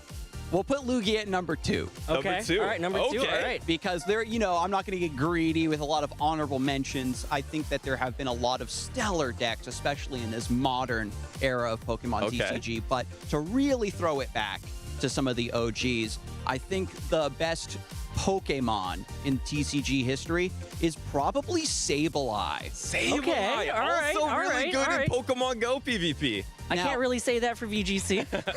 I mean, maybe Mega Sableye does something in the future. It just, you know, just with Legend ZA. We'll never know. We'll never know until the future. Yeah, now a lot of Bambinos, especially like myself, know Sableye from the Lost Zone deck, where it could place damage counters all over your opponent's board, threaten to take these combo turns, take multiple prizes. But when you go back in Pokemon TCG history, there was actually a couple versions of Sableye. One was banned. It had the Junk Hunt attack, where it could get item cards from the discard pile right back into your hand. You never ran out of resources, and you would just grind your opponent into dust. But there is another Sableye from Stormfront, I believe it was, the Overeager Sableye. And it wasn't technically banned, but it forced an early rotation and a rules change for Pokemon, where its ability Overeager meant that you could always go first.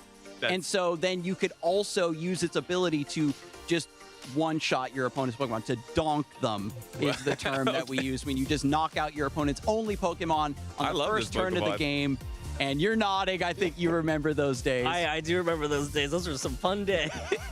And that's the optimal way to win a game, is when your opponent doesn't even get to play.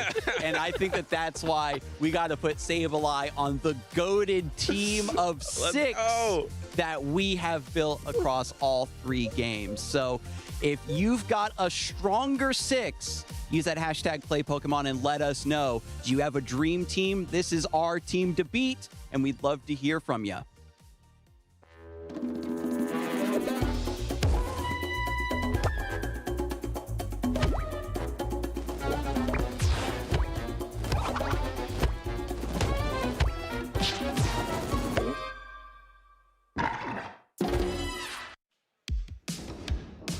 Four players remain, 2 archetypes are existing, but only 1 player can become a champion. Here in Seattle at our regional championships, welcome back in, ladies and gentlemen. We're really into the thick of it here. 4 players are left. We'll see who will be our champion, but one thing is for certain, we are having mirror matches on both sides of the bracket here in top 4. Yep, we're going to be watching Mega Absol mirror match, and on the other side, a Charizard mirror match. A little bit of a different build and engine there, but at the end of the day, it is going to be Charizard Dusknoir versus Charizard Dusknoir. We're going to be watching the Mega Absol matchup, like I said, and 2 of somewhat different builds. I mean, we have Joseph with a bit more kind of custom list, and Grant Shen with his pretty similar list to Lucas Zing back in UIC top 8. Yeah, longtime friends, longtime testing partners, so no surprise they've, come together for a similar conclusion on how to build this list. I think we're ready to throw things down to the stage as our players get prepared for this big top 4 match. A lot on the line here. Both players are still looking to become first-time regional champions. That's really the big thing that has, eluded Grant so far. As it's a little bit squished. I'm trying to see what we've got here. He is, of course, a finalist at the, regional championships in Indianapolis. Did fall to Andrew Hedrick earlier on, and up against Joseph. Now, Joseph does have a top 8 with Dragapult last season. Is a player from the West Coast who is up and coming.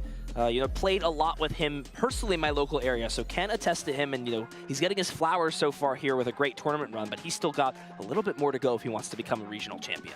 Yeah, and Grant with that World's Finals back in seniors. I mean, I played a lot with him in seniors, just in regional top 8s and finals.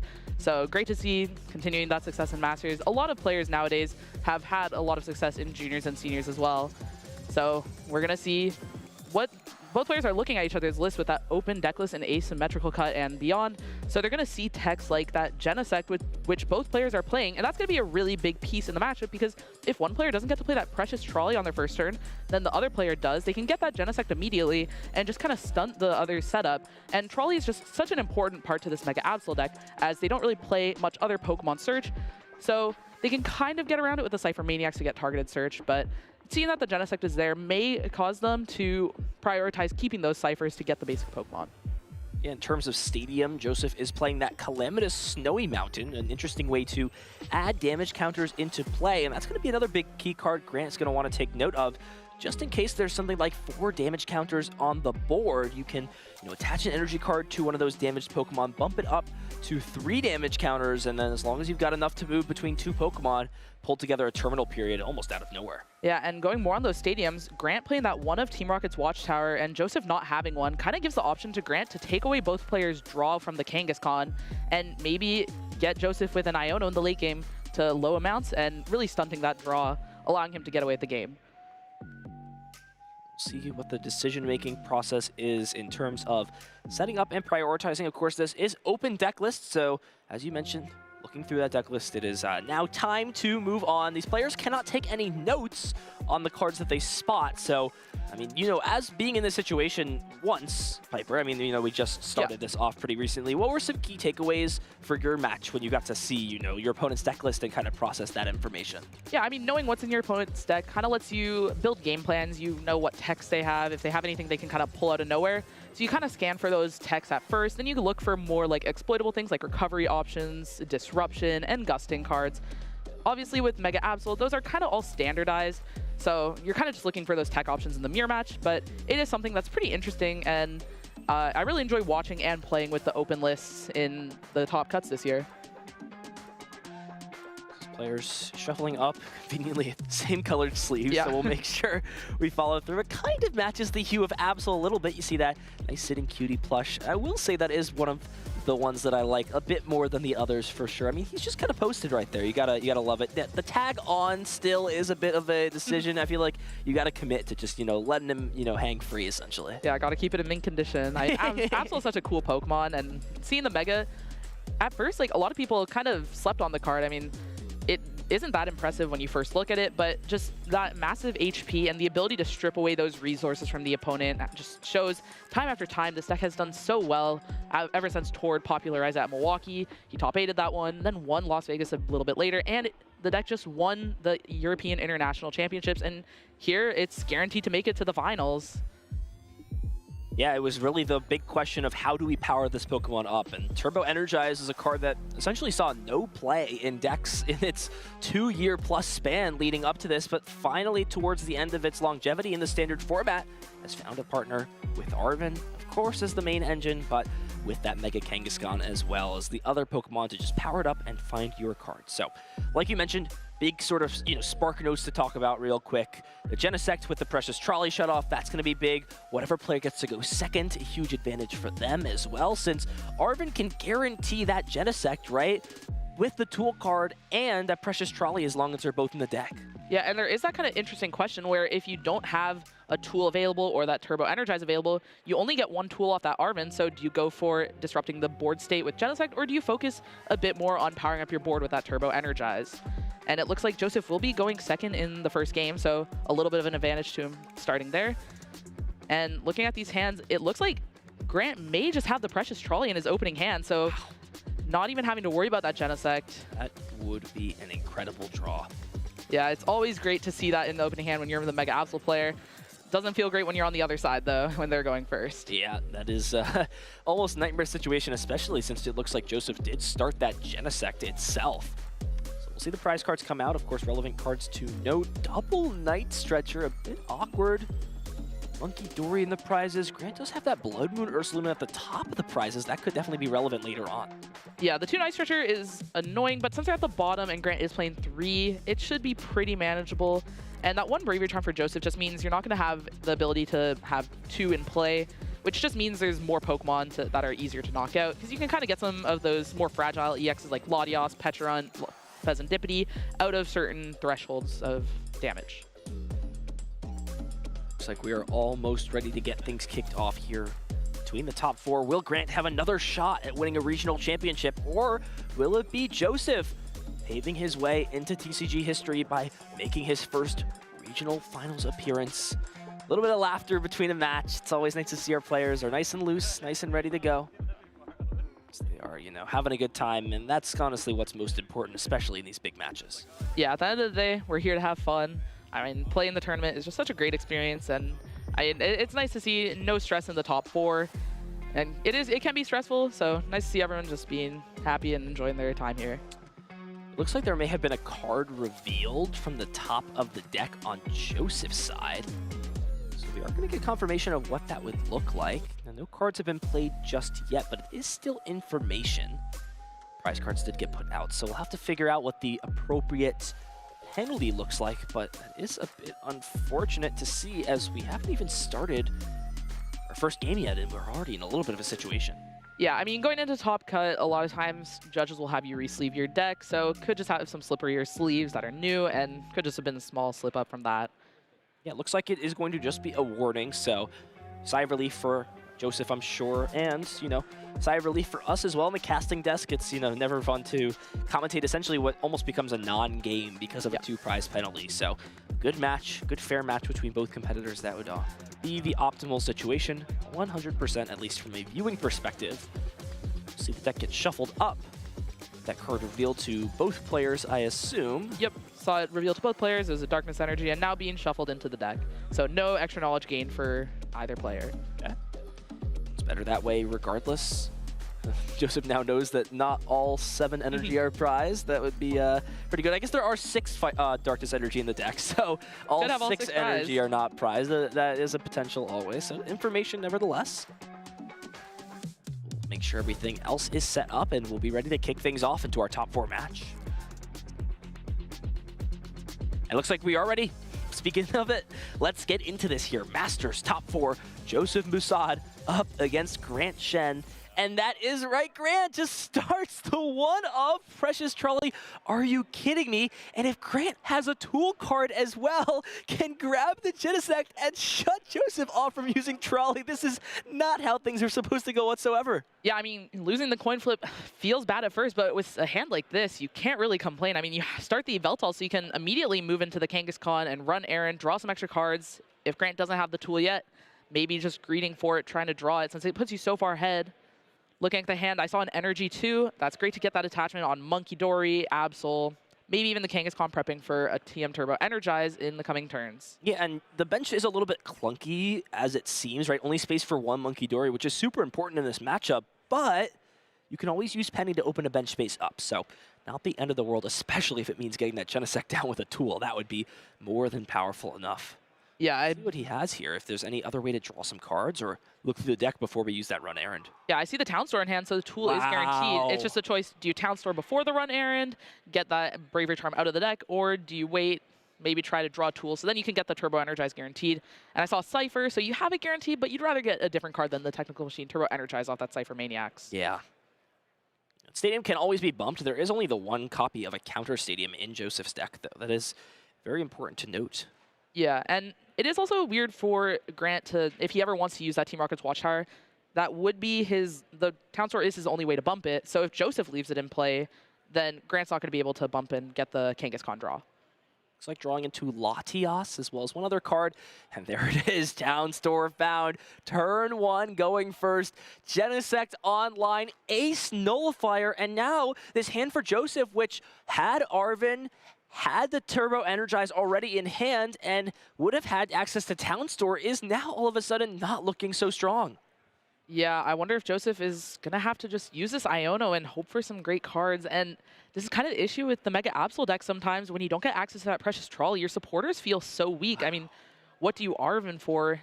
We see a lot of players cutting these Lily's Determinations that like reset your hand for the Cypher Maniacs as they give you targeted search. But here, top deck of the Pokegear, just what supporter do you even want here? With no Kangaskhan, the Cypher Maniacs are really weak. And even the energy drop turn 1 as well. The missed energy onto Absol. Essentially the perfect turn here for Grant.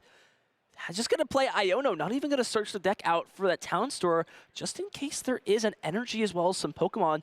Joseph can guarantee this Turbo Energize, so at minimum, you know, with a bit of a, you know, a curse being the Genesect, there is a blessing in disguise. Let's see these 6 cards here.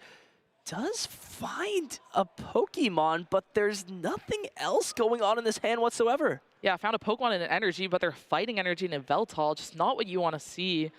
Using the Town Store, I wonder if maybe this is a bit of a mistake. You know, shuffling the deck, there's a lot of not great cards on the bottom. Those Arvens are just so low value, not getting that Precious Trolley. So potentially maybe leaving the deck in a different order without those cards on the bottom could produce better turns in the future. I'm learning that opening your one copy of an ace spec going first is just broken in this matchup. That's my takeaway so far. I mean, usually when you're playing Precious Trolley, Secret Box, it's always broken to open it. I mean, with Gardevoir, opening Secret Box and maybe like a Vessel, so overpowered. And Precious Trolley, you just set up your board. Never really need to have any more basic search in the rest of the game, it feels, if you prep properly. We are actually using Turbo Energize onto Yveltal. I'm not sure we've seen Dark Feather action come into play, but can always Energy Switch those off. There is only the 2 copies of Energy Switch, which I guess is a little bit, you know, more than standard, if not the standard in this deck. So Grant will start things off and immediately grabs that Turbo Energize, so we'll not only have a lot more card advantage, board advantage, but also going to start flooding the board with energies in return as well. Yeah, I mean, Grant's board is just so much more powerful than Joseph's, and already being down 1 Iono, one thing to note about these Mega Absol decks is they usually only play 2 Iono, so that's half the disruption gone, and when your opponent is playing Mega Absol, they could always just take the other one out of your hand and discard it. Wow, and has Arven as well from those 2 cards, thanks to Run Errand. Can potentially just hold on to this hand. There's a Boss's Orders. I feel like that would be an excellent card to have the following turn, and can even just play Arven right now to grab out a more desirable item. What do you even want, though? You've got plenty of energies in hand, no need for Vessel.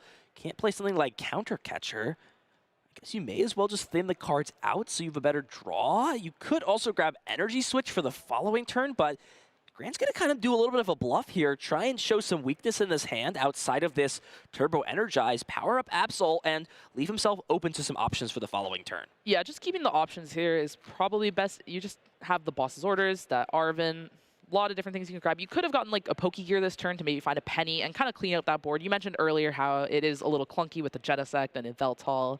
So looking for that at some point, but it's just Joseph's board has no threats, and now just playing an Arven for a Nest Ball and Turbo Energize, still such a weak turn unless this Kangaskhan provides like a Mega Absol. But with 1 Nest Ball down and 2 Absols in deck, the odds are not in Joseph's favor. Yeah, I wonder if Joseph is just planning to energize the active here. I'm not sure he has another energy instead. Yeah, it looks like just going to try and rely off of what we've sort of come to see in this matchup of the player who's behind tends to try and rely a little bit more on Kangaskhan in this mirror match. Yeah, you can't really rely on it as like a good strategy because if you flip tails, then this Absol just takes damage and then it gets sent back to your side with Monkey Dories, and then you get hit with Terminal Period, taking a 1-hit KO on these big Mega Pokemon. But if you're far enough behind and losing anyway, you might as well take the risk of getting some good coin flips going in your favor. I mean, without a Bravery Charm on this Mega Absol right now, you only need 2 heads. If we see the Bravery Charm, it is 3. We saw Lucas Zing trying to do that a bit yesterday, but didn't see it yet. Could see it now. And now that Boss's Orders that Grant held on to the previous turn, going to be so impactful to just bring up this Kangaskhan that just came into play, and I'm sure use that Claw of Darkness to strip away some resources and set up that 2-hit KO, especially with the Bravery Charm to add even more HP to this Absol. Yeah, and after such a weak turn from Joseph, if Grant has the Team Rocket's Watchtower, could boss up that Kangaskhan, play the Watchtower. I mean, Grant has so many cards in hand, and with an Iono gone, doesn't really need the extra Kangaskhan draw, it feels. So shutting off Joseph's Kangaskhan draw and hitting it for 200, getting rid of a card in the hand just seems so strong here. Yeah, absolutely. Just going to go into the Yveltal to make sure this Absol doesn't take any extra damage. Attachment for turn, surely onto this Monkey Dory, at least to prepare it. Yeah, and there it is, Boss's Orders on Kangaskhan. So Grant has essentially just drawn everything he's wanted to so far, and actually going to go ahead and not even worry about Monkey Dory, since this is set up for a 2-hit KO on the Mega Kangaskhan right now. It has the Watchtower as well. Are you kidding me? Yeah, I mean, you're just going to Terminal Period or Claw of Darkness here and discard whatever draw there is. And this is Joseph's last Iono, and you're leaving with Boss Penny. Sure, he can Penny this Kangaskhan, but with 2 Turbo Energizes gone, he's just not going to have the ability to accelerate. But Grant going with the Penny, kind of just forcing Joseph to play this Iono. Yeah, essentially accepting that this Mega Kangaskhan will be knocked out at the end of the next turn. Most likely, as long as there's another Boss's Orders. And with Grant having none in hand, he's going to get to see a fresh 6 cards thanks to that Iono. Yeah, and here Joseph top decks an Earthen Vessel, going to get that guaranteed energy on the Kangaskhan to maybe go for some coin flips, maybe try to move the Kangaskhan. I mean, there's no Latios in play, so does need a 3rd energy to retreat anyways. Yeah, and now needs to find the 1 stadium. I guess there are 2. There is the Town Store now that can be played down, as well as the Calamitous Snowy Mountain. If you can find either of those cards, could draw additionally with the Kangaskhan. But the big thing is those energies in the Yveltal will need to find some energy switch to really be put to good use, as that card really doesn't have a lot of use in this matchup. Yeah, and we did see Grant preemptively attach that second energy to the Kangaskhan instead of the Monkey Dory, because he's basically just playing around. If Joseph does hit those 3 heads on the Kangaskhan attack, then Grant would have no response behind after the Absol. And with only 1 energy switch in the deck, you don't want to be relying on finding that, especially when you're going for the Watchtower. Preparing the Pheasantipity for the inevitable of this Mega Kangaskhan going down next turn. And here we go, Piper. Some big coin flips. It feels like if Joseph wants to stay in this game, he's going to really need to get lucky here off of this rapid fire combo. Yeah, you could technically retreat that Kangaskhan, but going for the coin flip, yeah, you can't really retreat because you run out of energies so quickly. But just an immediate tails. Just swift defeat. Not even a glimmer of hope, it seems. The Absol will take 200 damage, and that's it from the rapid fire combo. Not much of a combo, to be honest. Just a one-hit combo. Not much of a KO either. And Grant has a great hand off this Iono, having Pokegear, energies, Arven. Everything he could want here, really just trying to get a Monkey Dory online, since now he has a ton of damage to be able to terminal period in the future. But of course, it's just going to Claw of Darkness again, knock out this Kangaskhan, and get rid of more resources from Joseph. And Joseph with 2 Iono in discard. Grant knows he's out of disruption and can't be disrupted for the rest of this game. I'm curious to see what item card we'll see Grant grab. Looks like Pokegear the best option, maybe the only useful option, since Grant will be taking the lead, so that counter catcher card really not going to have too much of an effect. Now the question is, do you just sort of send the damage into the void off of this Monkey Dory? There is sort of an argument with how behind Joseph is on energy that it's maybe okay to keep some damage into play. Yeah, I don't think the damage is super relevant on any of these one-prize Pokemon, and if you put on the Pheasantipity, it does remove the option of just hitting the Pheasantipity for 200 and potentially sticking it for a turn. So I don't think it's necessary to put it on anything. Maybe just sending it to the void is the safest. But we will see what. Yep, just going in, putting on the Kangaskhan, gonna Claw of Darkness, and it's really rough spot for Joseph. I mean, down both energizes, yeah. Yeah, and honestly, this Cypher Maniac is useful in a sense, right? With the Pheasantipity, it can draw into cards off of the top of the deck, and it seems like it's probably, you know, the only thing that could save Joseph in this spot. The penny is useful, but what is it really picking up here? Yeah, discarding the penny is kind of tempting since he's already down 1, but this Cypher Maniac is just like what opens the floodgates for Joseph. And if he doesn't have the Cypher, he can't really do anything on this turn. This penny isn't actively doing anything now. It only comes into play later. So here we go. Big top deck for Joseph. Can he find some sort of combination between energy switches here? That's going to be the big question. So Pheasantipity going to come to the aid, draw 3 cards, and does find Arven energy switch. Has an energy in the hand. But what do you even attack with? I mean, you need to find the Petron or an energy to attack with that and knock out the Mega Absol. Can't use the Blood Moon Ursaluna yet. Yeah, look, eyeing up the Nest Ball here. I think might have a Night Stretcher in hand. Not 100% sure. Just saw a bit of gold. Yeah, is there a way to reestablish? Yeah, if there was a way to at least get a Pokemon from this hand, you could use double energy switch plus the mist energy to be able to attack from essentially out of nowhere. And Joseph still can use this Blood Moon, though, right? With an energy attachment from turn with that mist energy and the energy switch, it would be able to actually take the KO onto this Mega Absol EX. Yeah, would also need to find that Stadium bump, though, to get rid of that Team Rocket's Watchtower. But true. Eyeing up the Blood Moon, maybe he drew the Stadium off the Pheasantipity. Does he have the Snowy Mountain? The Calamitous Snowy Mountain.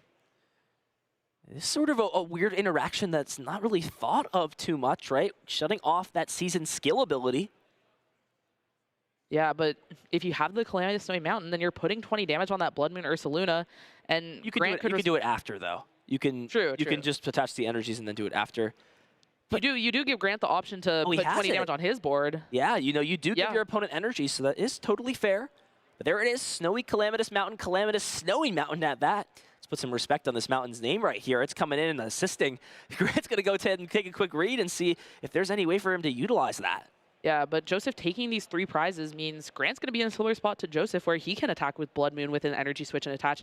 And with this Monkey Dory already in play, the Calamitous will give Grant 20 damage to put onto that Blood Moon Ursaluna, and with his Blood Moon Ursaluna, we'll be able to knock out Joseph's. Seems like a lot of bears on mountains to me. Oh, but Blood Moon is still in the top prizes for Grant. Yeah. So that play won't be available, but maybe looking to potentially attach his Kangaskhan, boss up the Fez, move 20 damage, and then knock that out. Get rid of all the draw from Joseph's side, and keep the Kangaskhan pretty safe since the Blood Moon is capped at 240. Yeah, would also, if he would like to, could also just try and go for one heads coin flip since the energy move could work there too, but you are still going to be 2 bosses orders away from winning the game either way. Grant's just so far ahead at this point that, and Joseph's down all the disruption, that just going boss seems the safest, and getting rid of that draw 3 is really big. Yeah, and now Grant is just free to keep using this Run Errand ability now since those colorless Pokemon have abilities yet again. Now 2 bosses orders have hit the discard pile. And Grant is playing 4 copies. Yeah, wow. And 3 Pokegear. 4 copies and 3 Pokegear, and the hand is not going to be disrupted anymore. Nothing like Pheasantipity, it seems, though, in the hand to just be able to push card advantage even more. Yeah, I think I saw like 2 Pokegears in his hand already. I think last turn he used Arven for an extra Pokegear. So it's going to be really difficult for him to whiff the boss on the coming turns, it feels. All right, Pheasantipity's coming back into play thanks to Night Stretcher. Is there any way to knock out this Mega Kangaskhan EX? We'll see the flip the script. Does find Counter Catcher. So if Joseph wants to, he could play around this Mega Kangaskhan. There's nothing that could deal more damage. No, Karate Belt or, Kieran in this deck. So now Joseph's got to kind of decide what his best potential play is to win, especially if Boss's Orders is just guaranteed win on Grant's side.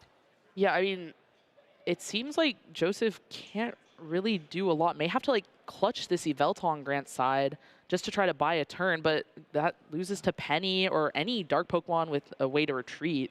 There's just so many issues here. Well, that is true as well.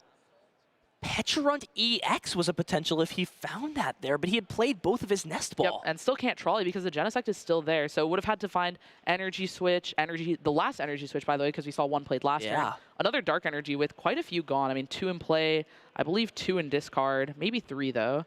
Just a lot of energy's gone, no Nest Balls, so it's just a really hard combination to find, but yeah, would have been able to get Joseph the win this turn. Yeah, which is why maybe taking just the single prize would have been better in that spot, right, to play around that. For sure.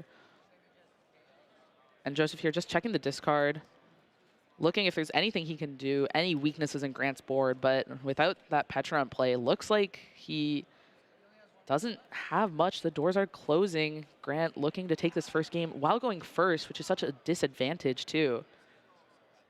Yeah, so sort of a sneaky card. You don't really think about attacking with it too much, but that irritated outburst can be so solid towards the end of the game. So here we go. Gonna bring this up, shows the boss's orders, and wow, what a game. Joseph having a sliver of an opportunity to win in the end if he could find himself that Pecharunt EX to attack with, but unable to, shut off because of that draw, thanks to being unable to play this Precious Trolley, and Grant Shen is gonna win game number 1.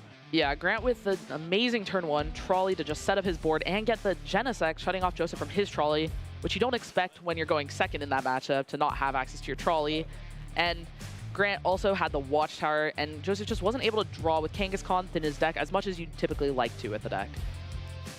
And I wonder if Grant is even aware of that potential line potentially being a problem down the line. Going to 1 prize card, just so dangerous against Pecharunt EX.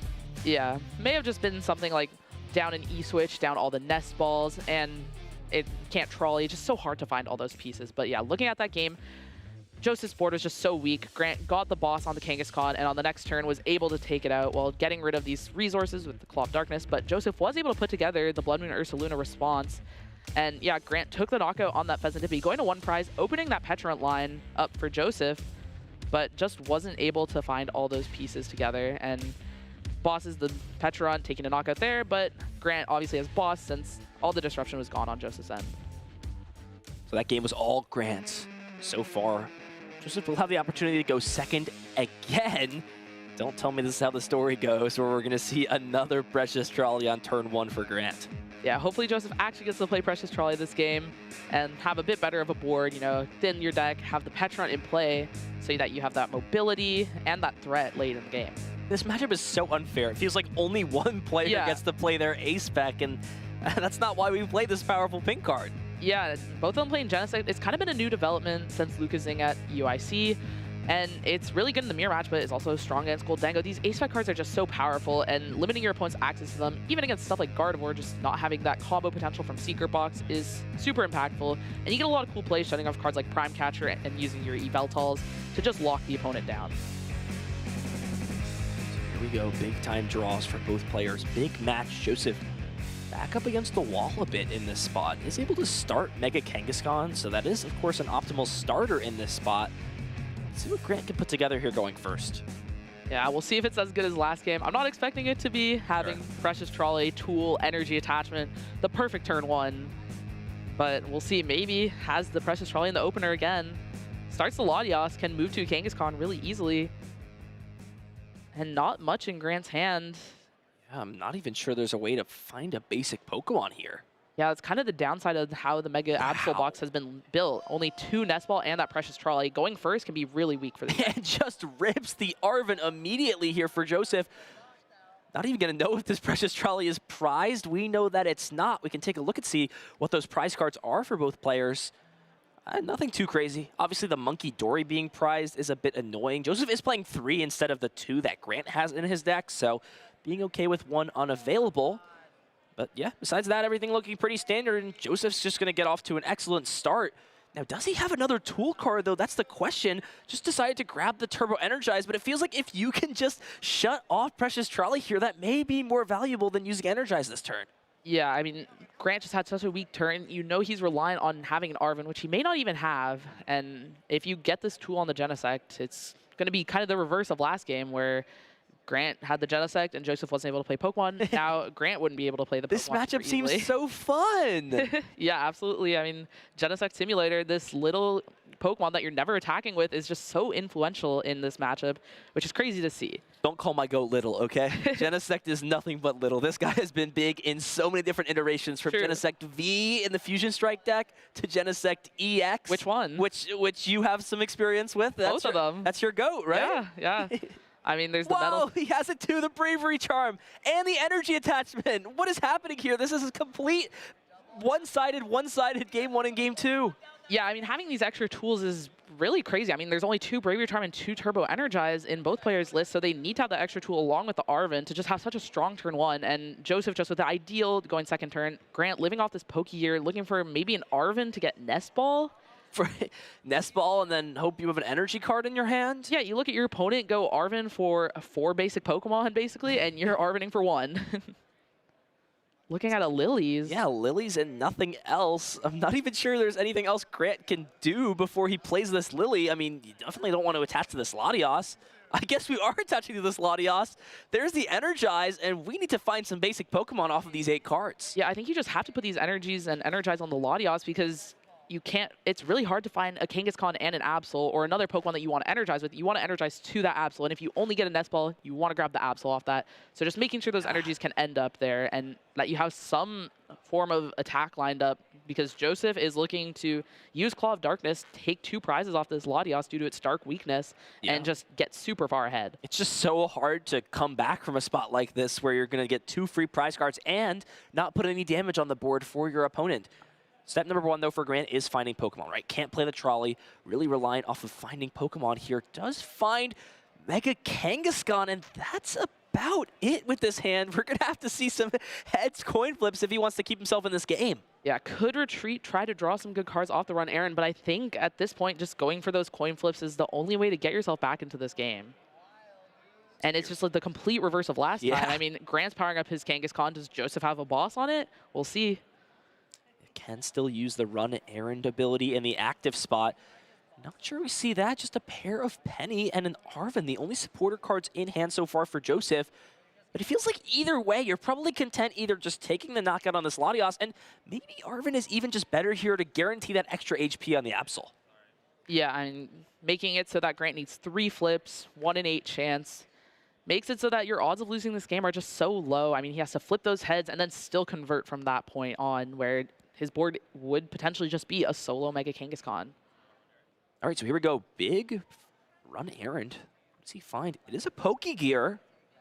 Now, there is no energy in the hand, so it seems like Arven is the most logical choice, right? Find Earthen Vessel and the Bravery Charm, power up this Absol, and then strip Grant of a resource in hand while also taking 2 prize cards. Exactly the choice here for Joseph. Grabs the Earthen Vessel, will get rid of that useless Technical Machine Devolution, find these energy cards, and see what Grant is able to work with after this turn.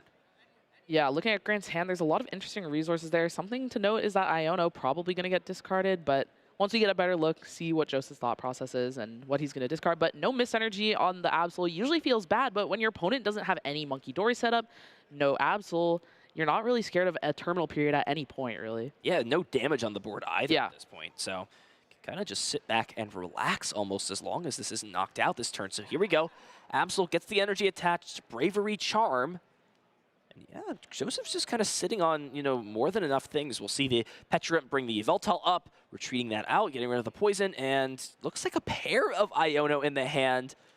Does also have the Night Stretcher. I think that's probably that or the Bravery Charm. Both probably seem like good choices in this spot.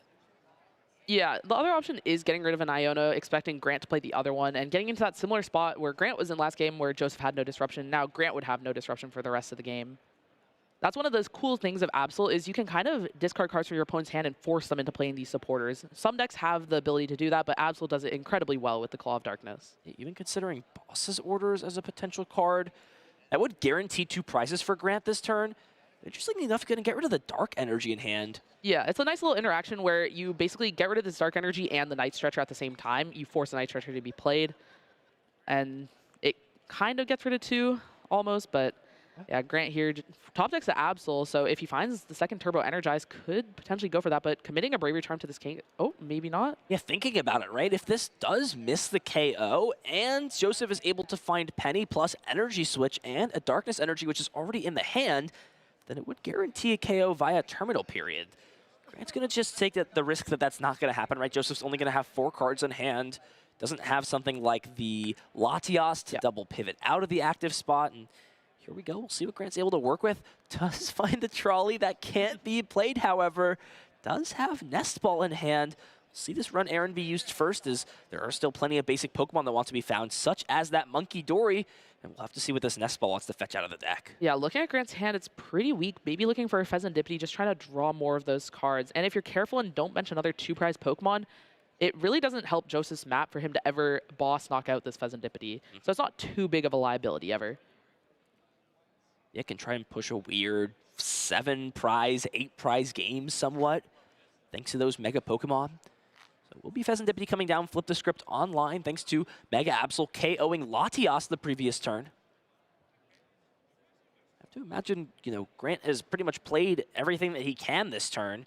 Does find Pokegear and the Team Rocket's Watchtower. Not sure that wants to come down just quite yet.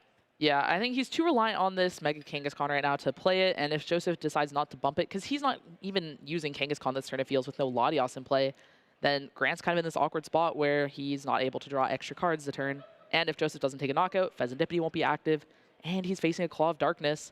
A lot of resources taken out of the hand. The Monkey Dory is coming down, and here we go, big coin flips. Looks like just the Tails. Tails again here, so neither player having much luck off these rapid-fire combos. And now Joseph, if he so chooses to, could decide to go after something like the Monkey Dory and then finish the game off with Blood Moon. It is a bit more risky thanks to something like the Penny to remove a Pokemon. And also that Team Rocket's Watchtower can make the Blood Moon really awkward. You know, have to find the Blood Moon, the Energy, and the Stadium Bump with only 2 in deck, and you can't even use Kangaskhan. Joseph's board is really clogged because of that Genesect, and Yveltal can't bench Pheasantipity. So we'll see Cypher Maniac, the supporter of choice, off of Pokegear. Does also have an Arven in the hand and a Boss's Orders, but it looks like no energy attachment so far for the turn. So we'll see the Boss's Orders bring up this Mega Absol, interestingly enough. Yeah, you get this free hit here, and you get the choice to be able to discard Penny, Stretcher for Latios, all these mobility options, but Grant with 2 Pokegears in hand makes it so he has a chance to get Penny no matter what. But Joseph here eyeing up that Cypher Maniacs. Interestingly enough, I don't know if the Cyphers is that powerful since the Kangaskhan isn't active right now. Those Pokegears are just going to be looking for a Penny on this turn, and Grant suddenly has a way back into this game if he finds a Penny, can knock out this Mega Absol, and Joseph's board doesn't have much of a response to that play. Can't use Kangaskhan on the next turn with only 1 energy on it and no energies to energy switch. Yeah, this is a huge opening here for Grant in this game. Mega Kangaskhan just kind of carrying the team at this point. So here we go. Big 7 cards off Pokegear. Do we find Penny? It does find Penny. Wow. Absolutely huge. Essentially negating Joseph's full final or last turn. Yeah, Joseph just played this boss and attacked. No energy attached. So all the damage gone. This Absol is going to get knocked out. No threats on Joseph's board. Can maybe even use his Team Rocket's Watchtower to limit the draw further after using your own run errand, and just the Grant's all of a sudden back in the game after such a lackluster start compared to Joseph's. Wow. It really makes you wonder if it was worth going out of your way to boss's orders rather than target the energy in this matchup, which kind of seems like the status quo. Especially because if you penny that Kangaskhan, all the energies are off Grant's board. He can't really do much besides maybe Turbo Energize again, but that just feels so bad at the point he's at, wasting a turn on that.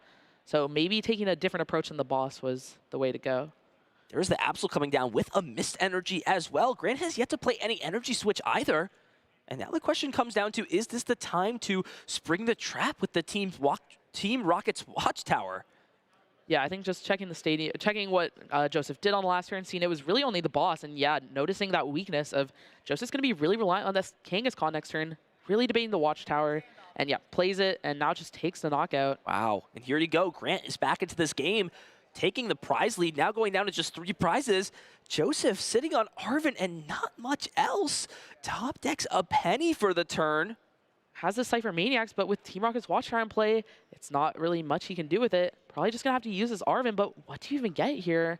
Get Earthen Vessel? To grab some cards. We saw Earthen Vessel was played on the previous turn, and that was the only Earthen Vessel copy in the deck. There's no other way to find energy cards outside of something like Night Stretcher. Yeah, looking to use Turbo Energize to get energies on the board, I guess. I mean, you get the energies in play, but it takes up your attack for the turn, and this Kangaskhan is just a sitting duck, especially against your opponent's Kangaskhan, which could just flip 2 heads and end the game. Yeah, even just hitting and trying to boss's orders later on in the game would force something like Penny out on the next turn as well. Yeah, and then using Penny, you're not using other supporters to disrupt, like Boss, Iono, Arvin to find energy switches, Nestballing for Pheasantipity, trying to draw some combination of cards, but I don't see what's going to help at this point. Yeah, this board is now so clogged. I mean, look at the Pokemon. It's Pecharunt, Pheasantipity, Veltal, Genesect, and the Monkey Door. You've only got 1 attacking threat if you want to call Kangaskhan that. Yeah, and there's not even enough energy in play to use Kangaskhan this turn. It's going to be next turn at the earliest, and then by then, there's already going to be 200 damage at least on this Kangaskhan. Does find Night Stretcher, so a big find here for Joseph. Can choose to put an energy on something like the Monkey Dory potentially, or another 1 or 2 prize Pokemon, force a heads flip from Grant. If you go into something like the Pheasantipity maybe, but is actually considering manually attaching to this Kangaskhan instead.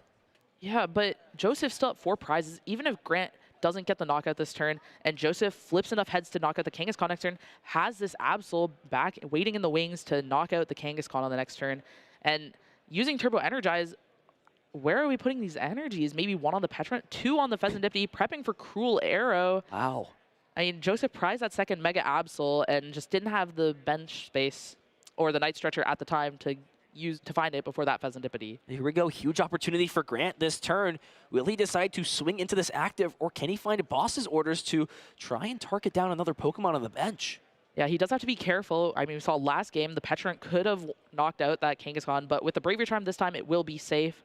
So Grant looking to get another energy on this Absol and probably just attack the active if he can't get one. Yeah, it's without two attacks either way, and if your opponent pennies now, they're going to just remove 2 more energy out of play, and what attack are they even going to use? Yeah, it looks Cruel like Arrow? Cypher Maniac, and this actually can just stack the deck to guarantee resources for next turn, such as that boss's orders. Yeah, and Grant still knows that Joseph's hand is so weak. I mean, he energized to Pheasantipity. That just shows weakness, and not wanting to take a prize card off the bench, give him 3 more cards, just putting him in the spot where he has to penny, forcing that supporter and weakening the board.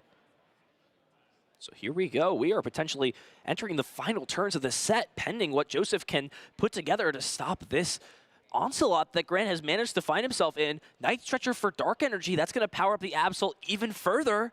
Yeah, and with a Dark Energy and Boss's orders on top of the deck, it's just so hard for Joseph to do anything besides penny this Kangaskhan. Iono's not going to be enough because Grant's just going to have knockout on this Kangaskhan, even if it flips 3 heads to knock out Grant's Kangaskhan. Yeah, penny on Kangaskhan, and then what? Here we go, big One flips. heads. If he flips other heads, this series is over. Oh, flips tails. 250 damage. He said, cut the cameras. The Ian absolute. Here we go now. Mega Kangaskhan barely surviving. One more heads and it would have been all over. Gotta love a little bit of some comedy on our stream here for all the stakes. Joseph does have the penny. Yeah, but now he can't boss his orders, maybe going for clutch, because what do you Cruel Arrow? All these Pokemon have over 100 HP. You're not taking a knockout. This damage really isn't meaningful. You're maybe even giving your opponent terminal period or the guaranteed knockout on the Pheasantipity, and it all just seems to be slipping away here. The game with such a great start, Grant has been able to find a way back into it. Energy on Pheasantipity, but what are we going to be Cruel Arrowing this turn? I don't know. I honestly, I don't know where I would consider putting it. It's just anywhere you put damage, Monkey Dory is just going to allow for a guaranteed KO onto the Pheasantipity in return, and you're not even threatening game on the following turn either. Yeah, Joseph's still at 4 prizes. Just taking that early knockout of 2 prizes, then getting Iona to 4 and just having kind of a clunked up hand, a really awkward board, just wasn't able to establish more threats. Maybe taking a more passive approach, locking down your opponent so much with that Genesect, could have maybe tried to get extra energies in play before going aggressive. This is top 4. Joseph is down a game. He's going to play till his very last breath. Fight as much as he possibly can in this spot. He's come a long way through this tournament, through the 14 Swiss rounds. Asymmetrical top cut did get a bye in that, so went straight to top 8, won his top 8 match, and is now here in top 4 of this tournament. Just debating what the play is looking like, but what do you do here is considering going into the Cornerstone Ogerpon. A single energy, though, and a switching card with the effect of something like Petrarunt would completely negate that. We're going to see the Cruel Arrow on the active, potentially. We're going to see it on the Mega Absol, but if Grant can find another Dark Energy, he'll be able to guarantee take a KO here, and even has a penny in the hand to just pick this Absol up and remove it out of play. It would be a risk, though, since you would go down to that 1 prize card and play into that Petrarunt angle, though. Yeah, we saw Grant Cypher Maniacs last turn and put Boss on top, Dark Energy as the second card, so he drew Boss return, and this Watchtower still in play, preventing that run errand. Yeah. And as you mentioned, if he pennies first, won't have that damage to use. So just going Boss here, maybe taking a 1 prize knockout or knocking out that Petrarunt for 2 prizes, as this Pheasantipity Cruel Arrow isn't really doing anything on the next turn. Let's see what he decides to do in this spot. There's going to be a Boss's Orders played. What does he want to go and chase after? I'd imagine it'd be the Petrarunt or Yveltal, as those are the most good Pokemon on the board. I mean, there's so many bad ones. You know, the Cornerstone, Genesect, and this Monkey Dory without a Dark isn't really doing much, and no damage. Yeah, but it was kind of weird to think about, since Petrarunt actually wasn't a threat if you KO the Pheasantipity, since you removed all the energies out of play. Yeah, I just don't think Grant has the knockout on Pheasantipity, or if he does, he just doesn't want to disrupt the order of his deck, as there is that Dark Energy if on you top. play the penny first, then the damage isn't there anymore for you to work. So it kind of works in an opposite favor than you would be used to. But either way, Grant will take the knockout with this Mega Kangaskhan, go down to 2 prize cards left, and put himself a Boss's Orders away from closing this game out. Yeah, and Joseph here gets to see 3 more cards with the Flip the Script, has a Blood Moon and Energy in hand, maybe can find a Stadium Bump and put together something with that, but needs to find a lot off this Flip the Script. Yeah, and no way to play Cypher as of right now when Grant is sitting on an absolutely massive hand of cards, even without being able to accumulate them from that run errand. Yeah, I mean, Joseph just hasn't had good supporters to use, hasn't had Iono to reset Grant's hand at all. So Grant's just been sitting on this so many resources this whole game, even though he had such a bad start, getting Claw of Darkness twice before really doing anything. Few Boss's Orders, but that's probably not going to do enough. There is nothing like Latias or Petrarunt EX in play right now, so not every basic Pokemon is getting free retreat. We'll see Arvin come down. What item card does he want to grab? It looks like eyeing up Counter Catcher. Counter Catcher maybe looking for a tool, not using that Boss's Orders, but we know Grant has Penny in hand. Just so many cards. He can have Petrarunt, Penny, Nest Ball, Pokegear. he doesn't even need to win on the next turn. Joseph's still at 4 prizes, not really putting anything together, it feels. And no tool card to even be grabbed. It's just going to be the counter catcher off this Arven. Yeah, maybe trying to counter catcher and just keep cruel arrowing, but we know Grant has an energy on top of his deck, and all these Pokemon have 1 or less retreat besides the Absol, but the Absol can just attack as well. Yeah, Penny plus Monkey Dory would also be enough if you could just pick up whatever else is in the active spot.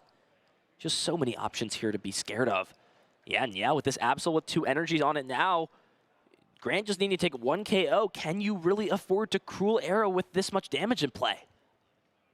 Yeah, maybe benching this Monkey Dory, but the game just might be over on the next turn. No damage to move. Yeah, looking counter catcher. What is he bringing up? Pheasantipity?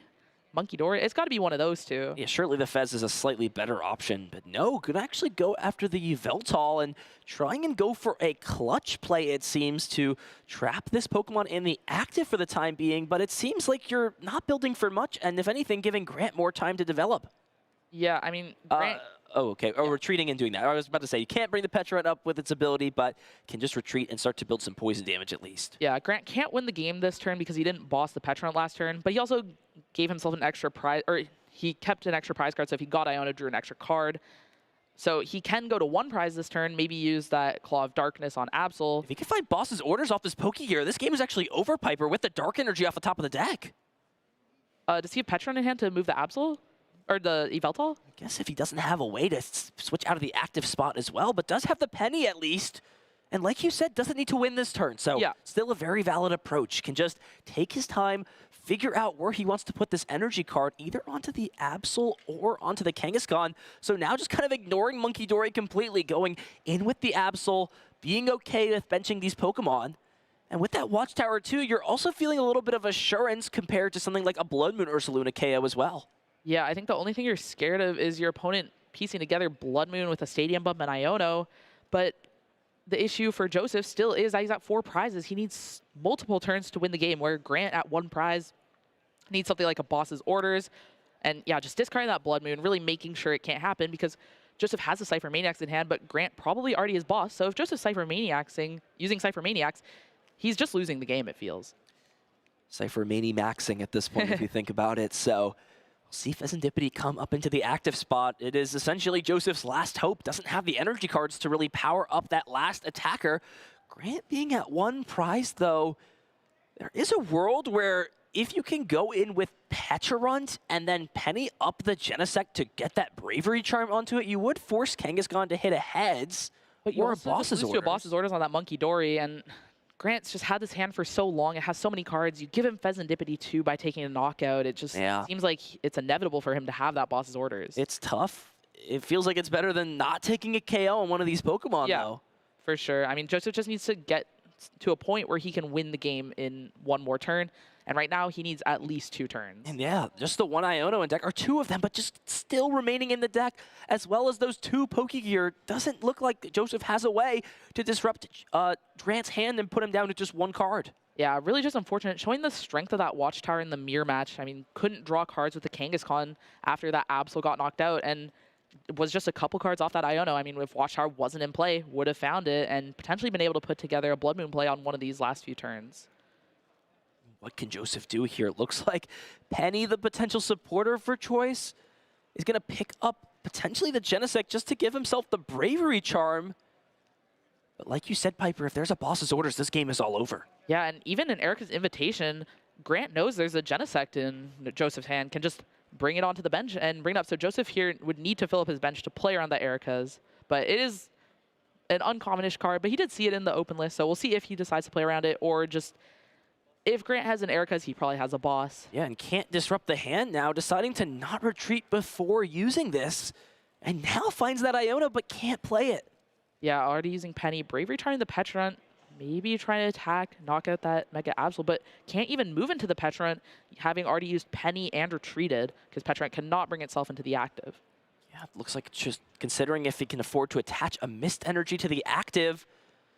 We'll go ahead and do so. Nothing else that can really be done here, though. It's just going to be the pass. And there's the Erica's invitation. It can take the Genesect Latias either or out of the hand, bring it up to the active spot, and a Claw of Darkness will secure the game, and Grant Shen will advance to the Masters Division Finals match. Super awesome to see not Boss's Orders winning the game, but Erica's invitation, you know, a card that's leaving the format pretty soon.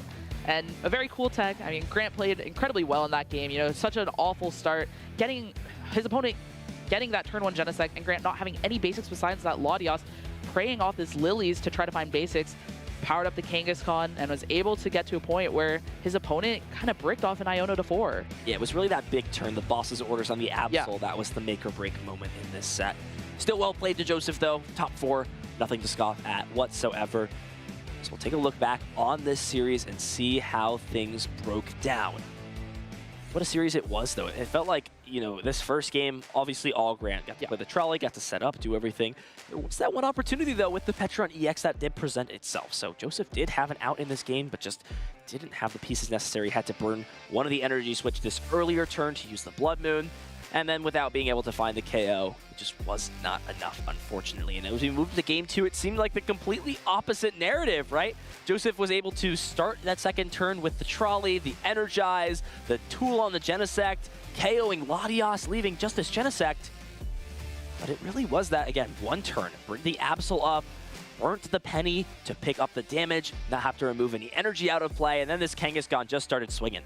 Yeah, and Joseph with no energies on board, only one on that Kangaskhan, not enough to attack with it, and none to E-switch, just couldn't make a response. And Grant eventually got to attack with that Absol, and Joseph just didn't have any options, it felt like, for most of the game after that one Iono early on. Yeah, needed some way to hand disrupt on that last turn, but it just wasn't in the cards. As Grant Shen said, wrap it up, cut the cameras. We're going to have to keep the cameras on you for one more match, Grant, as you're going to be trying to finally take home that regional championship title. Yeah, I mean, congrats to Grant. Another regional finals. Maybe he'll be able to take home the crown this time. We'll have to see. You know, it's eluded him earlier. The last finals appearance was him up against Andrew Hedrick. That one he was playing a favorite deck of his from, you know, hearing and talking to him. C-Pow, Chien Pow is still legal in the standard format, however, not having Gradient Greninja, not having canceling Kalimlos cards, you know, have kind of led the deck to fall off a bit. It is, it was on fraud watch for a little while. It's confirmed fraudulent at this point. Yeah, for sure. I mean, no Radiant Greninja, Pokestop, all those cards that made the deck flow, nothing left, but yeah, I mean, Grant now playing Mega Absol. You get a lot of energies into play, and you take big knockouts with Terminal Period, just one-shotting Pokemon, but definitely a little bit different from Shen Pao. Well, Grant Shen playing this Mega Absol deck will be playing up against a Charizard deck in the finals. Which Charizard deck, you may ask? Well, you'll have to stay tuned to find out. We've got the finals match coming up right now. Don't you go anywhere, because we've got action right after this.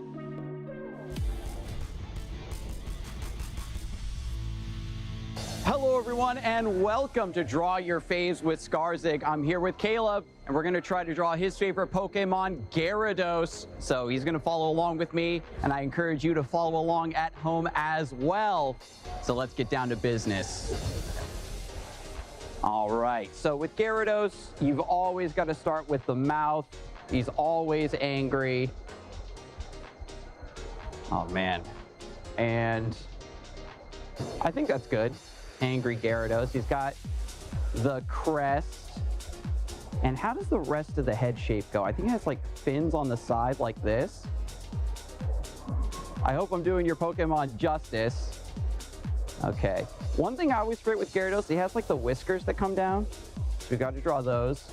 Oh, at this point it looks like he's got little feet. And then it has a segmented body, right? There's like big ridges coming off of the back.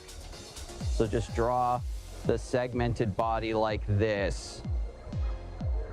And I'm pretty sure this is accurate. This is 100% accurate. You can look up a picture of Gyarados yourself and you know that this is great. Okay. Now we're doing the details here. Look at that. I think he's got little sharp teeth, right? Oh yeah, I mean that's a Gyarados, right? I think that's pretty good. Okay, let's see how he did. Oh, Oh, that's amazing! Not too bad. Followed right along. That's definitely worth a pack. Thank you so much for joining me, Caleb. Appreciate it.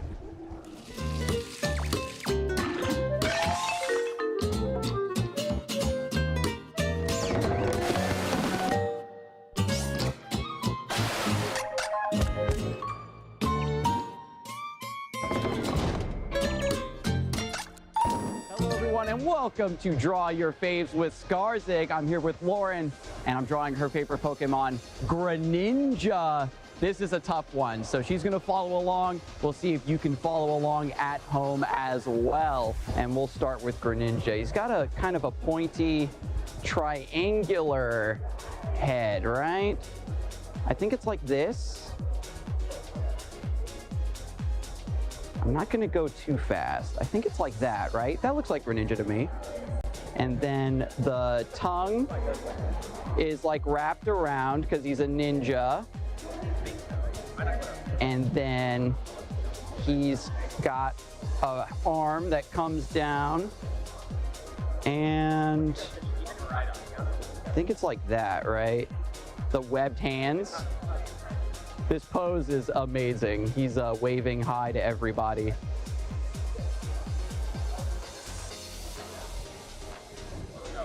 And then he's doing his cool crouching ninja pose, right? With the big web feet. Oh man, I think I'm nailing this one.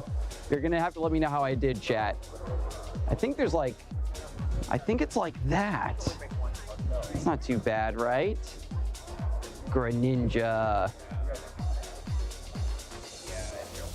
Okay, I think that that's pretty good for a Greninja. Okay, that looks amazing. Yes, that is perfect. That's definitely a Greninja, and that's definitely worth a pack. Thank you so much for joining me.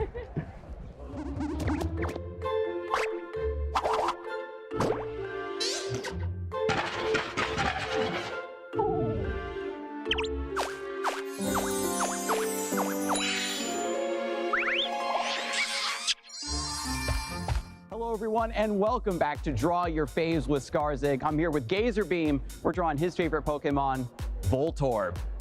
Now, I know that's a pretty intimidating Pokemon to draw, but we're gonna spice it up. So come in close and follow along. So for Voltorb, it's actually really hard to draw a circle. I'm gonna try my very best. Oh, it's mwah. So Voltorb is angry, so you gotta draw the brow here that comes around. You see that? And then down like this. Attention video game masters players in the main event. Will Ethan Trejo and Emilio Parks. Now, we do one line to divide that in half. I'm not letting you off the hook yet. We got to draw some crazy electricity on this boy. Look at that. Sound effects not included. All right, let's see how we did. Electrode? I guess it's close enough. That's definitely worth a pack. Thank you so much. And now it is time. The finals match ready to get underway here in Seattle. Just 2 players remain from the many that entered this hall with that chance to become a regional championship. Richie here with Azul GG, excited to take you through this last match, and it's going to be a really interesting one. Charizard up against Mega Kangaskhan, Mega Absol. Yep. We just saw Grant Shen taking down Joseph in that Mega Absol mirror, and then Truin was able to beat Julius on the other side of the bracket in the Charizard showdown.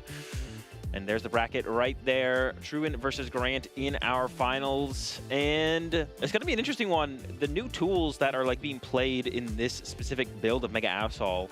I think historically this matchup was pretty tough for Mega Absol, but I think the build that Grant is bringing heavier into the eVTOL side of things. The potential of the Genesect as well, we'll talk about that a little bit more, but I think there's a little bit more of a chance than we would normally see.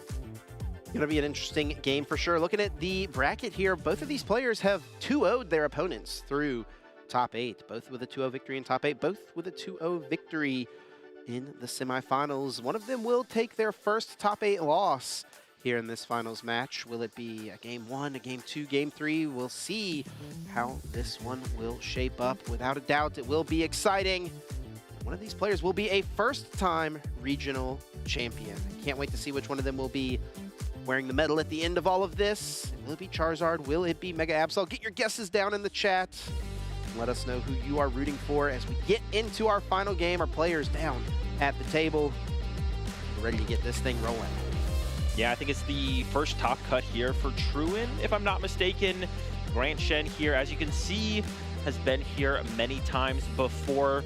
Truin not been playing as consistently the last couple of years as someone like Grant Shen, and already had a decent finish in Las Vegas, and now backing that up with the finals here in Seattle is not too shabby. Yeah. So both players playing for their first dub. Yeah, of course, we're very familiar with Truin's brother, Makani. Makani's had lots of regional success the last couple of seasons. He got second place. I believe it was the Milwaukee Regional Championships where he finished in the finals, losing to Christian Labella. Most recently top cut at UIC as well, right? Yep, just a couple of weekends ago. So pretty good testing partner, I would say, there for Truin in his brother Makani. Makani really leaning into Gardevoir most recently, but Truin here rolling with Charizard. Maybe that's because he always wanted to make sure he'd be able to beat his brother. Yeah, maybe have the edge in the brother matchup. It is possible. And I think we'll also have the edge in this one. Like I was alluding to, I think Charizard does have an advantage here. Not a tremendous advantage, I would say, especially for the list that Grant Shen is bringing. The eVTOL package, pretty good in general against Charizard decks. They don't play that many mobility cards. Of course, Truin is playing the Noctowl style build of Charizard, which leans heavily into the power of Klefki to get around the Psyduck. So there is a couple mobility cards there. And then also the Prime Catcher is the ace spec, but Grant can limit that with the Genesect. These players are each given 2 minutes to study the other player's deck list heading into this final match, taking note of maybe any tech cards. In this specific matchup, what are the big cards standing out for each of these two players? It's going to mostly be on the side for Truin in terms of, well, Truin seeing Grant's deck, seeing the Erika's Invitation, the Genesect, the double eVTOL, 3 Night Stretchers. The count of Night Stretcher can also be fairly important. And the lack of TM Devolution, I would say, as well, which is a card we sometimes see Absol bringing, which is very powerful in the Charizard matchup. Grant Shen does not have that, and is bringing the Team Rocket's Watchtower, another card to confirm the Mega Absol player brought to the table. Most of them are bringing that one Team Rocket's Watchtower. Truin will have that full information. And that, of course, is a massive card in this matchup. The Watchtower says that all colorless Pokemon in play have no abilities, and Truin's deck is full of colorless Pokemon abilities. The Jewel Seeker on the Noctowl, the Quick Search on the Pidgeot, cutting both of those off with a combination of a disruption of Iono. It's definitely a big deal. Grant probably also making note of the A-Spec of choice. It is, of course, that Prime Catcher, pretty normal for this Charizard build. And the 2 Jet Energy, those are the only ways for Truin to move his Pokemon. You alluded to the potential of Yveltal being a factor in this final match. Yeah, Yveltal could be a pretty big deal. Lots of targets on Truin's bench. Truin is kind of forced to set up the Noctowls and the Pidgeot. Pheasantipity might have to get involved. Even the Terrapagos might have to make its way into play to get access to those Noctowls initially. And you're not going to overly want to put too much energy on that. Truin going out of his way to actually set up the Pidgeot as an attacker to potentially bump the Watchtower could be a big play. And I will say, though, with the Cybermaniac's code breaking, I was going to say the Watchtower combo is going to be a big deal for Grant for sure. And I was going to say finding it, though, is going to be the problem before the Charizard player can really combo off and kind of board wipe the Absol from play. But with the Cybermaniac's code breaking, you might be able to find it sooner than later and have it have an impact in the match before it's too far gone. Players now taking a moment to shuffle, count their decks, making sure they've got all 60 cards. We don't want any other situations coming up, so making sure 60 cards are available to both of these competitors, and that they are randomized and ready to roll. Opening hands, of course, very, very important. getting basic Pokemon onto the bench, an ever important strategy in really any Pokemon TCG deck. For Grant, it's going to be all about finding those early access to the precious trolley, and over on Truan's side, finding Fan Rotom, finding Buddy Buddy Poffin. That's the name of the game for him. Yeah, both players shuffling up. Looks like they both have 60 cards. Grant has his Monkey Dories. So we're getting ready to get into this one. And I guess another interesting aspect about this matchup, I assume the players are going to be wanting to choose seconds. Generally, these Noctowl decks would prefer to go first. Yeah. But up against the trolley build of the deck from Grant, I would assume second would be the preferred choice. The only other card that could get involved would be like an early Klefki from Truin. And that is an interesting card here, as Klefki's Mischievous Lock turns off the basic abilities for all Pokemon in play, all basic Pokemon that is, and shutting down Grant's early access to a Run Errant or, you know, Skyliner on Latias, subjugating Chains on Petron. There's a lot that could be disruptive if Truin was to stick a Klefki active early. Not sure if that'll be a mainstay strategy for him or something that he may have to go into depending on his hand. Yeah, definitely not going to try and force it, but if you can just comfortably get into it, if you do end up going first, I don't think you'd mind. The players did not indicate at all. Usually there's like an indication with the hand. I'm not sure who's going first or second here or who won the coin flip. Yeah, we'll get word here shortly. But we do see a mulligan to start off there from Grant. Yeah, reducing the mobility and the draw power initially. I mean, we've seen how many times the Mega Absol players hoping the Kangaskhan draws the energy for the Turbo Energize just this weekend. Taking that away, even if they have the trolley, would be a pretty big swing in tempo, potentially. So I could see, if you go first here as Truin, you might try and get that Klefki in the active to slow Grant down. But that's going to be the big question for me. I'm not sure which way these players are going to go. Either way, I think it's one of those matchups where if you don't get exactly what you want, you don't mind too much. Like, if you want to go second, but you go first, you're like, okay, that's fine. And you can make it go from there. And also, the players might disagree. They might think that going first or going second is correct, and vice versa. And maybe we'll just see one of the players go first the whole match. Another mulligan for Grant, so that's going to be a couple extra cards awarded to Truin, and that is really nice as Truin is the player going first. Grant won the coin flip and chose to go second. Okay. So Grant, at the very least, we know that. Grant thinks going second is correct in the matchup. We don't know what Truin thinks yet. We'll have to wait and see as the series develops. As you mentioned, though, I don't think any Fan Rotom deck player is too upset about having to go first. Yeah, that's the biggest thing. It feels like it's marginal. Of course, there is always a slightly higher percentage odds of a win in a game going first or second, but sometimes it is very slight, like a 51 to 49% difference. Gosh, he's got trolley in his opening. Well, of course. I mean, and this hand does have a basic Pokemon. We will see the prize cards go out for both of these players for this first game. One Charizard EX for Truin, Charmeleon, a Pidgey. That's quite a lot of Pokemon, but he's got multiple counts of all these. Yeah, honestly, the Charmeleon is maybe the most... Oh, there's the Charizard prize as well. The Charizard and the Charmeleon. The Charmeleon just makes it really smooth to get into your Charizard. It is just a one-of Charmeleon. Yeah. So, without that... Oh, or actually, Gretchen going first. Did Grant go first, or did Truin pass? I don't know. Now the players look confused as well. Yeah, Judge. Oh, no. I think Grant maybe forgot. Grant got so excited that he's had the opening trolley. Yeah, he's like, this is great for going first. Oh, my I'm in. There's no way.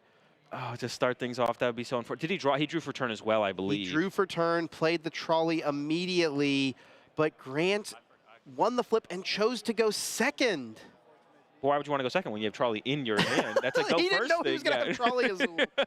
Oh, my goodness. What a situation here. Yeah. So a couple things are going to have to happen. First, we'll have to identify what card was drawn unintentionally here. Grant will have to put it back into the deck. It'll get revealed to both players. It'll be shuffled back in.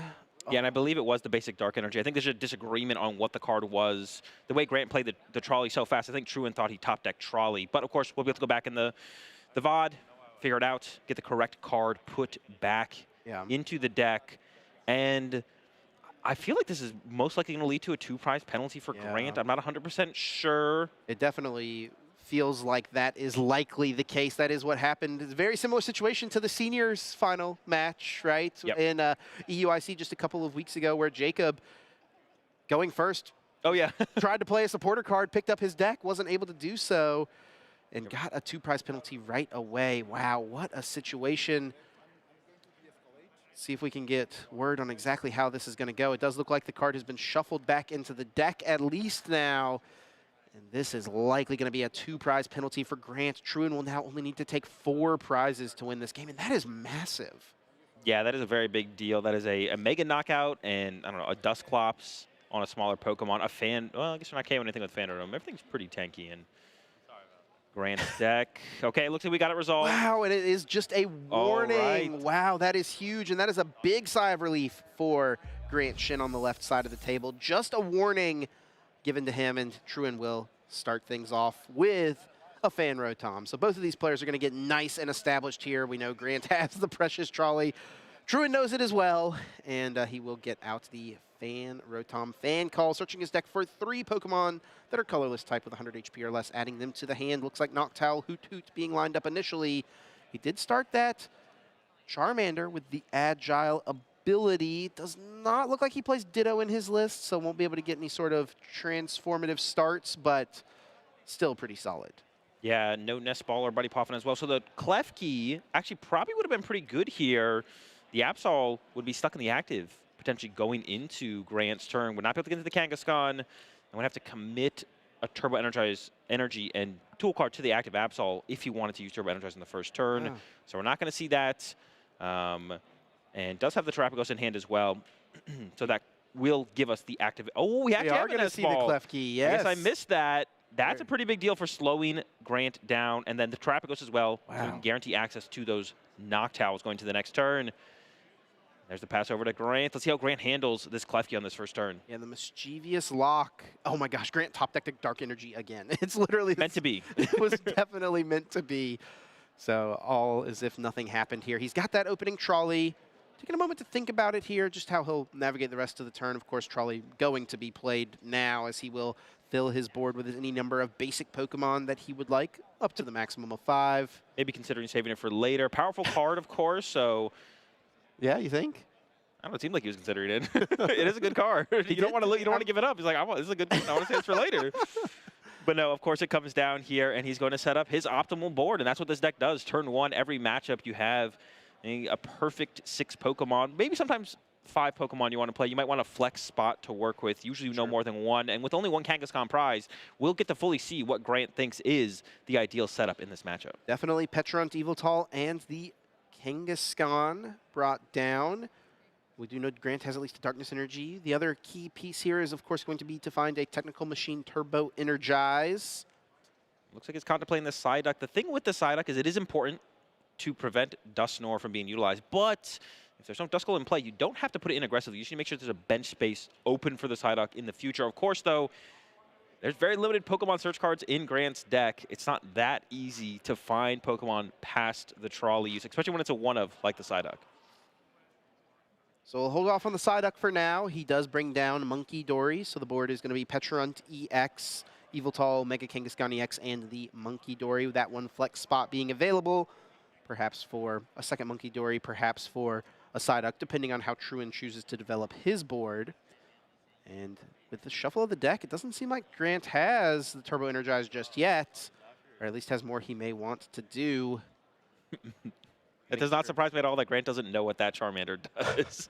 It does have free retreat when it has no energy attached to it, and that is how Truin is able to get into the Klefki. And this is an interesting way for Grant to get around the Klefki boss's orders, forcing up this Terrapagos. It does have a pretty large 2 retreat cost. Subjugating Chains, pushing that Yveltal to the active spot. With the free retreat, it goes into the Mega Kangaskhan EX, and he does not find the Turbo Energize. He's got Arven for next turn.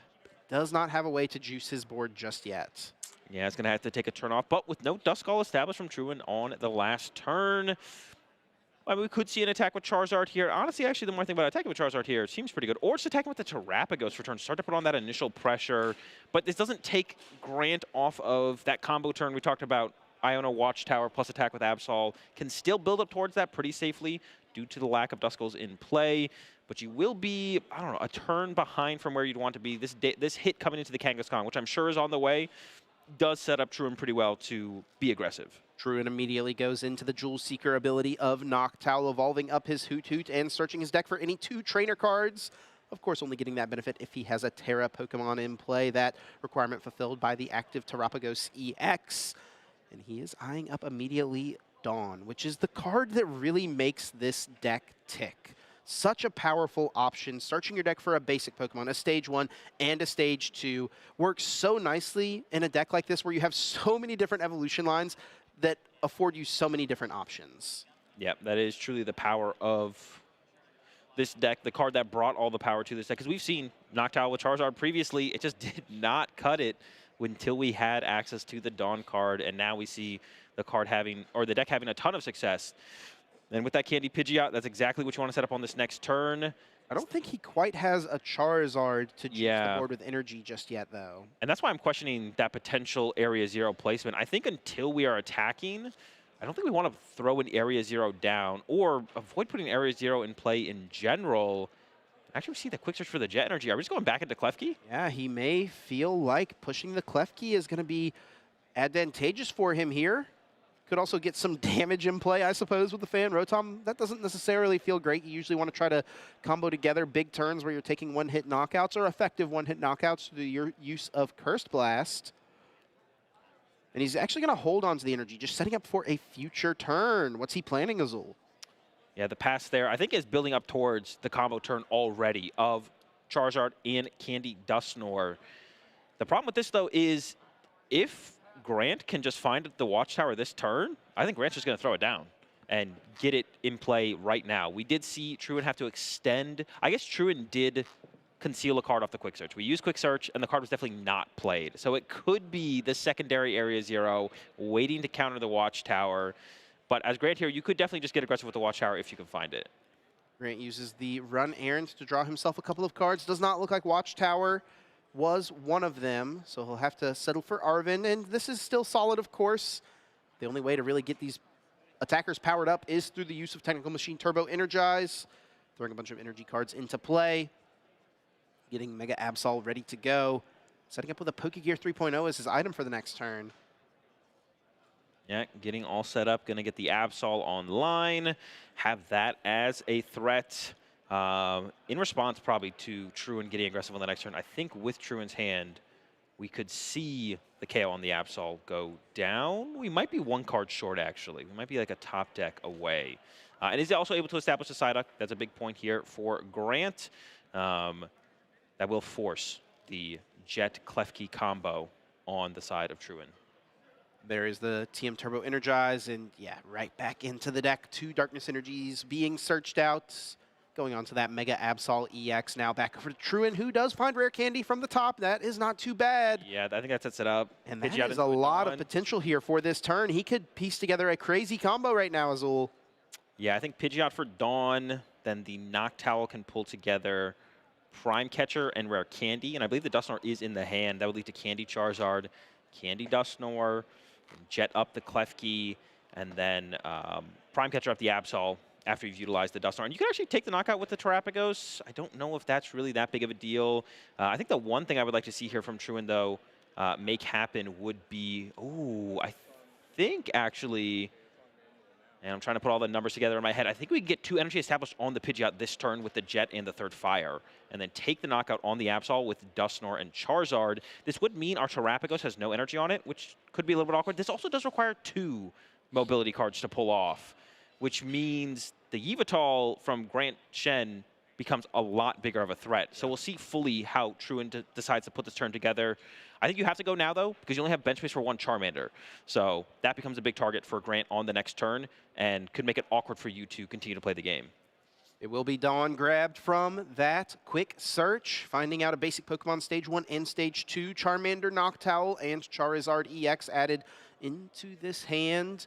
And there is still much yet to be played here as Rare Candy and Prime Catcher are being brought up to the forefront of the deck. He will Rare Candy into Charizard EX here, bringing a few Fire Energies out, but not before going in with the Jewel Seeker. There is that Rare Candy and Prime Catcher added now. He actually could save a Jet Energy. It would come at the cost of not putting an energy on Terrapagos, right? He could put the Fire Energy on the Klefki, Prime Catcher it up, right, and then retreat it. Yeah, and I think I do like that a little bit more. The mobility cards are very high value in this matchup because of the Yveltals of Grant Shen. So yeah, good spot there. Can put the third Fire on the Klefki.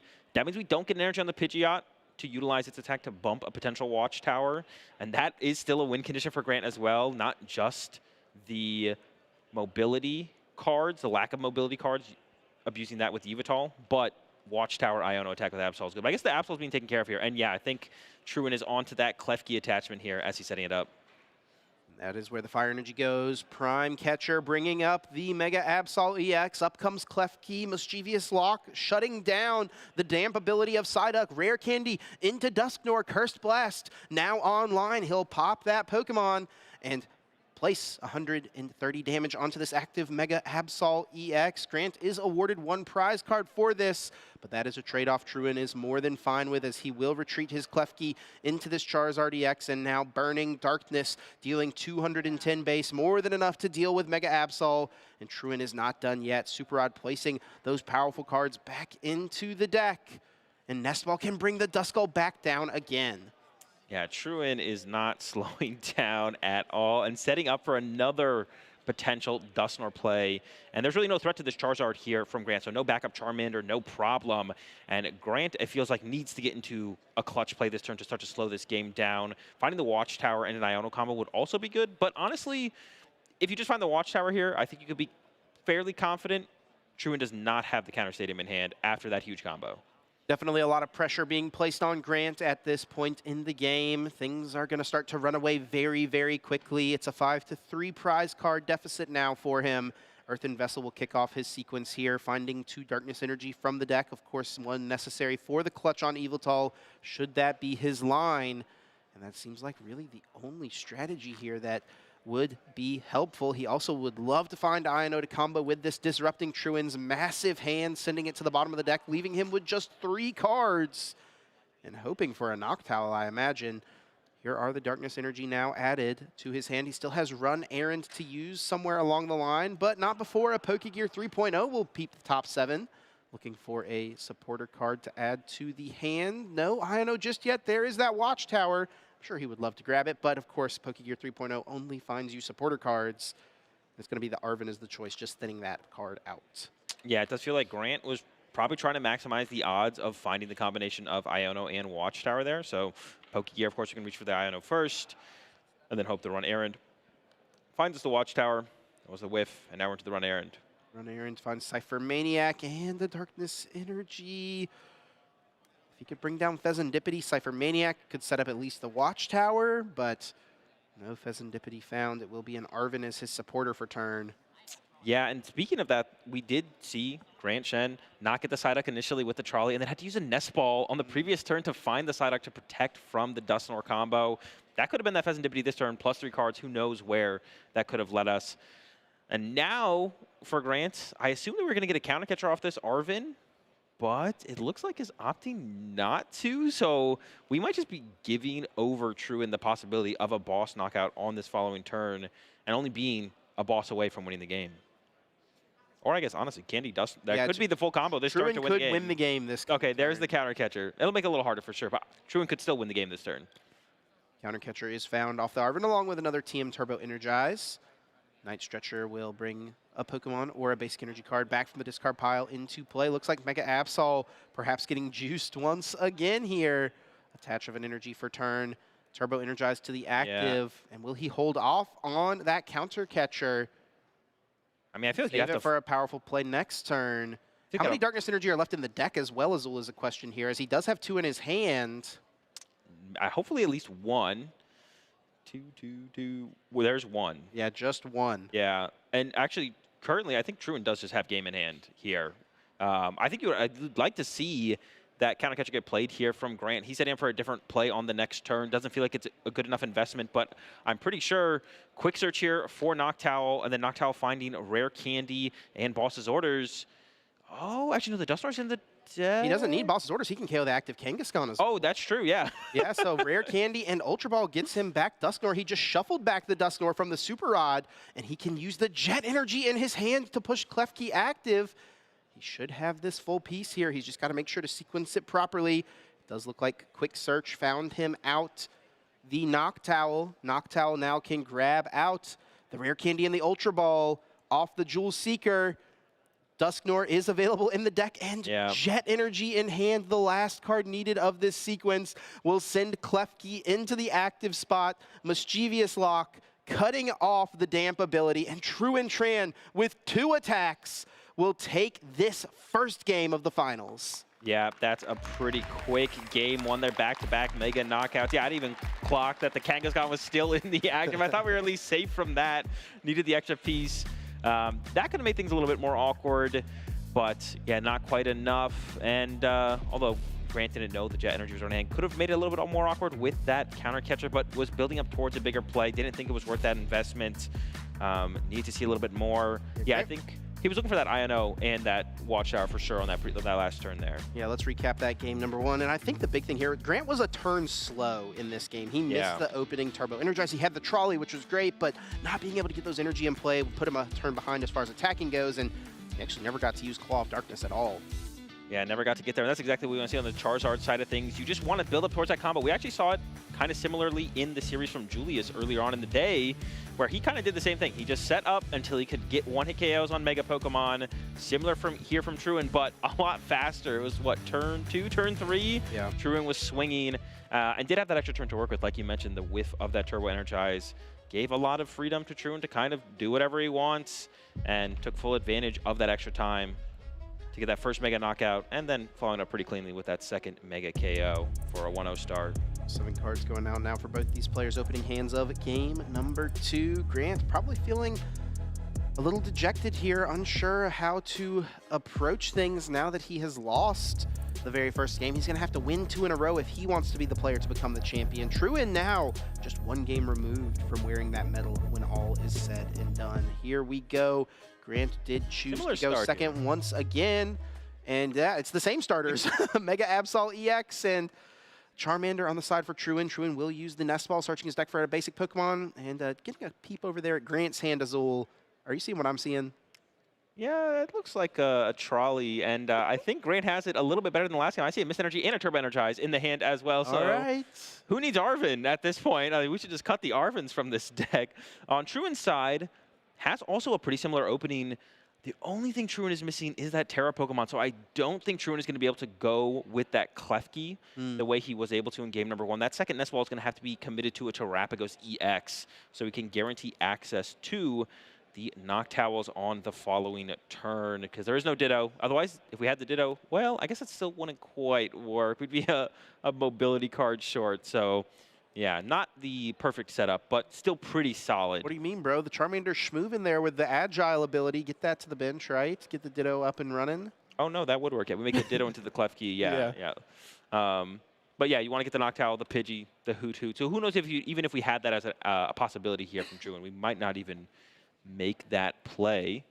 There's 3 colorless Pokemon now added, and here comes the Nest Ball, and sure enough, it will be ensuring the Terrapagos. So Grant will have free reign to use his basic Pokemon's abilities, and rest of the hand, honestly, for Truin, not looking the strongest. Going to have to fully rely on the Noctowl on his next turn. Now for Grant, this is just about as good as it gets. Precious Trolley, bringing down as many basic Pokemon as he would like. And look at this, no reaction at all. Calm, cool, and collected. He knows he's the player down a game here.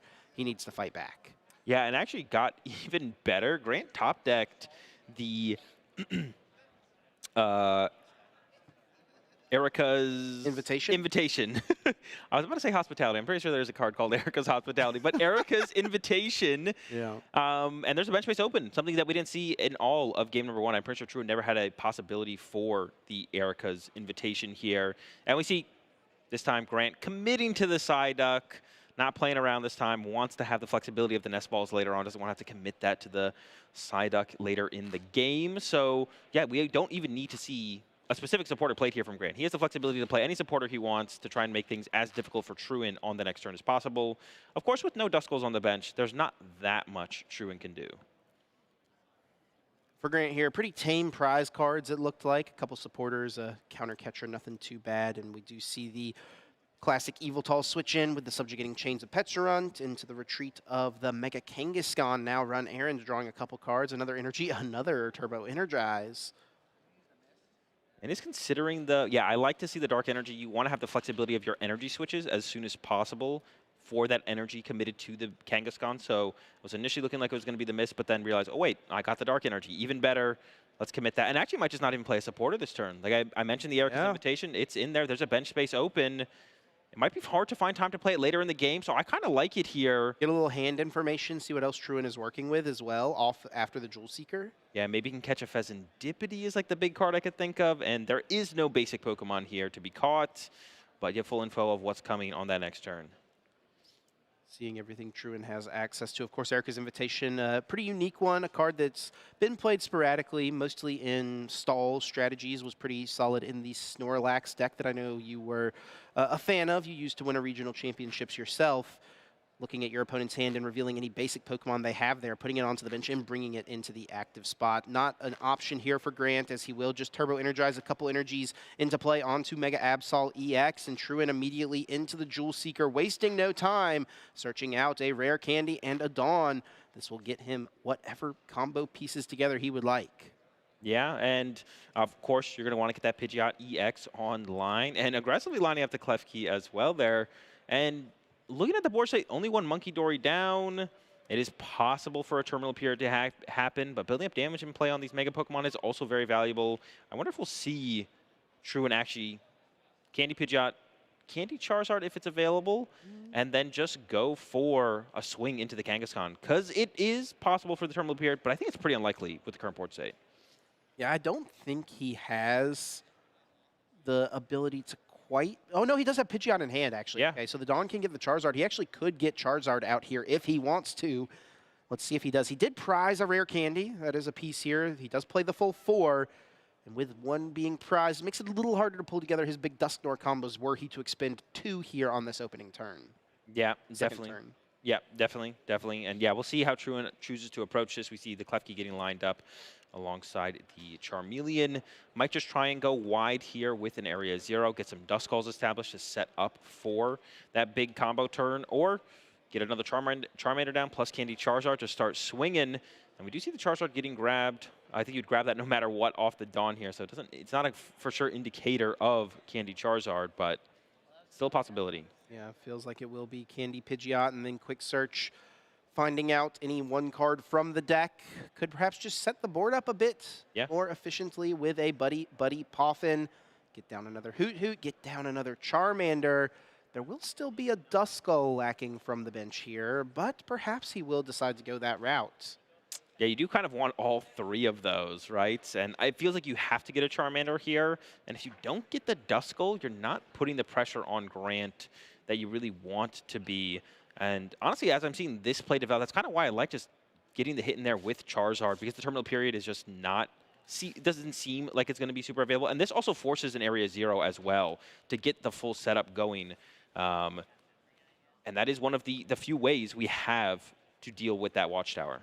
There will be a Duskull and a Charmander. I actually wonder for Truin here, should something besides Klefki have been found from the Dawn? Perhaps one of those other 3 basic Pokemon, right? And Hoot Hoot, a Charmander, or a Duskull, so that all of those could hit the bench here. Yes, Klefki, a card he wants to have available. Oh. He's going to go aggressive with it, though, pushing it here. And that actually, you know, Azul, without a boss's orders on Grant's side, he wouldn't be able to use Mega Absol here. Yeah, that could make things pretty awkward. There's a high chance of there being a boss's orders in the hand. Or Penny, I suppose, right? Yeah, Penny would also work. And there is the boss's orders there. Question for Grant is just, what do you boss? And then what does the attack even look like? We could attack with Absol here. There's a Mist Energy in hand. Or if we can find a Dark Energy, do we ever use Clutch from Yveltal? Well, with Charmeleon being the focus, I think we're going to finally see that first Claw of Darkness from Grant. Not before the use of a Run Errand, though. Drawing 2 cards from the top of the deck. Another boss added. Could be strong moving forward here, and Grant will attach a Mist Energy to the Mega Absol EX. He'll use that Subjugating Chains to push active Yveltal, and then retreat into Mega Absol. Claw of Darkness will take out Charmeleon. And we are finally going to see Grant be able to strip a card from Truin's hand. And this is where things could get scary for Truin. He has a Charizard EX in this hand that he just grabbed off of the Dawn. Grant could take that resource away. He also could take away the Iono, which is the only draw card in the hand currently. Yeah, it's going to be hard to do anything big this turn from Truin without that INO. We see Grant is considering that. No Hoot Hoot on the bench for the potential of the Noctowl combo.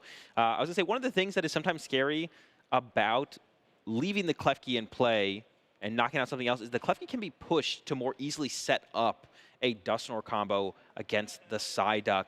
But in this situation, I don't think Truin's going to be able to do too much by initiating by pushing up the Klefki. We actually see the Dusclops getting targeted from Grant here, kind of, I think, knowing that Truin won't be able to do an aggressive play this turn, and that would lead to an easier setup on a future turn. If maybe forcing Truin here to use a rare candy onto a Charizard if he wants to get one of those into play, and that limits his access to Dusknoir later in the game if this Dusclops does go down, which of course it did. Now, Truin here into the quick search right away, searching for any one card. It does look like rare candy being lined up.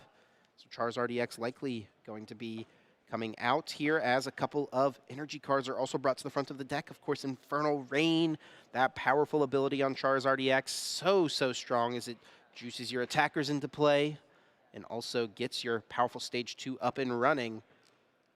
Up comes the Charmander. There it is, rare candy into that Charizard. 3 energies from the deck. 2 onto Charizard. Where does the other one go? Or perhaps does he attack with Terapagos? Yeah, maybe you just try and force your way through the Absol with a couple attacks, and then you'd probably rather, well, the Terapagos, I guess, could be killed by a Monkey Dory plus a Claw of Darkness. That'd be a little awkward.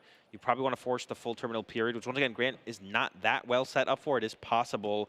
The other thing to consider here in the sequence here, from Truin is the Nest Ball top deck, which could have become the Pheasantipity before the quick search. I wouldn't be surprised to see the Nest Ball still potentially become the Pheasantipity, or maybe a Hoot Hoot before playing this Iono.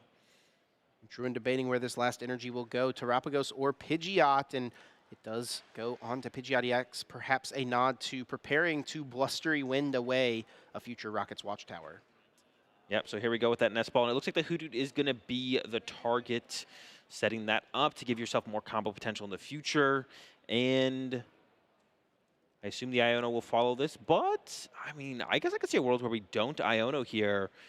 We'd be really hoping the terminal period does not happen then, though. I mean, maybe he doesn't want to Iono. He is going to go for it, but perhaps there's an argument of not playing the Iono because Truin's going to draw 6 cards off of this, and he's going to potentially be facing down a Claw of Darkness. He could lose a valuable resource here, whereas if he had not played Iono, he would effectively protect his hand. Yep, and the draw there, pretty good. Gets a follow-up Charmander just in case of a terminal period. If we even attack this turn from Truin, I wonder if Truin is maybe going to retreat to the Klefki and then pass with it once again in the active. It feels like the Charizard attack, to me the Charizard attack is just kind of too tempting to pass up, but I can see Truin taking it a little bit slower until he can fully remove this Mega Pokemon from play. Don't allow for any damage built up to be utilized through Monkey Dory. It's always a bit of give and take. When do you be patient? When do you find yourself reserving, holding back from going aggressive with an attack? And when do you go all out? And when do you start swinging into these Pokemon and force your opponent to have the answer? And it feels like with that Hoot Hoot grab here from Truin, well, I guess we have the Pidgeot as a follow-up. We could still see the attack this turn. Let's see what Truin opts for. And now the attach to the Terapagos. So yeah, we have a couple different attacking options, and looks like we are just going to swing with the Charizard. Looks like Truin is happy to get some damage into play. Charizard EX's Burning Darkness dealing 180 base damage, and then 30 more for each prize card your opponent has taken. 210 at this point, of course. Could be lining up for a terminal period response KO. Grant would need a lot of cards to make that happen. He does have a Darkness Energy for the Monkey Dory. Actually, all he would really need now is a Penny, and he does have a Penny here, Azul. He could attach the Monkey Dory, use Adrenaline Brain, Penny the Monkey Dory, use it once again, and that would be a terminal period. We would be 1 energy switch short in that sequence there, Chip. We need... only can attach. Yeah. Almost there, but it was possible. And this is where it all starts. But I don't see a way to get more cards into this hand for Grant. So I think we're going to have to settle for... Honestly, I'm not sure. I wouldn't... Maybe was a clutch play ever a reality there for Grant? Petron up the Yveltal. He does have Boss's Orders in hand. You don't have Watchtower to go with it, of course. He could just chase a Pokemon, take a knockout, maybe on the Klefki. Well, you have the Monkey Door, so you could get the Terapagos for the 2 prizes here. Go down to 3 remaining. But Truin is still looking to be in a very good spot. Has that double Hoot Hoot in play. Still has access to the quick search. Yeah, I don't think you're ever bringing this up and not KOing it here as Grant. There's a Claw of Darkness. You're hoping for a very high value card here. But honestly, Truan's hand is okay. You don't even need to use Dusknoir next turn. Dawn may be the strongest option. Well, I don't know. All Right, is that Pokemon even are in like- his hand, right? Yeah, I almost think the Pheasant. I don't. Dawn honestly, does cut him off of just easily getting a Noctowl, right? The hand is just so bad, which is so good for Truant. Like, it's just so mediocre. Like, it's like, this is whatever. Doesn't mind losing really any of that. And Grant will jump farther ahead here as far as the prize trade goes, but his heavily damaged Mega Absol in the active spot. I do have to think that Dusknoir was probably the correct take there, as it limits a potential Dusknoir play this turn. But if there's the recovery cards prize for Truant, or Truant can't find those, Dusknoir might not be an option. I feel like the Dawn there was extremely low value. Truant could win the game this turn here, Azul, if he no. uses Rare Candy into Dusknoir and KOs the active Mega Absol EX. Grant would go down to 2 prize cards remaining, and then Burning Darkness could deal 300 damage and KO the Mega Kangaskhan EX off the bench. And Yeah, if you are right. He has the Dusknoir in hand. If he has a Rare Candy remaining available, What would we need? We just he a needs Noctowl? Prime Catcher and Rare Candy. Prime Catcher, Rare Candy is game. I mean, that should be available, I feel like, here. To a Noctowl. I don't see... Yeah, oh, there's he Rare does have a Rare Candy prize. I think there's only 2 in his discard pile, though, so he should still have a Rare Candy available. Oh, I think maybe Truant Maybe has he's pieced piecing it together here, Azul. There's the Prime Catcher for sure. He went back to the Fire Energy, I think. So it doesn't look like he's going to be able to do it. I'm pretty sure he had win. Yeah, I think he had game there. I think you're right, Chip. That would have worked out, and that makes getting rid of the Dusknoir that much more important from Grant on the previous turn. And now, maybe then pushing the Klefki feels so weird there from Truant. Truant was like hoping for a top deck to be able to get And he literally game. just quick searched for a way to move the Klefki. Yeah, that felt like Truant was on to what you were onto there, but then that makes that quick search a little awkward.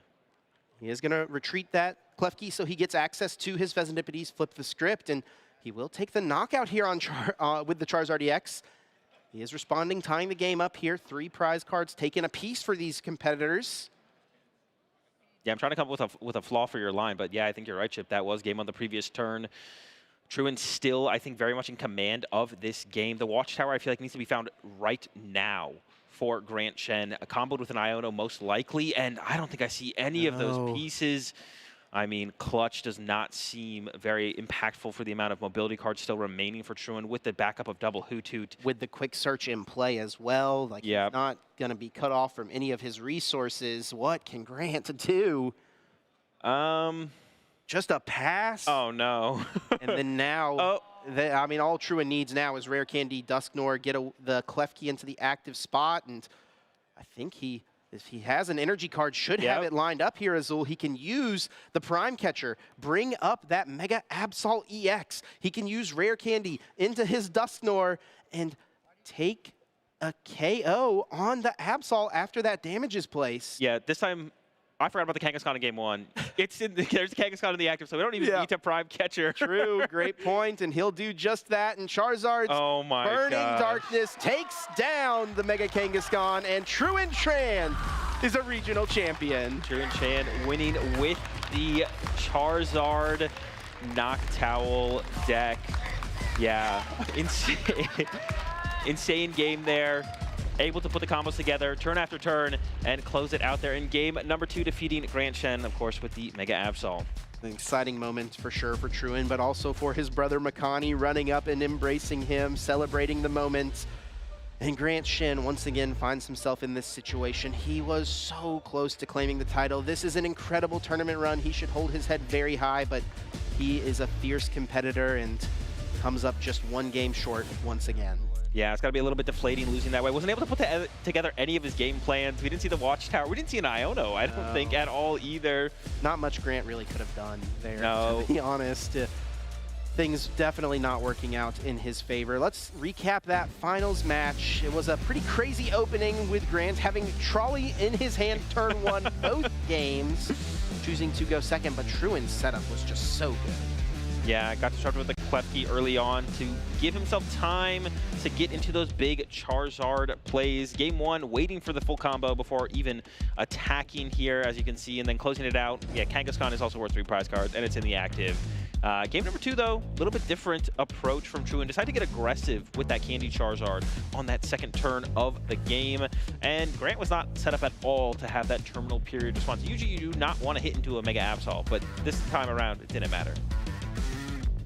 Down went that Absol, and Grant just left with no response. There was an opening on that turn for him, it felt like, if he could have found the Watchtower Iono, but it just never pieced together. And yeah, no need to play that Prime Catcher 3 prize Kangaskhan in the active spot, and Truen.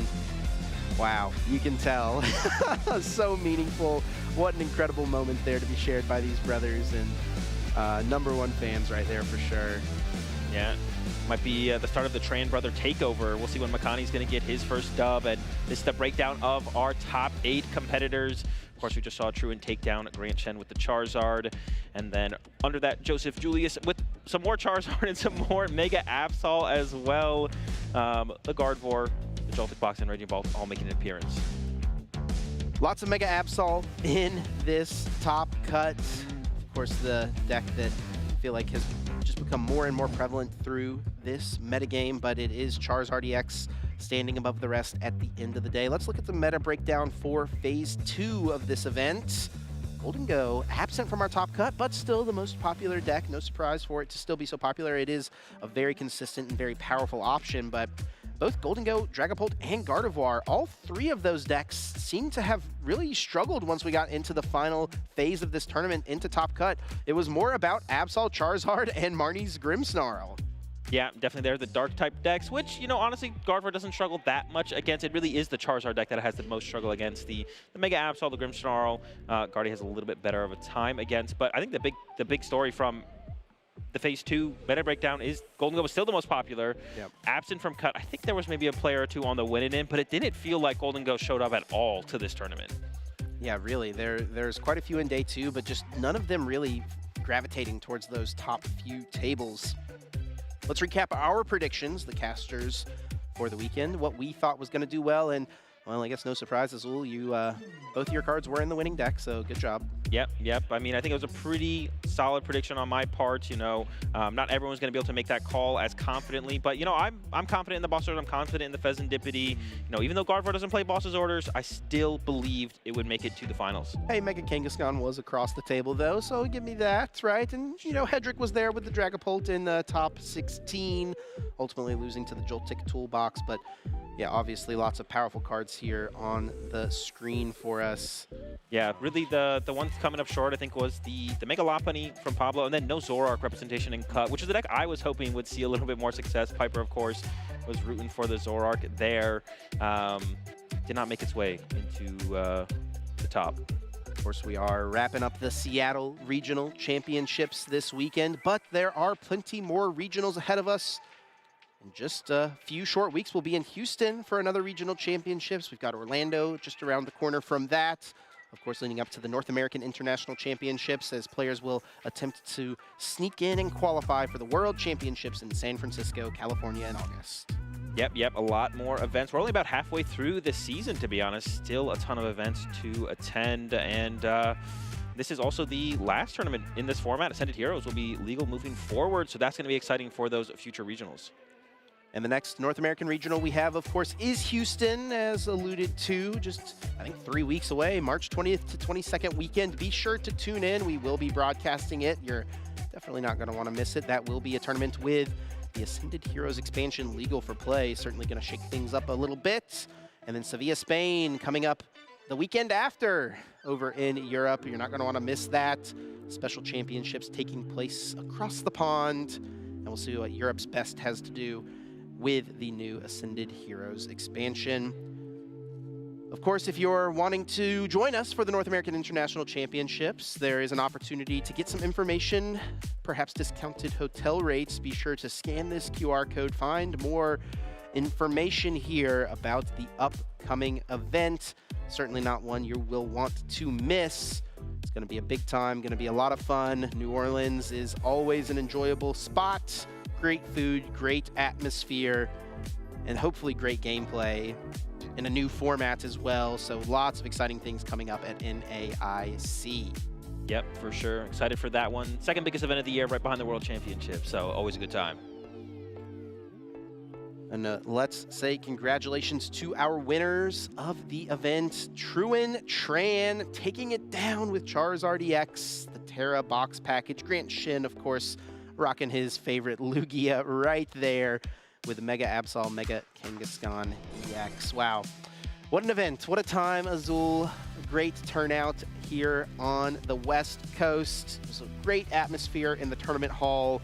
Charizard ends up taking it all down. An enjoyable weekend for sure. It was a pleasure to share the desk with you, my friend. And we have, of course, our champion to crown Truan Tran, but we also have some champions in the younger age divisions. Let's hear from Skarzig and hear what happened in the juniors and seniors this weekend. Hello everyone, it's Adam on the floor of the Seattle Regional Championships, and the juniors finals is just about to go down behind me. Now, both players who made it to the finals are Ethan and Kenji. Kenji is certainly a name that you might remember as the runner-up at NAIC. This is such an exciting matchup because both of these players are actually local. They know each other, they're friends, and they played before in the finals of Merida. At that match, Kenji came out on top, but Ethan said that he's been practicing the matchup since and is confident that his Jellicent Gardevoir deck can beat Kenji's Dragapult Charizard deck. So I'm really excited to see how this match plays out, and I hope you are too. Hello everyone, Adam Watson here, joined by our junior champion, Kenji Ono. We meet again. How are you feeling? I'm feeling just really happy, and I feel it's really crazy to win another one, especially against my friend. Like, he's like a super nice friend, a super nice competitor, and the one who really always supports me. So you had to go up against somebody who you've actually practiced a lot against. I know this was a rematch from an earlier tournament. How did you feel when you found out you were going to be facing him in the finals? I feel like it seemed really cool because then we got a chance to play again. So then it was a chance that he could also get his redemption. But unfortunately for him, hopefully, you were the victor. And you've really been on a tear recently, Kenji. Can you tell the folks a little bit about what you've been doing recently to keep up your win streak? So I've been playing like Poldzard with double Watchtower, and then so the first two tournaments I played with it, I ended up winning with it. It was kind of like my creation that I wanted to try out. And then for UIC, I ended up cutting the two cards out, and then I didn't do very well. And then I put them back in, and then I won the tournament. So I feel like sometimes Watchtower is not always, like, sometimes it's not always just a good card, and sometimes I feel like it's also just like a lucky charm too. Oh yeah, that's great to find a build of a deck that you believe in, and finding the right meta for it to fit is a great way to be a top player, to be flexible with the metagame. And is there any other shout outs you want to give? Certainly this is a big moment for you, winning the Seattle Regional Championship. Who helped you get here? Who do you want to shout out? I want to shout out my family who's been like really supportive, especially my sister who's been a great testing partner, and my opponent Ethan. Yeah, like I said, a really nice friend, really supportive one, a really nice competitor. And then Jeff, who got us all started into Pokemon.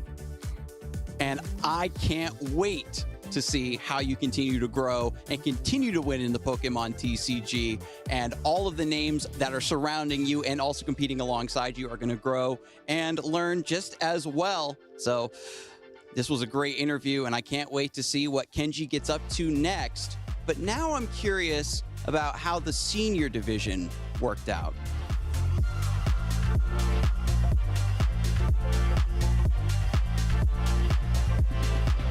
Hello everyone, Adam again here, and seniors is going on behind me. They are going toe-to-toe to figure out who is going to reign supreme here in Seattle. We've got Kyle versus Andrew.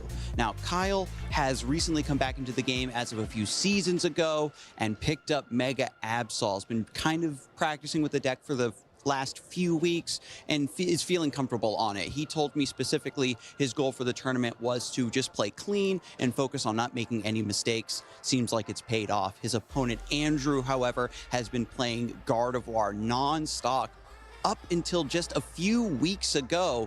and decided to switch over to Dragapult, so isn't as practiced on the deck.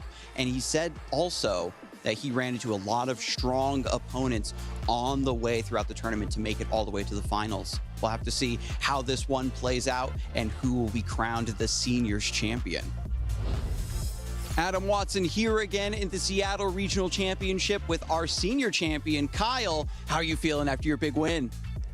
I'm still not processing it. It has been a long day for sure, but maybe the weight of this win will settle in later. But right now, what is going through your head in terms of the future? Now, is this really fired up your competitive spirit? I'm really happy I got my auto invite. So yeah, I probably don't have to go to NAIC. All right, you're just going to take a break. That's totally acceptable, and just prepare for the World Championships. If you had to do it all again with the Mega Absol, you told me a little bit earlier that this was a deck you picked up recently and were practicing. Are you glad that you brought the Mega Absol after all, or was there a deck that maybe would have given you an easier run in this tournament? I think Absol was good. Yeah, I probably wouldn't change anything. Sticking to your guns, I like that. And can I get any final shout outs for anybody that helped you practice or anybody who's really supporting you in your competitive journey? Shout out to my mom and my dad. Shout out to Jake and Luke. And shout out Kage Tea Party. Thank you so much for that. I know that you're still waiting to process this win and to go off and celebrate, so I'm going to let you get, because in the Pokemon TCG, we always have so many champions to crown. And here on the main stage at the Seattle Regional Championships, we are here after the end of the Masters Finals, and we're going to bring our finalist and our champion up on the stage and hear from them. So without any further ado, let's congratulate your Seattle Regional finalist, Grant Shen. Come on up, my man. Get your medal. It's been a long day, folks, but I know that you want to say some special words. Just have a moment here. Congratulations once again. I know you wanted to say some words to the people, maybe give a shout out. Yeah, I just want to shout out the OBW and then shout out Zingad's Discord. All right, sounds like a good testing group. It brought you this far. Looking forward to seeing a little bit more from you in the future, my friend. Congrats once more. All right, now go celebrate. Go on. But of course, the moment you've all been waiting for, folks, our Seattle Regional Champion, True and Tran. Come on up.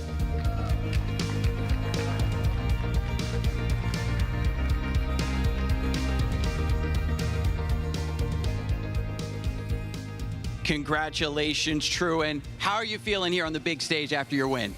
It's absolutely crazy. My goal for this event was to cash, and I ended up winning the whole thing. You wanted to go deep, but you didn't think you'd make it this far. But Charizard was the deck that you were most proud of that you wanted to play, right? Or was it just something you thought was decent into the current metagame? So in Las Vegas, I played Joltik. Going into Phantasmal, that wasn't going to work because of Charizard. And I ended up playing that because it looked very fun. All right, a deck that was fun, and it caught your eye, and you decided to switch over to it, and it paid off big. Is there anybody you want to give a shout out to, thank, or maybe help you practice the deck to find this massive success? Shout out Kids Table, and shout out George Cameron for helping me a ton with the Absol matchup. That's amazing. I always love to hear about all of the friends and community that help all of our competitors make it this far. I just have one more question for you because I know it's been a very long day. If somebody wanted to get into competitive Pokemon and try to make a deep run in a tournament, what is the first piece of advice you would give them? Just play. Just play, and the more you play, you'll enjoy it more, and then you'll just get better. That is wise words. Find your community, find your fun, stick to the grind, and it will pay off here. And we might find you on the big stage alongside our regional champions. Congratulations once again, Truan, and we'll see you in the future. Don't forget to follow the broadcast, everybody, at Pokemon.com/broadcast. That's going to be it from us here in Seattle. We've got more tournaments to come, and I can't wait to see you in the next one.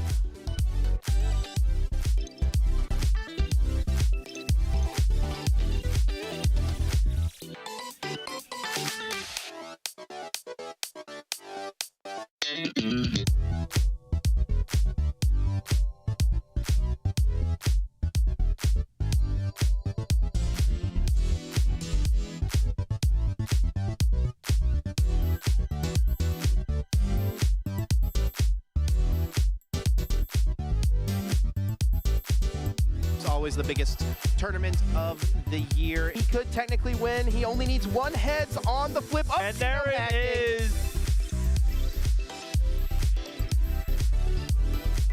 The Psychic Energy on Pheasantipity EX closes things out with a cruel, cruel defeat.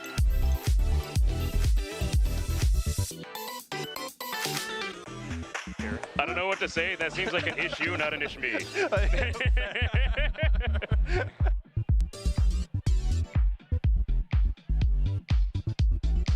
Time catcher. True, great point, and he'll do just that. And Charizard's Oh my Burning God. Darkness takes down